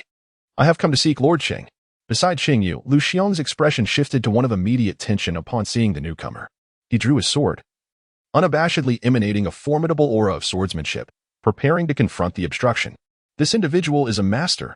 The presence of such a figure here is certainly unusual. However, there is no need for haste. I am acquainted with this person. Cheng Yu extended his hand to halt Lu Xiong. He recognized the voice of the newcomer, the same man who had previously delivered the tiger talisman to him. Approaching with cupped fists in greeting, he smiled and inquired, "What brings you here, my friend?" Secretly, he also withdrew one hand, ready to unsheathe the demon-slaying sword at a moment's notice. Although this individual had bestowed upon him the tiger talisman, his words were laced with goodwill. Yet, the man possessed extraordinary prowess while shrouding himself in mystery. Previously donning a human skin mask, he now adorned a silver mask. Such enigmatic figures often held significant status. His sudden reappearance here was indeed peculiar. The masked man replied, "My master has requested your presence at a banquet in Longyuan Prefecture. Hence I have come to seek you, Lord Cheng. Your master invites me to a feast? May I inquire which esteemed individual that might be?" Cheng Yu pondered, questioning whether the banquet in Longyuan Prefecture was indeed meant to lure him from afar. Upon hearing this, Cheng Yu felt perplexed and directly inquired, "The gentleman forbids me from speaking. Please forgive me, Lord Cheng. You shall understand once you go." The masked man shook his head mysteriously. Cheng Yu pondered for a moment, deciding not to undermine the other's dignity, as they had once provided him with timely assistance. "Lu Xiong, escort them back to Xinjiang Prefecture and confine Ma Yuan in the prison until my return for interrogation." "Yes, master." The masked man was taken aback to discover that this extraordinary swordsman referred to Cheng Yu as his master, but he swiftly concealed his astonishment. "I apologize for the trouble. Kind sir, please lead the way. After you, esteemed Sir Cheng." Cheng Yu rode a spirited steed, full of vigor, his feet striking the ground with divine precision. The masked man no longer concealed his prowess, employing a remarkably ethereal and extraordinary gait, effortlessly keeping pace with Cheng Yu. Before the sun set, the two entered the magnificent and imposing Longyuan city, nestled beneath the sword-casting manor, with the masked man leading the way. Cheng Yu strolled along the roads and buildings of Longyuan Prefecture, finding them infinitely superior to those of Xinjiang Prefecture. This was indeed a grand city nurtured by the Tao. Suddenly, he recalled the clandestine transportation of laborers, realizing that not only Xinjiang, but likely the entire Longyuan Tao was experiencing a similar gathering of robust manpower. The two swiftly arrived at a bustling district in the city and entered a towering establishment known as the foremost tavern of Longyuan, the Longyuan Tavern. Ascending the staircase, they reached the very pinnacle of the building. This entire floor had been reserved, and it was far less lively than the bustling lower levels. At the banquet, an elder clad in a yellow robe with a head of white hair sat at the table. The masked man bowed respectfully to the elder in yellow. With a jovial tone, he said, "Mr. Zhao, I have brought Lord Cheng to you." Zhao Yi looked at Cheng Yu, nodding with a beaming smile. "Truly deserving of the title of youthful hero, you possess an impressive bearing." Cheng Yu donned the cold yuan flying fish attire, resplendent in a commanding dark hue of black, with a Lei Che embroidered spring blade gracefully adorning his waist, further enhancing his masculine aura. He stood tall and dignified, exuding a remarkable presence. What was even more commendable was his serene demeanor, devoid of any timidity or ostentation. Zhao Yi felt immense satisfaction with the composure exhibited by his grandson. The younger generation paid their respects to the elder, expressing gratitude for the assistance of the elder's tiger talisman, a gesture that Cheng Yu held dear to his heart. Cheng Yu respectfully bowed to Zhao Yi. Without the tiger talisman to summon the troops of Xinjiang Prefecture, His annihilation of the three major sects would not have been so effortlessly achieved. He has never hesitated to express gratitude towards those who show kindness to him. Excellent, excellent. Zhao Yi observed Cheng Yu's composed demeanor with increasing satisfaction, who claimed that his grandson was merciless and ruthless, a killer of countless lives. Such judgments were mere misinterpretations of his decisive methods. He has always exhibited tolerance and compassion towards the common folk. Is this not 100-fold more genuine than the hypocrisy of those so-called chivalrous heroes in the martial world? The three took their seats. Cheng Yu did not beat around the bush and spoke directly. I am uncertain as to the purpose of your summons today, but I assure you, I shall not shirk any task within my capability. He was remarkably forthright, willing to undertake what he could, yet not promising what he could not fulfill. Zhao Yi shook his head. I did not invite you here out of necessity. Rather, I am intrigued by you as a person. Intrigued by me? Cheng Yu felt a sense of perplexity. The martial artists he had encountered in the world referred to themselves as ruthless fiends, skilled in the art of killing. What then? Is there to pique one's interest? You may find it curious as to why I am intrigued by you. Yet before I respond, I must pose a question. What is your perspective on the current state of the martial realm of the Great Qian Dynasty? Cheng Yu was taken aback by Zhao Yi's inquiry, yet he understood that the latter had assisted him in extinguishing the three major sections. It seemed he was not a hypocrite who merely spoke of chivalry and morality. Thus, Cheng Yu chose to express his genuine thoughts without reservation. In my perspective, the current martial arts world is merely a theatrical performance of hypocrisy, orchestrated by a group of vested interests leading everyone else under the guise of chivalry. Oh? Zhao Yi's eyes sparkled with interest, and a look of curiosity adorned his countenance. The masked man beside him also straightened his posture slightly. Cheng Yu continued. The martial artists of the Jianghu, claiming to uphold righteousness, often label others as villains, oblivious to the fact that they themselves are the true culprits. Especially since the barbarian tribes unleashed the demonic beasts into the territories of Deqian 18 years ago, countless noble souls have valiantly defended their homes and country, leading the common people to endure the most abysmal existence. These so-called heroes exploit their supposed chivalry as a pretext to engage in unlawful acts of violence, disregarding the law and shamelessly oppressing the weak. With myriad sects competing fiercely against one another, conflicts arise incessantly. And it is they who are responsible for the majority of the chaos in the world. Ironically, those who betray their families and consort with thieves are all too common. While they parade their empty notions of virtue and heroism, many of these so-called great heroes are, in my observation, nothing more than deceivers who seek fame under false pretenses. As Cheng experienced a moment of insight, Zhao Yi, holding his wine cup, listened with a glimmer of intrigue in his eyes. In your opinion, what should a warrior embody? The essence of a warrior has never relied on empty renown or boastful claims. It is anchored in genuine strength and the mastery of one's blade, coupled with an unwavering aura that spells doom for any who dares to obstruct their path. Cheng Yu's tone was remarkably assertive. My pursuit is to be unimpeded and unrestrained by anyone, to slay a foe every 10 paces, to leave no trace after 1,000 miles. Instilling fear throughout the rivers and lakes naturally results in no one daring to offend. Why deceive oneself and leave behind mere jest? As these words emerged, crack, Zhao Yi was rendered speechless, his wine cup crashing to the ground, stunned into silence by the sheer force of Cheng Yu's rhetoric. Despite his decades of experience, he was awestruck by the celestial intensity of Cheng Yu's words.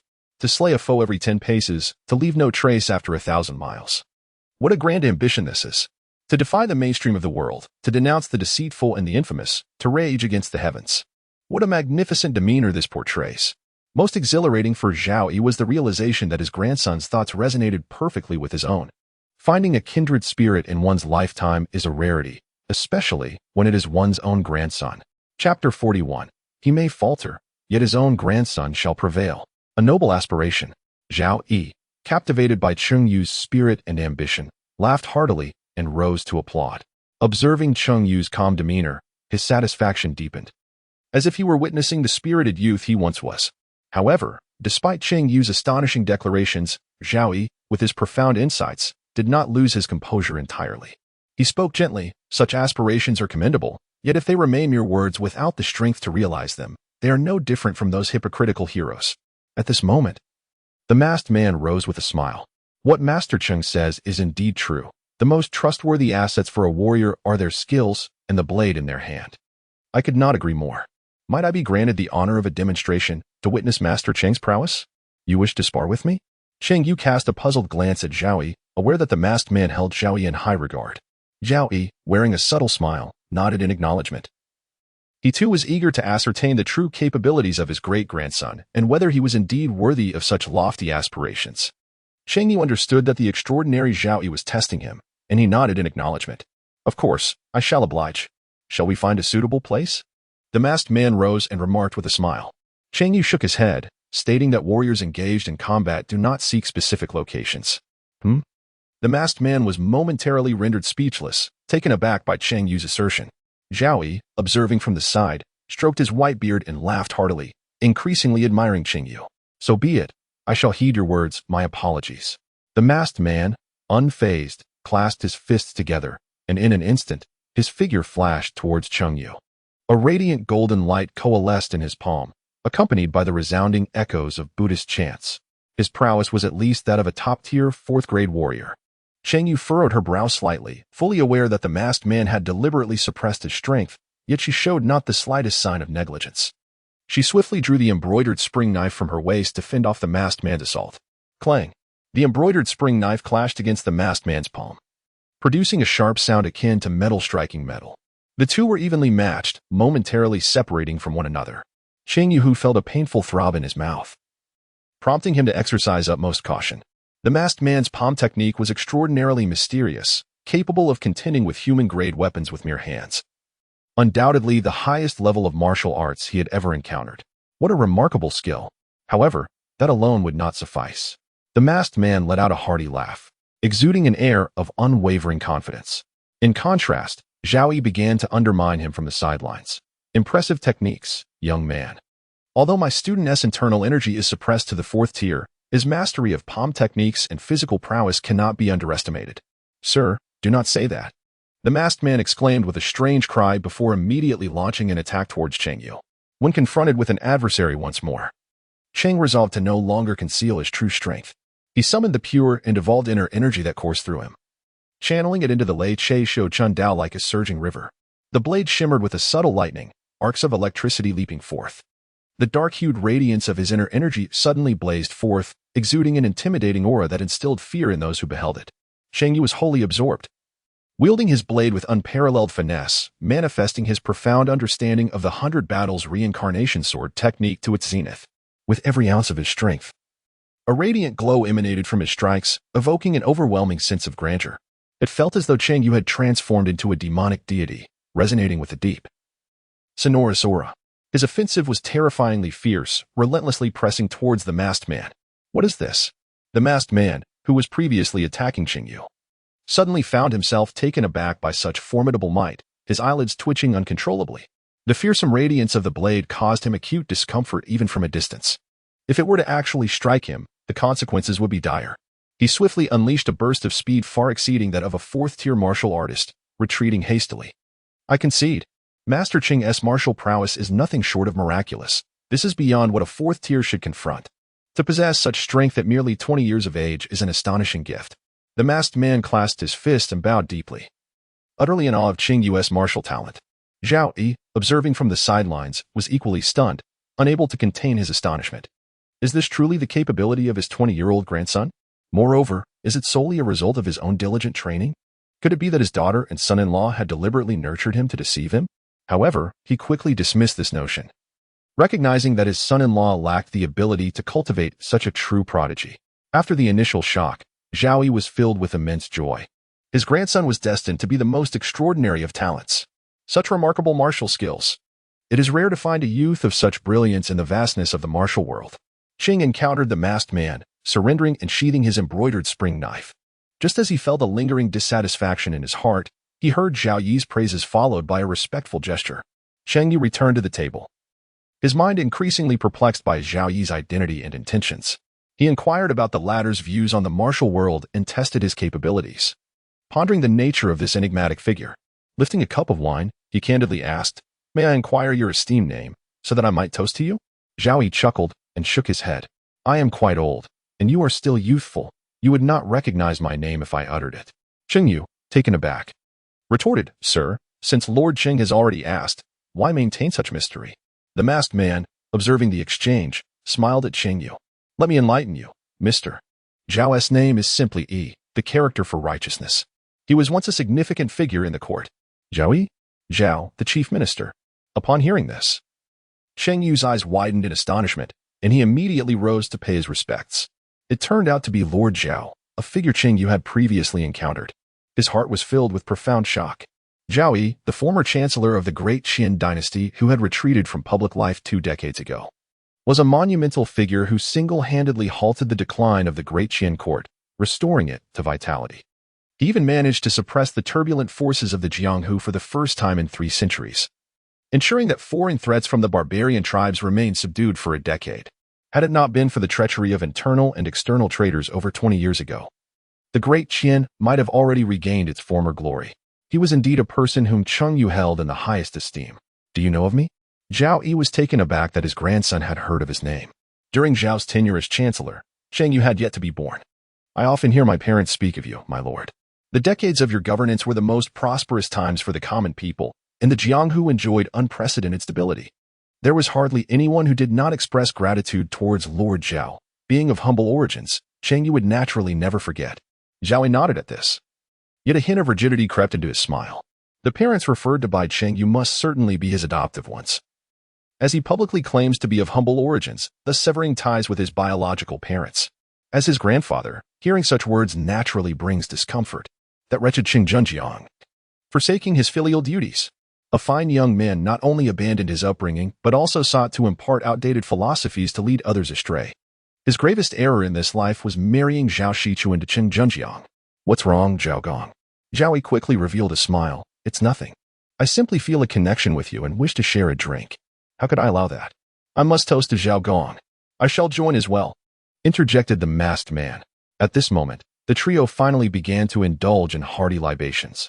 After a satisfying meal, Cheng Yu, unable to withstand the effects of the alcohol, chose to take his leave. Zhao Yi, possessing formidable strength, was unafraid of inebriation, and as he watched Cheng Yu depart, he nodded repeatedly, unable to shake off the lingering thoughts. In his youth, Zhao Yi had attained remarkable martial prowess and harbored grand aspirations. Disillusioned by the insincerity and treachery of the martial world, he opted to enter the court as an official. Empowered by his extraordinary abilities, he wielded his influence with a fervent passion, achieving a position of great authority. The world spoke of the enigmatic Zhao Yi, a carefree wanderer, elusive as a dragon. Little did anyone realize that he was tirelessly engaged in the affairs of the court, dedicating himself to the greater good of the realm. He had once managed to restore a fleeting sense of magnificence to the Qian Dynasty. Alas, the Qian was weakened, and the martial world, vast and formidable, had created an insurmountable situation that had persisted for centuries. All of Zhao Yi's endeavors crumbled under external assaults and treachery from within. Following this, he retreated to his homeland, finally embodying the wandering eccentric he had become. Now in his twilight years, his descendants had taken on forms he loathed and opposed. The fervor of his youth had completely cooled. Yet, upon hearing Cheng Yu's grandiloquent discourse today, Zhao Yi felt the embers of his former ideals igniting once more. As martial artists standing amidst heaven and earth, who among them does not yearn to accomplish a resounding and impactful legacy? Not for any other reason, but for the sheer exhilaration it brings. Though he himself had aged, Cheng Yu was still young, with such gifts and insights. Zhao Yi felt as if he had glimpsed the hope of his earlier days once again. He may no longer be capable, but his own grandson could be. The resources and subordinates of yesteryears awaited him still. Amidst a myriad of thoughts, Zhao Yi silently nodded, resolving to make a monumental decision, to expend himself in paving a path to greatness for Cheng Yu. Chapter 42. To aspire for greatness, one must possess the audacity and means to oversee the worldly exine. Inform your fellow disciples that they have been clamoring to meet me. Let them prepare themselves. Zhao Yi, having tucked away his satisfied demeanor, now adopted a serious and composed countenance. The whimsical, capricious essence belonging to the eccentric had transformed into the dignified presence of a powerful figure, radiating authority and confidence that commanded respect. He was no longer the enigmatic wanderer Zhao Yi, but rather Zhao Yi, the former prime minister of the Qian, who had once orchestrated the affairs of the realm. Li Xian, the masked man, stood momentarily stunned before excitedly removing his mask, revealing an exceptionally handsome face. If any official from the Qian were to lay eyes upon this visage, they would be rendered speechless in shock. Was this not Li Xian, the former minister of personnel who had resigned 18 years ago after the calamity wrought by the barbarian invaders? He had been serving diligently by Zhao Yi's side all along. Mr. Zhao, have you finally agreed to meet them? In the aftermath of the calamity, Zhao Yi had been overwhelmed upon learning that Cheng Junjiang's enemies sought vengeance against his daughter Zhao Shichuan's family. In a fit of rage, he mobilized all his resources to uncover the mastermind behind the schemes. His disciples, including Li Xian, rallied together in support, comprising a significant portion of the military and political elite of the Dacian.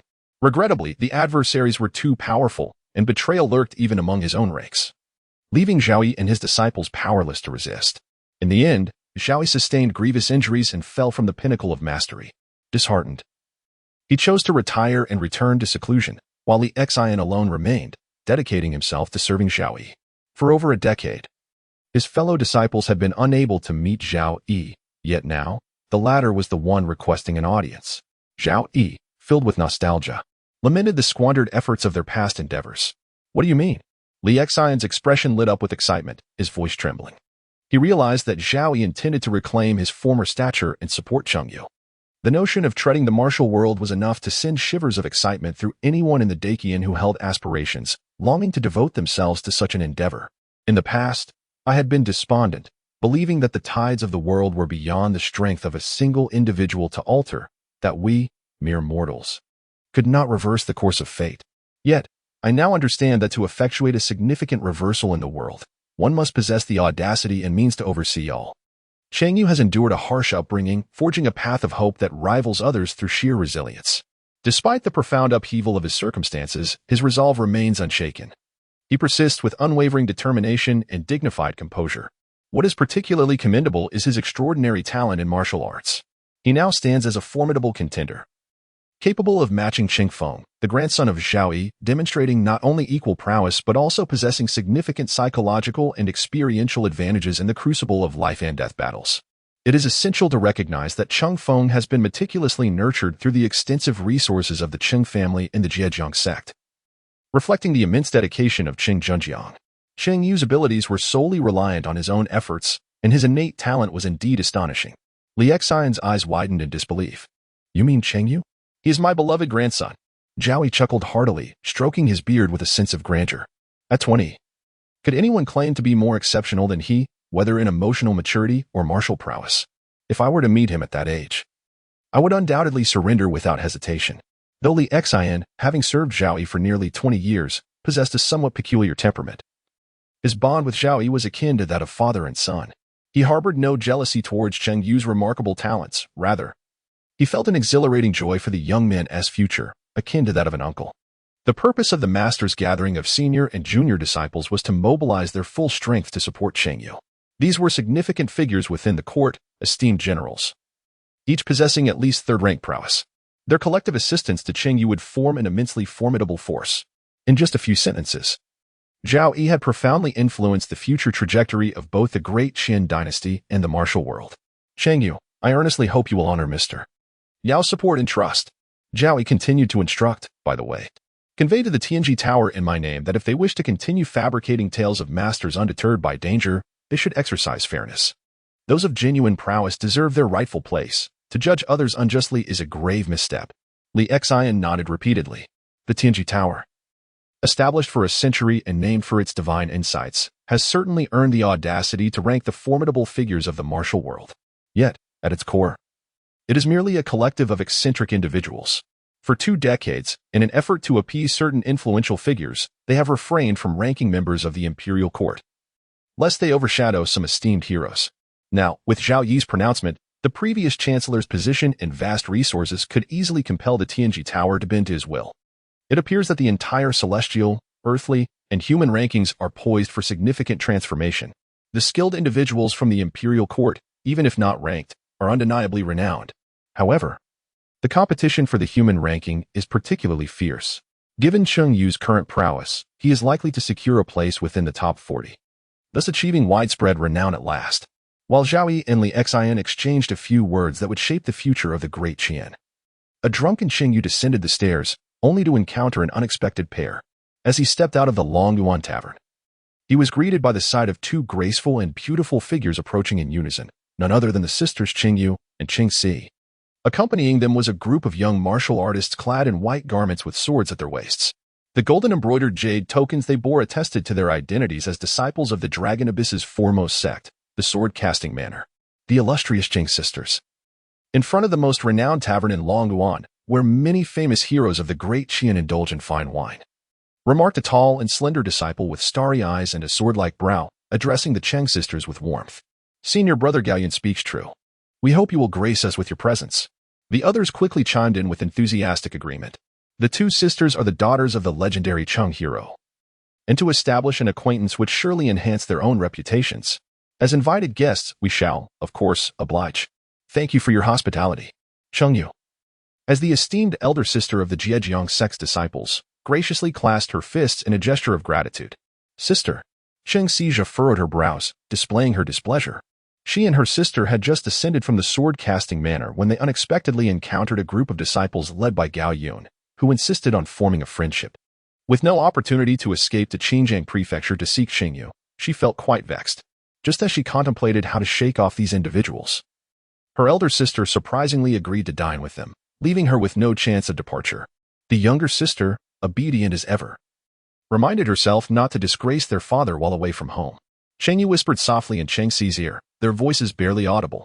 In that fleeting moment of intimacy, she unexpectedly caught sight of a familiar countenance. His visage was chiseled, exuding a calm demeanor interlaced with a hint of imposing ferocity. Clad in a deep blue flying fish robe, it was none other than her younger brother, Cheng Yu. Chapter 43, for the sake of Seer. I shall spare you this time. What brings you here? Cheng Yu was taken aback to unexpectedly encounter Cheng Yu. Cheng encountered Cheng Yu, and, with a cold smile, remarked, why should I not be here? Instead, what brings you all the way from the north?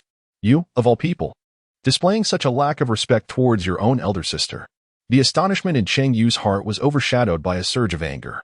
Simultaneously, Cheng Xi, perplexed, turned around and was unexpectedly met with a figure that had haunted her dreams. She stood frozen in place. Who are you? Haiyan and the others were taken aback, indignant that someone dared to address the young lady of the Cheng family in such a manner. Longyuan exclaimed in disbelief, questioning how such a person could exist, bringing disgrace upon them. How rude. A presumptuous warrior, daring to speak to Miss Cheng in this fashion. Apologize at once. Haiyan stepped forward, his disdain deepening upon seeing Cheng Yu clad in the attire of the Imperial Guard. He reached for the sword at his waist. You are merely a hound of the court. It is no wonder you lack any manners. Apologize to Miss Cheng immediately. Otherwise, you shall learn the consequences of offending the Forging Mountain Manor. Oh, do you know what has become of the last person who spoke to me in such a way? He retorted, what a clown you are, emerging from nowhere to insult me as a court hound, completely unaware of the audacity you possess. Cheng Yu naturally chose not to engage in any futile discourse with such an individual. In an instant, he sprang into action, drawing the Lei Che Xiu Chun Dao with a startling swiftness. Gao Yun was utterly unprepared for Cheng Yu's sudden assault, leaving him no time to react or defend himself. Just as he unsheathed his sword, his arm was severed in a swift stroke. The sword, rendered useless, clattered to the ground like a piece of worthless metal. Blood gushed forth, inciting a wave of panic among the onlookers. Host. Reward for 6 months of arduous training has been granted. A murder has occurred. Flee at once. Gao Yun, racked with agony and resentment, shouted in despair. Ah, you dare to strike at me. The other disciples were equally astonished, for brother Gao Yun ranked among the top 3 in strength among the young disciples of the Swordsmith Manor, with a martial prowess reaching the 4th rank. He was worthy of a place on the honor roll. It was unimaginable that he could not withstand even a single blow from this member of the Jinyiwei.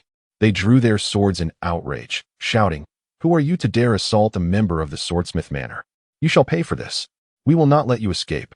Realizing they were about to surround Cheng Yu, an unexpected voice cut through the tension. Second brother.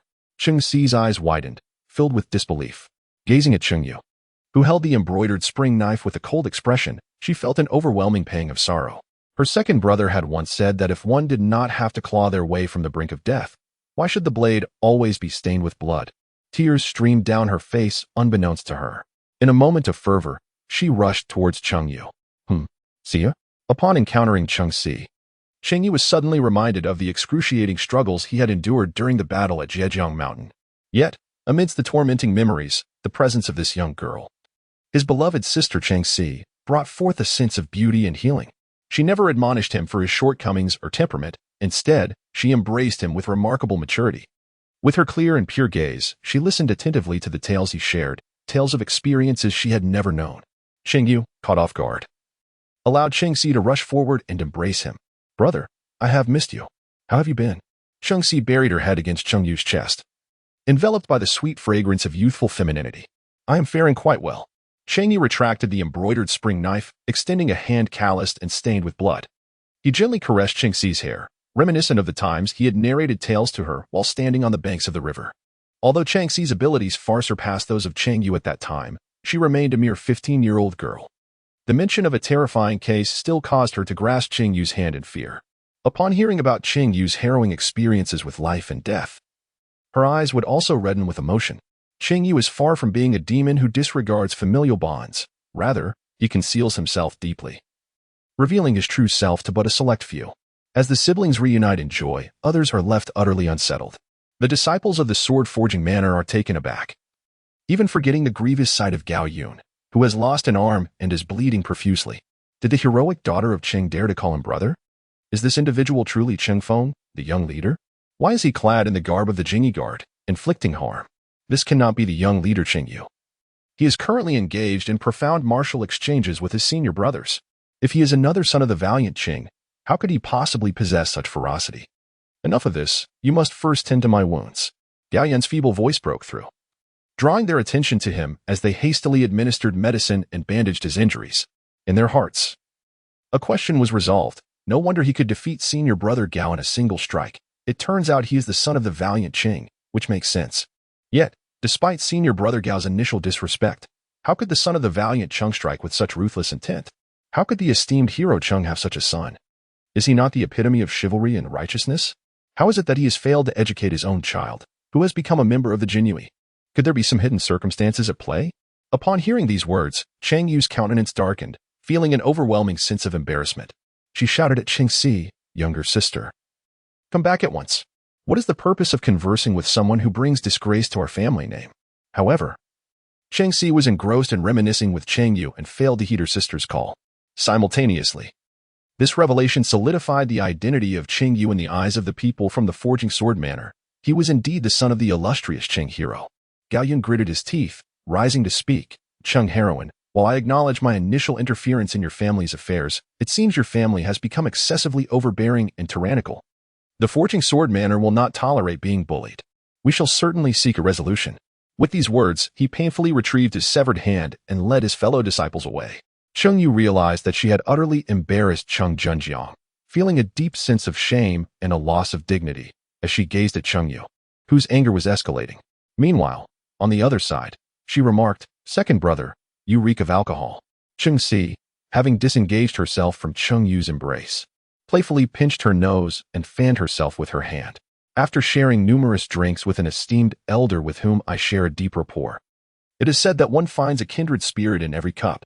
Kindred spirits, you say? I would rather deem it a case of mutual shortcomings. At this moment, Cheng Yu approached with a countenance full of discontent, casting an irate glance at Cheng Yu. Indeed, he was nothing but a ruthless hound of the court, displaying a merciless disposition. No wonder father was unwilling to forgive Cheng Yu. A son like him would only bring shame and disgrace. Who cares what you think? This is not a place for your voice. Cheng Yu's voice echoed coldly. "Impudent! I am your elder sister," Cheng Yu exclaimed furiously. Cheng Si found herself caught in a dilemma, anxiously pacing back and forth, but ultimately mustered the courage to speak. "Sister, how can you make such baseless accusations against our second brother? He is a pitiable soul, and our parents preach one thing yet practice another. I must stand by our second brother. Sire, what enchantment has he cast upon you?" Cheng Yu never anticipated that Cheng Si would come to Cheng Yu's defense. In a fit of rage, she drew her sword from her waist and pointed it menacingly at Cheng Yu. To her astonishment, her blade was swiftly intercepted by a gleaming, intricately carved spring knife adorned with lightning patterns. The edge of the knife pressed ominously against Cheng Yu's neck. "If you wish to converse with me, refrain from wielding your weapon. For the sake of Xiu, I shall spare you this once." Chapter 44, The Rivers of the Martial World Run Red with Blood? Do you truly believe I fear this? Clang! Cheng Yu's sword was struck from her grasp, clattering to the ground with a crisp sound. Cheng Yu sheathed the embroidered spring knife with a chill in his gaze. This woman had been with the Zhejiang sect for many years.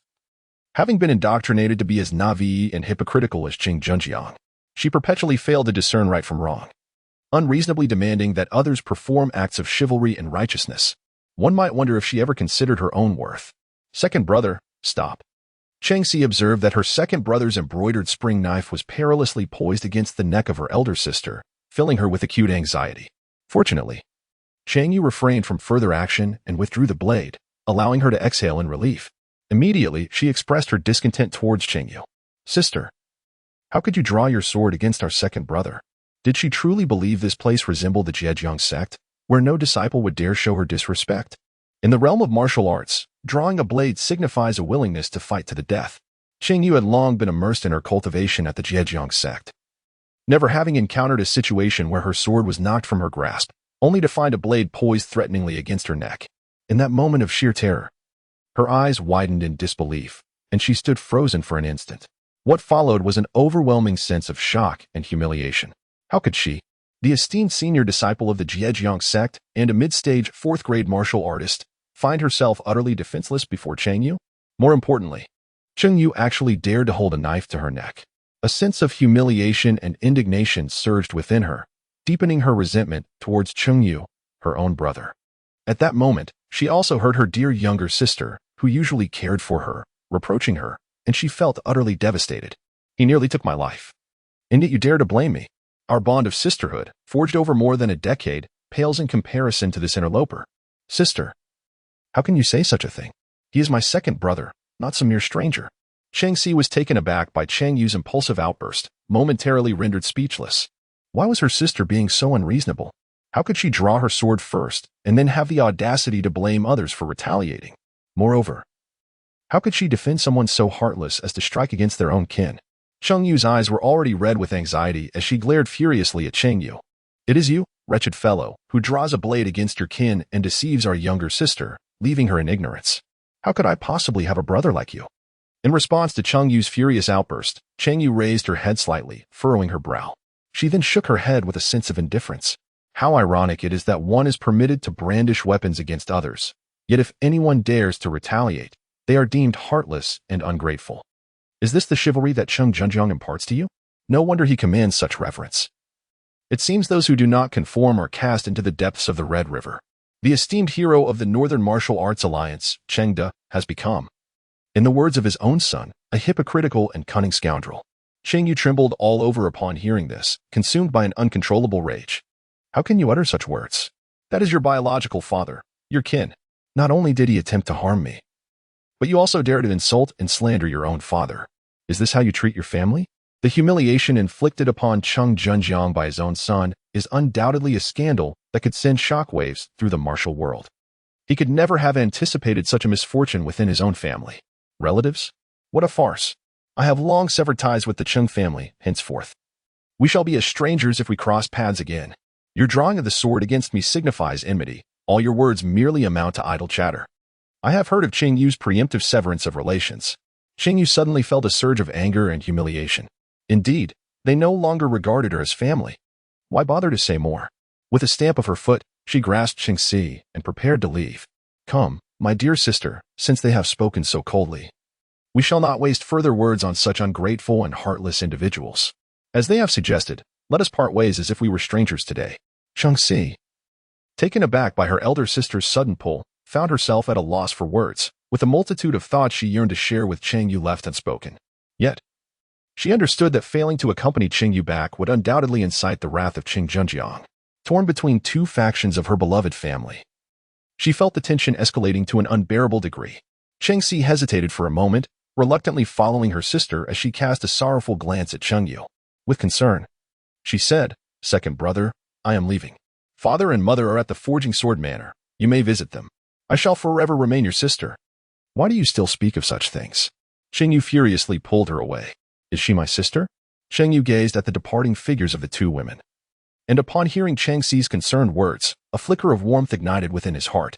Having lived a solitary existence since childhood, apart from his adoptive parents, he had no other kin. The once fearsome king of hell, who had wrought havoc in Xinjiang Prefecture, now wore a rare, innocent smile upon his face. In the treacherous world of Jianghu, filled with deceit and pretense, there always existed individuals who maintained a genuine kindness. The naive and endearing Cheng Si was one such person, as was Zhao Shoufu, who shared a kindred spirit with him.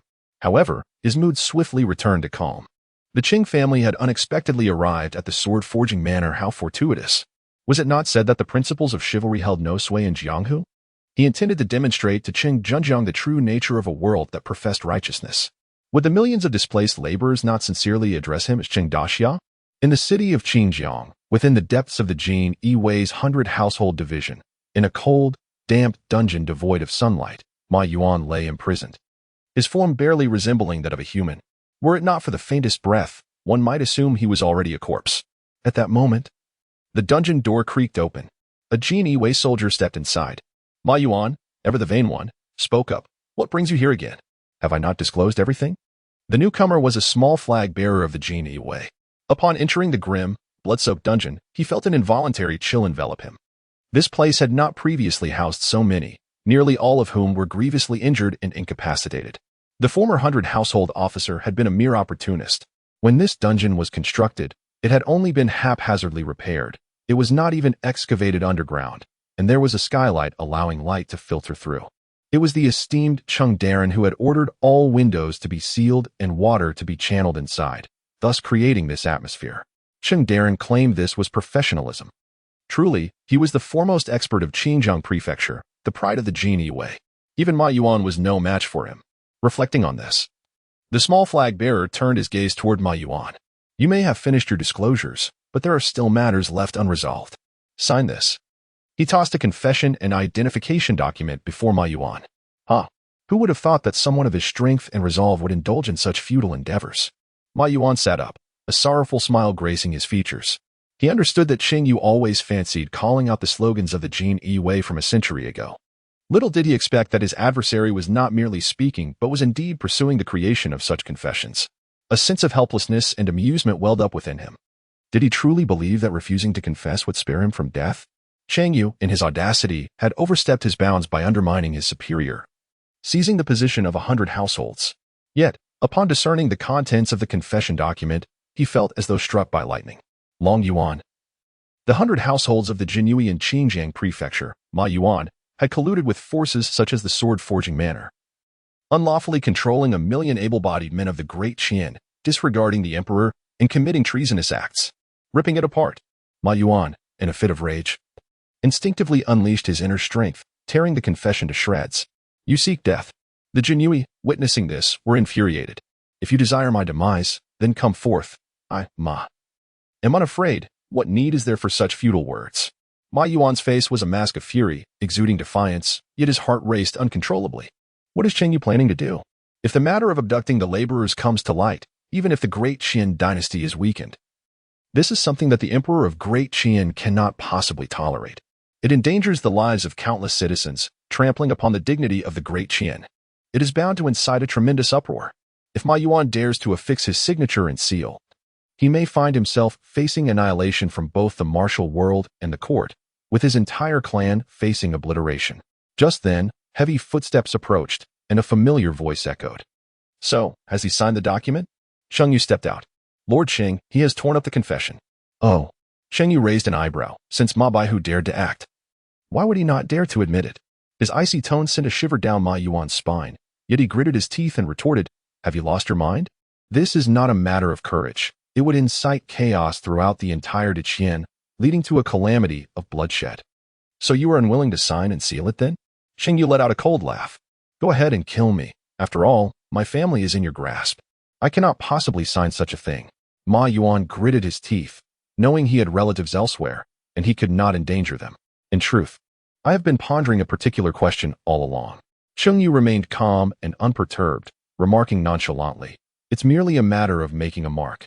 Why must it be done by a living person? A corpse suffices, does it not? Ma Yuan's pupils constricted, as if plunged into an icy abyss. Cheng Yu is determined to fabricate his false confession. Yet, he finds himself devoid of any means of resistance, with despairing cries echoing in his heart. Cheng Yu has gone mad. He is challenging the sword-casting manner. This is akin to striking a stone with an egg, with a flash of steel. Ma Yuan fell amidst a pool of blood. After confessing, Ma Baihu took his own life, hastily signing the confession in the heat of the moment. Cheng Yu clapped his hands and let out a chilling laugh. The entire Jianghu is awash with blood? Surely, you do not think I fear this. Chapter 45 I have only one son, Fenger. How could he possibly commit such an act? The host has unveiled the mastermind behind the abduction of the laborers in Longwan. And as a reward, he receives a swift messenger from the Jinyiwei. Cheng Yu emerged from the prison, clutching Ma Yuan's confession. The interrogation had yet to commence. Yet the individual promptly divulged the matter of transporting laborers to Longyuan Dao. Over the past 5 years, under the coercion and seduction of the sword-forging manor, a multitude of laborers had been ensnared, deceived into labor for monetary gain. Within the entirety of Longyuan Prefecture, only one robust young man had been located among 5 households, and he was afflicted and unwell. Subsequently, the sword-forging manor shifted its gaze to other prefectures within Longyuan Dao. Leveraging its colossal stature and colluding with various factions of the martial world, it threatened the local authorities, initiating a relentless influx of young laborers into Longyuan Prefecture. The unscrupulous who possessed means and connections became increasingly brazen, shamelessly tormenting the orphaned and widowed women left unprotected. This occurred in the bountiful and prosperous Jiangnan region, where the populace endured hardships more severe than those in the frigid north. The number of individuals affected reached into the millions, ultimately concealed beneath the unparalleled authority of the sword-forging manor over Longyuan Prefecture. Naturally, the local powerless refrained from meddling in affairs, often wishing to align themselves as mere lackeys. Those of influence from outside, aware of the situation, were disinclined to provoke enmity with such a formidable force as the sword-forging manor, opting instead for silence as if they had not seen. To offend the sword-forging manor was to offend countless prominent figures who had benefited from its prestigious gifts. The world of martial arts is a realm governed by human sentiments and social intricacies. The unfortunate millions of laborers languished in this web of human complexities, far from home, their families shattered and their plight overlooked. Cheng Yu meticulously secured the intelligence and confession, fastening it to the powerful and agile leg of a raptor. The swift falcon soared into the sky, heading towards the capital of the Qian. This was a method of communication reserved exclusively for those of the rank of Qianhu or above within the Jinyiwei, delivering messages directly to the heavenly listening. Cheng Yu cast a faint glance towards the direction of Longyuan Mansion. I refuse to believe that, even in such circumstances, you can remain calmly seated upon the dragon throne. Feigning ignorance. Previously, he had discreetly reported through the channels of the Jinyiwei that the matters behind Longyuan Dao were far from trivial.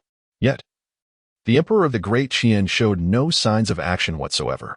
This time, I shall observe whether the matter of the sword-casting manor, which has forcibly enslaved 1 million laborers, along with the situation of Longyuan being devoid of male heirs, can provoke even the slightest tremor from him while he sits upon the throne. Furthermore, Cheng Yu naturally would not place his entire hope on the personal will of the emperor. He mentioned this matter during his conversation over wine with Zhao Yi yesterday. This esteemed disciple, who is well connected among the court's former chief ministers, would certainly arrange this affair. However, Zhao Gong is aged. It remains uncertain how much influence he can wield in the court. Some individuals merely yearn for a life of peace and indulgence, waiting idly for death. Someone approaches. Cheng Yu summoned his subordinates from the Jinyiwei and instructed them to disseminate news beyond Longyuan Road, proclaiming that the legacy of the masters had been discovered at the foot of the sword-forging mountain, where the sword-forging manor had been excavating for 5 years. He Qin had already reached the 9th rank. Should he seize the legacy, ascending to the status of the 10th greatest sect in the realm would be imminent. Yes. The Jinyiwei, utterly astonished, nodded in agreement. It turned out that the sword-forging manor had been gathering laborers for the purpose of unearthing this legacy. Truly, Cheng Duran was remarkable, having uncovered such a monumental secret. Cheng Yu gazed at his subordinate, who fancied himself the discoverer of a great secret, and smiled faintly. Little did he know what the sword-forging villa was truly unearthing. The tale of the master's inheritance was merely a fabrication. Yet, regardless of its veracity, it sufficed that the other sects in Jiangnan would hear of it. Only through chaos could sufficient attention be garnered to confront the formidable sword-forging villa. As of yet, no one was aware that the martial world was on the verge of upheaval. The villa's master, He Qin, and the Northern Martial Arts Alliance leader, the valiant Chen Zhenjiang, engaged in spirited discussions about chivalry over 3 days of revelry. Meanwhile, the young leader, Cheng Feng, was not idle either. Through his prowess and charm, he captivated numerous disciples of the sword-forging villa, earning the title of a hero. Upon returning to their temporary abode, they awaited the completion of their sorts. Just as they settled down, barely having time to sip some tea, they were approached by Cheng Yu, her eyes red from weeping, and Cheng Si, whose face was etched with worry. What troubles you, Yuan seer? Has someone wronged you? Zhao Shichuan quickly intervened, smoothing Cheng Yu's hair. Seeing her 2 beloved daughters in distress weighed heavily on her heart. What is the matter? Xing Zhenjiang was utterly astonished. Both Wei and Seer possessed martial prowess and were not the type to display petty grievances. Who could provoke his two daughters to such a state? Anger ignited within him. Father, we have encountered Cheng Yu. Cheng Yu's eyes were reddened as she recounted her encounter with Cheng Yu, met with incredulous gazes from her family. Bang! Upon hearing the account from his eldest daughter, Cheng Zhenjiang erupted in fury, shattering the teacup in his grasp. A formidable aura, characteristic of a top-tier 9th-grade martial artist, surged forth, causing the entire house to tremble. That ungrateful wretch has defied the heavens.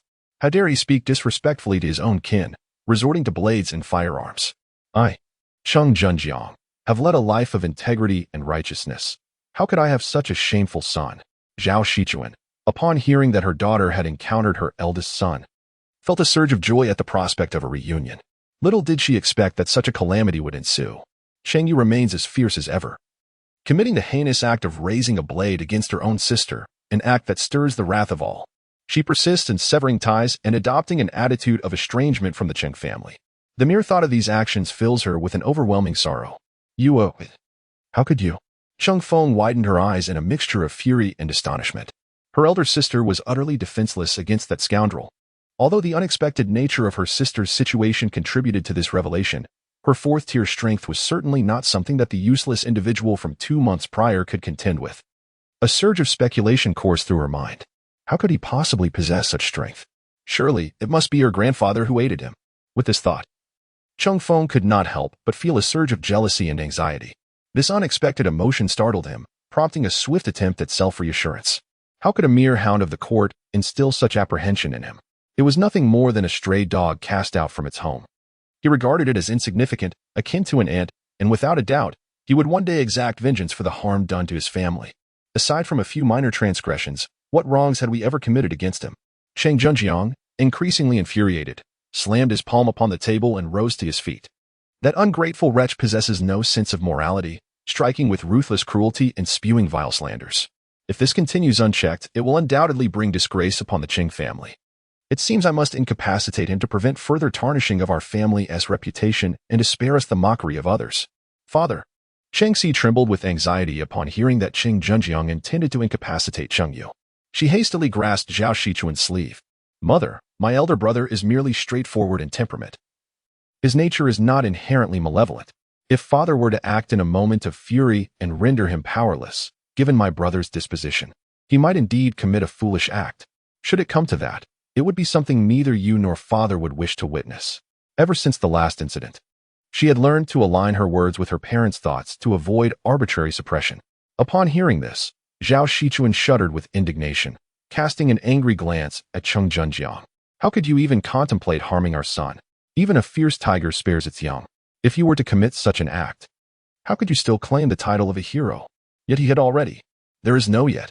You is still young and has not committed any heinous crime. Cannot you make an effort to guide him instead? Listening to his wife's words, Cheng Zhenjiang's fury diminished somewhat. Cheng Yu, after all, is his own flesh and blood. Should such a tragedy occur, he would find it utterly unbearable. As countless thoughts swirled within him, a sudden voice from outside interrupted. It was He Qin, the master of the sword-forging manor. Hero Cheng, he began. I have heard that your son has taken action against one of my disciples. Surely, there must be some misunderstanding? He Qin offered a respectful bow and stepped inside. Upon hearing this, Cheng Zhenjiang's expression stiffened as he recalled that Cheng Yu had severely injured a disciple of the sword-forging manor. Suppressing the raging fury within, he hesitated for a moment before casting a piercing glance at his family and speaking in a measured tone. There must be some misunderstanding. I have but one son, Feng. How could he commit such an act? Chapter 46. The Jinyiwei, who slaughtered the sects of the martial world and spread terror far and wide, is named Cheng Yu. Almost instinctively, Cheng Zhenjiang resolved within himself that, at least for the time being, he could not acknowledge that the disrespectful and ruthless Jinyiwei, who had acted against the sword-forging manor, was his own son. It must be a misunderstanding, he thought. He Qi, as the master of the sword-forging manor, was certainly not a man ignorant of etiquette. Although he harbored doubts regarding the account provided by his disciple, he nodded in agreement with an expression devoid of skepticism. The illustrious Cheng family, known for their integrity and valor, could hardly produce such a nefarious villain. If the esteemed figure from the heavenly rankings claimed it to be a misunderstanding, then it must be treated as such, regardless of the truth. Those who take matters too seriously in the martial world seldom meet with favorable outcomes. With this in mind, he decided not to intrude further upon the esteemed Cheng. He had originally come to seek validation from Cheng, not to appear a fool as the sect leader, nor to demand justice for the disciples of the sword-forging manner. Now that there was at least some clarification, and observing the peculiar atmosphere within the Cheng family, he tactfully took his leave. "Father, how is it that my second brother is no longer your and mother-as son?" Cheng Si could scarcely believe it, tears streaming down her face. Even now, her father refused to acknowledge Cheng Yu as his son. It felt as if her heart were bleeding. Could it be that blood ties were ultimately no match for pride?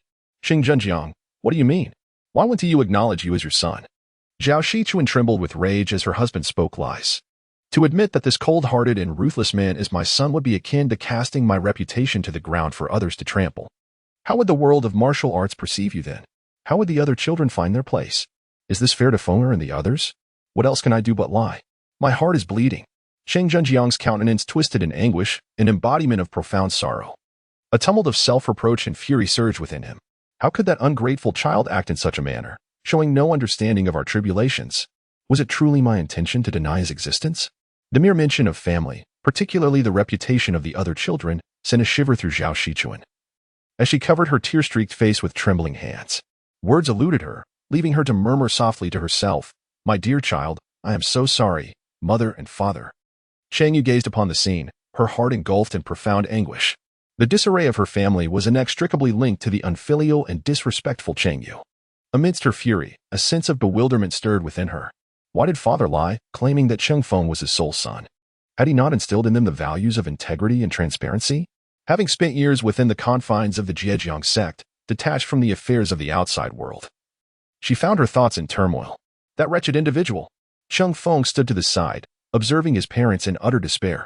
Their faces contorted with anguish, teeth clenched, fists tightly balled. The once envied couple, revered like deities in the martial world, had been driven to such a state by that scoundrel Cheng Yu. Even his father was compelled to resort to deceit to preserve their reputation. Good people, such as they, are perpetually cornered by the malevolent. The simmering anger and disdain in his heart towards Cheng Yu gradually morphed into profound hatred. If given the chance, he vowed to ensure that wretched individual would face repercussions, never again allowing his family to endure such sorrow and suffering. Just as the family was enveloped in their profound grief, the atmosphere seemingly frozen in time. A sudden commotion erupted from outside the door. Numerous formidable warriors from the sword-forging manor appeared in the air, heading toward the manor's entrance, as though something of great significance had transpired. What was occurring outside? As the esteemed leader of the Zhejiang sect and the head of the Cheng family, Cheng Zhenjiang was acutely aware that such a mobilization of the entire sect was far from ordinary. He promptly summoned a family servant to inquire about the situation. The servant reported to the master that numerous influential figures from various factions had come to pay their respects to the forging sword villa, with nearly all the prominent leaders from the surrounding Jiangnan regions in attendance. Notable figures such as the Lord of Longjing Island, the master of the Xinyuan Iron sect, and the chief of the Baiwa Valley were among the many esteemed individuals present. Cheng Zhenjiang furrowed his brow. Is it truly the case? These individuals are all of the third rank, though their strength may not rival that of Qin, who stands at the 8th rank. They are undoubtedly prominent figures in the Jiangnan region and indeed throughout the entire Qian. Their sudden gathering at the sword-casting manor signifies that some significant event must have transpired. "My lady, I shall investigate the situation," he declared. Zhao Shichuan, aware of the gravity of the matter, nodded with a tearful countenance. At the entrance of the sword-casting manor, the gathered experts addressed the master. "We have come to pay our respects to Master He. Our intrusion is truly regrettable." "Not at all, not at all. It is indeed a fortunate occasion for me to host such esteemed heroes at my sword-casting manor," Qin exclaimed, his enthusiasm unmistakable as he welcomed the array of masters, instructing his disciples to ensure no one was neglected. Yet, within him, a tempest of rage brewed. What is going on here? After 5 years of painstaking efforts to excavate the heart of the mountain, filled with vigilance and trepidation, just as success was within reach, the most undesirable circumstances have arisen. At this critical juncture for the sword-casting manor, how is it that these individuals have all come drawn by the scent? Something must have occurred. Amidst the turmoil of suspicion and anger, he could only greet them with a smiling facade. "Since you have all come, I assure you that the sword-casting manor will make you feel at home. Please, make yourselves comfortable. The various masters expressed their gratitude to He Qin, their eyes reflecting an indescribable mixture of emotions. Some bore hints of derision, while others exuded eagerness and excitement. At that moment, a startled exclamation pierced the air. Cheng Daxia? What brings you here? All eyes were instantly drawn to the source of the voice, astonished to see Cheng Junjiang emerging from the sword-casting manor. How could this renowned powerhouse of the heavenly ranking be present here? The valiant Cheng arrived from the north, his news astonishingly more astute than theirs. The cautious began to harbor doubts, speculating whether Cheng Junjiang had conspired with the sword-forging manor in this affair. Instantly, they felt the urge to retreat. While they might engage with the autumn winds of the sword-forging manor, they dared not lay a finger on either the river-blocking sect or the Cheng family. Cheng Junjiang, surrounded by countless masters as if he were the moon embraced by stars, swiftly cast aside the sorrow within his heart. With a smile, he addressed the assembly. Greetings, esteemed heroes. I have come on behalf of Feign to seek a sword. Pray tell, what brings you all here? The crowd exchanged glances, each contemplating a singular possibility that lingered in the air. Cheng Junjiang might genuinely be unaware of the rumors circulating outside regarding the existence of a master inheritance beneath the sword-forging mountain. After all, both the Zhejiang sect and the Cheng family possess their own master legacies. Why would they sacrifice their dignity by coveting another's? He hastily responded, We too have come to request weapons for the younger generation in our sect. The weaponry crafted by the sword-forging villa is unparalleled. To forego it would be to diminish their prestige. Cheng Junjiang nodded slightly, inquiring about the sword, and asked, What of the younger generation? Do they not seek their own weapons? They shall arrive shortly, they shall arrive. The various sect leaders hastily gestured to their subordinates to summon the foremost disciples of their respective sections. He Qin, observing this scene from the side, ground his teeth in frustration. Their perfunctory demeanor made it abundantly clear to him that they were undoubtedly drawn by the treasures of the mountain. The notion of forging swords infuriated him further. Forge swords? What nonsense! So many swords for what purpose? After a while, everyone was settled comfortably at the sword-forging mountain manor. Cheng Junjiang, still in a state of confusion, finally received news from his servant who had been sent to investigate. A formidable figure from the Dragon Abyss, a ruthless brocade-clad guard, had mercilessly slaughtered the local sects. This was the secret he had unearthed. How outrageous! Such a heinous act. Provoking the wrath of heaven and the ire of the people, Cheng Junjiang slammed the table, suppressing his anger as he continued to listen. Speak in secret. The sword-casting manor is currently excavating the secrets of the Master S legacy, right here within the sword-casting mountain. For this, they have mobilized laborers from far and wide for 5 years. The legacy of the Master? Upon hearing this, Cheng Junjiang immediately understood. The reason those esteemed sect leaders were so agitated and gathered here was indeed for this object. However, this matter had little bearing on him. He would merely act as a witness, ensuring that the competition did not escalate into chaos that could endanger the martial world, while simultaneously demonstrating his own sense of righteousness. Cheng Junjiang pondered deeply, only to suddenly notice the servant's countenance, a mixture of alarm and hesitation. What more was left unsaid?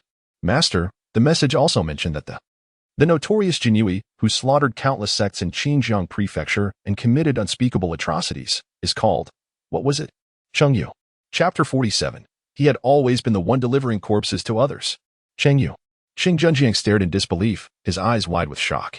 The Jinyiwei, known for their ruthless extermination of the river and lake factions in Xinjiang Prefecture, and the fearsome embodiment of death that sent shivers down the spines of warriors, bore a name strikingly identical to that of his wayward son. He simply could not accept this reality. His entire being resembled a volcano on the brink of eruption. How could it be that his son was involved in such heinous acts? How could a disciple of the Cheng family commit such atrocities? Cheng Junjiang squeezed out a few words from between his teeth, perpetually on the brink of an explosion. Last month, a new minor official was appointed in Qinga County, and he happened to be the second young master. What second young master? My Cheng family has no such offspring. Cheng Junjiang was engulfed in fury, feeling utterly humiliated. Considering his illustrious reputation, how could he have such a rebellious son? The image of this great hero, usually portrayed as composed and unflappable, seemed to dissolve entirely at the mere mention of Cheng Yu. In this moment, a tempest of anger surged through his mind, and a thought abruptly crossed his consciousness. Had it not been for him, Cheng Junjiang, Cheng Yu would not have acquired such brutality and savagery in the outside world.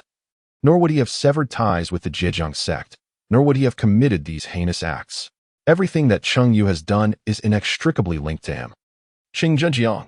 The mere thought of these actions being revealed before the martial world, causing the once illustrious Lord Qing to be pointed at by others, births an emotion far more potent than anger, fear. In that moment, Xingzhenjiang found himself unable to muster his rage, collapsing into a chair. Unfilial son. At Longduan Manor. A blood-soaked swordsman from the Swordsmith Mountain Villa limped away from something, glancing back intermittently. Only upon realizing that he was not being pursued did he exhale in relief. Those wretched court enforcers, emboldened by their audacity, had dared to chase him from Qinjiang to Longyuan. He must inform the sect leader. Jinyiwei bit his teeth, suppressing his pain to quicken his pace. He had heard the rumors propagated by the Jinyiwei, who were investigating the profound secret within their villa. That secret must not fall into the hands of those court hounds. Just as Jinyiwei was about to crest another hill, the piercing, blood-red sword energy surged towards him from behind. My master wishes to keep you. Do not resist. Jinyiwei swiftly turned to draw his sword in defense, but his skills paled in comparison to his assailants. He could only rely on his sixth-tier internal power to withstand the onslaught. His severely injured body was shaken by the sword energy, causing him to cough up blood and collapse to the ground. How could such a person become a lackey for the Jinyiwei, aiding in the oppression of the loyal and righteous? We, as martial artists, are ashamed to be associated with scum like you. Jinyiwei glared fiercely at Lu Xiong, clad in coarse garments, utterly astonished that he had been caught so swiftly despite choosing the most peculiar path. I have never been of your ilk. If I must claim a connection, I am one of the countless laborers you have devastated. The blood-laced sword rested against Jinyiwei's neck. Lu Xiong's expression as frigid as ice. Suddenly, a tall figure adorned in a handsome flying fish attire, with a beautifully embroidered spring blade at his waist, emerged, leading a cohort of Jinyiwei. Cheng Yu discarded the soul-seeking incense in his hand and applauded his disciple's remarks. He sneered, after pursuing you for so long, it is time you divulge the truth. Wouldn't you agree? Impossible. Dream on. Jinyiwei gritted his teeth, displaying an unwavering resolve. Is that so? Cheng Yu smiled knowingly. He was well aware that many martial artists in the realm often feign toughness in their verbal exchanges. Yet, with a mere touch of expertise, these individuals would betray their own kind more swiftly than anyone else. If you choose silence, do not blame us for our ruthlessness. Bah, let the court's henchmen come. We, the chivalrous, are unafraid of you. Jinyiwei gritted his teeth to bolster his courage. Let it be unsaid. Lu Xiong, have you ever heard of a method that compels one to speak the truth? It involves burying a person in the earth, leaving only their head exposed, and then making an incision at the crown to pour in mercury. Jinyiwei's tone was nonchalant, yet his words sent a shiver through the hearts of the other Jinyiwei. Amidst their fear, their admiration for him deepened. Truly, Lord Qing is a man of vast knowledge and exceptional skill. Mercury, being so heavy, would flow downward upon falling, leaving the victim with an unbearable itch they could not scratch.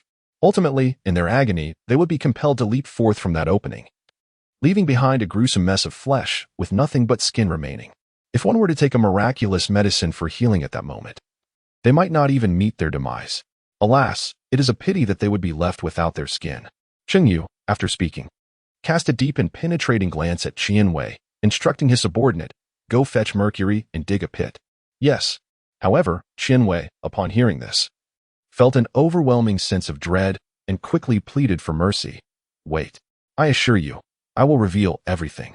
Cheng Yu smiled gently at him. The host intimidated the assailants and was rewarded with inner strength.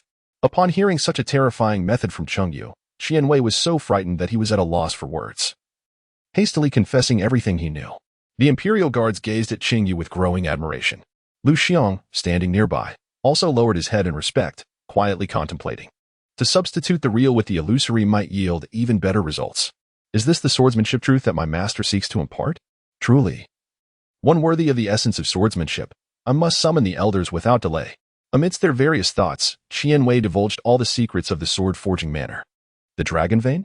Cheng Yu furrowed his brow, incredulous at the words spoken by Jinyiwei.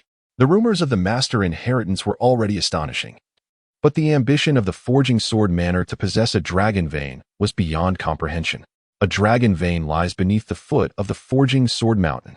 By sheer chance, I overheard the manor's lord mention that the awakening of the Long Yuan sword was influenced by the elements within the mountain, which must indeed indicate the presence of a dragon vein. With a dragon vein, the forging sword manor could aspire to eternal glory. Jinyiwei lamented. The Long Yuan sword, the celestial weapon upon the prestigious list of the world's finest arms. Cheng Yu's heart shuddered at the thought of the Dragon Abyss path, which had been the foundation of the sword-forging villa for centuries. It required a master warrior to fully unleash its terrifying power. Yet the current sword-forging villa could only summon a fraction of its might in times of crisis, which was already sufficient to assert dominance in the region. It was said that the Dragon Abyss sword was tempered with dragon's blood and resonated with the essence of dragons. The treasures within the sword-forging mountain were not of the dragon vein, yet they were undoubtedly connected to dragons in some manner. The mere mention of dragons ignited an intense fervor in Cheng Yu. If he were to seize not only the sword-forging villa but also the treasures from within the mountain, he could consider himself an unparalleled master of the art of plundering. However, this raised a significant dilemma. To raid the sword-forging villa, relying solely on his own strength would prove exceedingly challenging. He needed to leverage his position within the Imperial Guard. In the capital, Zhao Gong's influence would surely come into play, and the emperor would likely not remain idle. Several days later, in the city of Xinjiang, at the headquarters of the Imperial Guard, Cheng Yu waited for 3 days, and at long last, he received the answer he had been yearning for from the capital of Qian. 2 formidable figures, clad in resplendent dark red robes, arrived with an imposing presence. The commander of the Jinyiwei, a position only attainable by those of the 8th rank, was Cheng Yu's direct superior. Upon hearing that 100,000 laborers were being enslaved and mistreated by the sword-casting manner, the emperor of Qian was filled with righteous indignation. He dispatched these 2 individuals on a long journey, bearing the imperial edict. Among them was a strikingly handsome man, who dragged behind him a lifeless corpse, devoid of any semblance of humanity. "You must be Cheng Yu," he said. "You have performed admirably. His Majesty has promoted you to the rank of 100 households in Xinjiang Prefecture. I am Fan Xiao, and this is your token of appreciation." With a stern expression, Fan Xiao handed Cheng Yu an imperial edict, carelessly discarding the corpse onto the ground. Cheng Yu clasped his hands in salute. "What is this?" The captain of the Imperial Guard, Sun Wu of Longyuan, declared, "By the emperor's decree, I am here to purge this waste. I have heard of your penchant for tormenting others. Consider this a gift for you. Those who disregard the rules meet such a fate." Fan Xiao chuckled, a glimmer of hostility evident in his eyes. Cheng Yu discerned that the words spoken by the other party were indeed directed at him, and he silently vowed to remember this grudge. What does it mean to take pleasure in tormenting others, to send him a corpse? It felt akin to amusing a child. He had always been the one to deliver the remains to others. Chapter 48. It is not about resolving issues, but about addressing those who create them. Cheng Yu cast a cold glance at Fan Xiao. As the deputy commander of the Imperial Guard, a position of considerable rank within the esteemed 3rd grade of the Qian Dynasty, it would seem trivial for him to intimidate a mere newly appointed 5th grade officer. However, the error lay in the fact that this officer was Cheng Yu. Had he been a sycophantic and cowardly individual, he would never have ascended to his current position. He spoke with a calm demeanor. "Your Excellency, Fan has enlightened me. It appears that within the Imperial Guard, there exists a pervasive culture of neglecting official duties and oppressing subordinates from the very top. No wonder that others refer to you as the hounds of the court. After all, most of you are merely bullies who prey on the weak while fearing the strong." Cheng Yuyan's demeanor was calm and composed, exuding neither subservience nor arrogance, displaying not the slightest hint of fear towards the 8th-tier martial artist. Fan Xiao was taken aback, not only by Cheng Yu's refusal to yield, but also by his audacity to retort with insolence. Anger surged within him, and a chilling internal force radiated outward.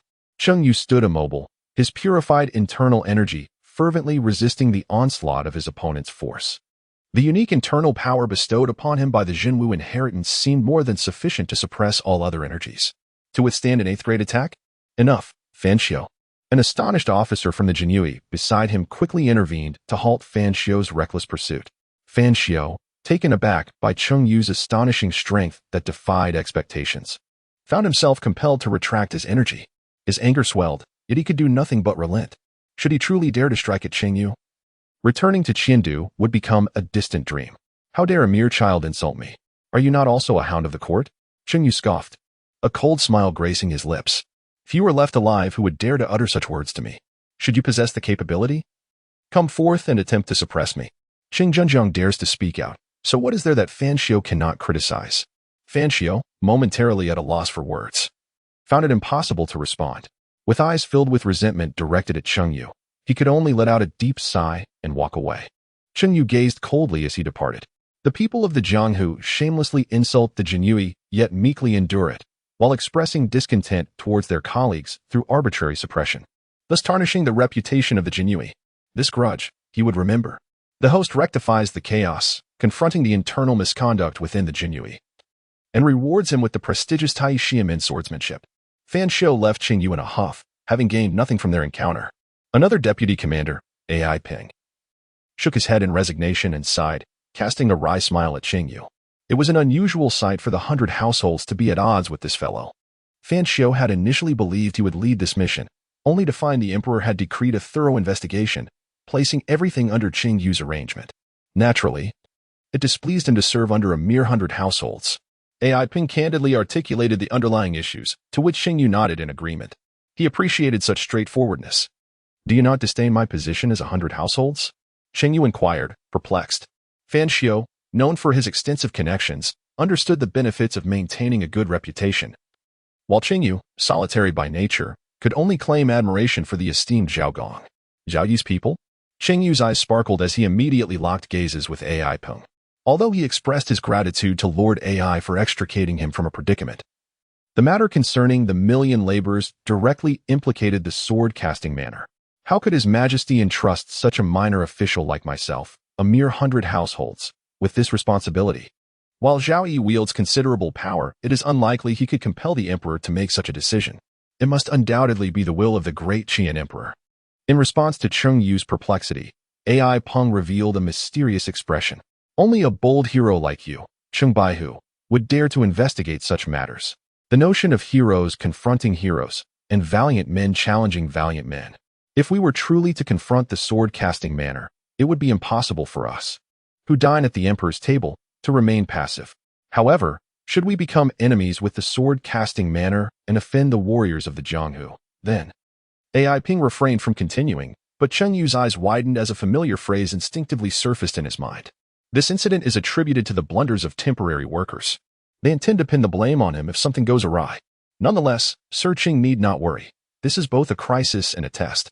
His Majesty holds you in high regard, and if you can resolve this matter, you shall undoubtedly soar to great heights. As the Imperial Guard, I shall naturally adhere to the Emperor's will.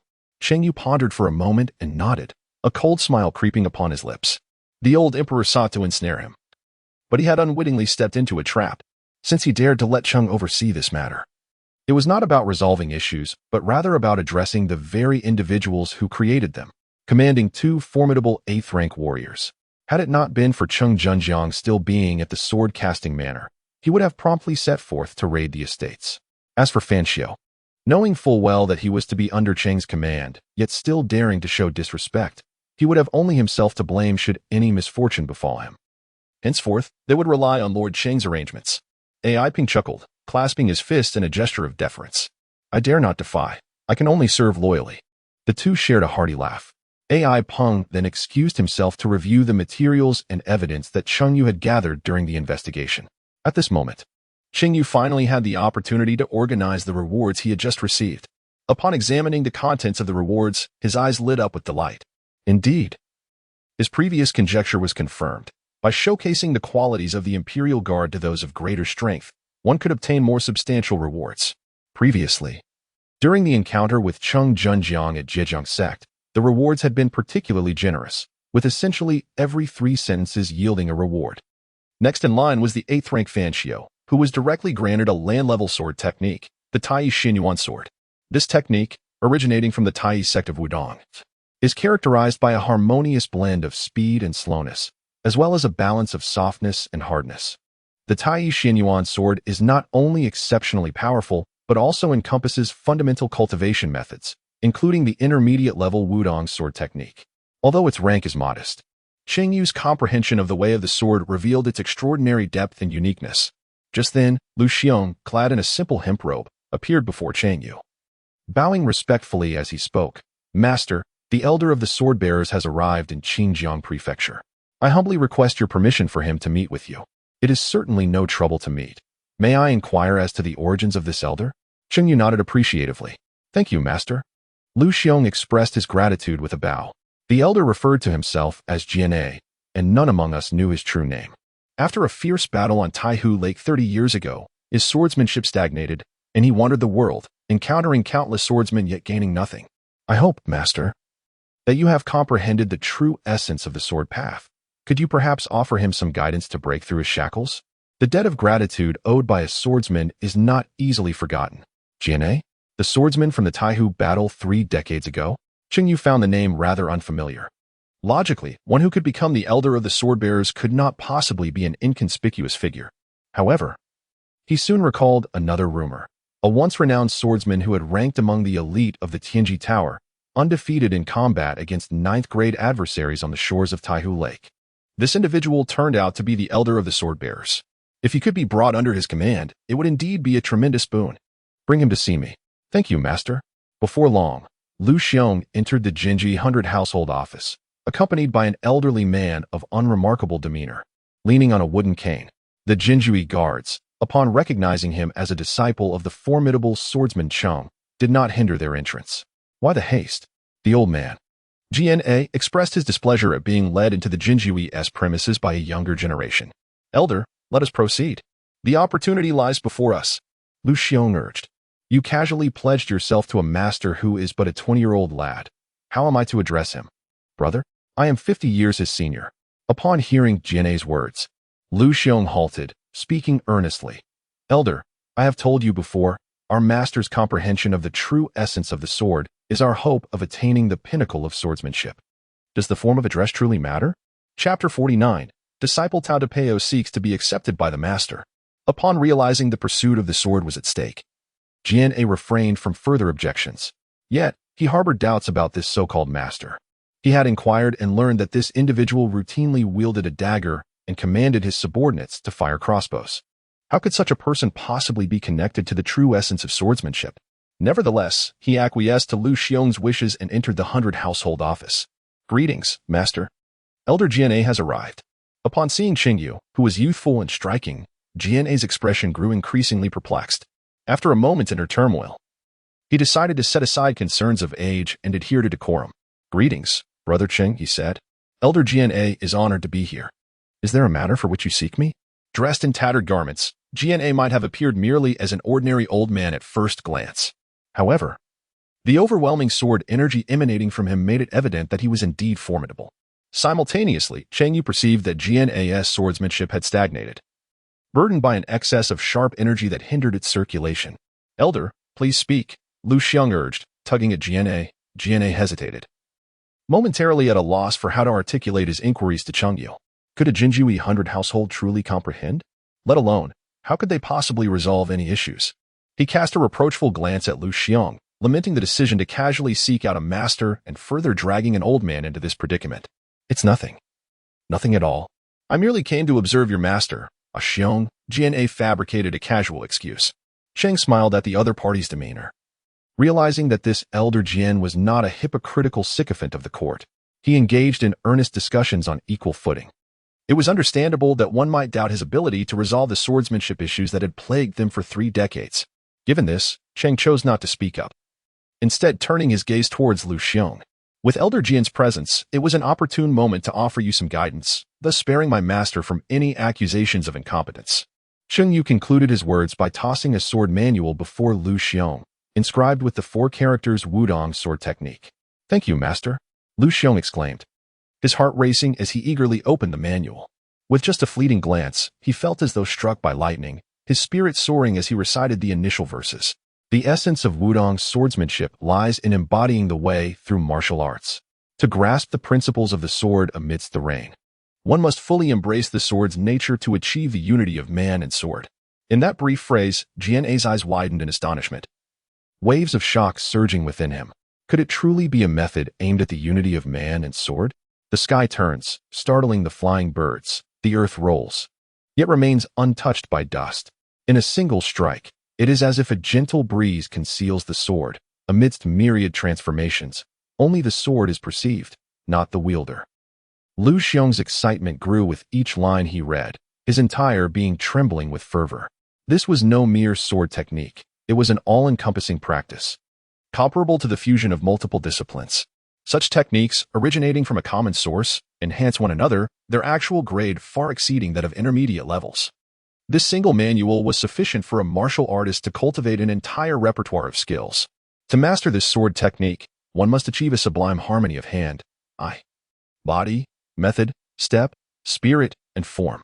Moreover, it astonishingly included a method for cultivating the mind, known as Tai Chi. Most martial arts techniques in the Jianghu are primarily offensive, designed for immediate and effective lethality, with the broadest transmission and inheritance. However, there also exists the foundational cultivation of the mind. Those who practice the mind's method can fortify their foundation, often becoming far more formidable than mere practitioners of killing techniques. Thank you, Master, for bestowing upon me this mind technique. Lu Xiong could scarcely believe that Cheng Yu had imparted such wisdom to him. And he immediately knelt before Cheng Yu, bowing deeply. The mind technique is the cornerstone for establishing a sect in the Jianghu, a privilege inaccessible to the weak. Rise, Cheng Yu commanded.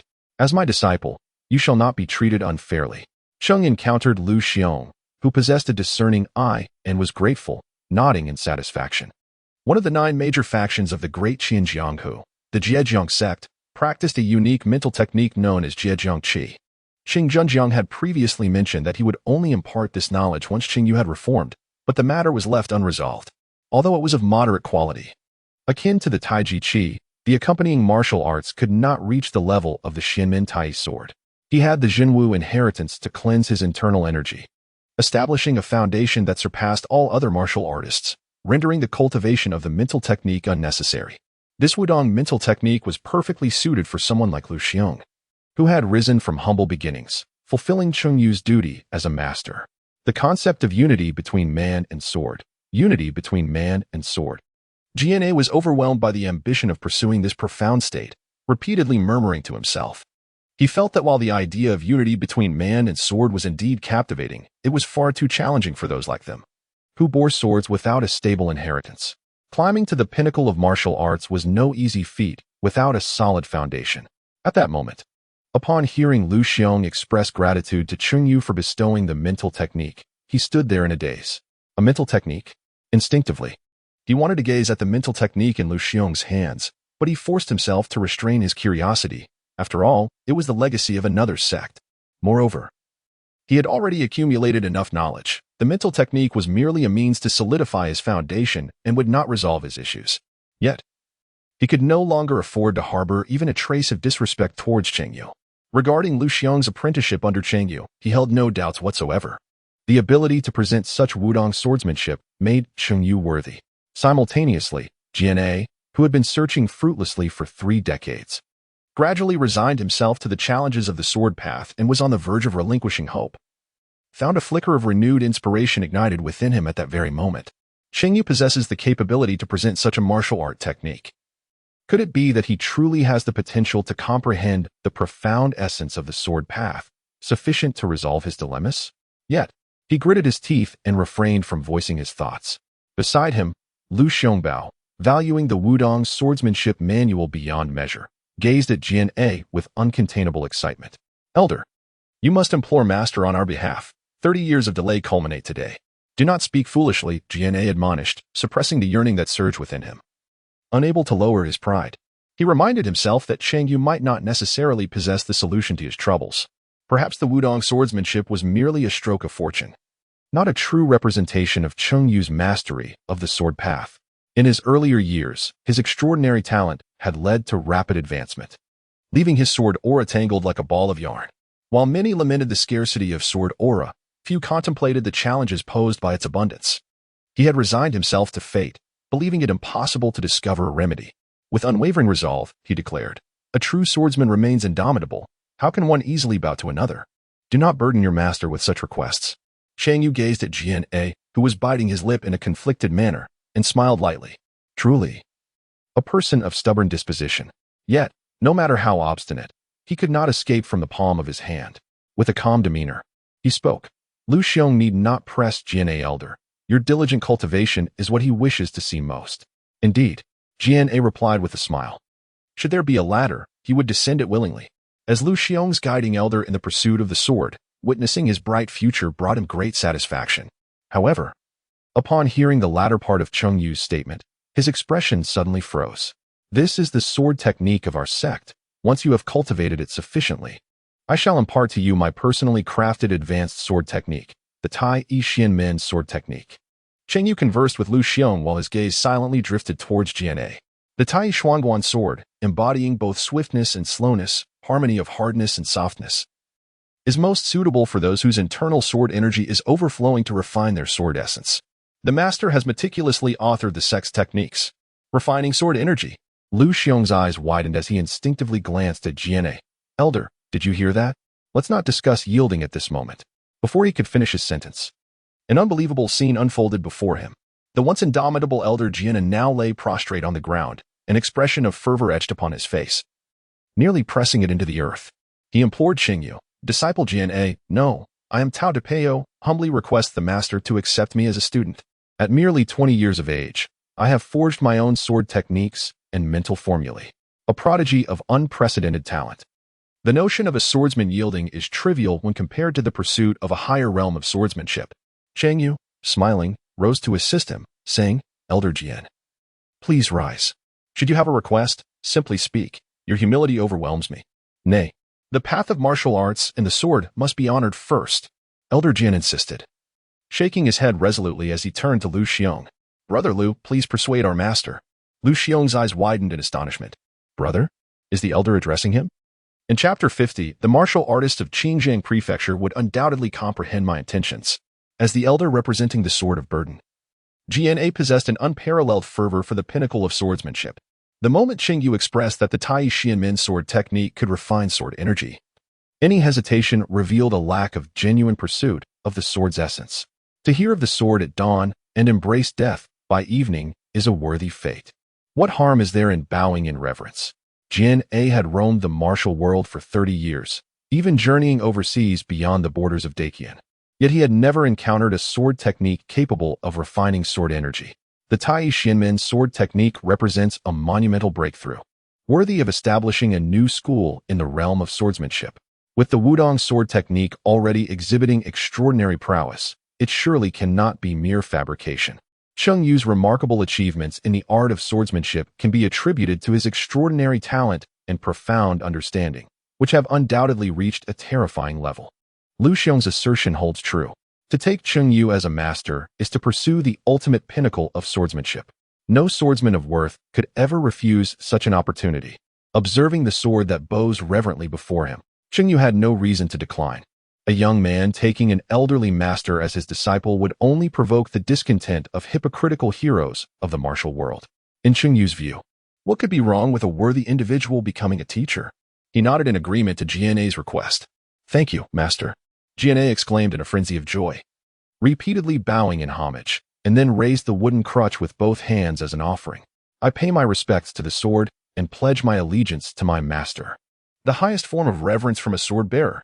A fierce and terrifying sword aura swirled like a tempest around the wooden crutch, enveloping it completely.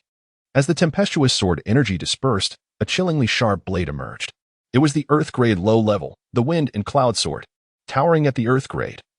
It possessed a spirit of its own, exuding an overwhelming ferocity that inflicted profound discomfort upon ordinary onlookers.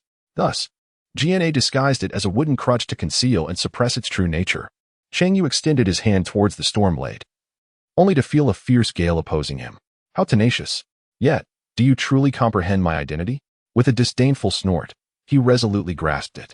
The essence of the sword, embodying the martial legacy of the true martial lineage, surged forth.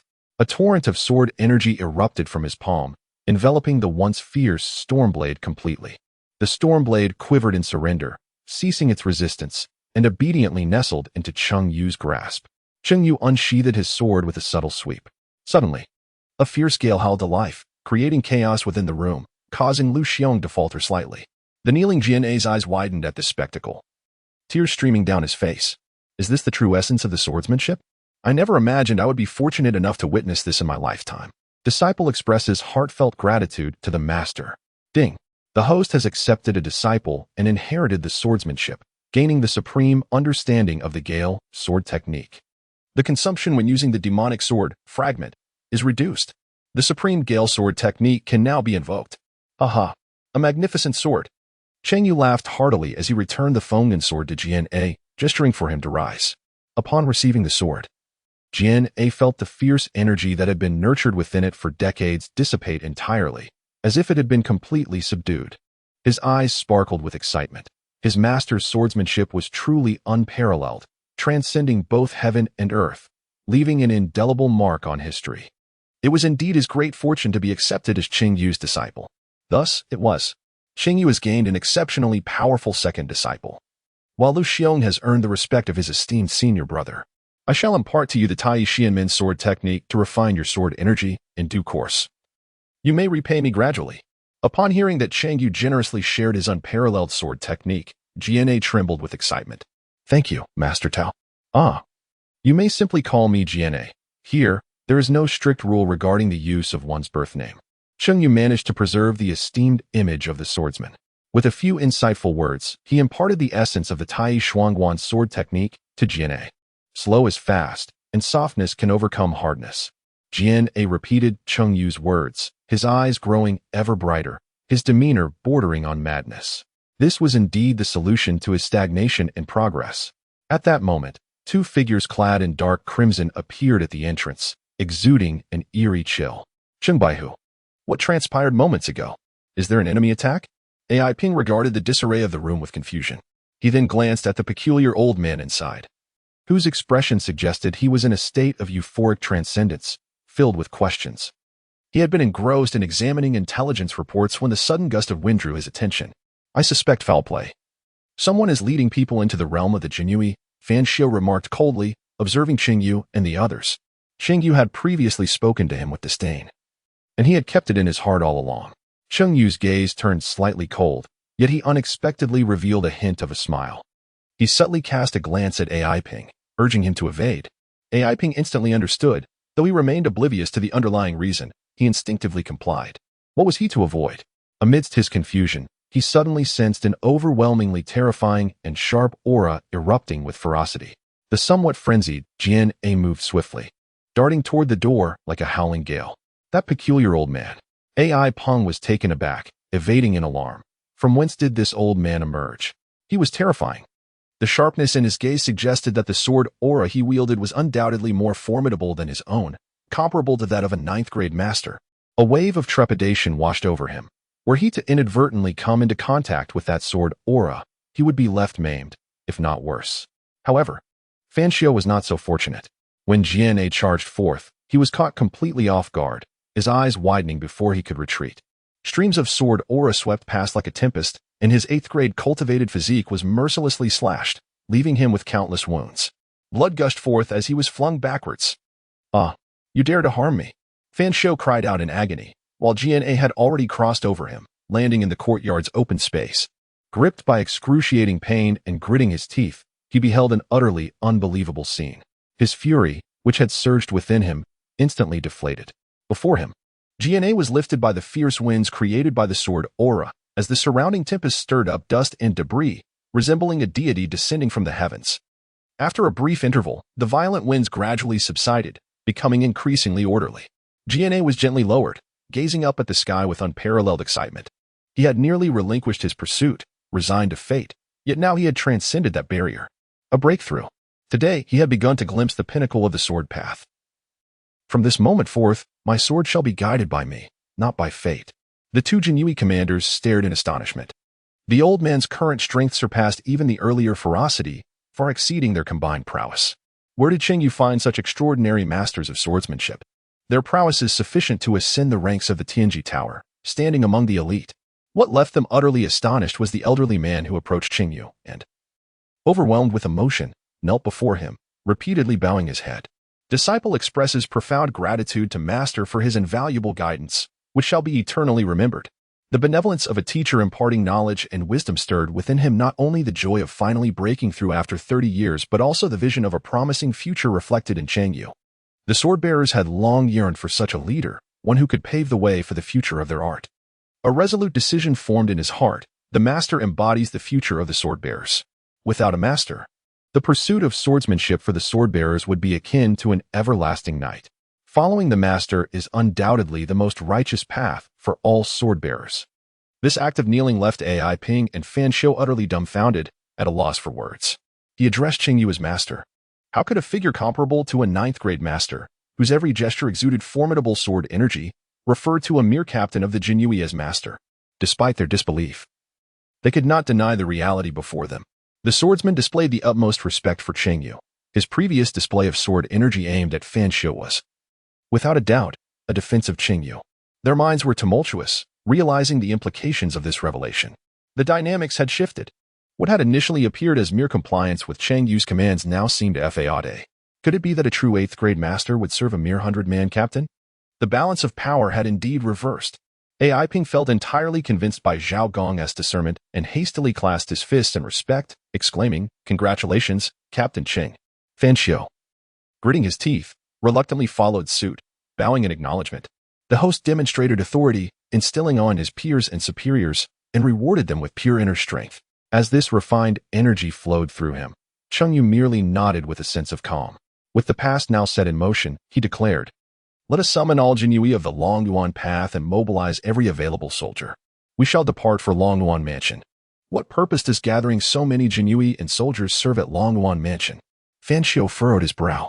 Should they first negotiate with evidence as a select few?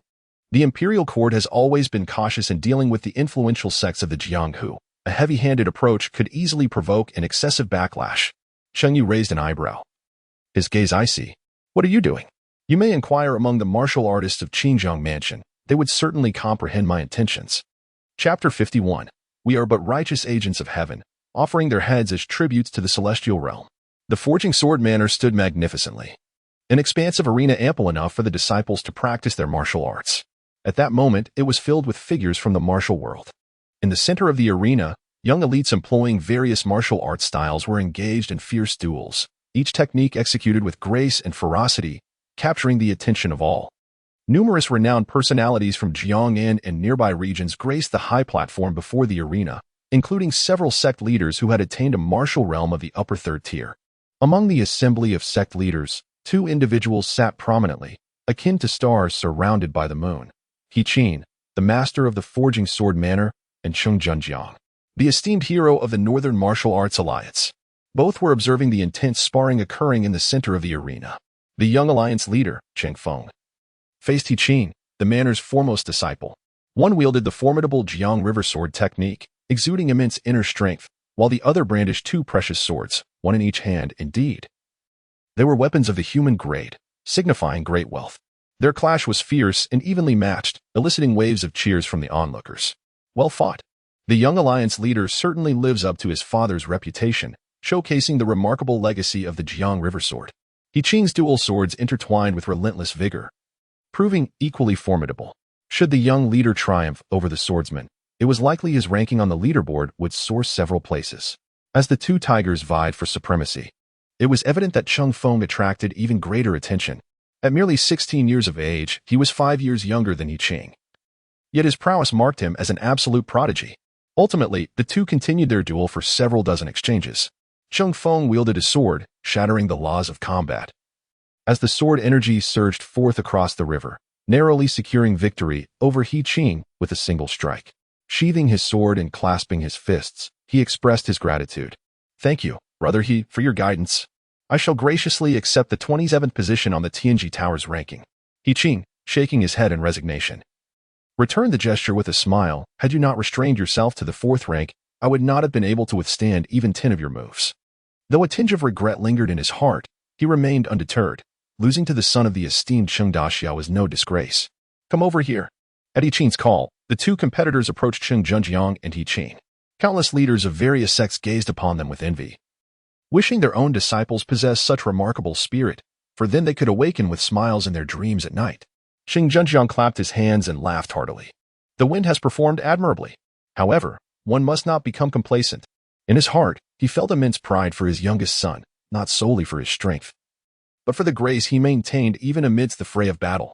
This composure was precisely the demeanor he envisioned for his son, Cheng Junjiang. Beside him, Zhao Shichuan and Cheng Yu gazed at Cheng Feng with pride, sharing in his joy. Cheng sieged about his head, lost in thought. "Thank you, father. I shall certainly not become complacent." Cheng Feng felt immense joy at receiving accolades, gazing at the newly acquired top-grade sword in his hand. With this remarkable weapon, his strength would soar, potentially propelling him into the top 10 of the human rankings. In such a scenario, the gap between him and that fellow Cheng Yu would only widen, regardless of how insidious and cunning his opponent might be, hiding his true capabilities. He would be vanquished in a single strike before Cheng Feng. After the two most talented young prodigies had concluded their duel, the remaining juniors no longer held any intrigue. At this moment, one of the sect leaders spoke up nonchalantly. The inheritance of the young is the future of chivalry in the martial world. However, without proper guidance, they would struggle to make any progress on their own. Master He, some traditions ought to be shared rather than concealed, so that we may collectively uphold the noble path of chivalry. Upon hearing such candid remarks regarding the matter at hand, others quickly joined in agreement. Indeed, we, as guardians of our sects, should not abandon one another in these trying times. The martial world venerates camaraderie and boldness, Master He. Do not allow others to belittle the forging sword manner. Traditionally, the martial practitioners, who often espouse the virtues of righteousness, could no longer mask their unquenchable thirst for the legacy of the masters. What should have been a demonstration of chivalry had transformed into an excuse. Eager for the future, they paid little heed to these discrepancies. Upon hearing this, He Qin's once amiable smile faded significantly. A band of brigands. A flicker of displeasure crossed his eyes. Though he quickly concealed it, he had already gathered information. These individuals had come upon rumors regarding the gathering of 100,000 laborers by the forging sword manor to excavate the sword mountain, believing in the so-called master legacy. They had flocked to him like autumn winds seeking to reap the benefits. Since you all seem to be aware, I shall not withhold the truth any longer. The forging sword manor has indeed uncovered something extraordinary. He Qin chose to be forthright. The others felt a surge of elation. The rumors were indeed true. However, it was not the master legacy, for what credence is there in the news disseminated by the court's hounds? Instead, it pertains to the supreme fire essence cultivated over centuries by the forging sword manor, intended solely for weapon forging, which should be shared among all. Yet it is of little use to you all. Utilizing resources for their intended purpose is what benefits the martial world most. Wouldn't you agree, Hero Cheng? Upon hearing that it was not a master legacy but rather fire essence for weapon crafting, the crowd's spirits plummeted. He Qin, observing this reaction, allowed a slight smile to emerge. This was his strategy. Everyone desired to save face, and while he did not deny the rumors, he merely claimed it to be something others found unnecessary. Surely, they could not be so shameless as to insist on witnessing it firsthand? That would indeed render them brigands. Moreover, by invoking Cheng Junjiang's name, he further leveraged his reputation to keep everyone in check. Do not harbor any ulterior motives. The upright and noble ninth-rank hero is present. Cheng Junjiang had no desire to involve himself in such matters and was about to nod in agreement. Suddenly, Cheng Feng interjected. Master He, I must express a thought. The essence of fire is an incredibly volatile substance. It would be impossible for it to remain so tranquil within the sword-forging mountain. As he spoke, he raised his palm, channeling a faint golden inner power that seemed to resonate with the mountain. I possess an innate inner strength imbued with a trace of dragon aura. Here, it appears to be responding. It is likely that you have misidentified the dragon essence as fire essence. Dragon essence? The crowd gasped in astonishment, their eyes widening in disbelief, for they had all heard whispers of the young lord's innate trace of dragon aura. Cheng Junjiang immediately straightened up, a sense of solemn reverence washing over him. If it truly pertains to the dragon source, then it signifies that what lies beneath is the dragon vein. The yearning in their eyes ignited instantaneously, far surpassing the intensity they felt when they previously believed it to be a master's inheritance. Anything associated with the dragon is no ordinary matter. They all cast grateful glances towards Cheng Junjiang and his son, nearly falling victim to that old rascal He Qin. Upon hearing this, He Qin's expression stiffened as he turned to Cheng Junjiang. What is the matter with your son? Hadn't he just gifted you a fine sword? Knowing that the dragon source was at stake, wouldn't it be prudent for both families to discuss it? Why did he blurt it out so carelessly? Cheng Junjiang did not anticipate an unexpected gain, and with a faint smile, he remarked, those of the Jianghu ought to act with straightforwardness. If a young man has something to say, he should express it candidly, and I hope, Master, he can understand. Would it matter whether he spoke or remained silent? Regardless of his position and strength, he would inevitably secure the lion's share. Thus, it was better to voice his thoughts and earn a measure of gratitude, rather than risk having his back stabbed later when the truth emerged. People of the Jianghu should speak plainly. Being evasive and secretive is the hallmark of a villain. He Qin's eyes widened in disbelief at Cheng Junjiang's words. What a brazen pair these father and son were. Having just received something, they were already scheming against him. Was this what one referred to as a hero? Yet surrounded by numerous sect leaders, he dared not express his anger, reluctantly uttering, young Master Cheng's words hold merit. Perhaps we have misjudged the situation. Though his heart brimmed with helplessness, retaliation was out of the question. To dare retaliate against the great hero Cheng? That would be courting death. With his fury lacking an outlet, he traced the source of his ire back to the Jinyiwei who had leaked the news. A surge of murderous intent igniting within him. It was one thing to send the martial artists of Xinjiang Prefecture fleeing in terror, but why target his Jin Zhuang? If it weren't for him, none of this would have transpired. He clasped his fist before the assembly and declared, since it may pertain to the dragon vein, we must treat this matter with utmost caution. Such a thing is of paramount importance to the royal family of the Great Qian Dynasty. We must keep this information well concealed, especially that Jinyiwei 100 households who disseminated the news. He must know something. It is said that he kills without hesitation, slaughtering in Xinjiang Prefecture. We might as well act in the name of justice to prevent any leaks. Upon hearing this, the others realized that Qin had no choice but to relinquish his interests, and they rejoiced. Excellent. We have long heard of that Jinyiwei 100 households' nefarious deeds. We shall act justly and take his head as an offering to the heavens. Indeed, let us slay that scoundrel. The crowd echoed in fervent agreement. As Cheng Junjiang settled into his chair, it suddenly shattered, leaving his face contorted in a peculiar expression of struggle. What has befallen the valiant hero Cheng? Cheng Junjiang hastily waved his hand and settled onto the newly replaced chair, exclaiming, "Nothing, nothing." The others, sensing the atmosphere, did not inquire further and nodded in agreement. One of them then inquired, "By the way, where is that scoundrel? I shall go and eliminate him." This rogue is none other than the newly appointed captain of the Jinyiwei in Xinjiang Prefecture, named Cheng Yu. Suddenly, the sound of breaking stools echoed once more. But this time it was twice. Cheng Junjiang and Zhao Shichuan each held their ground. Chapter 52. Those associated with the sword-forging manner, step forward to face your sins. Cheng Yu? You say that person is called Cheng Yu.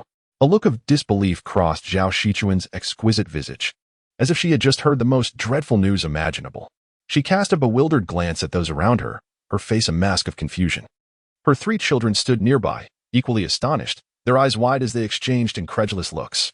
Others present were also taken aback, exchanging glances in shock, questioning why the esteemed lady of the hero Cheng would so inexplicably fixate on such an unusual matter, uttering the name of a ruthless enforcer of the imperial court, seemingly unrelated to her.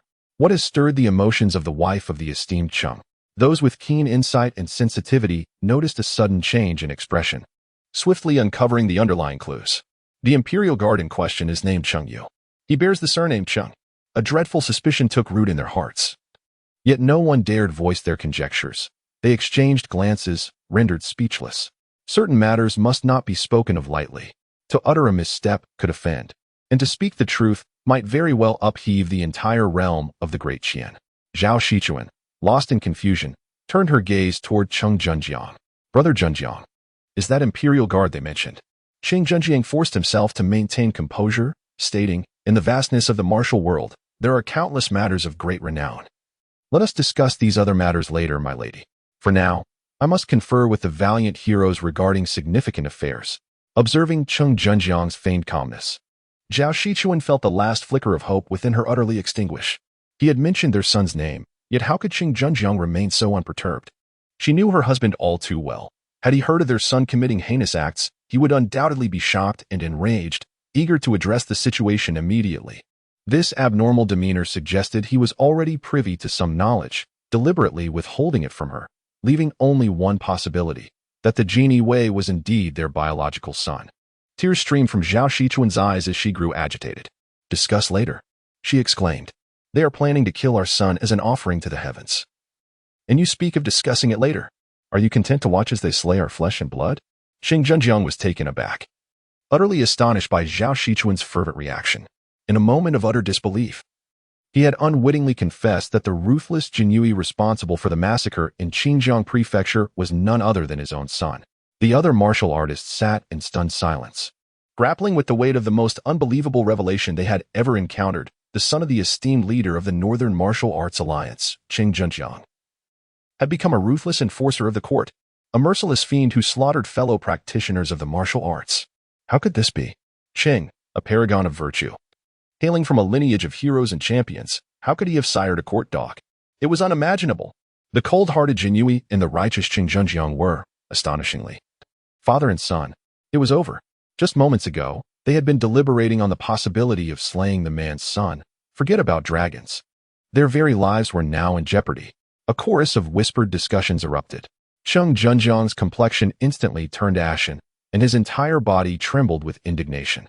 How could these individuals dare to suspect that he, a valiant hero, would resort to murder to silence others? He immediately cast a stern glare at Zhao Shichuan, signaling him to refrain from further speech. The greater good must prevail over personal interests. With an air of righteousness, he surveyed the assembly and spoke.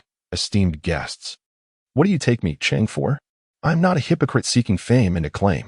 I am a true hero, one who slays monstrous beasts to safeguard the peace of our realm.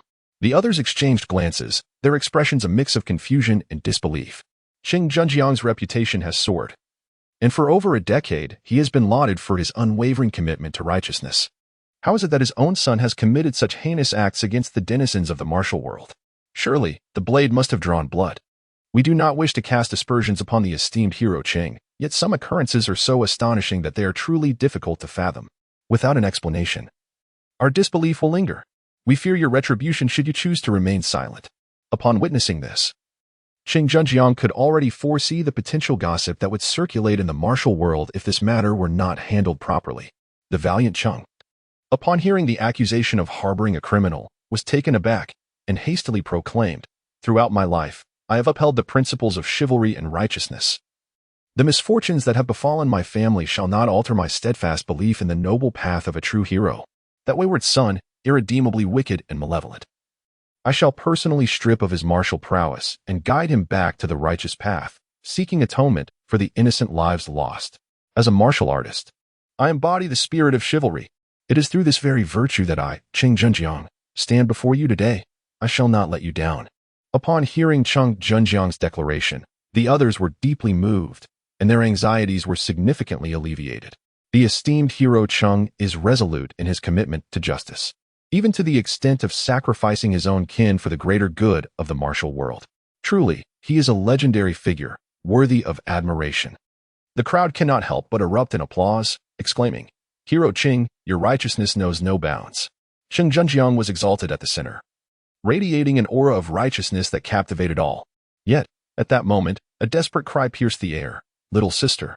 Cheng Junjiang, upon hearing Cheng Yu's voice, swiftly turned around with a changed expression.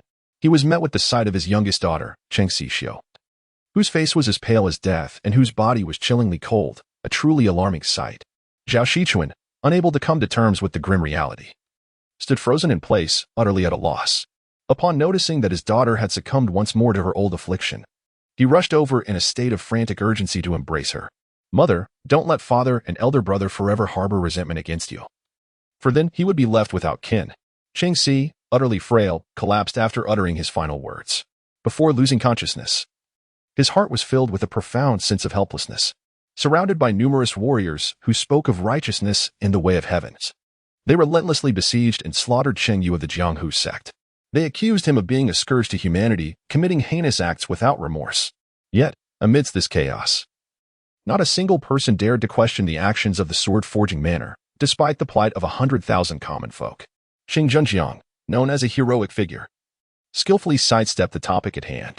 The meticulous Cheng Si felt an overwhelming pain in her heart, echoes of her elder brother's past words resonating in her ears. Could it be that chivalry and righteousness are merely veils of hypocrisy? Amidst her sorrow and fear, her emotions fluctuated, and her chronic affliction resurfaced. Seer, Zhao Shichuan, clutched her tightly, tears streaming down her face, her heart weighed down like a heavy hammer. Gritting her teeth, she turned to Cheng Junjiang. "You must not incapacitate Yu. His stubborn nature means that it would be better to kill him than to render him powerless." Despite her own suffering, Seer remained concerned for her brother. "What kind of hero are you if you cannot even protect your own son?" In that moment, as a mother, she attained clarity. No matter the circumstances, she could not harm her child. With that declaration, Zhao Shichuan lifted her youngest daughter and, employing her profound lightness skill, departed swiftly. Her priority was to tend to her daughter's ailment before seeking out her eldest son. The speed of an 8th-grade martial artist was extraordinary, and in an instant, they arrived outside the sword-forging manor. The onlookers were taken aback. It seemed the Cheng family's stance was not entirely unified. "Madam, you..." Cheng Junjiang's heart was a tumultuous blend of sorrow and indignation, his sense of helplessness overwhelming as he hastily pursued his wife and daughter. Grasping Zhao Shichuan's hand, he implored, "If I refrain from incapacitating Yu, he shall be left with but one path, death." His actions are beyond the pale, intolerable to the realm of martial arts. Only by rendering him powerless and keeping him close can I safeguard him. Zhao Shichuan shook her head resolutely. I refuse to accept this. I cannot allow Yu to be utterly disillusioned. We have already disappointed him far too many times. Is a modicum of reputation truly more significant than our own flesh and blood? After more than a decade of solitude, our reunion has been marked by insufficient care. I cannot afford to err once more. Upon hearing this, Cheng Yu was momentarily taken aback, yet he soon gritted his teeth and spoke. Indeed, reputation pales in comparison to one's own flesh and blood, but have you considered the implications for Feign and the others? If you persist in your favoritism, how will others perceive Feign and her companions? Do they not have a future to contemplate? Countless efforts have been invested in Feign and the others by us as a couple. These words struck a chord deep within Zhao Shichuan, leaving her momentarily stunned. What about the other children? Tears began to cascade from her already reddened eyes. Is it not possible for life to be a harmonious affair? Upon witnessing Zhao Shichuan's reluctance to depart, Cheng Yu felt a weight lift from his heart. He hastened to support his wife, saying, Shichuan, there is no need for excessive worry. As long as our child can halt at the precipice and sincerely amend their ways, there remains a chance for redemption. This ordeal may very well present an opportunity for our family to reunite completely. In this vast world, what parents truly desire is for their children to lead a prosperous life. Cheng Yu gently persuaded, while Zhao Shichuan silently lowered her head. Whenever there exists even the slightest chance for a family to reconcile, she would much prefer to pursue that elusive hope. Cheng Yu sighed with relief upon seeing his wife finally persuaded. However, the memories of Cheng Yu's actions in Xinjiang Prefecture soon filled him with immense frustration. Anger and helplessness surged within him. It was no wonder that the ungrateful son would rather sever ties than refrain from becoming a hound of the court, berating his parents incessantly. Now, the truth was laid bare before him. Though the words sounded pleasing, it was evident that he had become addicted to violence, and remaining in their vicinity would only spell disaster for the martial world. This time, he resolved to capture his rebellious son and strip him of his martial prowess, ensuring he received proper guidance to prevent such disgraceful incidents from occurring. Just as Cheng Yu was firming up his resolve, he suddenly heard a commotion at the foot of the Forging Sword Manor. He looked towards the entrance of the manor, where a cloud of dust billowed amid a cacophony of noise. A cold, furious shout rang out. Forging Sword Manor has brutally exploited and slaughtered millions of laborers. Those responsible, step forward and accept your punishment. He recognized that voice all too well. It was none other than his estranged eldest son, Cheng Yu. Chapter 53. Am I not right? Cheng, the great hero. Forging Sword Manor. Cheng Yu dismounted and stood there with an air of cold detachment, gesturing for his subordinate members of the Jinyiwei to halt. Before him, the sword-forging mountain was alive with activity. Numerous martial artists from the rivers and lakes had gathered, drawn by the news of many esteemed figures converging in this place, and the Zhangjian Manor had graciously opened its doors to welcome all visitors. They were flocking to Longyuan Prefecture to partake in this grand event. Upon spotting Cheng Yu clad in his flying fish attire, they displayed expressions of bewilderment, questioning why the Jinyiwei had also arrived in this locale. Cheng Yu addressed the disciple responsible for reception at the sword-casting manor with a calm demeanor, requesting to see He Qin. The disciple, drenched in sweat from his labors, was visibly displeased at the audacity of someone calling the manor's master by name. He retorted with a scowl, "Who dares to call out the name of master he so brazenly? A mere stray dog." Upon noticing Cheng Yu's attire, his expression grew more arrogant. "Ah, a court lackey. Be gone. The manor is currently a gathering of heroes. Do not disturb our spirits."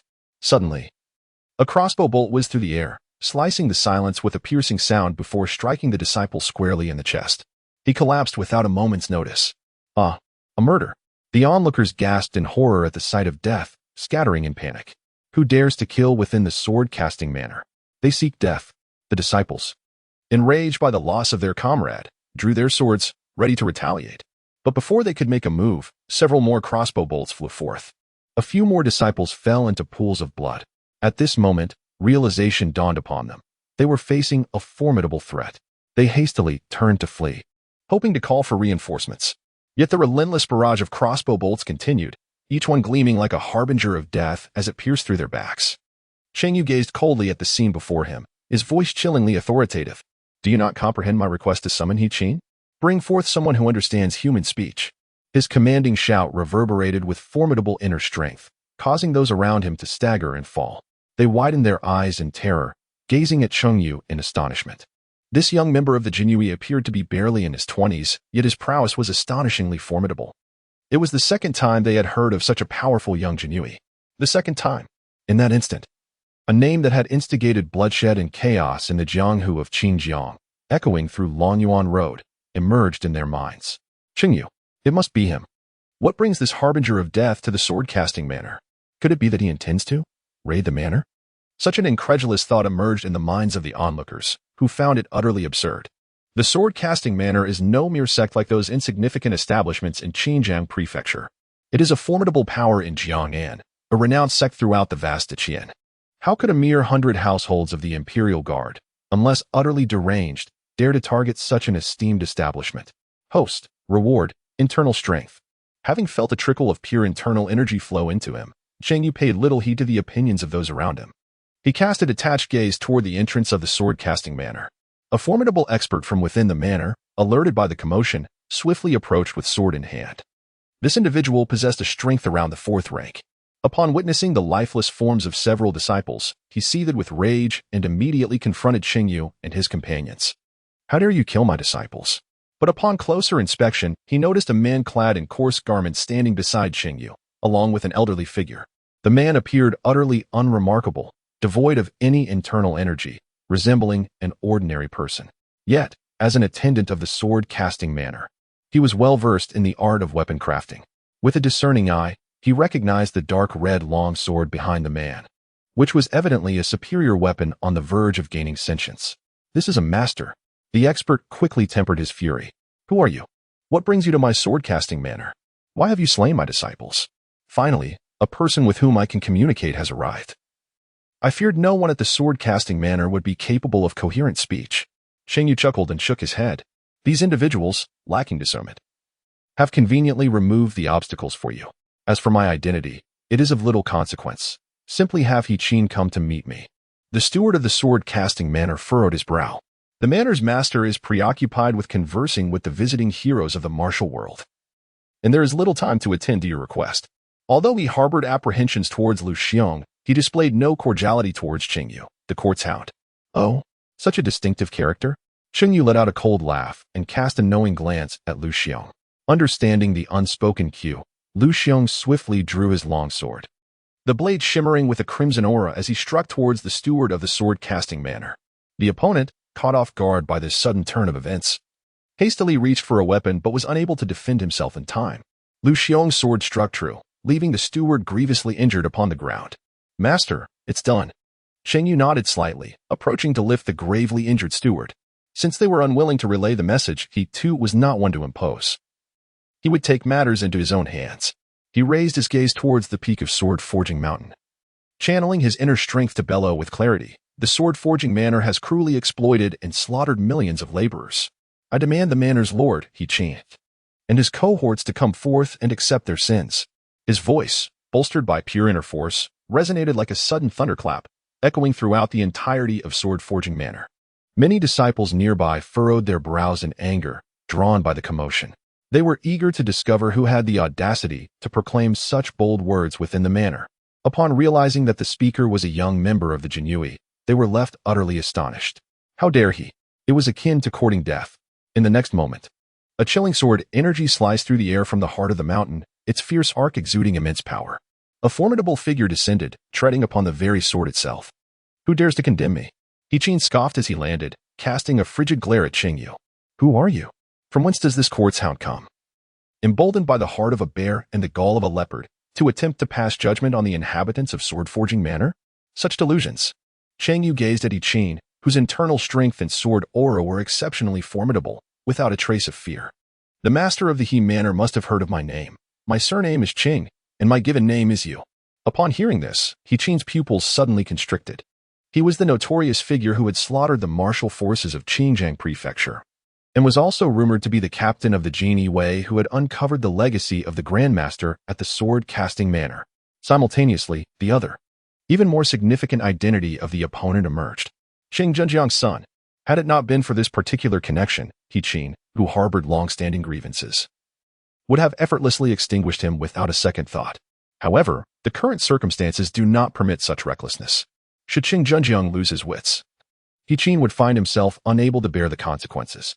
In his heart, he cursed Cheng Junjiang, deeming the entire family to be ill-fated.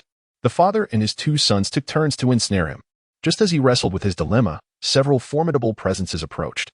They were the leaders of rival sects visiting the sword-casting manor, who, upon noticing Qin's departure, followed him to witness the audacity of anyone daring to challenge the manor. They were taken aback to find a young Jinyiwei confronting Qin. How could such a mere Jinyiwei dare to speak so boldly? What was the meaning of this? Why would the manor's master shrink in fear before a mere court enforcer? While they pondered these questions, a voice filled with fervent emotion suddenly broke through. Where, my child? Mother has finally found you. It was Zhao Shichuan, who had rushed over upon hearing Cheng Yu's voice, cradling the icy body of Cheng Si in her arms. Only then did the others grasp the situation. No wonder the manor's master found himself in such a predicament. It was the son of the infamous Cheng, the Jinyiwei known for his merciless deeds, who had arrived. As Cheng encountered Zhao Shichuan, he furrowed his brow.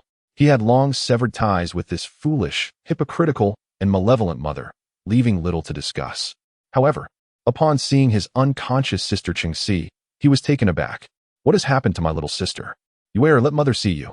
I have heard of your harrowing experiences alone in the outside world. You must have suffered greatly. Zhao Shichuan reached out her hand, intending to touch him. Yet, unexpectedly, a beautifully adorned spring blade, crackling with the faint sound of thunder, stood before her. Madam Cheng, I have already severed ties with you. Please refrain from uttering such nonsensical words. Cheng Yu's icy voice resembled a fortress wall, isolating Zhao Shichuan on the other side. You. Zhao Shichuan stood frozen in place, overwhelmed by a tumult of regret and remorse. Why had she allowed her son to sever their ties and depart? Just then, a resonant and authoritative voice echoed. Unfilial child, put down the knife. You, who have committed countless misdeeds, dare to come here. As she beheld the imposing figure of Cheng Junjiang emerging with a thunderous presence, Cheng Yu found it difficult to withstand the overwhelming force, and his embroidered spring knife was jolted back into his grasp. He narrowed his eyes slightly, revealing a smile laced with coldness. Why should I not dare to come? Cheng Junjiang, witnessing the utter lack of respect from the other party, was filled with intense fury. Once again, that repugnant, treacherous expression, to willingly serve as a hound for the court, slaughtering the innocent. How could I possibly have a son like you? Ha ha! Cheng Yu burst into laughter, exclaiming, Do you accuse me of slaying the innocent? What a preposterous jest! Were you not inquiring about my arrival? Allow me to enlighten you. If I were to refrain from coming, would you perchance stand atop 1,000,000 lives and extol the virtues of chivalry? I surmise you were just conversing about this. Am I not correct? Cheng, the gallant hero. Chapter 54. The weapons forged at my swordsmith manor are bestowed solely upon those of virtue and righteousness, and you, my dear, are unworthy. The three characters, Cheng Daxia, Cheng Yu, in a moment of frustration, called out with a tone laced with sarcasm and mockery. Under ordinary circumstances, the reputation-conscious Cheng Junjiang would have been infuriated to hear his son address him in such a manner, deeming it a complete lack of decorum. However, upon hearing Cheng Yu mention the fate of the 100,000 laborers, his heart was left in tumultuous turmoil. Something had gone awry. Cheng Junjiang's eyes widened, as the fury within him was overshadowed by a wave of terror. Initially, he intended to seek a sword for Cheng Feng, but soon he learned of the matter concerning Cheng Yu. These events left him in a state of utter disarray, causing him to overlook a crucial piece of information. The sword-forging manor had excavated the Grand Sword-Forging Mountain, unearthing treasures believed to be linked to a dragon vein. Over 5 years, they had summoned 1,000,000 laborers from various regions of Longyuan Road. No matter how well concealed, the sword-forging mountain could not possibly accommodate such a multitude. It seemed there was but one conclusion. Most of these laborers had perished from their arduous toil. The mere thought sent shivers through Cheng Junjiang, filling him with profound regret. How could a man of his stature, a true hero, become complicit in such a tragedy? To conspire with those who would endanger 1,000,000 lives. If word of this spread, his hard-earned reputation, built over decades, would be utterly ruined. It was not only his own fate at stake. The entire Zhejiang sect and the Cheng family would suffer dire consequences. In his moment of rage and fear, a dreadful realization flickered through his mind. He could not have simply overlooked this matter. Rather, he had unconsciously dismissed it. The righteous hero Cheng did not seem to care for the lives of the common people. As this thought emerged, Cheng Junjiang felt a chilling wave wash over him, and he immediately shouted at Cheng Yu, "Wretched child, be silent. Cease your deceitful words that mislead the masses." Cheng Yu had long anticipated Cheng Junjiang's vehement denial of the truth, and a cold laugh escaped his lips. Huh, am I to be silenced by your baseless claims? Surely, you do not believe that my silence will erase the suffering inflicted upon those innocent lives? Throughout the vast expanse of Longyuandao, the devastation of families is all too evident. Do you truly think you can silence the voices of the common folk with your so-called reputation and authority? Speak now and compel them to remain silent.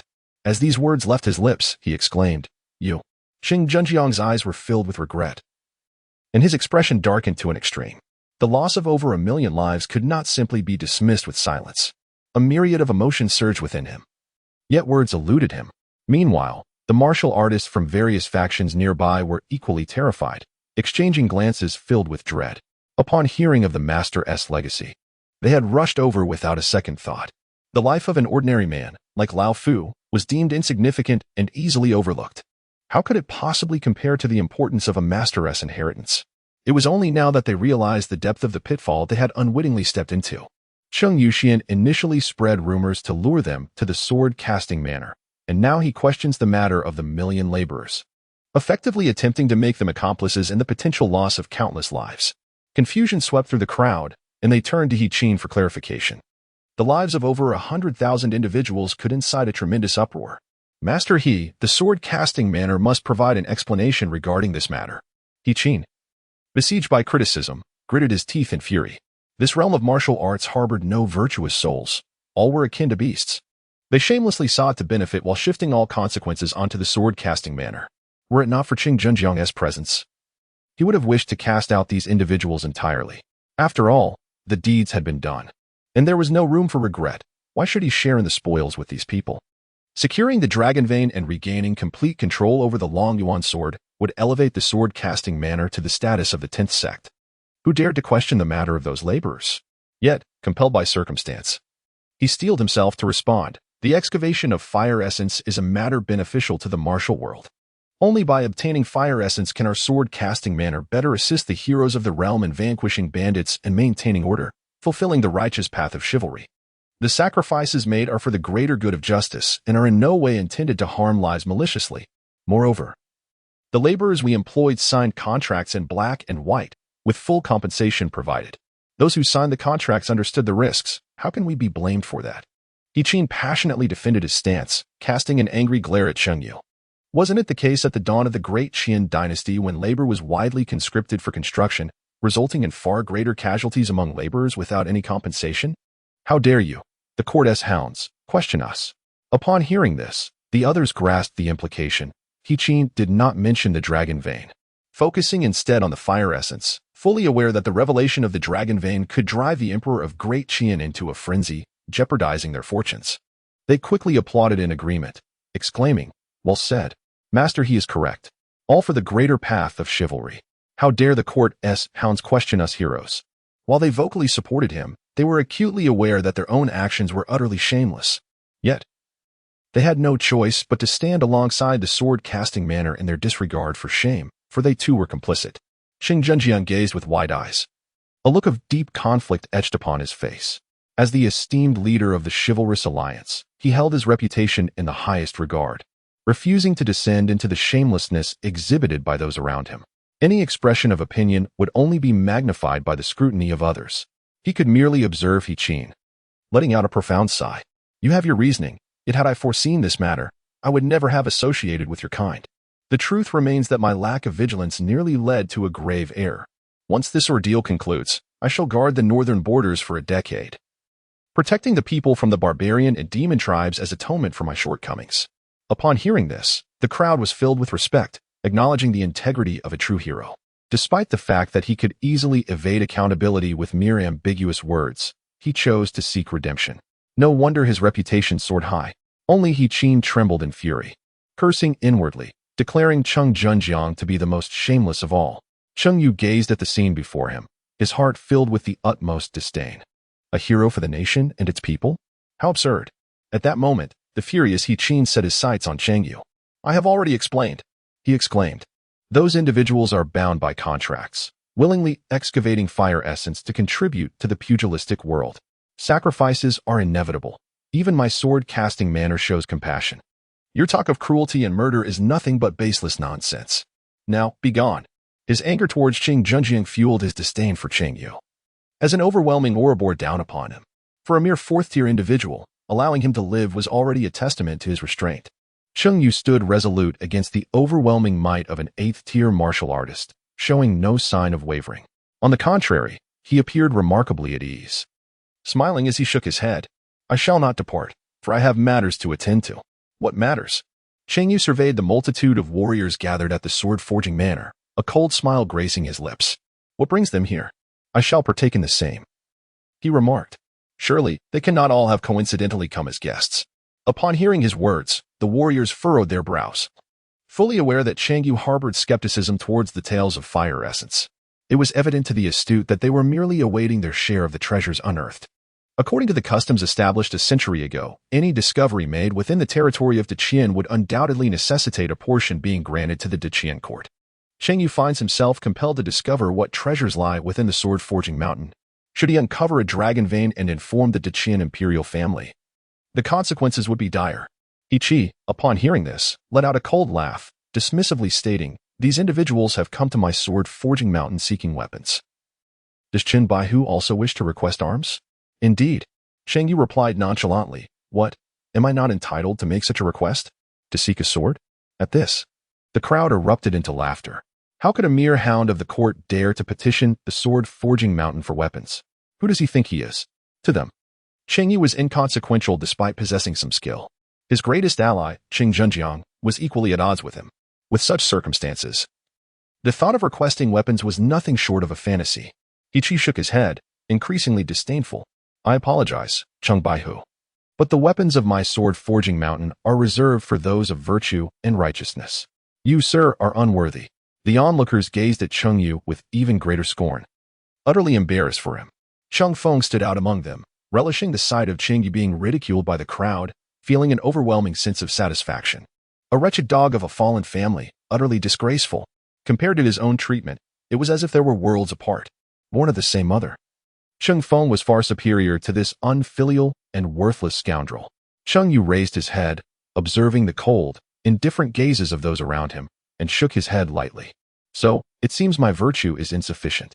Then allow me to demonstrate whether it suffices." As he spoke, he commanded the soldiers of the Imperial Guard beside him to sound the horns and wave the banners. The crowd furrowed their brows in confusion, when suddenly they felt the ground beneath them begin to tremble. Amidst their bewilderment, a voice cried out, "Look in the distance." Instinctively, others turned their eyes towards the horizon, and the mockery that had once filled their expressions was replaced by a vacant stare. Faced with the unfolding spectacle before them, they stood frozen, their faces reflecting sheer astonishment. Their eyes were filled with an unbelievable scene, as dust rose and the sounds of horses and men resonated like thunder. In their hearts lingered but a single thought. Cheng Yu has lost his mind. How dare he approach the foot of the sword-casting mountain? Chapter 55.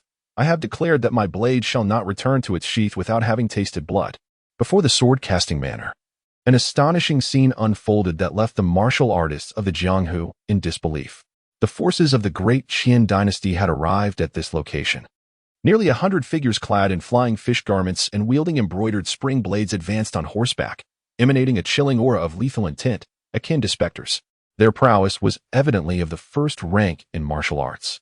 They hailed from various regions of Longyuan Dao, all at least of the minor banner level within the Imperial Guards. Each had mastered the techniques of the Imperial Guards, wielding the deadly cold ghost blade. The convergence of their similar energies was profoundly unsettling. Beside these first-rank Imperial Guards stood nearly 1,000 more, armed with crossbows. The entire contingent of Imperial Guards from Xinjiang Prefecture, including sergeants and warriors, was fully equipped with crossbows. A select few among them held exquisitely crafted Xian crossbows, each loaded and primed for action. Further back, 1,000 soldiers clad in armor stood in neat formation, weapons at the ready. This formidable assembly halted behind Cheng Yu, nearly filling the entrance of the sword-casting manor. The martial artists of the Jianghu gazed in wide-eyed astonishment. What on earth could Cheng Yu possibly intend with such a force? Qian watched this spectacle with deep concern, recalling Cheng Yu's past actions in Xinjiang Prefecture, his heart brimming with both astonishment and fury. Cheng Yu harbored the audacious intent to usurp the sword-forging manor. Such audacity! His fury erupted. As if he deemed the manor beneath his regard, though it appeared that he was surrounded by numbers. In truth, there were no formidable masters among them. Thus they posed no genuine threat. The moment the top-tier experts of the sword-forging manner emerged, even the greatest multitude would seem like mere poultry and dogs. Yet, in the next instant, a scene unfolded that truly instilled trepidation within him. The throng parted to reveal a solitary figure on horseback. Hands crossed over his chest rather than gripping the reins, a resplendent imperial spring knife gleaming at his waist. As he advanced, he exuded an aura as chilling as a malevolent specter, instilling fear in all who beheld him. Adorned in a dark red python robe, the golden insignia of the Jinyiwei swung with each movement. Hiss! The martial artists craned their necks, gasping in astonishment. The golden insignia signified a master from the Jinyiwei, hailing from the grand capital of Great Qian. At the very least, he was a Jinyiwei commanding officer, an 8th-grade warrior. What was his purpose here? Fan Shou dismounted behind Cheng Yu, standing proudly, his formidable internal energy radiating unabashedly. To the incredulous gaze of the onlookers, he performed a respectful salute to Cheng Yu before taking his place beside him. A dignified 8th-grade master, unmistakably subordinate to Cheng Yu. Yet, curiously, Fan Shou wore an expression of detachment. The martial artists finally comprehended Fan Shou's intentions. Having come on imperial command, he shifted the responsibility onto Cheng Yu. No one desired to confront the sword-forging manner, save for a madman like Cheng Yu. Cheng Yu remained indifferent to the matter at hand. Noticing that his side's combat strength was nearly assembled, he turned to He Qin with a faint smile and inquired, "What do you think, Master He? Is my virtue sufficient now? Is it enough to request a weapon? If not, it matters little. The Longwan Dao 13 prefectures still have thousands of soldiers at their disposal." "What do you mean by that?" He Qin's teeth clenched upon hearing this. He understood that Cheng Yu could not possibly mobilize such a vast number of troops. The arrival of a few mediocre regular soldiers would not alter the situation significantly. Yet, it conveyed a clear message. The Qian court could indeed take down the sword-forging manner. There's no hidden agenda. I merely wish to request a blade. But it seems the sword-forging manner is not particularly welcoming. I can only display my virtue. Is this what you call virtue? He Qin cursed internally, finding it difficult to maintain his previous arrogance in the face of an elite officer from the Jinyiwei. Though Fan Shou was not directly responsible for this matter, he would never allow the Jinyiwei to be humiliated. Suppressing his anger, He Qin stated, "If Captain Cheng desires a blade, the sword-forging manner shall not be negligent. Here's what we shall do. You may return for now, and in a few days, once the weapon is forged, the sword-forging manner will personally deliver it to Qingjiang Prefecture. With so many people present, it would be inappropriate for the sword-forging manner to entertain guests." He Qin spoke through gritted teeth, begrudgingly acknowledging that even a prominent figure in the martial world could find himself bowing to the court's enforcers one day. The host demonstrated strength, compelling the powerful to submit, thus restoring the prestige of the Jinyiwei and rewarding the Tianxiangdan. Cheng encountered He Qin, who had softened yet shook his head. There was no hurry. This time, he had summoned nearly all the martial artists of the first rank within the Jinyiwei, totaling 1,000, excluding the 1,000 households of Longyuan Prefecture. In addition, with the tiger talisman provided by Zhao, 2,000 soldiers from various prefectures were mobilized. The display of power was formidable, surrounding the Chuanjian mountain manor. He could not simply return without resolution. "I have pledged to forge weapons for you." What does this mean? Cheng Baihu? Does he truly believe that Chuanjian mountain manor is easy to bully? He Qin, witnessing Cheng's refusal, felt a surge of anger. As he voiced his sentiments, other martial artists from the Jianghu also resonated with his feelings, uniting in a shared animosity. When did the court's hounds gain the audacity to trample upon the heads of Jianghu warriors? What arrogance in seeking a mere blade! We shall not stand idly by. You have misunderstood me, Cheng replied with a gentle smile, shaking his head. According to the Jianghu customs of first come, first served, since I arrived last, I must wait until you have acquired your weapons before it is my turn. He had already dispatched AI Ping to investigate what lay within the Chuanjian mountain.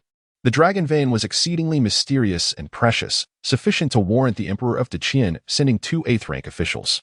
Yet, relying solely on the testimony of a 5th-rank steward from Chuanjian Mountain Manor was inadequate to compel them to risk their lives to obliterate the manor. They needed personal verification. As long as Cheng kept a watchful eye on the few, such as He Qin, no one could impede AI Ping. He would not overly obstruct, lest AI Ping be tempted by profit. My men have brought a month's worth of supplies. Once you have forged your weapons and departed, I shall come at my own pace, without haste. Upon hearing this, He Qin and the others furrowed their brows. They realized now that the request for a blade was merely a facade. Cheng Yu was compelling them, for no one would leave prematurely. Doing so would deny them a share of the dragon's vein. It is rather petty of me to concede precedence to you here on Longing Island. A seventh-tier martial artist. The island's master expressed his displeasure. Apart from the Qing Zhenjiang family, he was among the earliest arrivals, as Longing Island is the most distant from here. If matters were to unfold as Cheng Yu suggests, with too many monks and too little porridge, his departure would certainly result in being unceremoniously expelled, leaving him without even a morsel of the dragon's vein. There is no need to do so. It would only invite accusations of my disregard for the rules of the martial world. Besides, why are you so eager to return home? What business do you have lingering here, unless it is to engage in nefarious deeds? Cheng Yu lightly shook his head in refusal. You. The Lord of Dragonwhale Island was furious, yet he found it unwise to voice any further objections. The onlookers soon grasped the situation. Cheng Yu was deliberately provoking them. Whoever chose to leave would gain nothing, yet none were willing to depart. The leaders of various factions exchanged glances, perplexed. Only He Qin and Cheng Zhenjiang remained detached from the affair, as they had no need to concern themselves with it. Zhao Shichuan stood dazedly to the side, cradling Cheng Si, unable to fathom that the imposing figure of the Jinyiwei, who pressed relentlessly against numerous formidable opponents, was indeed her own flesh and blood. After a considerable pause, the most anxious lord of Dragonwhale Island finally spoke up. Since you insist on adhering to the rules of the martial world, we shall follow suit. It has come to my attention that you have slain Zheng Ping, the one ranked 101 on the list. Is there any truth to this claim? Cheng Yu nodded slightly. Indeed, if he dares to ambush me, I shall ensure that his entire family is brought together in reunion. What? Are you not convinced? At the utterance of these words, a wave of shock swept through the crowd. Reunion? Did it not imply the annihilation of an entire household? To speak so nonchalantly of exterminating a faction in the martial world truly revealed a heart of cruelty and ruthlessness. A wretched son. Cheng Zhenjiang felt an overwhelming sense of shame and frustration, yet found himself utterly powerless. The master of Longing Island let out a cold huff. I am unconcerned with these matters. Since you have defeated the prodigy of humanity, you possess the strength of the human ranking. According to the customs of the martial world, my disciples from Longing Island are entitled to challenge you, and you cannot refuse. Zhou Fang, step forth and engage him. Yes. A muscular disciple of the Longjing gang clasped his fists and stepped forward. The surrounding martial artists suddenly realized the intent of the Longjing Island master. Zhou Fang was ranked 80 on the human ranking, possessing peak 4th-tier strength. He had mastered the unique advanced technique of Longjing Island, the Longjing Force, delivering layered hidden strikes that were particularly adept at inflicting severe injuries without resulting in death. If Cheng Yu were to suffer a grave injury, the chief officer of the Jinyiwei would undoubtedly exhibit a disinclination to engage. The Jinyiwei and the soldiers, despite their reluctance, would have no choice but to depart. In the vicinity of Longqing Island, I beseech Captain Cheng for your guidance. Cheng Yu watched Zhou Fang walk away, shaking his head lightly. No comparison. My blade does not return to its sheath without tasting blood. Zhou Fang mistakenly believed that Cheng Yu was merely timid, and his heart swelled with delight. With a sharp exclamation, he declared, "Since you speak of the rules of the martial world, there can be no refusal to spar." As soon as the words left his lips, he drew 2 short daggers and charged forward. The overwhelming internal energy coiled around the dagger tips like surging waves. Should he strike Cheng Yu, even if his weapons were parried, the hidden force could still inflict grave injury upon him. In Zhou Fang's elation, he suddenly perceived a flash before his eyes. A gleam of the blade cut through the air, accompanied by a thunderous sound. The masters, including the Lord of Dragonwhale Island, were taken aback in horror. Zhou Fang. By the time Zhou Fang discerned what had transpired, he found that both hands clutching the daggers had been severed. The wounds were charred and blackened. "My hands!" Zhou Fang exclaimed, panic-stricken, his heart overflowing with resentment. Cheng Yu actually dared to maim his hands. In a fit of rage, he opened his mouth, and a tiny poison needle beneath his tongue was poised to strike. It was the unique concealed weapon of Longqing Island, the poison fish spike. Any martial artist below the 3rd rank would meet their demise upon contact. Cheng Yu. The poison fish spike hurtled towards Cheng Yu, startling Qing Zhenjiang and his wife, as well as Fan Xiu. What they did not anticipate was that the spike collided with Cheng Yu's chest yet failed to pierce even his flying fish attire. Instead, it fell to the ground with a crisp sound. In the next moment, the flash of a blade re-emerged. Zhou Fang's head rolled away, his face still bearing the incredulous expression of having underestimated the poison fish spike. Cheng Yu's gaze was frigid. I have stated before. My blade shall not return to its sheath without tasting blood. Chapter 56. What, do you also wish to face the annihilation of your family? Zhou Fang is dead. The martial artists present gasped in disbelief, their expressions frozen in shock. How could this be? He has slain Zhou Fang. Zhou Fang ranked 80th on the human list. For Cheng Yu to incapacitate him, it implies he possesses at least the strength of the top 80. How did he kill Zhou Fang? This has irrevocably forged a bitter enmity with the Lord of Dragonwell Island. They had heard tales of Cheng Yu sweeping through the martial world of Xinjiang Prefecture solely by his own prowess. Yet, witnessing it firsthand, the power was indeed terrifying. The ferocity of his killing intent was equally alarming. Xing Zhenjiang and Zhao Shichuan stood frozen, utterly astonished. Clad in a flying fish robe and adorned with an embroidered spring knife at his waist, they found it impossible to reconcile the formidable and ferocious figure of the Jinyiwei before them with their son's meager abilities. Their hearts swelled with grief and indignation. Realizing the depths of their son's depravity, they remained rooted in place, at a loss for what to do. Meanwhile, the Lord of Longjing Island contorted his features in a grimace of rage, his fury reaching a boiling point. You dare to slay my disciple, he thundered, unleashing a torrent of inner strength that surged like crashing waves. It was as though he were engulfed in a tempest. Wielding a colossal hammer as he advanced menacingly towards Cheng Yu, the onlookers gasped in shock. The mastery of Longjing's might, the inner power of a third-tier martial artist, was on full display. The Lord of Longjing Island had set his sights on murder. A seventh-tier late-stage martial artist was poised to deal with a mere junior. Cheng Yu was facing certain doom. Zhao Shichuan, still engulfed in sorrow and rage, suddenly caught sight of the scene through her daze. Her son, with Chang Si in her arms, hindered in her movements, she cried out to her husband, "Save you!" Cheng Zhenjiang instinctively sought to intervene and halt the Dragonwell Island master, yet as he made the slightest movement, a thought flickered across his mind.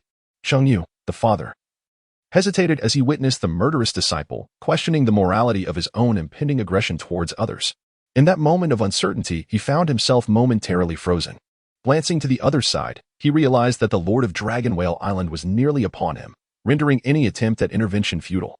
The couple's pupils constricted, their hearts weighed down by a tide of anguish. No. Yet, in the next heartbeat, a peculiar, ominous shadow materialized suddenly before Cheng Yu, its clawed hand striking fiercely. The dark, armored specter roared forth, intercepting the force of the Lord of Dragonwell Island with formidable strength. It was the elite technique of the Imperial Guard. The cold ghost break. The Lord of Dragonwell Island's eyes widened in disbelief, utterly unable to withstand the onslaught of the specter, which sent him hurtling backward. The surrounding warriors gasped in shock. An expert from the Imperial Guard had made their move. Fan Xiu stood resolutely before Cheng Yu, casting a cold glance at the other warriors. Cheng Yu must not perish. He turned to glance at an elderly man beside Cheng Yu, who tightly gripped a wooden cane, and silently withdrew. Cheng Yu, you owe me the life of my disciple.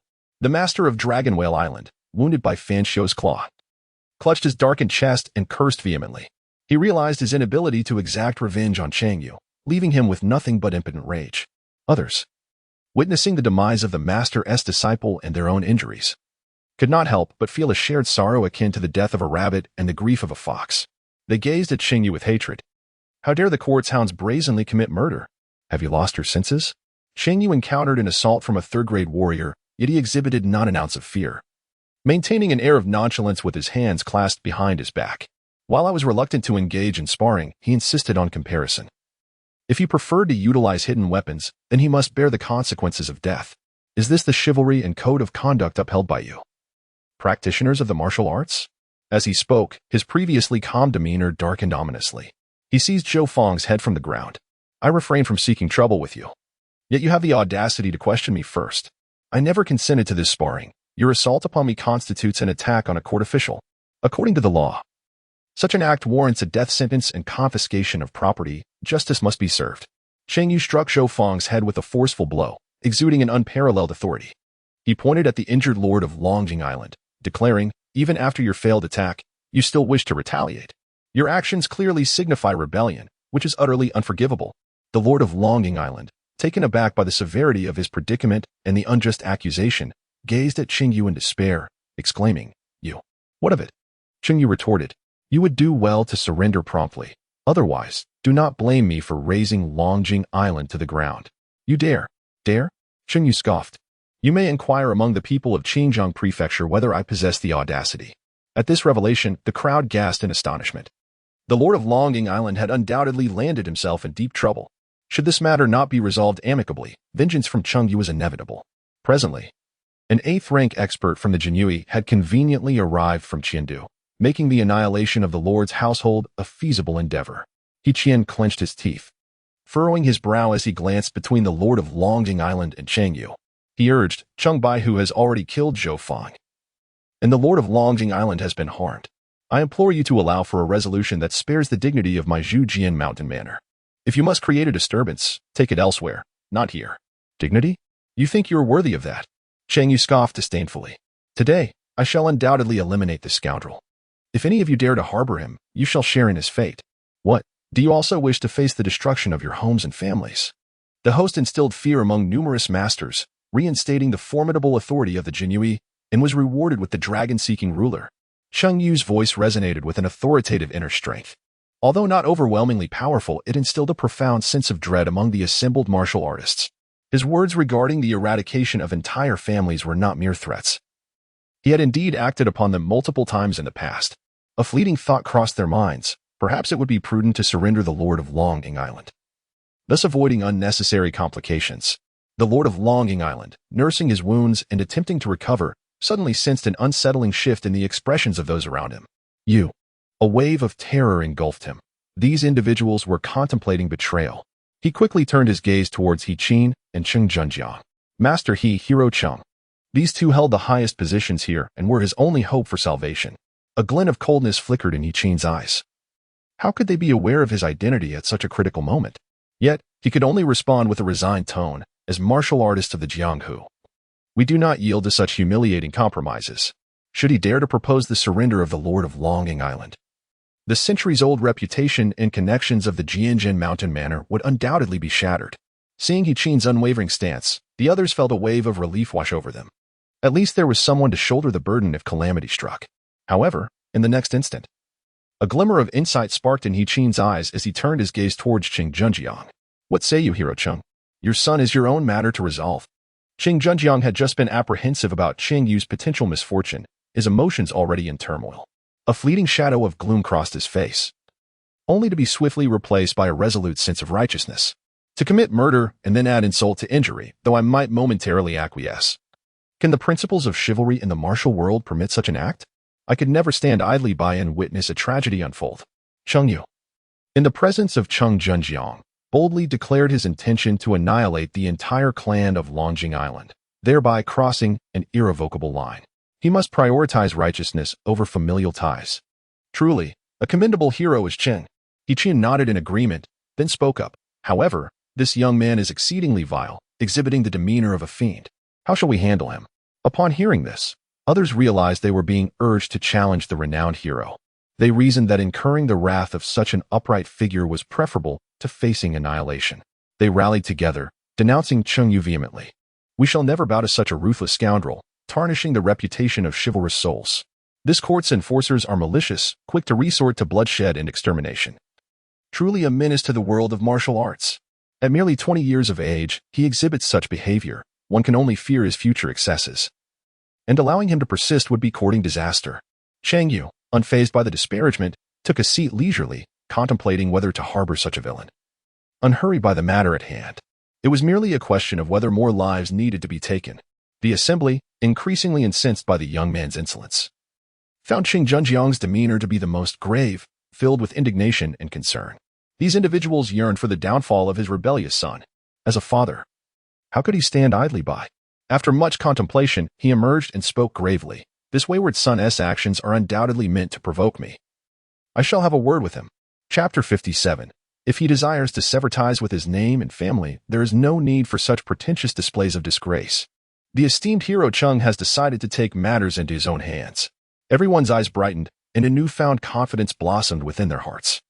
Cheng Junjiang's reputation has spread far and wide. In the realm of Daqian, he is universally respected for his chivalrous spirit and unwavering integrity. Whenever conflicts arise between the disciples of the Jiedren sect and the Cheng family, he has always been impartial, assisting the righteous rather than favoring kin. He exemplifies the very essence of chivalry and righteousness in his actions. Now that Cheng Junjiang has taken it upon himself to address the matter of Cheng Yu, one can be assured that he will not act out of personal bias, thus alleviating the burdens of those involved. Contemplating this, the martial artists cannot help but express their admiration and melancholy. Truly, he is Cheng the hero, a paragon of justice. The only source of discomfort lies in Cheng the hero's need to choose between his sense of justice and familial ties. Indeed, he is Cheng the hero. His title is not a mere figment of imagination. Amidst the grateful and respectful gazes of the onlookers, Cheng Junjiang slowly approached Cheng Yu. Observing the latter's cold and hostile expression, which was marred by a look of inner turmoil, he felt a profound sense of guilt for having wronged Cheng Yu, forcing him to endure hardships outside for over a decade, during which he had developed numerous vices. Burdened by this remorse, he refrained from addressing him as a wayward child. Cheng Yu remained silent, lifting his gaze to cast a faintly indifferent look at Cheng Junjiang. He was curious to see what Cheng Junjiang intended to say. "I am aware that you harbor resentment towards me, feeling misunderstood and neglected." Cheng Junjiang felt a pang of guilt.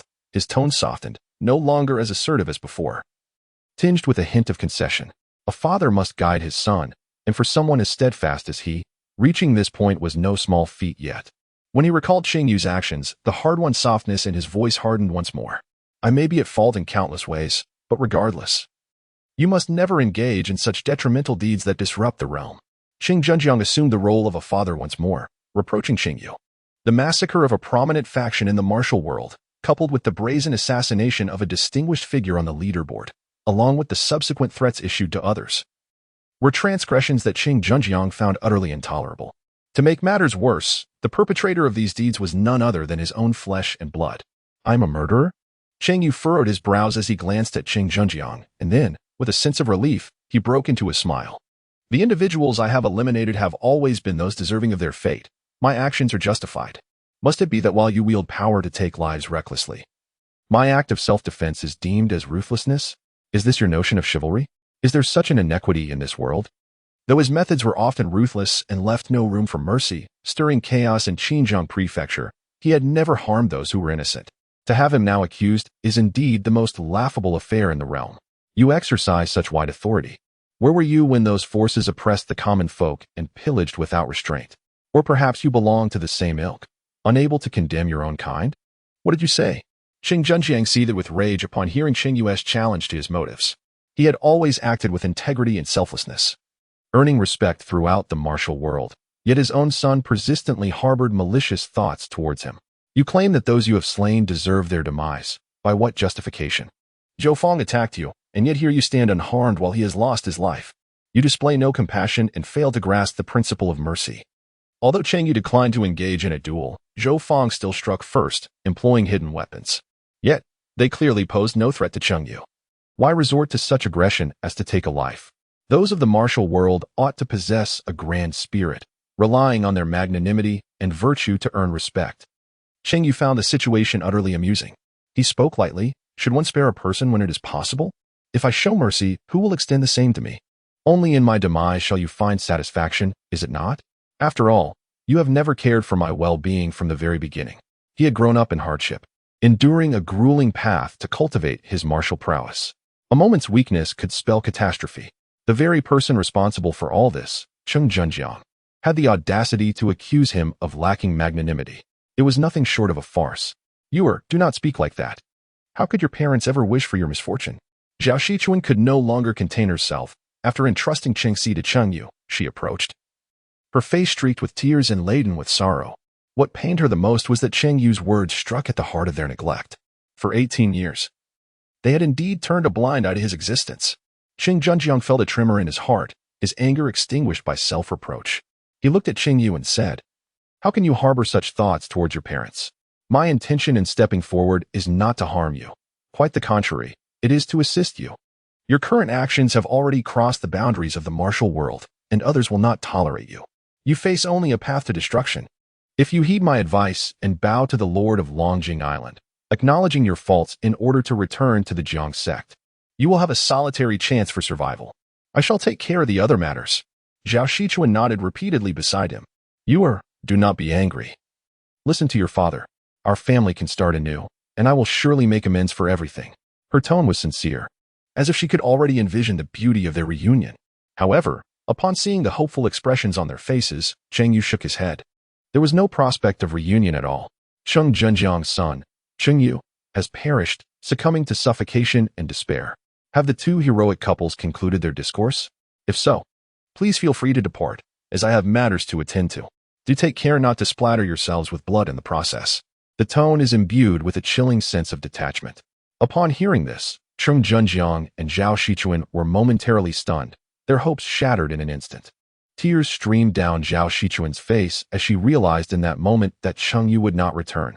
Cheng Zhenjiang never anticipated that even in his humility, Cheng Yu would remain so obstinately defiant, provoking an immediate surge of fury within him.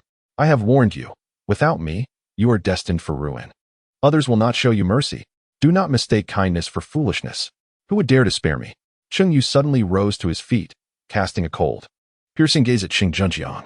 Let him give it a try. My embroidered spring blade is always ready for such individuals. You two need not play the role of benevolent figures any longer. Ultimately, it all boils down to your desire for reputation. If you wish to sever ties with me for the sake of fame, why must you feign such hypocritical behavior? His tone was as frigid as ice, leaving Cheng Zhenjiang and his wife feeling as though they had plunged into a frozen abyss. How can you speak of us in such a manner? And how can I not? That recent incident involved an attack against me, and it was not you who intervened. This statement thoroughly exposed the hypocrisy simmering within Cheng Zhenjiang. He was acutely aware that, in that fleeting moment, he had hesitated. Had it not been for the intervention of that skilled officer from the Jinyiwei, Cheng Yu would have perished at the hands of the Dragon Whale Island Master. Yet now, he insisted on forcing Cheng Yu to apologize to the adversary. Cheng Yu turned away, his voice cold and resolute. My patience is limited. Within the span of an incense stick, surrender the person from Longing Island, or be regarded as a traitor and conspirator. I shall eradicate your households. After delivering this decree, he returned to the ranks of the Imperial Guards. The martial artists who witnessed this scene were utterly astonished, particularly the Lord of Longing Island, whose face betrayed a palpable fear. The esteemed Cheng has reached an impasse. How can this be possible? In an instant, a cacophony of discussions erupted, murmuring about Cheng Zhenjiang. How is it that a father is unable to persuade even his own son? Upon hearing this, Cheng Yu's body swayed, his heart overwhelmed with a tumult of sorrow and indignation. This ungrateful child, this wretched offspring, I shall no longer concern myself with him. He is impervious to reason. And if he seeks his own demise, I shall not impede his path. With that, he turned to leave. Brother Zhenjiang, Zhao Shichuan exclaimed in alarm, he is our child. You cannot stand idly by and watch him come to harm. I have said all that I can. He is the architect of his own destruction. Cheng Zhenjiang shook his head and entered the sword-casting manor. Zhao Shichuan stood there in a daze, her eyes filled solely with boundless disappointment. Was her husband truly a coward? In the midst of her anguish and confusion, she resolved that she must ensure that you would not come to harm. She hurried after Cheng Yu once more. Meanwhile, Cheng Feng, witnessing his father's departure and his mother's pursuit of Cheng Yu, felt a flicker of anger and jealousy in his eyes as he followed Zhao Shichuan. He cast a fierce glare towards Cheng Yu, his hand instinctively reaching for the sword at his waist. This scoundrel had come again to disrupt his idyllic home. Chapter 58. If I do not slay this villain, I shall have no face to continue living in the martial world. Cheng Yu returned to the ranks of the Jinyiwei, according to the prior arrangement. In approximately the time it takes to burn an incense stick, AI Peng would complete his examination of the treasures within the sword-casting mountain. It remained to be seen whether it was indeed the dragon vein extracted during previous interrogations. After all, the dragon vein is shrouded in mystery, and it is quite possible that the sword-casting manor had made an erroneous identification. Only upon thorough confirmation would the two 8th-grade commanding officers wholeheartedly assist Cheng Yu in the obliteration of the sword-casting manor. The dragon vein. Cheng Yu softly murmured to himself. This time, the emperor of the Great Qian had sent someone to Longwan Dao. Yet he found himself devoid of any opportunity to acquire the coveted treasure that all desired. Unless by some extraordinary stroke of fate, such a fortune seemed unattainable. Nevertheless, Cheng Yu felt no regret. Without this remarkable power, he stood no chance against the sword-forging manor. He understood clearly that only by relinquishing desires that ought not to be harbored could one truly survive. Should he succeed in seizing the sword-forging manor, the rewards would undoubtedly be extraordinary, perhaps even surpassing the elusive dragon veins. As Cheng Yu contemplated deeply, she was suddenly startled by the voice of Zhao Shichuan rising from behind. Please do not be angry, all right? Mother implores you. Turning around, she saw Zhao Shichuan hastening towards her. Cheng Yu turned around, his expression icy and devoid of warmth. Although this woman was not as hypocritical and repugnant as Cheng Junjiang, she was ultimately a self-deceiving fool. She paid no heed to the life and death of her own son, merely shedding tears and wailing. Witnessing Cheng Yu's indifferent gaze, Zhao Shichuan was overcome with sorrow, her heart aching as if cleaved by a knife. Mother was wrong. Please do not cling to your delusions any longer. I do this for your own good. Just listen to your mother this once and return home obediently, abandoning these reckless pursuits. I promise to treat you well in the future, to provide you with the best life. Can't we be a happy family together? Cheng Yu's heart was filled with a cold smile. This woman was still lost in her dreams. The look in her eyes was one he recognized from memory. It was the same gaze he had encountered during their long-awaited reunion 18 years later, just a few months ago. At that time, Zhao Shichuan had worn that very expression, uttering empty promises. In the end, she had forced her son onto a path of despair. Although it seemed that he could become a disciple of the Zhejiang sect or the Cheng family, with backgrounds that appeared to be among the best in the world, encountering such parents assuredly led to a grim fate. No matter how splendid the promises sounded, any hint of dissatisfaction would peel away the facade of hypocrisy, revealing the harsh reality beneath. Promise me, will you? Zhao Shichuan's eyes brimmed with tears as she reached out to grasp her son's sleeve. The moment she realized Cheng Yu did not evade her grasp, her heart surged with joy. Could it be that her son had had a change of heart? Overwhelmed with emotion, she lifted her gaze towards Cheng Yu, but what awaited her was only a cold, indifferent response. Cheng Yu shook off Zhao Shichuan's hand. Madam Cheng, aside from nearly losing my life at the hands of the Zhejiang clan, it seems I have no connection with you. Why must you persist in pressuring me? I could forgive the esteemed Cheng, but must you continue to entangle me? Zhao Shichuan, who had once been filled with anticipation, felt her heart plunge into the depths of despair upon hearing this. Indeed, aside from anguish, they had offered her nothing. In that moment, her feelings shifted from mere suffering to utter desolation. She had once believed that their family's separation was merely a result of misfortune and the unfairness of fate. Yet now, confronted by Cheng Yu's indifference, she realized that she was far from being a competent mother. Frozen in place, she was rendered speechless by the pain. Cheng witnessed the other party finally fall silent, ceasing their relentless entanglement. He thought to himself that AI Peng should be returning soon. There had been no commotion thus far. If he delayed any longer, he would need to alert He Qin and the others to prevent them from becoming unwitting beneficiaries. Just then, a graceful figure, bearing an expression of fury, approached with sword in hand. It is you who has driven my mother to such sorrow. I shall not spare you. Cheng Feng wielded his sword with an imposing aura, its edge sharpened by the essence of the river. It advanced menacingly towards Cheng Yu. Today, he was determined to personally eliminate this unfilial and unjust individual, seeking vengeance for his parents. Cheng Yu did not anticipate that, engrossed in significant matters, he would be unable to seek out this young fellow. Yet, the young man unexpectedly presented himself. At that moment, he swiftly drew his thunder-cutting embroidered spring blade, clashing it against Cheng Feng's sword. As the embroidered spring blade made contact with Cheng Feng's weapon, a tremendous roar echoed, accompanied by the resounding clash of metal. However, in the next instant, in Cheng Feng's grasp lay a sword of exceptional quality, a weapon of the highest caliber, surpassing even the renowned Lei Che Shou Chundao. With a surge of inner strength imbued with a trace of dragon energy, he unleashed a force that overwhelmed the very essence of thunder. Do not Fenger, Zhao Shichuan, witnessing the imminent tragedy of mutual destruction before her, felt her heart ache with anguish. Fenger was a prodigy, meticulously nurtured by her and her husband, celebrated throughout the martial world. Something dreadful is about to befall you. Just as she contemplated intervening, she was suddenly struck by Cheng Feng's thunderous declaration. Do not impede me. If I do not slay this rogue, I shall have no face to live on in the martial realm. In his fervent quest to eradicate his own brother, Cheng Yu, he resolved to threaten his parents with his very life. Though such an act diverged from the principles of chivalry and would tarnish his reputation, the elimination of Cheng Yu was deemed worthy of such sacrifice. A true hero ought to be willing to forfeit their own being for the greater good. Zhao Shichuan was rendered speechless, frozen in place, uncertain of her next move. A profound desire to rescue Cheng Yu surged within her. Yet the thought of her obstinate son potentially taking his own life stilled her resolve. It felt as though an invisible force anchored her feet to the ground, rendering her immobile. Meanwhile, the warriors of the sword-forging manor watched in astonishment as Cheng Feng advanced menacingly towards Cheng Yu, their minds reeling at the unfolding drama, which they sensed was the most significant event in the martial world. The sons of the esteemed Cheng hero are embroiled in a deadly conflict. How amusing, yet quite audacious. Cheng Yu received Cheng Feng's sword attack, sustaining a slight disadvantage yet remaining remarkably composed.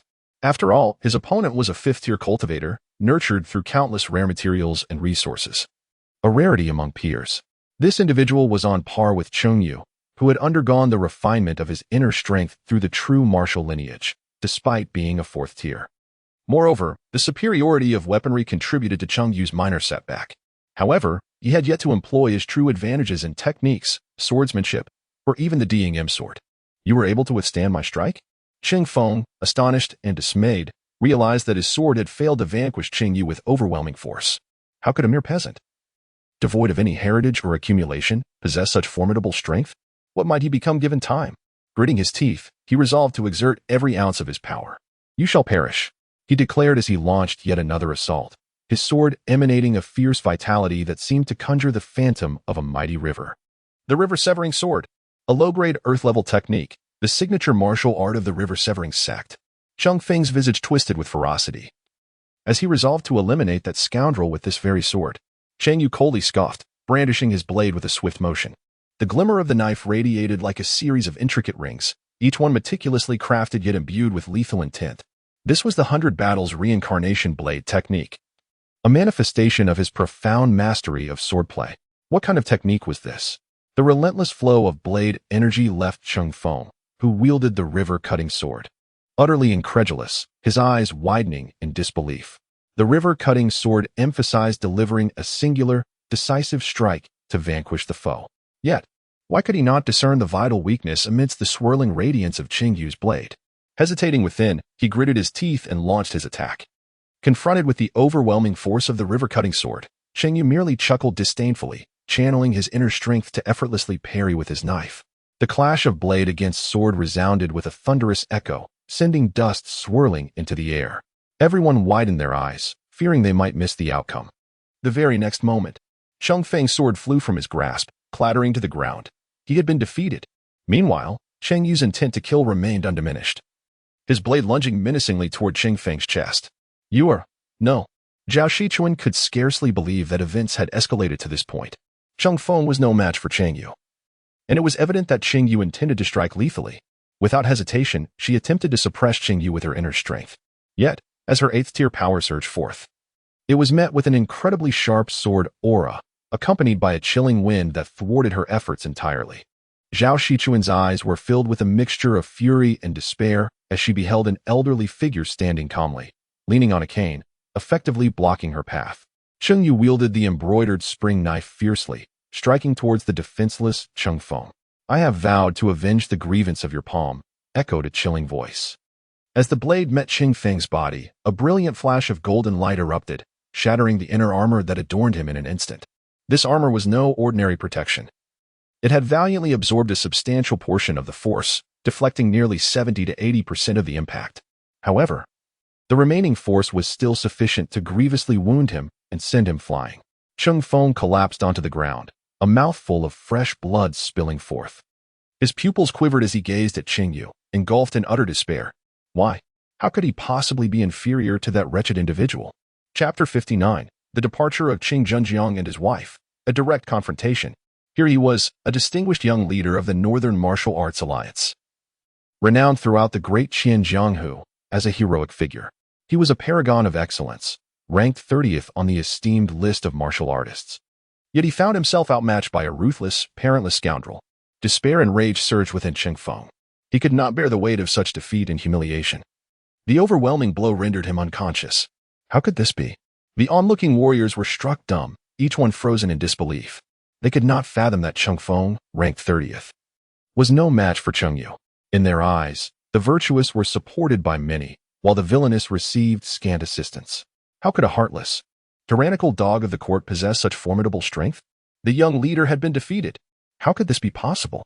Cheng Yu's prowess might very well place him among the elite ranks of the list.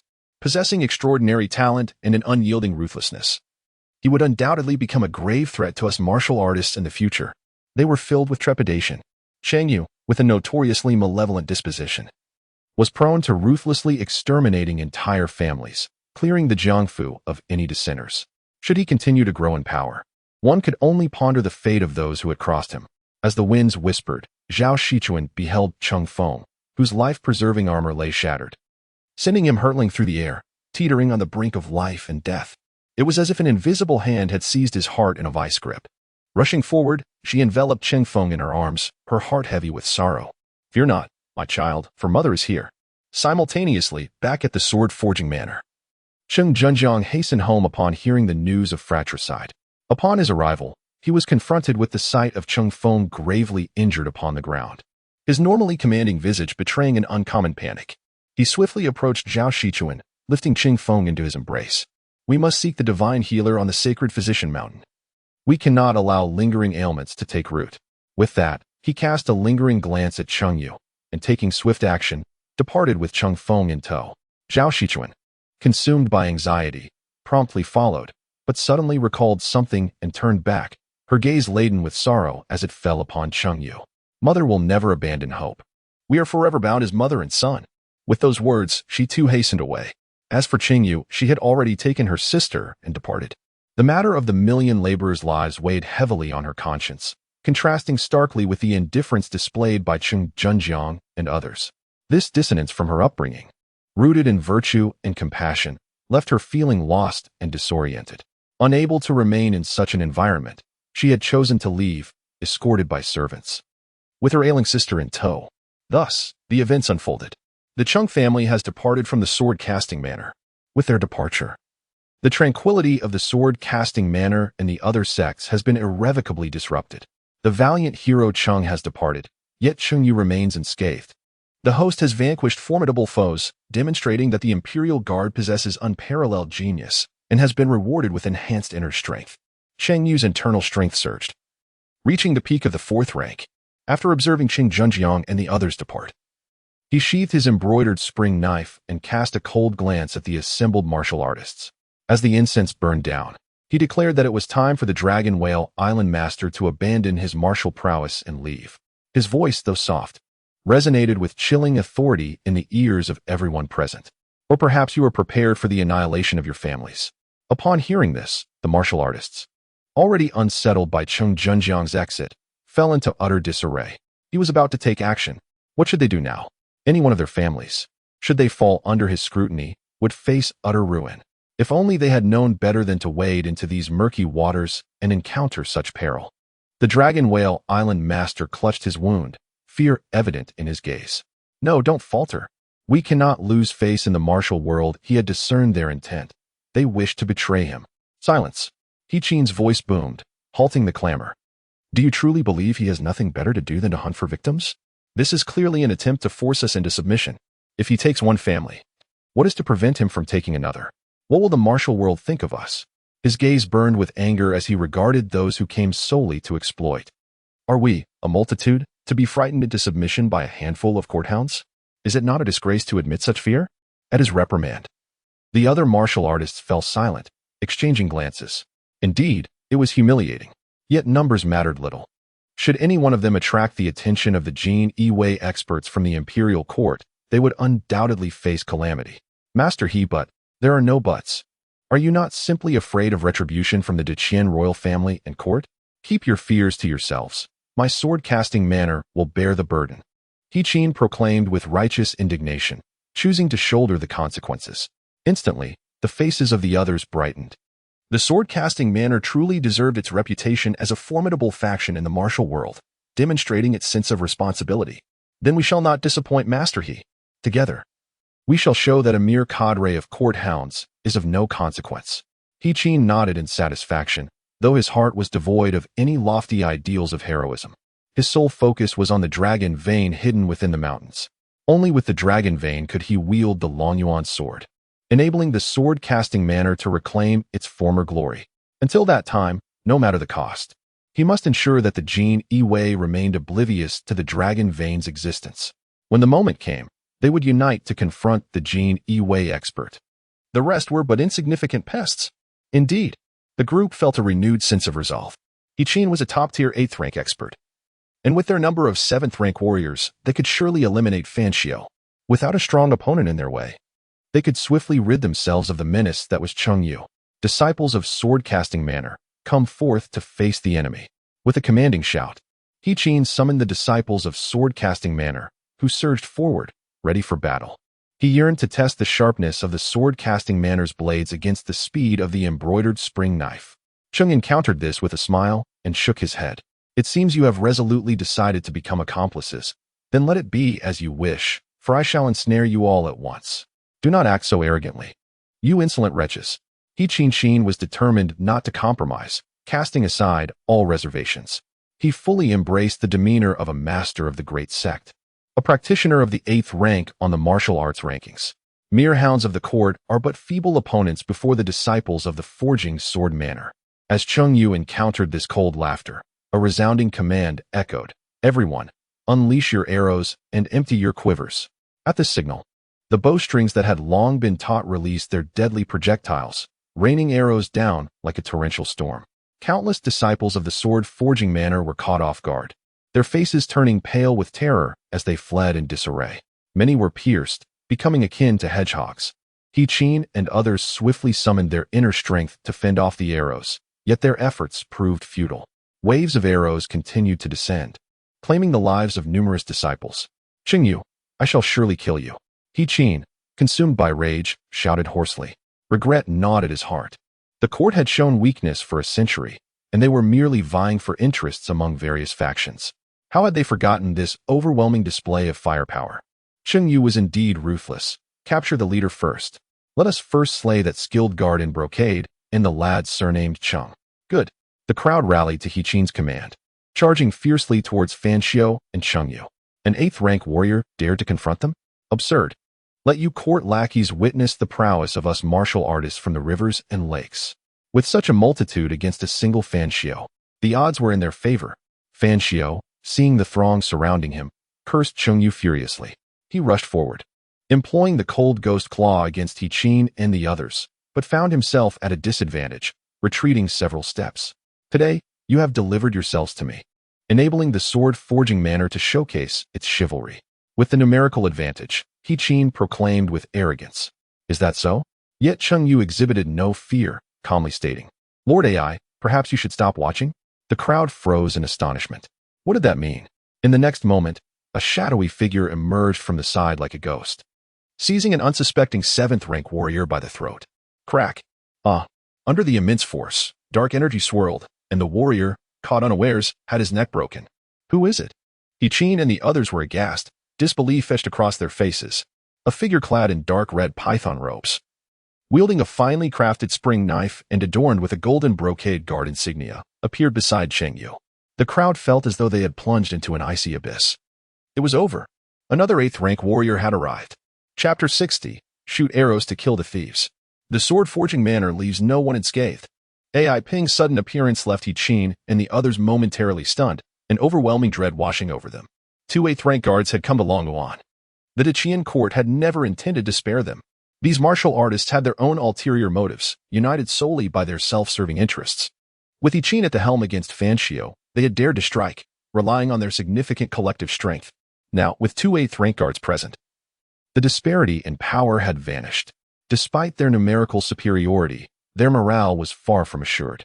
AI Peng's mere presence, having already slain one, instilled profound fear. No one wished to become the unfortunate victim beneath the spring knife. The crowd turned to Qin, seeking his guidance. Lord He, what should we do? Qin, now also gripped by icy dread, realized that Qian had dispatched 2 8th rank guards to confront the sword-forging manner. Such strength was not intended for mere threats or negotiations. The Qian emperor surely harbored intentions to annihilate the sword-forging manner. In that moment, Qin glared at Cheng Yu, his teeth clenched in frustration. Madman, you lunatic, why did you have to target my sword-forging manner? If it were not for Cheng Yu's earlier tumult in Xinjiang Prefecture, how could matters have escalated to this extent? Perhaps he would have already seized the Long Yuan sword, leading the sword-forging manner to greatness. Cheng Yu observed Qin's flustered demeanor and couldn't help but let out a cold laugh. If the master of the He clan dares to undertake certain actions, he must be prepared to face the consequences. Can he bear the weight of the lives of millions of Daqian citizens? For a century, the martial artists of the Jianghu have grown powerful, and the grand sects have effectively established their own dominions. They have subtly positioned themselves in opposition to Daqian. Due to the weak state of the imperial court, the Qian emperor has chosen to turn a blind eye to certain matters, lest he jeopardize the current situation. However, Cheng Yu's widespread allegations that the forging sword manor has caused the deaths of millions of men and the suffering of countless others can no longer be overlooked by the emperor. The strength of Daqian lies in the fact that it remains the state of its people, who proudly identify as Daqian citizens. Countless martial artists and scholars still choose to dedicate themselves to the imperial court. Should such an incident occur without any response, humanity's inherent fear and disarray would surely undermine the very foundation of the Daqian monarchy. Is Daqian a dignified nation, or merely a territory subject to the whims of Jianghu factions? This is a consequence that the Qian emperor dares not bear.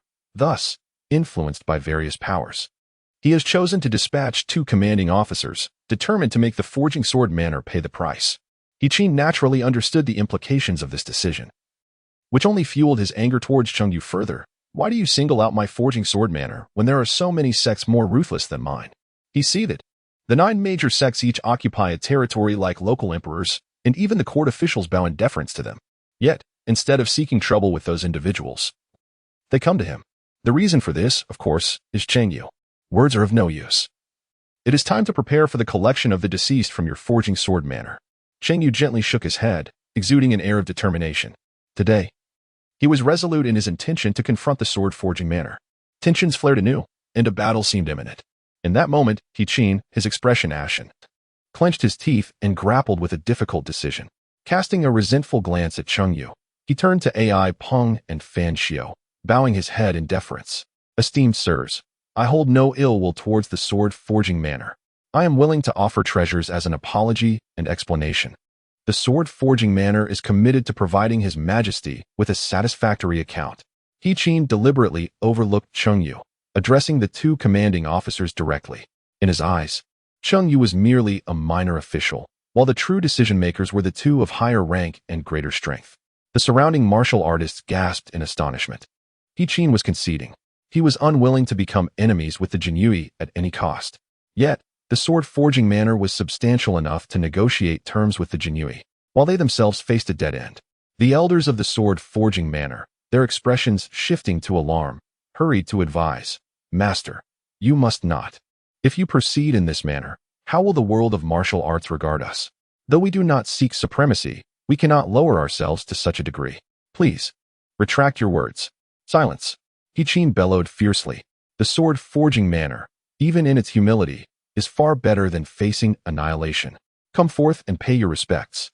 At this command, the members of the sword forging manor had no choice but to comply, approaching with cupped fists and bowed heads, signifying their sincerity. The hearts of the other martial artists grew cold. Qin had made up his mind. Fan Xiao's cold demeanor softened slightly upon hearing this.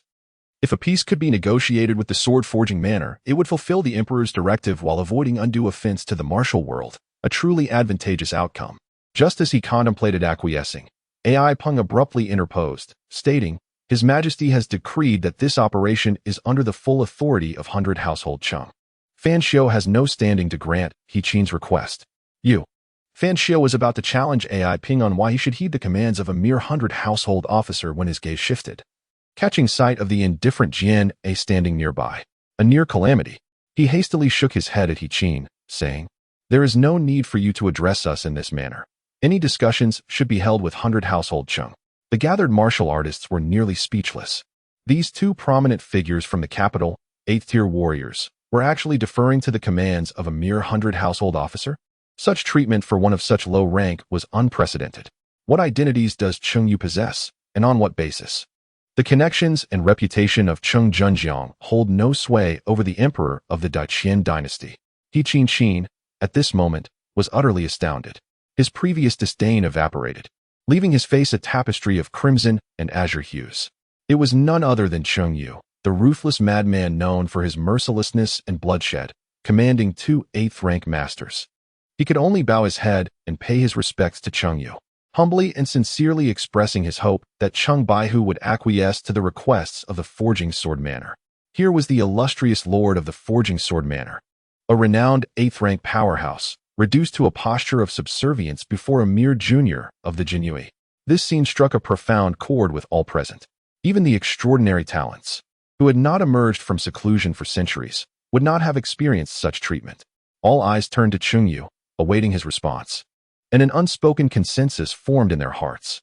A mere Baihu could not possibly refuse the request of the Forging Sword Manor. Indeed, one would expect that anyone would make the rational choice to acquiesce to He Qin, unless, of course, that individual was a madman. Yet in the next moment, an unforeseen event unfolded before everyone. Cheng Yu's face revealed a chilling smile. He, the owner of the He family, I had previously granted you an opportunity. The fate of your demise at the hands of the Jinyiwei is not for you to dictate, but for me to determine. His voice crescendoed as he commanded, "Release the arrows and eliminate the thieves. Leave no one alive at the sword forging villa." Upon Ai Ping's return, he swiftly executed a man, clearly resolute in his decision to oppose the sword forging villa. The gravity of his demeanor suggested that the treasures within the villa were indeed extraordinary. It was highly plausible that they had discovered a dragon vein. Should He Qin seize this opportunity to entirely master the Longyuan sword, his power would undoubtedly surge. The circumstances would then drastically shift. If not now, when?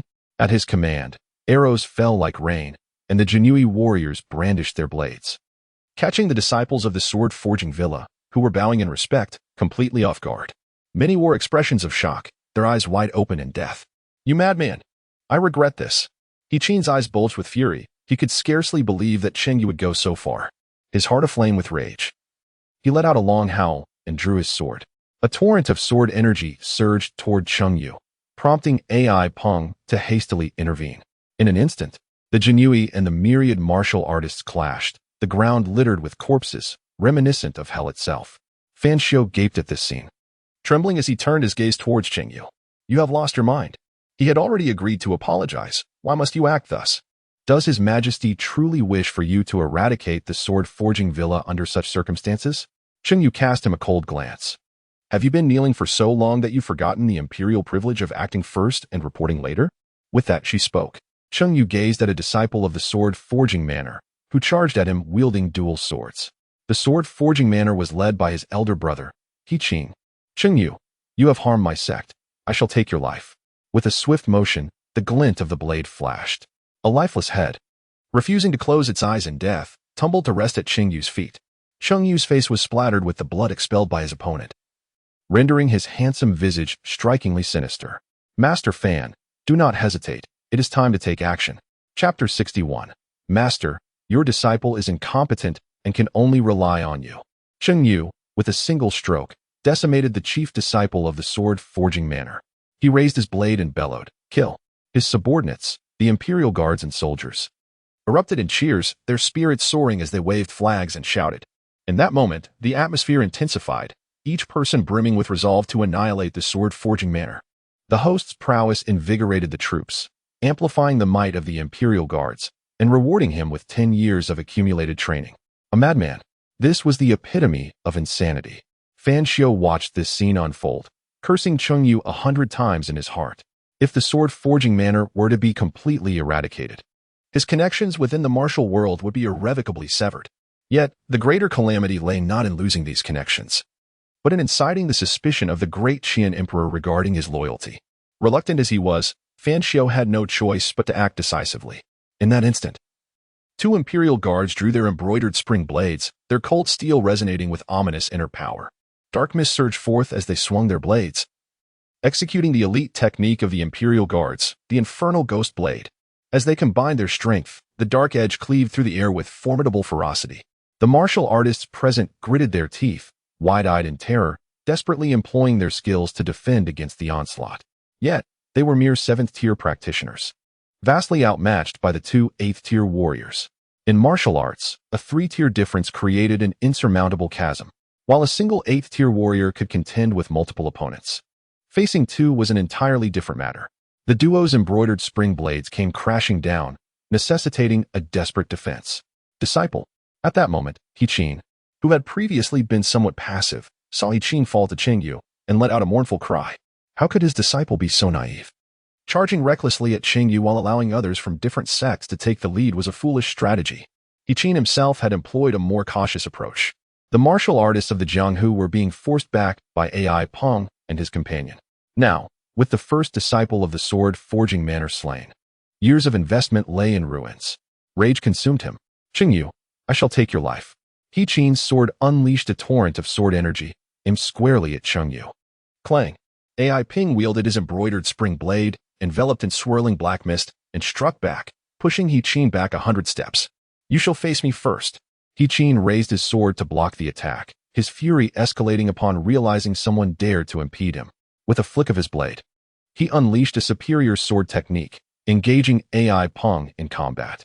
The clash of two 8th-tier warriors resulted in a terrifying display of power. Ai Peng's swordsmanship was fierce, the black mist morphing into ghostly figures that ravaged Qin's sword energy. Seeking death, Qin retaliated, tossing forth over 10 weapons of human-grade quality, guided by his sword energy to besiege Ai Peng and suppress him. The battle was fierce and tumultuous.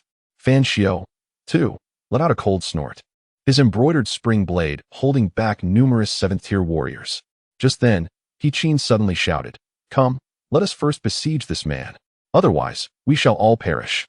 The martial artists, already being overwhelmed by Fan Xiao, immediately heeded Qin's command, and several 7th-tier masters swiftly turned to assault Ai Peng.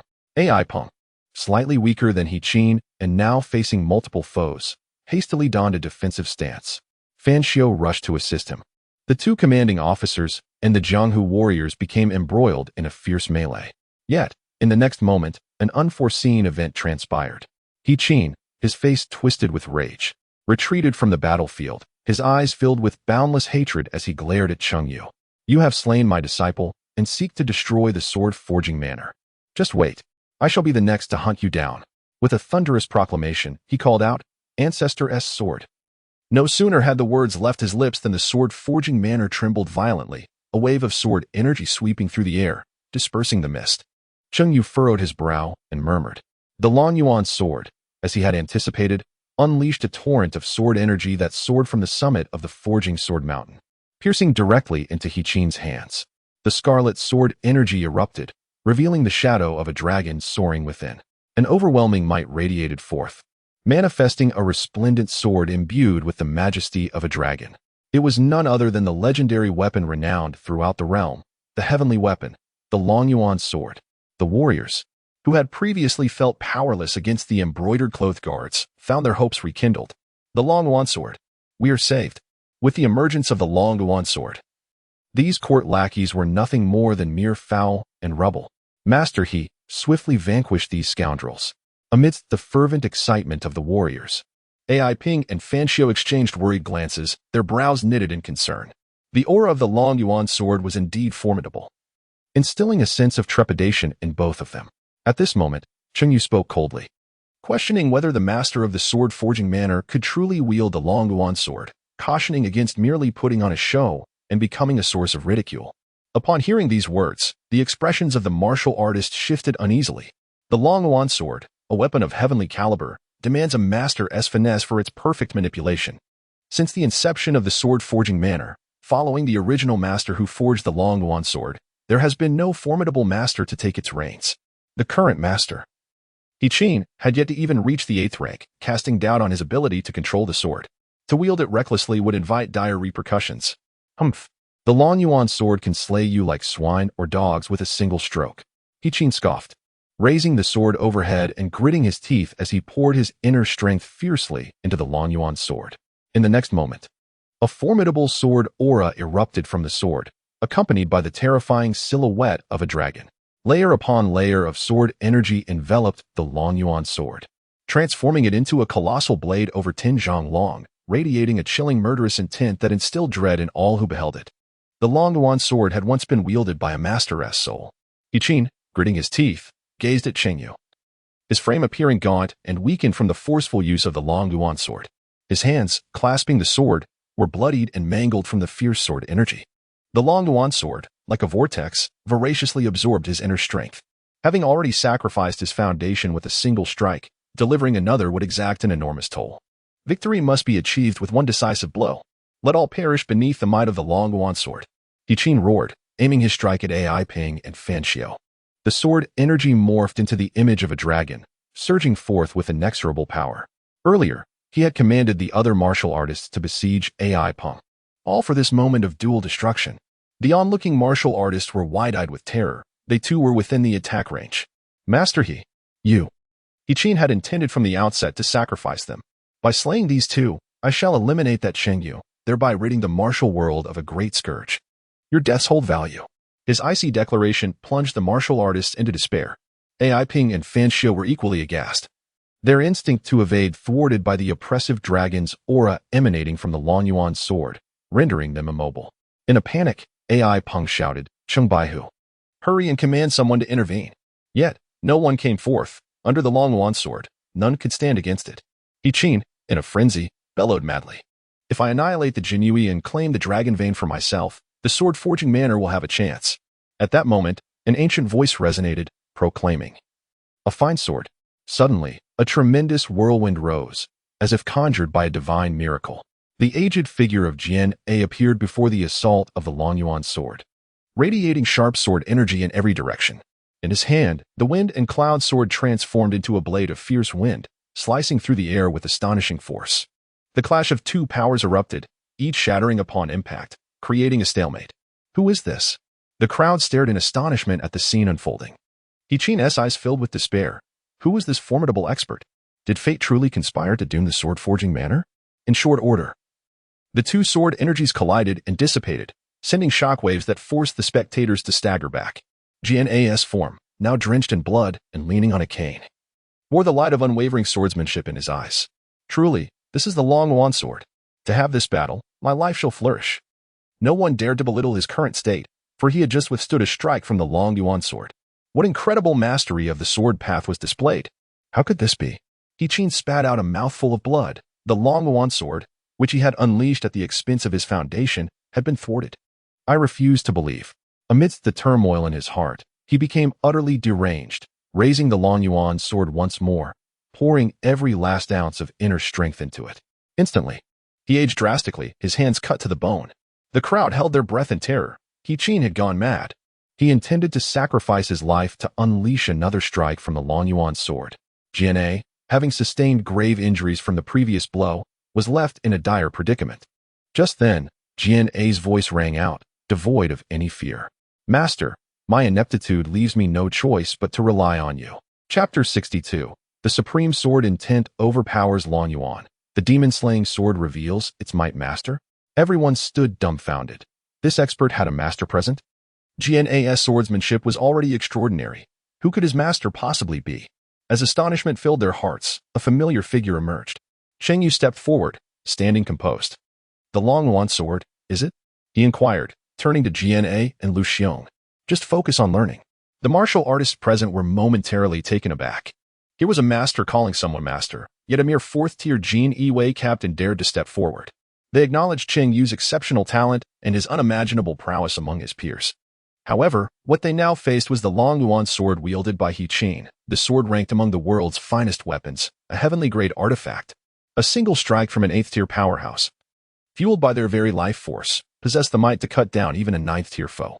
What could a 4th-tier individual possibly achieve? The Jinyiwei stood there, equally stunned. What is Cheng Baihu's intention? Only the Jinyiwei of Xinjiang Prefecture reacted in a particularly unique manner, their eyes gleaming with excitement as they followed Cheng Yu, who swept through the martial world with his trusted allies. Their hearts brimmed with an unshakable sense of security. Lord Cheng has made his move. Although there was no justification and it defied their understanding, they simply believed in Cheng Yu's capabilities. He Qin raised the Long Yuan sword high, and a tremendous sword aura surged into the sky, entwined with the majesty of a dragon, accompanied by resounding dragon roars. Everyone was rendered immobile by the overwhelming dragon might beneath their feet. In his madness, He Qin scoffed at Cheng Yu daring to step forward. You overestimate yourself. Once I annihilate them, the people of the sword-casting manor will claim your head as a tribute. Ha ha ha ha. Not far away. The remaining disciples and elders of the sword-casting manor trembled with fear. The master was prepared to sacrifice his life to uphold the dignity of the manor. Their hearts trembled, faces etched with despair. Anger quickly followed as they glared at Cheng Yu. It was this man who had brought ruin upon the sword-casting manor. They vowed not to survive without avenging this grievance. Death. He Qin let out a long roar, and the sword aura from the Long Yuan sword descended, its overwhelming intent sweeping across the land. Where the sword energy reached, the dragon might turned all things into a dark golden hue. At this sight, time seemed to freeze, and their hearts nearly ceased to beat. In that moment, a cold voice, seemingly defying reason, echoed in everyone's ears. The Long Yuan sword, is it? Allow me to witness what sets the world's finest weapon apart. The next instant, amidst the dark golden sword aura of the Long Yuan sword, a dazzling brilliance erupted. There was no brutal dragon might embellishing it, nor formidable inner strength augmenting it, only an exceptionally sharp sword intent. Within that radiance, Cheng Yu wielded a pitch-black broken sword. Its unfathomable darkness evoked an otherworldly sensation. Clang! The sound of the sword resonated as if it were celestial. A torrent of pure sword energy surged forth from Cheng Yu's hand, emanating from the damaging sword, exuding absolute authority. An unfathomable multitude of sword energy spread, causing a stinging sensation on the faces of the onlookers, leaving marks of crimson as they were cut by the sword energy. Yet, they had no time to feel pain. Gazing at Cheng Yu's towering and majestic figure, they even forgot to breathe. The sword energy of the damaging sword had indeed suppressed that of the Long Yuan sword. The once mighty dragon might now resembled a stray dog, fleeing in all directions. He Qin's eyes widened, utterly unwilling to accept the scene before him. Impossible. The might of the Long Yuan sword was insurmountable. How could a mere junior achieve this? By what right? The wind surged. Cheng Yu murmured softly. A fierce gale responded, forcefully blowing back the sword energy of the Long Yuan sword. The gentle breeze, however, was chilling and piercing, resembling not wind, but a delicate stream of sword energy passing through. The sword he held transformed into a wooden crutch, falling to the ground. The frail body collapsed, prostrating itself, yet his eyes shimmered with unparalleled brilliance, supporting his wounded form. He repeatedly bowed to Cheng Yu. The master was demonstrating the sword intent of the gale. He had witnessed it. This was the supreme sword intent. The power at the pinnacle of the sword path. The sword in the wind in the sword. Cheng Yu's body trembled slightly as he sheathed the Dongguang sword. He slowly turned away, standing with his back to Yi Qin, no longer casting a glance in his direction. The wind from the sword swept past him, lifting a corner of his flying fish attire. The blades just reached Yi Qin, whose eyes widened in horror as his form was torn asunder, crashing to the ground in disarray. The Long Yuan sword fell to the earth, its dragon's might dissipating, trembling a few times before falling silent. This was the culmination of Cheng Yu's profound comprehension of the sword path, a single strike extinguishing the dragon's might. The host had slain the bandit leader. A shocking display of the Jinyiwei's power, earning a reward of internal energy. An unprecedented surge of pure internal energy surged into Cheng Yu's body, obliterating all barriers as if they were not. He forcefully transcended the gap between realms, advancing from the late stage of the 4th rank to the mid-stage of the 5th rank. Meanwhile, the Dongguang sword within the system's space trembled, its damaged sections gradually mending. It increasingly revealed its formidable and razor-sharp essence. The host, by setting an example, inherited the path of weaponry, vanquished a powerful foe, allowing the Dongguang sword, fragment, to absorb the essence of the Long Yuan sword. The reward was the partial restoration of the Dongguang sword, fragment, to Dongguang sword, deficient, significantly reducing the consumption of the Dongguang sword, deficient. Cheng Yu cast his gaze upon the Dragon Abyss sword that lay abandoned on the ground. Approaching it, he clasped it in his hand.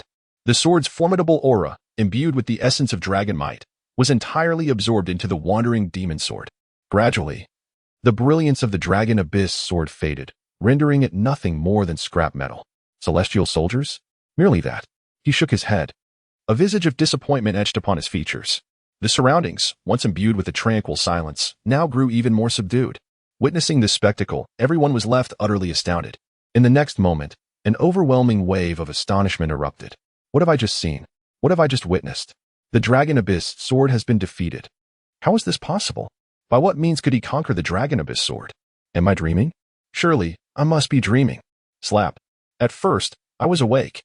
The Dragon Abyss sword wielded by Yi Qin has fallen to Cheng Yu's subordinate. This is nothing short of a fantastical tale. All present were subjected to a profound upheaval of their decades-long understanding of martial arts. Fan Xiu and the martial artists from the Jianghu stood frozen in place, as if encased in ice, trembling uncontrollably. Ai Ping, Lu Xiong, and others were engulfed in astonishment, their eyes shimmering with uncontainable excitement. They had borne witness to a miraculous event in martial arts. Moreover, they had secured an unimaginable alliance. Cheng Yu gazed at the prostrate figures of the crowd and nodded slightly. The fourth-grade defense had withstood the might of the Long Yuan sword, a feat he himself found hard to believe. The outcome was indeed a serendipitous twist of fate. He Qi, unable to wield the Long Yuan sword, had arrogantly declared his intent to slay both Ai Peng and Fan Xiao with a single strike. Lacking the ability to effectively utilize the sword, he was left to rely solely on the overwhelming sword aura to forcefully kill. Ultimately, he was met with a counterstrike from Jinyiwei, who, invoking his life force, compelled a second strike. This led him directly into the path of Cheng Yu, who, having mastered the path of weaponry, subdued the Long Yuan sword with the extraordinary demon-slaying sword. Cheng Yu's swordplay was executed with utmost effort, draining every ounce of his internal energy and spirit. Had He Qin exhibited greater mastery over the Long Yuan sword, the outcome of the day would undoubtedly have been vastly different. Moreover, if the sword forging manner were instead named the hammer forging manner, and the treasured artifact were known as the Long Yuan hammer rather than the Long Yuan sword, the narrative would have taken an entirely different turn. Cheng Yu undoubtedly fled with his two disciples the moment He Qin lost his sanity. Yet, alas, there are no what-ifs. In the realm of martial arts, individuals have a penchant for wielding swords. Cheng Yu spoke coldly. The leader of the rebels, He Qin, has been vanquished. It is time to attend to our serious matters. He cast his gaze upon the trembling members of the Jinyiwei.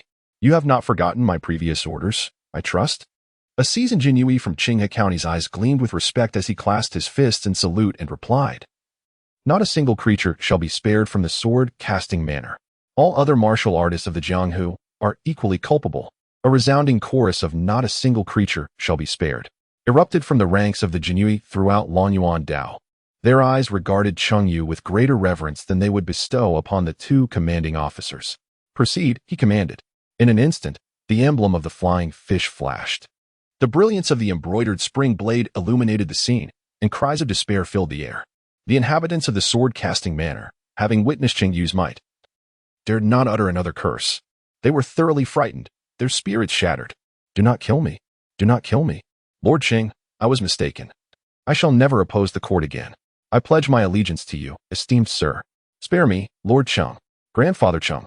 Thousands of martial artists surrendered, more easily subdued than a herd of panicked wild boars. At that moment, Fan Xiao approached with a bow, his demeanor humble and respectful, offering a sheepish smile to Cheng Yu. Lord Cheng, I truly admire you. Cheng Yu chuckled. Master Fan, I still prefer your untamed demeanor. As a commanding officer, exhibit a bit more spirit. Chapter 63. The Destruction of the Forging Sword Manor. There seems to be a great demon lurking within the mountains. Cheng Yu, as 100 households, calmly began to instruct his superior, Fan Xiao. Yet, the esteemed commanding officer, Fan Xiao, exhibited no sign of discontent, repeatedly nodding and smiling in agreement. Eager to avoid displeasing Cheng Yu, he was particularly wary after nearly overstepping his authority in acquiescing to He Qin's request and narrowly escaping a swift reprimand. What brings you to me? Cheng Yu inquired coolly, aware that Fan Xiao must have a specific purpose for his visit. I seek to retrieve the Long Yuan sword. Fan Xiao replied, glancing at the sword resting at Cheng Yu's feet. This item must be returned to His Majesty, and I humbly request your assistance, Sir Cheng. You wish to have it? Cheng Yu lowered his gaze to the gleaming Long Yuan sword at his feet. Under the somewhat fearful watch of Fan Xiao, he lifted the sword and began to admire the dragon patterns etched upon its blade. After a prolonged moment of contemplation, he carelessly tossed the Long Yuan sword aside. Fan Xiao gasped in shock, instinctively reaching out to catch it, only to suddenly remember that this was a celestial-grade divine weapon, causing him to withdraw his hand in trepidation. Just as the Long Yuan sword was about to plummet to the ground, a pair of aged hands cradled it, brushing off the dust that had settled upon it. The sword glared at Fan Xiao, startling him into a tremor. To place such a weapon in the hands of someone like you is a disgrace. Indeed, Fan Xiao could not afford to offend anyone and could only force a smile. Upon encountering this, Cheng smiled lightly, expressing, what is there to fear? This sword has lost its potency. It is merely a decorative piece now. It is named the Long Yuan sword, which suits your majesty quite well. With that, he turned and departed. Lost its potency. Fan Xiao stood in astonishment, gazing at the Long Yuan sword in Jianyei's hand, now devoid of its former might. Jianyei, filled with reluctance, recalled his master's words and extended the sword towards Fan Xiao. Do you still want it? No, no. Fan Xiao hastily waved his hands. Had he not just witnessed the sword's formidable presence, he would never have believed this to be the Longyuan sword. He resolved in his heart not to take this object back, for doing so would undoubtedly offend Jinyiwei, a master of unparalleled skill. Moreover, to dare present a useless Longyuan sword to the emperor would necessitate an explanation. Yet who would believe a mere 100 household could render the Longyuan sword ineffective? The emperor would surely punish him for treason against the sovereign. Seeing that Fanxiu declined, Jinyiwei felt a surge of joy. He gazed at the Longyuan sword with a grin. Although a celestial-grade divine weapon is indeed invaluable, it pales in comparison to the sword he nurtured himself. Possessing it would only allow him to inflict harm through sword qi, yielding minimal effectiveness. The Longyuan sword held immense significance for him. It embodied Cheng Yu's mastery of the swordsmanship. To Jinyiwei, this worth surpassed that of 10 celestial-grade weapons combined. Half a day later, the vast sword-forging manor, once the proud seat of the Longyuan estate, dominating the Jiangnan region, was thoroughly scoured by 1,000 imperial guards, leaving no trace behind. Cheng Yu stood in the grand hall as the voice of the system echoed through the air. The host had successfully dismantled a formidable rebel faction, establishing a remarkable legacy, and the name of the Jinyiwei resonated throughout the realm. He was rewarded with the upgrade of the thunder-cut embroidered spring blade, human grade, mid-tier, to the 1,000 forged ice thunder embroidered spring blade, earth grade, low tier. Additionally, the cold origin flying fish attire, human grade, mid-tier, was elevated to the dragon silk cold origin flying fish attire, earth grade, low tier. He received 500 divine arm bows, 10 divine might crossbows, and 10 thunderbolt siege engines. With these rewards, the thunder-cut embroidered spring blade transformed into an even more formidable weapon. Its blade adorned not only with thunder patterns, but also with intricate snowflake designs that exuded a chill. The flying fish attire became increasingly exquisite. The four-clawed flying fish motif adding an ethereal elegance, subtly imparting an air of authority. The dragon silk. Beyond the classic upgrade of the two-piece set, what captivated Cheng Yu's attention were the latter rewards, the divine arm bow, the divine might crossbow, and the thunderbolt siege engine. These were not the typical armaments one would expect of the Jinyiwei, a specialized force. In his pursuit of striking first and then raiding, he was poised to achieve even greater glory. Cheng Yu was quite pleased. Meanwhile, AI Peng and others entered the hall. Upon their entrance, they were immediately captivated by the ceiling, which was adorned with an array of weaponry, all of intermediate quality or higher. It was rare for an ordinary warrior to possess even a single piece of such caliber in their lifetime, yet here they were, merely serving as decoration. AI Peng gazed upwards, arms crossed, marveling at the sight. The swordsmith manor truly lived up to its reputation as a titan in the realm of weapon forging. Displaying such extravagant wealth and opulence, Cheng Yu raised her head slightly, a cold smile gracing her lips. It was nothing more than the plundering of the people's hard-earned wealth. To cultivate a single weaponsmith at the sword-casting manor, it required the sacrifice of at least 10,000 pounds of raw iron, from mining to smelting.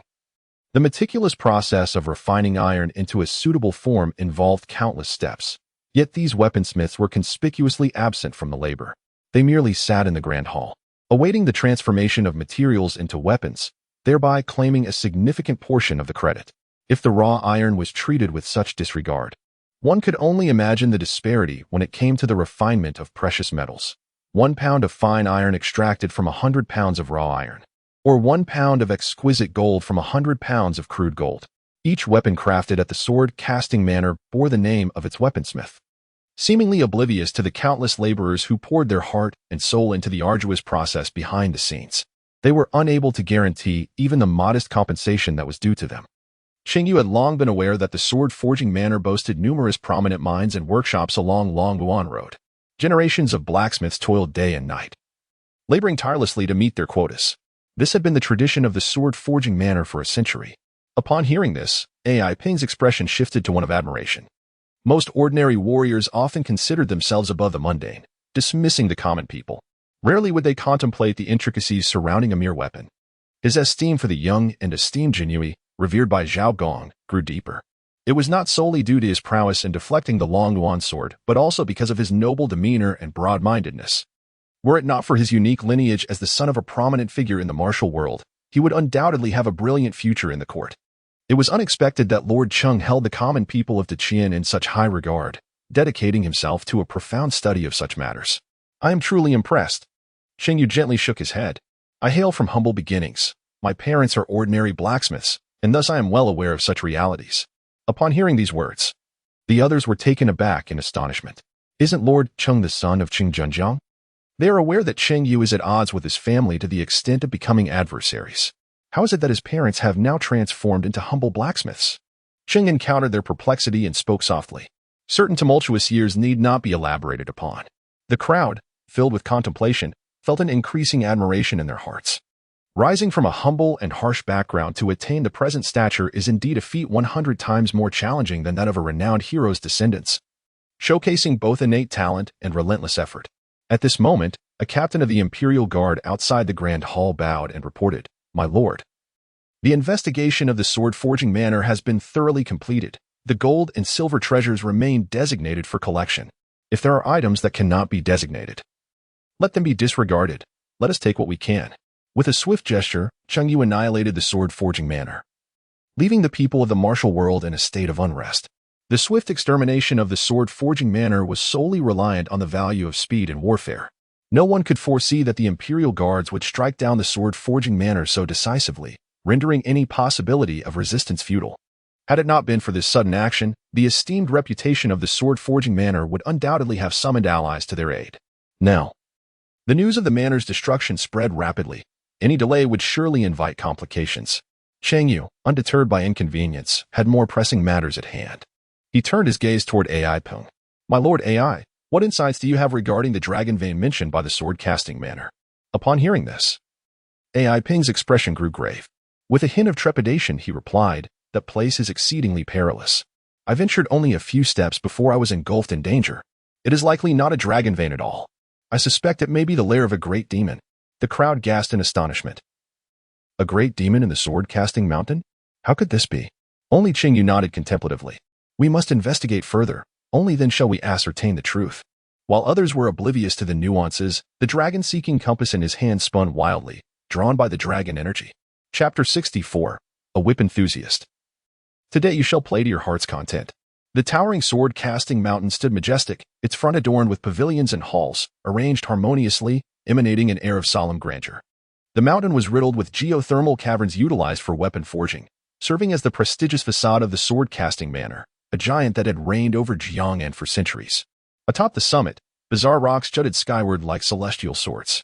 The mountain's rear was cloaked in dense forests, where countless thatched huts and wooden shanties thrived, teeming with emaciated men, their tattered clothing barely shielding them. Most bore grievous injuries, some missing limbs. Their eyes were perpetually filled with dread. Fixated upon a massive cavern, a gaping maw that had claimed innumerable lives.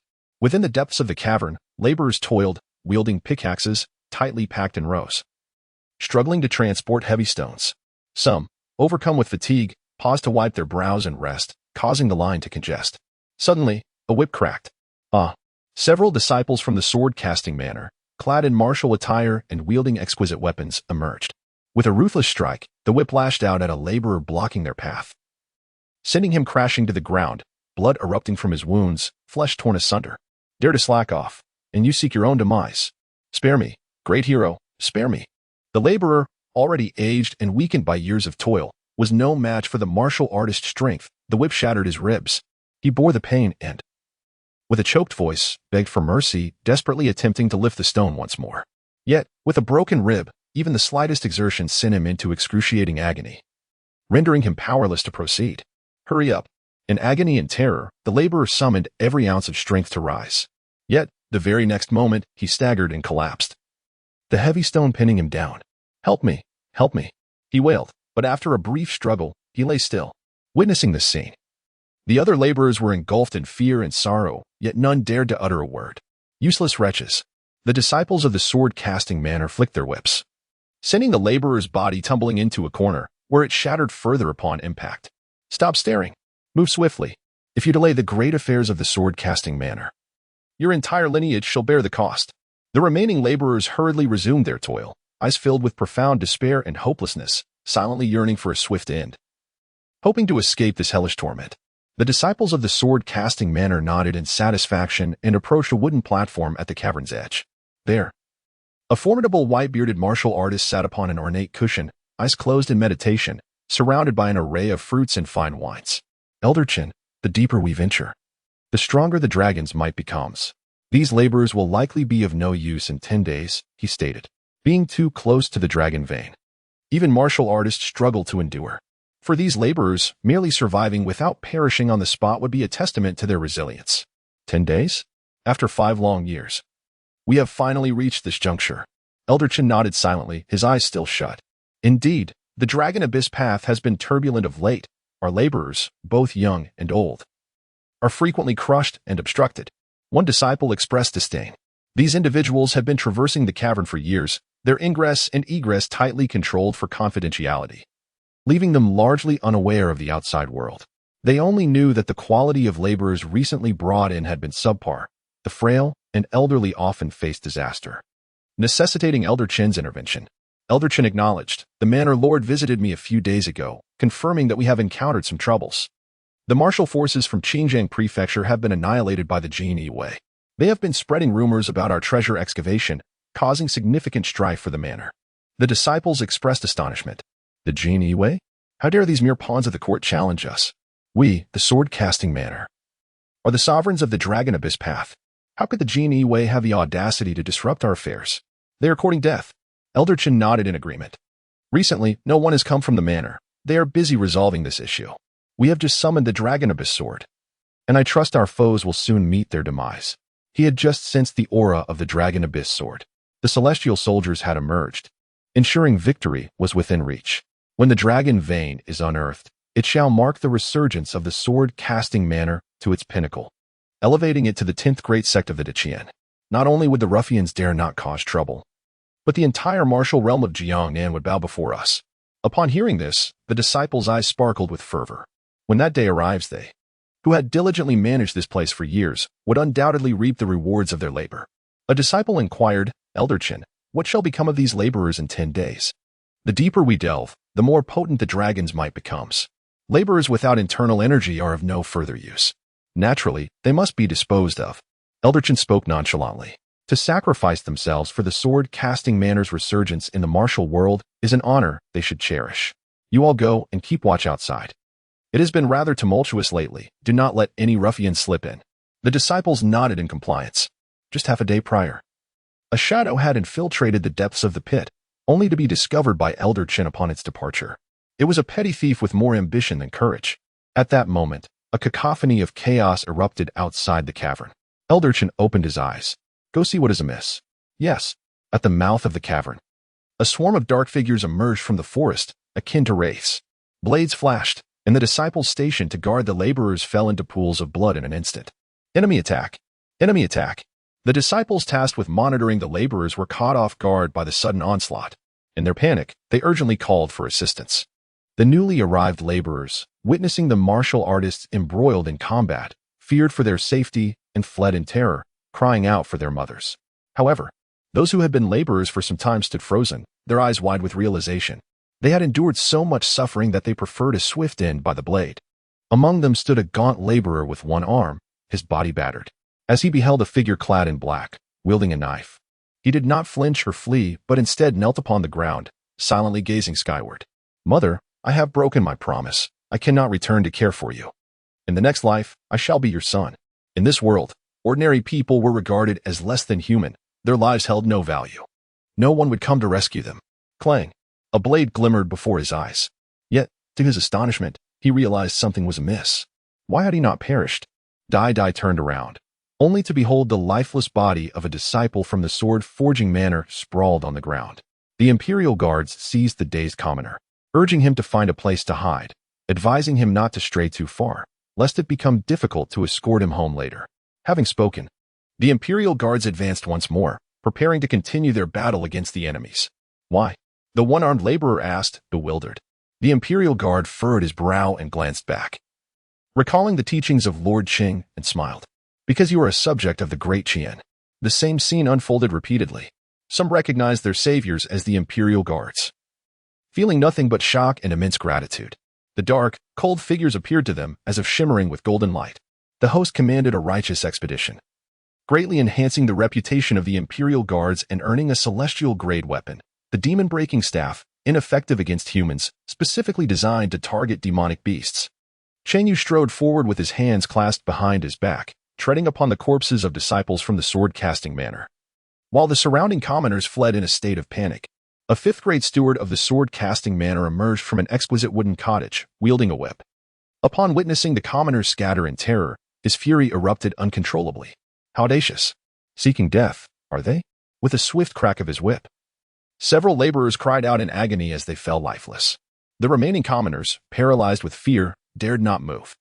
Upon recognizing the assailants clad in flying fish attire and wielding embroidered spring knives, the steward's rage intensified. How dare these mere pawns of the court oppose the sword-casting manor? Eliminate them. But in the next instant, thunder roared, frost formed, and the glint of blades flickered. Cheng Yu gently sheathed the embroidered spring blade in his hand. The steward of the sword-forging villa, with both hands severed, emitted a wretched scream akin to that of a slaughtered pig. Were you not quite imposing just a moment ago? Cheng Yu's cold laughter echoed as he picked up the fallen whip from the ground. Crack. Enjoying the whip. Today shall be your day of indulgence. Crack. Crack. Crack. Chapter 65. How can one equate humans and beasts? Crack. Crack. Crack. The sound of the whip resounded time and again, accompanied by the hysterical screams that reverberated around, capturing everyone's attention.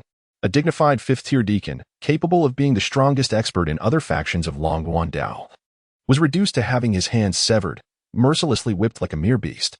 Witnessing the deacon's woeful state, the disciples of the sword-forging manor were utterly terrified. Collapsing to the ground in shock, the Jinyiwei swiftly subdued them, extinguishing any remaining will to resist. If a fifth-tier expert could be so humiliated, what hope did these lower-tier disciples have of standing against such might? The individual prowess of the Jinyiwei may not have surpassed theirs. Yet their coordinated teamwork and ranged weaponry left the disciples fleeing in panic. The Jinyiwei effortlessly dispatched their foes, observing Cheng's overwhelming presence. Particularly his focus on dismantling the powerful, their admiration for him deepened. Truly, Cheng was a figure to be revered.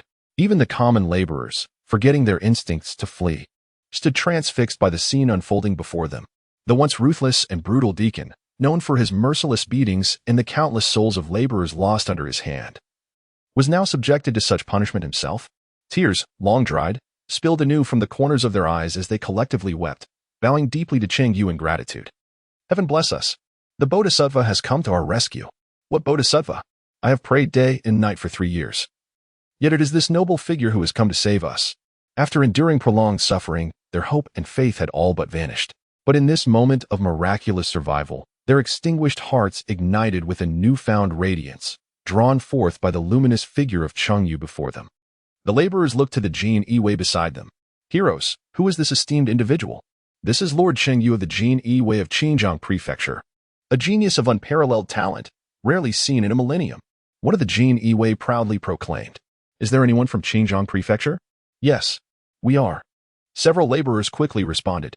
We were deceived by those vile Jianghu warriors from Xinjiang Prefecture and brought here, finding it nearly impossible to escape. They recalled the treachery they had suffered at the hands of those Jianghu warriors, their hearts filled with rage and resentment. Yet, a palpable fear gripped them, worrying that if they left this place, they might face retaliation. The Jinyiwei, noticing their apprehension, smiled reassuringly. Fear not, under Lord Cheng's wise and formidable command. The Jianghu forces no longer hold sway in Xinjiang Prefecture. Upon hearing this, the laborers were left dumbfounded. What does it mean that there are no longer Jianghu forces? Is such a declaration reasonable in the realm of Qian? The Jinyiwei, seeing their disbelief, calmly added, You have heard of the Yi Blade sect, I presume? The head of their leader, Bai Han, is what I have displayed atop the city walls of Xinjiang Prefecture. Bai Han of the Yi Blade sect. The laborers' eyes widened in shock. To hear that the head of one of the 3 major sects of Xinjiang Prefecture had been severed was beyond their comprehension. They finally grasped the reality of the situation. Such matters could not be fabricated. If the Jinyiwei dared to confront the sword-forging manor, what were the lesser sects of Xinjiang Prefecture? The pride in the voice of the Jinyiwei resonated. Cheng Yu's pace in striking the steward of the sword-forging villa gradually slowed. It was not that he lacked the strength to continue, but rather that his opponent had lost the vigor to cry out. What was the purpose of silence? He ceased his actions, silently observing the other. The steward, witnessing Cheng Yu's pause, grimaced in agony, gritting his teeth. Hero, I was in the wrong. Crack. What did you call me? The steward's tears streamed down his face. Your Excellency. Crack. Ah, Cheng Yu's complexion was pale as he inquired, "Is this pleasing to the ear? Is it not delightful?" The steward felt as if a colossal boulder had rolled through his mind, suffering a dual blow to both body and spirit, shattering his defenses. He could endure a series of strikes, but to be caught off guard by such abrupt inquiries was unbearable. Master, please, no more. Spare me." The dignified fifth-tier expert wept bitterly. "Very well, just one last time." Smack. With a final, forceful lash, Cheng Yu struck with such intensity that the opponent's brain matter burst forth, collapsing lifelessly to the ground. At that moment, a resounding voice, filled with vigor and ire, echoed through the air, demanding, "Who are you? How dare you trespass into the forbidden grounds of my sword-forging manor and commit murder?" Cheng Yu raised his head and beheld numerous warriors from the sword-casting manor emerging from the vast chasm, weapons in hand. Among them, a venerable elder with flowing white hair and beard stood out prominently, exuding an aura of formidable power. Cheng Yu raised an eyebrow in quiet contemplation. Previously, when AI Ping had come to investigate, he encountered a martial artist at the late stage of the 7th rank. Just now, through interrogation of the individuals from the sword-forging manor, he learned that an elder Chen oversees the excavation operations in this area. It must be this very individual. Upon witnessing the scene of carnage, with corpses strewn across the ground and the attendant brutally whipped to death, Elder Chen was filled with profound shock and rage. "How did you come to this place?" he demanded. Cheng Yu revealed a smile and asked, "What do you think?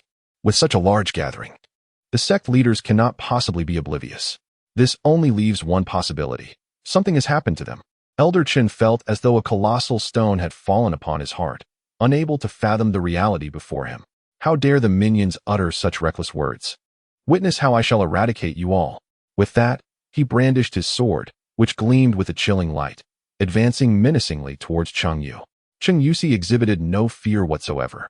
"Lord AI, I entrust him to you. Do remember to leave a live witness." In the next moment, AI Peng surged forth like a shadow from the ranks of the Jinyiwei. "I am, after all, a deputy commander of the Jinyiwei. Do not doubt my professional prowess." A spectral black mist enveloped the blade of his embroidered spring knife, reminiscent of the formidable cold ghost blade of the Great Achievement. The apparition lunged at the startled Elder Chen, sending him crashing to the ground with a heavy thud. Before he could rise, AI Peng's figure materialized before him, seizing him by the throat. Elder Chen writhed in agony, his heart tumultuous with dread. How powerful! How could such a force from the Jinyiwei have arrived at their Swordsmith Mountain manor? Had the master truly in an instant, Elder Chen was captured. The other disciples who had rushed forth from the cave were soon stricken with fear, and one by one, they were subdued. Elder Chen lay prostrate before Cheng Yu, rendered powerless, akin to a dead dog. "Are you the one in charge?" Cheng Yu inquired calmly. "Do not expect to extract anything from me." Elder Chen spat through gritted teeth. Quite resolute, Cheng Yu raised an eyebrow. "But whether you speak or not is inconsequential. No one will lament your principles. Only remark upon your obstinacy." "What do you mean by that?" Elder Chen seethed with rage upon hearing this. Cheng Yu sneered. "Your sword-casting manner has caused the deaths of 1,000,000 laborers, and your sins are so numerous that they warrant universal condemnation as a rebellious force." Upon hearing this, Elder Chen was instantly enraged. "You, the court's hound, have slaughtered my disciples from the sword-casting manor in droves, yet you dare to accuse us of wrongdoing." Cheng Yu chuckled upon hearing this. "You regard the lives of the common people as mere livestock. I now regard your lives as such. How am I inferior to you?" The distinction between martial artists and common folk cannot be generalized. With a swift motion, a head fell to the ground as Cheng Yu wiped his blade. "Indeed, they are living beings, while you are akin to beasts and wolves. Thus, one cannot equate the two." AI Peng stood by, feeling somewhat helpless. It turned out that the live capture he was instructed to achieve was merely Cheng Yu's own desire to kill. Truly, he possesses a certain flair. The host has decisively vanquished the vile bandits, elevating the prestige of the Jinyiwei, and rewarded with a dragon binding rope. This concludes the final effort against the forces of the sword-casting manor. Cheng Yu gazed into the immense pit before him. It was the allure of what lay within that had drawn the sword-forging clan to flock here. "Master Cheng, the laborers in the pit have already exited." Cheng Yu nodded with his hands clasped behind him. They had arrived at the very end of the pit, where even the frailest could scarcely stand. At that moment, a sudden eruption of draconic might resounded, shaking the earth and causing several of the less formidable Jinyiwei to tumble to the ground. Even the adept Jian A displayed a wary expression. AI Peng spoke gravely. What lies within is exceedingly terrifying. When I last visited, it had just awakened, and merely its aura nearly scorched me. It seems that the sword-forging manor has been cautiously employing laborers to excavate slowly. Fearful that drawing upon the inner power might provoke significant trouble, they likely intend to extract a sufficient amount before attempting to confront whatever resides within using the long yuan sword. Upon hearing this, the group furrowed their brows even deeper. The sword-forging manor had refrained from acting recklessly for 5 years, and it was unlikely they could alter their course of action swiftly. Should we report to the court and request the emperor to dispatch someone to handle this? Fan Xiu proposed. Yet, the moment the words left his lips, the atmosphere turned icy. If the emperor were to intervene, it would undoubtedly be far too late. Fan Xiu's suggestion betrayed his trepidation, and he seemed eager to withdraw. Alas, Jinyiwei sighed, leaning on his cane while rubbing his aged back, causing Fan Xiu to hastily fall silent. Cheng Yu spoke up, suggesting, since we have come this far, why not breach the final rock wall to ascertain what lies beyond? Upon hearing this, Fan Xiu felt a chill run down his spine. Breach the rock wall? What if we disturb whatever resides within? Wouldn't he that be courting death? Cheng Yu smiled at him, remarking, indeed, I believe Lord Fan is exceptionally suited for this task. Chapter 66. The Serpent Bloodline Great Demon. Ready to be enlisted as a serpent general. At the bottom of the colossal pit in Sword-Casting Mountain, Fan Xiu stared wide-eyed at the stone wall before him, cold sweat trickling down his forehead. Even with the thick stone barriers separating them, he could still feel the suffocating pressure of the terrifying aura emanating from the other side. Since ascending to the third-grade realm, he had never felt such fear as he did now. The enemies he had encountered previously were either inferior to him, or he could simply flee. Yet today, escape was not an option. 2 figures, one young and one old, loomed behind him. Lord Cheng, is it possible to refrain from smashing? A faint voice from Cheng Yu drifted in. What do you think? A wolf in front and a tiger behind. Fan Xiu swallowed hard, mustering an immense surge of dark mist in his hand, which he unleashed violently against the stone wall. Simultaneously, he seethed with rage at Cheng Yu, vowing to articulate the repeated disrespect shown by the other party upon returning to the emperor's side. As his attack landed, the stones began to cascade wildly, accompanied by resounding echoes. The entire pit trembled violently. Cheng Yu observed Fan Xiu diligently at work, nodding in satisfaction while embracing his arms. Ai Ping reflected, expressing admiration for the craftsmanship of the sword-casting villa, noting that such formidable strength would not cause the cave to collapse. After all, this was the location of their sect, and a collapse would be catastrophic. Cheng Yu spoke softly. The sword-forging manor could never have anticipated that all their arduous efforts over 5 years would ultimately benefit others. What had sparked this turn of events was merely a small insignia of the Imperial Guard from a month ago. Fan Xiu gritted his teeth, digging with increasing fervor, his pace quickening. The pit expanded rapidly ahead of him. Upon hearing the sound of excavation growing ever clearer, the crowd's eyes sparkled with hope. This indicated the presence of a vast cavity behind, undoubtedly containing treasures. Opportunities. The arduous journey of martial cultivation was long, and the chance for a meteoric rise was within reach. Just as excitement surged among the onlookers, an unexpected turn of events occurred. A formidable dragon's might, far stronger than before, suddenly emanated, causing the entire pit to tremble violently. Cheng Yu felt a sudden, violent thumping in his chest, as though someone had grasped his throat. A thunderous roar erupted from the mountains, paralyzing the martial artists in fear. Something lurked within. It was a formidable beast, Jinyiwei exclaimed. Having traversed the world in search of a breakthrough in swordsmanship, and witnessed the terrifying power of such creatures in the vast marshes. The overwhelming presence emanating from the depths of the mountain was no less formidable than that of a master-level demon he had encountered before. In the next moment, a deafening rumble ensued. Bang! The rock face that Fan Xiu had been excavating suddenly collapsed, sending him reeling backward, blood spurting from his mouth as he fell to the ground. Yet, no one paid any heed to his plight. Their gazes were completely captivated by another sight. The stone wall had been breached. It revealed a vast, shadowy expanse beyond, where nothing else was discernible except for a pair of enormous, blood-red eyes. An overwhelming and terrifying dragon's presence emanated from within. All stood agape. Was this a demon? You all must leave at once. Cheng Yu shouted loudly, directing the stunned Imperial guards in the cave to flee. Their strength was far too inadequate. They needed to depart post-haste. Ai Peng lifted the fallen Fan Xiu from the ground, casting a glance at Jinyiwei. Even this formidable expert, whose prowess could undoubtedly secure a high rank on the earthly leaderboard, displayed an expression of profound terror. This entity was not to be confronted. Jinyiwei spoke gravely. Naturally, everyone turned to retreat, forsaking their desires for fortune and treasure. Though the opportunity was enticing, one must possess the means to seize it. As they sought to escape, however, it seemed that the colossal presence within the mountain was not inclined to let them go easily. A thunderous roar, laced with a foul stench, erupted forth, and two blood-red eyes swiftly expanded. It was drawing near. The immense form scraped against the rocky surface, producing a resounding rumble that sent tremors through the cavern. The group felt the oppressive weight of terror descend upon them, the searing heat behind them urging them to hasten their departure. Cheng Yu, no longer sparing his internal energy, utilized his swift movements to make a hasty retreat. Benefiting from the purified internal force and his long-accumulated insights into various techniques, he moved with a speed that rivaled that of the three esteemed third-tier warriors. In contrast, Fan Xiao, having previously excavated the stone wall too close to the formidable demon, suffered a devastating blow and bore injuries that significantly hampered his speed, leaving him trailing behind the others. The searing heat behind him intensified, and Fan Xiao felt as though his heart hung precariously at the edge of his throat. He could almost sense the breath of the great demon upon him.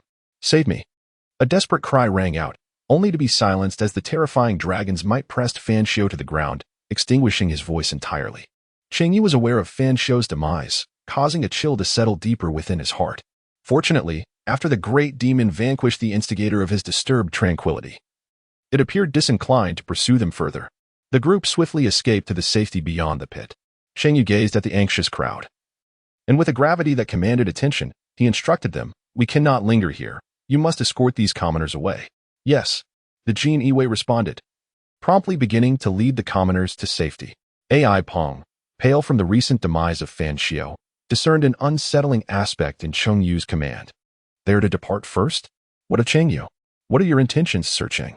Cheng Yu's countenance was stern, imbued with a hint of determination. "I still have matters to attend to."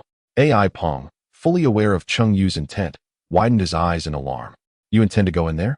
That is far too perilous." Lord Zhao had issued an unequivocal command to ensure Cheng Yu's safety. He could not bear to watch Cheng Yu venture into the jaws of death. The formidable demon possessed an overwhelming power that even an 8th-tier martial artist like Fan Xiao could not withstand. Cheng Yu's return would undoubtedly lead to his demise. "You must not go," Ai Peng urged through gritted teeth. Cheng Yu, possessing such extraordinary talent, must not recklessly court death in this manner. "Master." Jinyiwei is equally consumed with worry. He understands that although Cheng Yu's mastery of the sword is unparalleled, his strength remains finite. Approaching that malevolent creature is decidedly unwise. Cheng Yu shook his head. He was not a reckless individual who disregarded life and death. He chose to remain and further investigate the pit. This decision was prompted by the voice of the system he had just heard whispering in his ear. It had detected a formidable creature of the Tian Shi bloodline and indicated that he could harness the essence of Jinyiwei to recruit it as a serpent general under his command. Cheng Yu had just caught a fleeting glimpse of the formidable beast. Although it emanated a majestic aura reminiscent of a dragon, it was, in fact, an enormous white python. The system's notification further reminded him of the two generals, the tortoise and the serpent, under the command of the great Emperor Jinyiwei. He had embraced the Tao of exorcising demons and acquired the legacy of Jinyiwei. If he could seize this colossal serpent, his strength would undoubtedly experience an unparalleled enhancement. He must take this gamble. Should he succeed, he would possess the confidence to stand atop the pinnacle of the Daiqian martial arts world, treading the rivers and lakes with authority. Cheng Yu gazed at Ai Peng and Jinyiwei. "Throughout my life, I have forged my path through relentless struggle." With that, he stepped into the pit. The two watched as Cheng Yu's figure gradually faded from sight, utterly at a loss. They were aware of his formidable strength to contend with the Longyuan sword, yet they still found it hard to fathom how one could confront a great demon. Cheng Yu is exceedingly ruthless. Are geniuses always so merciless towards themselves? In the cave, Cheng Yu ventured deeper, discovering that the colossal serpent appeared to retreat into the mountains. He refrained from exerting excessive internal energy to hasten his journey, thereby avoiding provoking the giant serpent. As he progressed, the oppressive aura intensified. Cheng Yu once again arrived at the site where the colossal serpent had broken through the rock wall. Before him lay an expanse of space, revealing an array of extraordinary entities scattered across the ground. Among them, a terrifyingly large figure heaved rhythmically with each exhalation. The giant serpent appeared to sense the presence of an observer, its two enormous blood-red eyes fixating on Cheng Yu.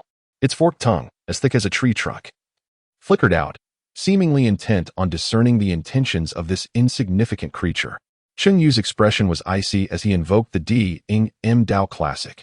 An extraordinary force, alien to this realm, gradually manifested, exuding immense authority. The colossal serpent suddenly became agitated, sensing imminent danger.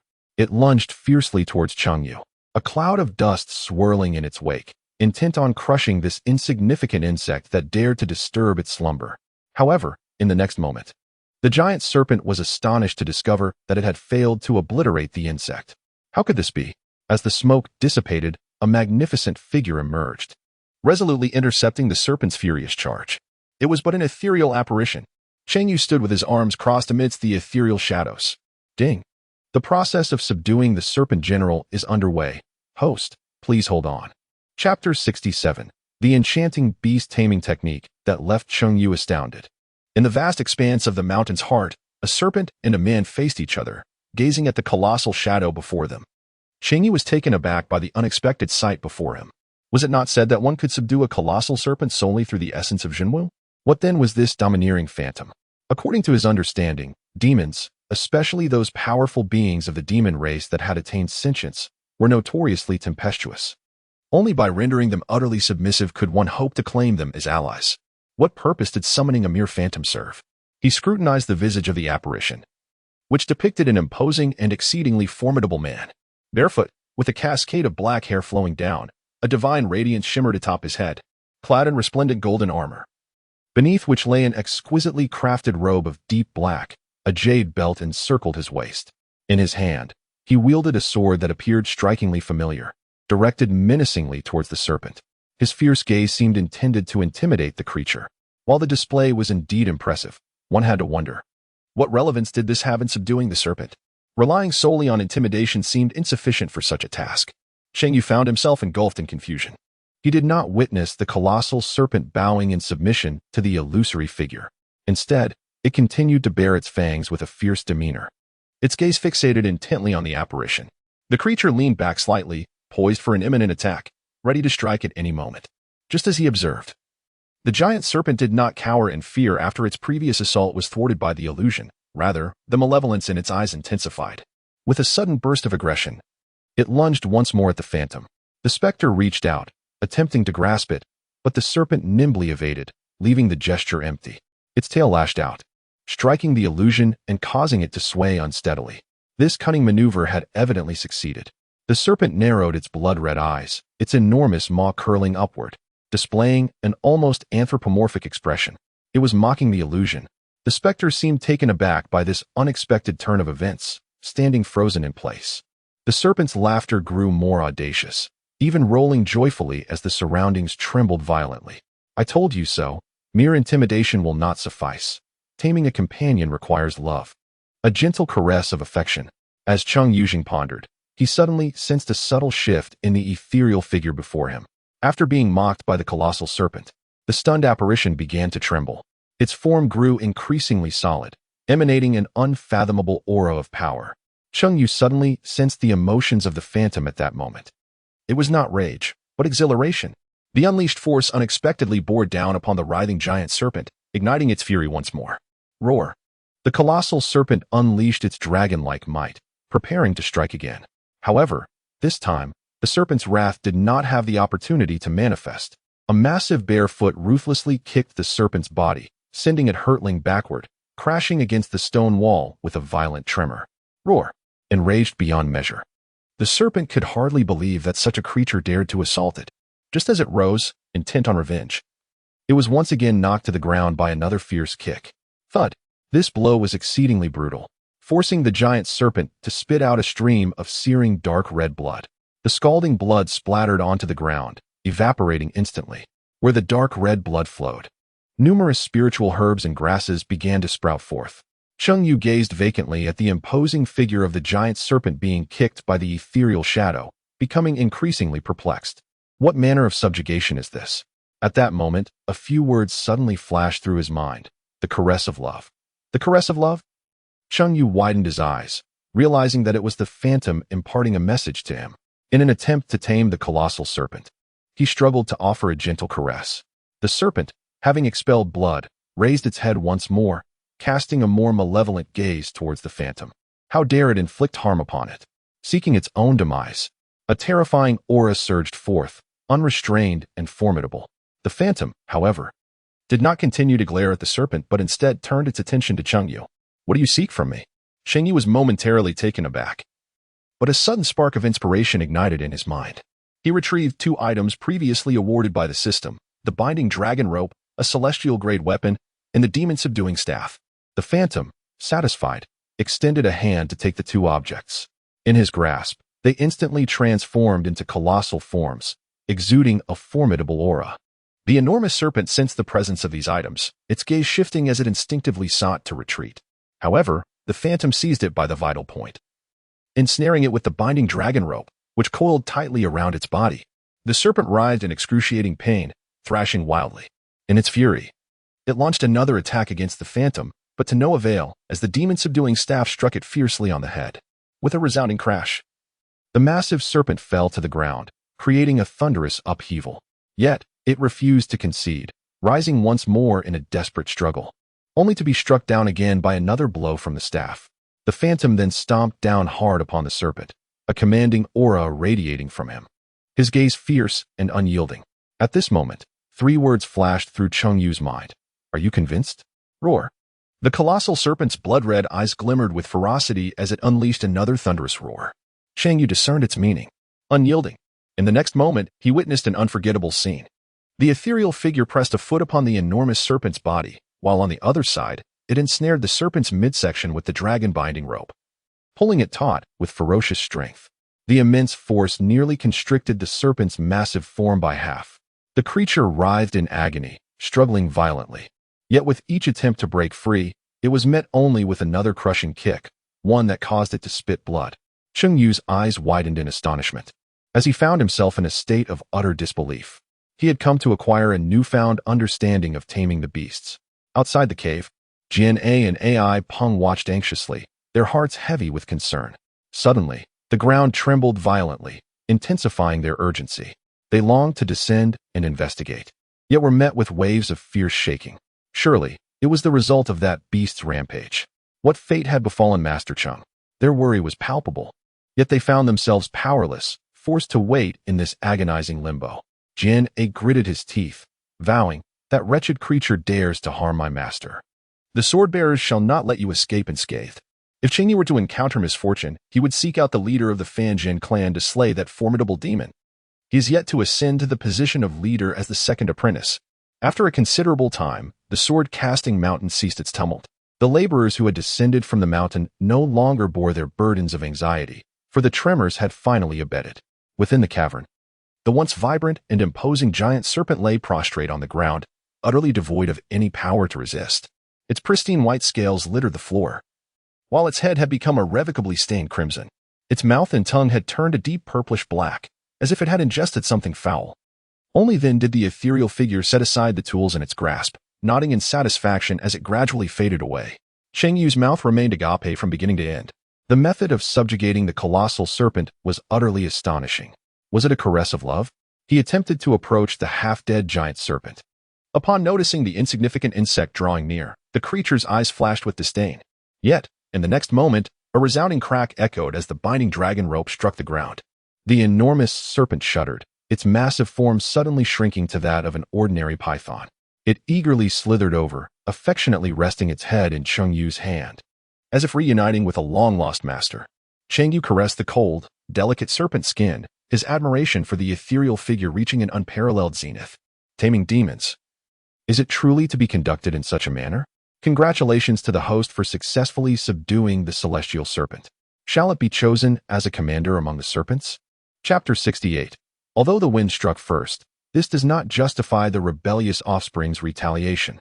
Choose the serpent commander. Cheng Yu would naturally not refuse such a formidable assistance offered without cost. As his words resonated, an enigmatic and profound aura emanated from within him. It coiled around the serpent demon like delicate threads. The serpent demon shuddered, its dragon-like majesty dissipating as the golden essence within began to be stripped away, leaving behind only the exceedingly pure lineage of the celestial serpent. As a serpent general under the true martial banner, there was no need to possess the seemingly noble and powerful bloodline of dragons. Being a true serpent sufficed. Meanwhile, Cheng Yu felt a nebulous connection forming in his mind, linking him to the serpent demon. Congratulations, host. You have successfully subdued the serpent general. Please seek out and subdue the tortoise general promptly, to unite both the tortoise and serpent generals and master the profound path of yin and yang interaction. This was it. Under the reign of the great Emperor Jinyiwei, there existed the duality of the tortoise and serpent generals. Cheng Yu has obtained the true inheritance of Jinyiwei and has now subdued a general. He gazes at the serpent demon nestled against him, its movements growing increasingly affectionate. With a subtle invocation of the essence of the Di-Ing M Dao canon, the serpent demon instantly adopts a serious demeanor, ready for command. Under Cheng Yu's direction, it strikes its tail forcefully against a massive boulder, resulting in a resounding crash as the stone shatters. The serpent demon has completely submitted to Cheng Yu, obediently following his orders. However, Cheng Yu has identified a significant issue. While the ethereal presence adeptly subdues formidable demons, instilling fear that renders the serpent demon submissive, it fails to govern them effectively. Once comparable to a grandmaster in strength, the serpent demon, intimidated by sheer force, now possesses only a fraction of its former power, reduced to the level of a ninth-grade warrior after the vigorous lesson it just endured. Fortunately, Cheng Yu remains unconcerned, with no grandmasters available. A ninth-grade warrior stands at the pinnacle of martial prowess. He can devise a means of healing in due time. He looks at the serpent demon and nods, declaring, "From now on, you shall be called Su Su." According to the information gleaned from his mind, the serpent demon is female. Cheng Yu, guided by his memory, bestowed upon the serpent demon this name. However, he harbored no intention of imitating a certain esteemed figure. He simply could not afford such aspirations. Moreover, the demon-slaying canon records that the tortoise and serpent generals are symbols of the harmonious interplay of yin and yang under the aegis of Jinyiwei, representing the essence of all creation. Although the arrival of the tortoise general remains a distant prospect, destiny has undeniably paired them. Cheng Yu possesses no peculiar obsessions. Upon hearing that she had been given a name, Su Su gazed blankly at Cheng Yu. Although she had slumbered for a millennium, her colossal form housed the intellect of a mere 4- or 5-year-old child. Once she grasped the situation, she wagged her tail joyfully, reveling in the newfound concept of having a name, having never known her parents. Cheng Yu paid little heed to the spinning Su Su and began to survey his surroundings. Who could have imagined that at the foot of the sword-forging villa lay such a vast expanse? Now, as Su Su diminished in size, the true nature of the nearby environment was revealed. Numerous spiritual plants and herbs grew freely upon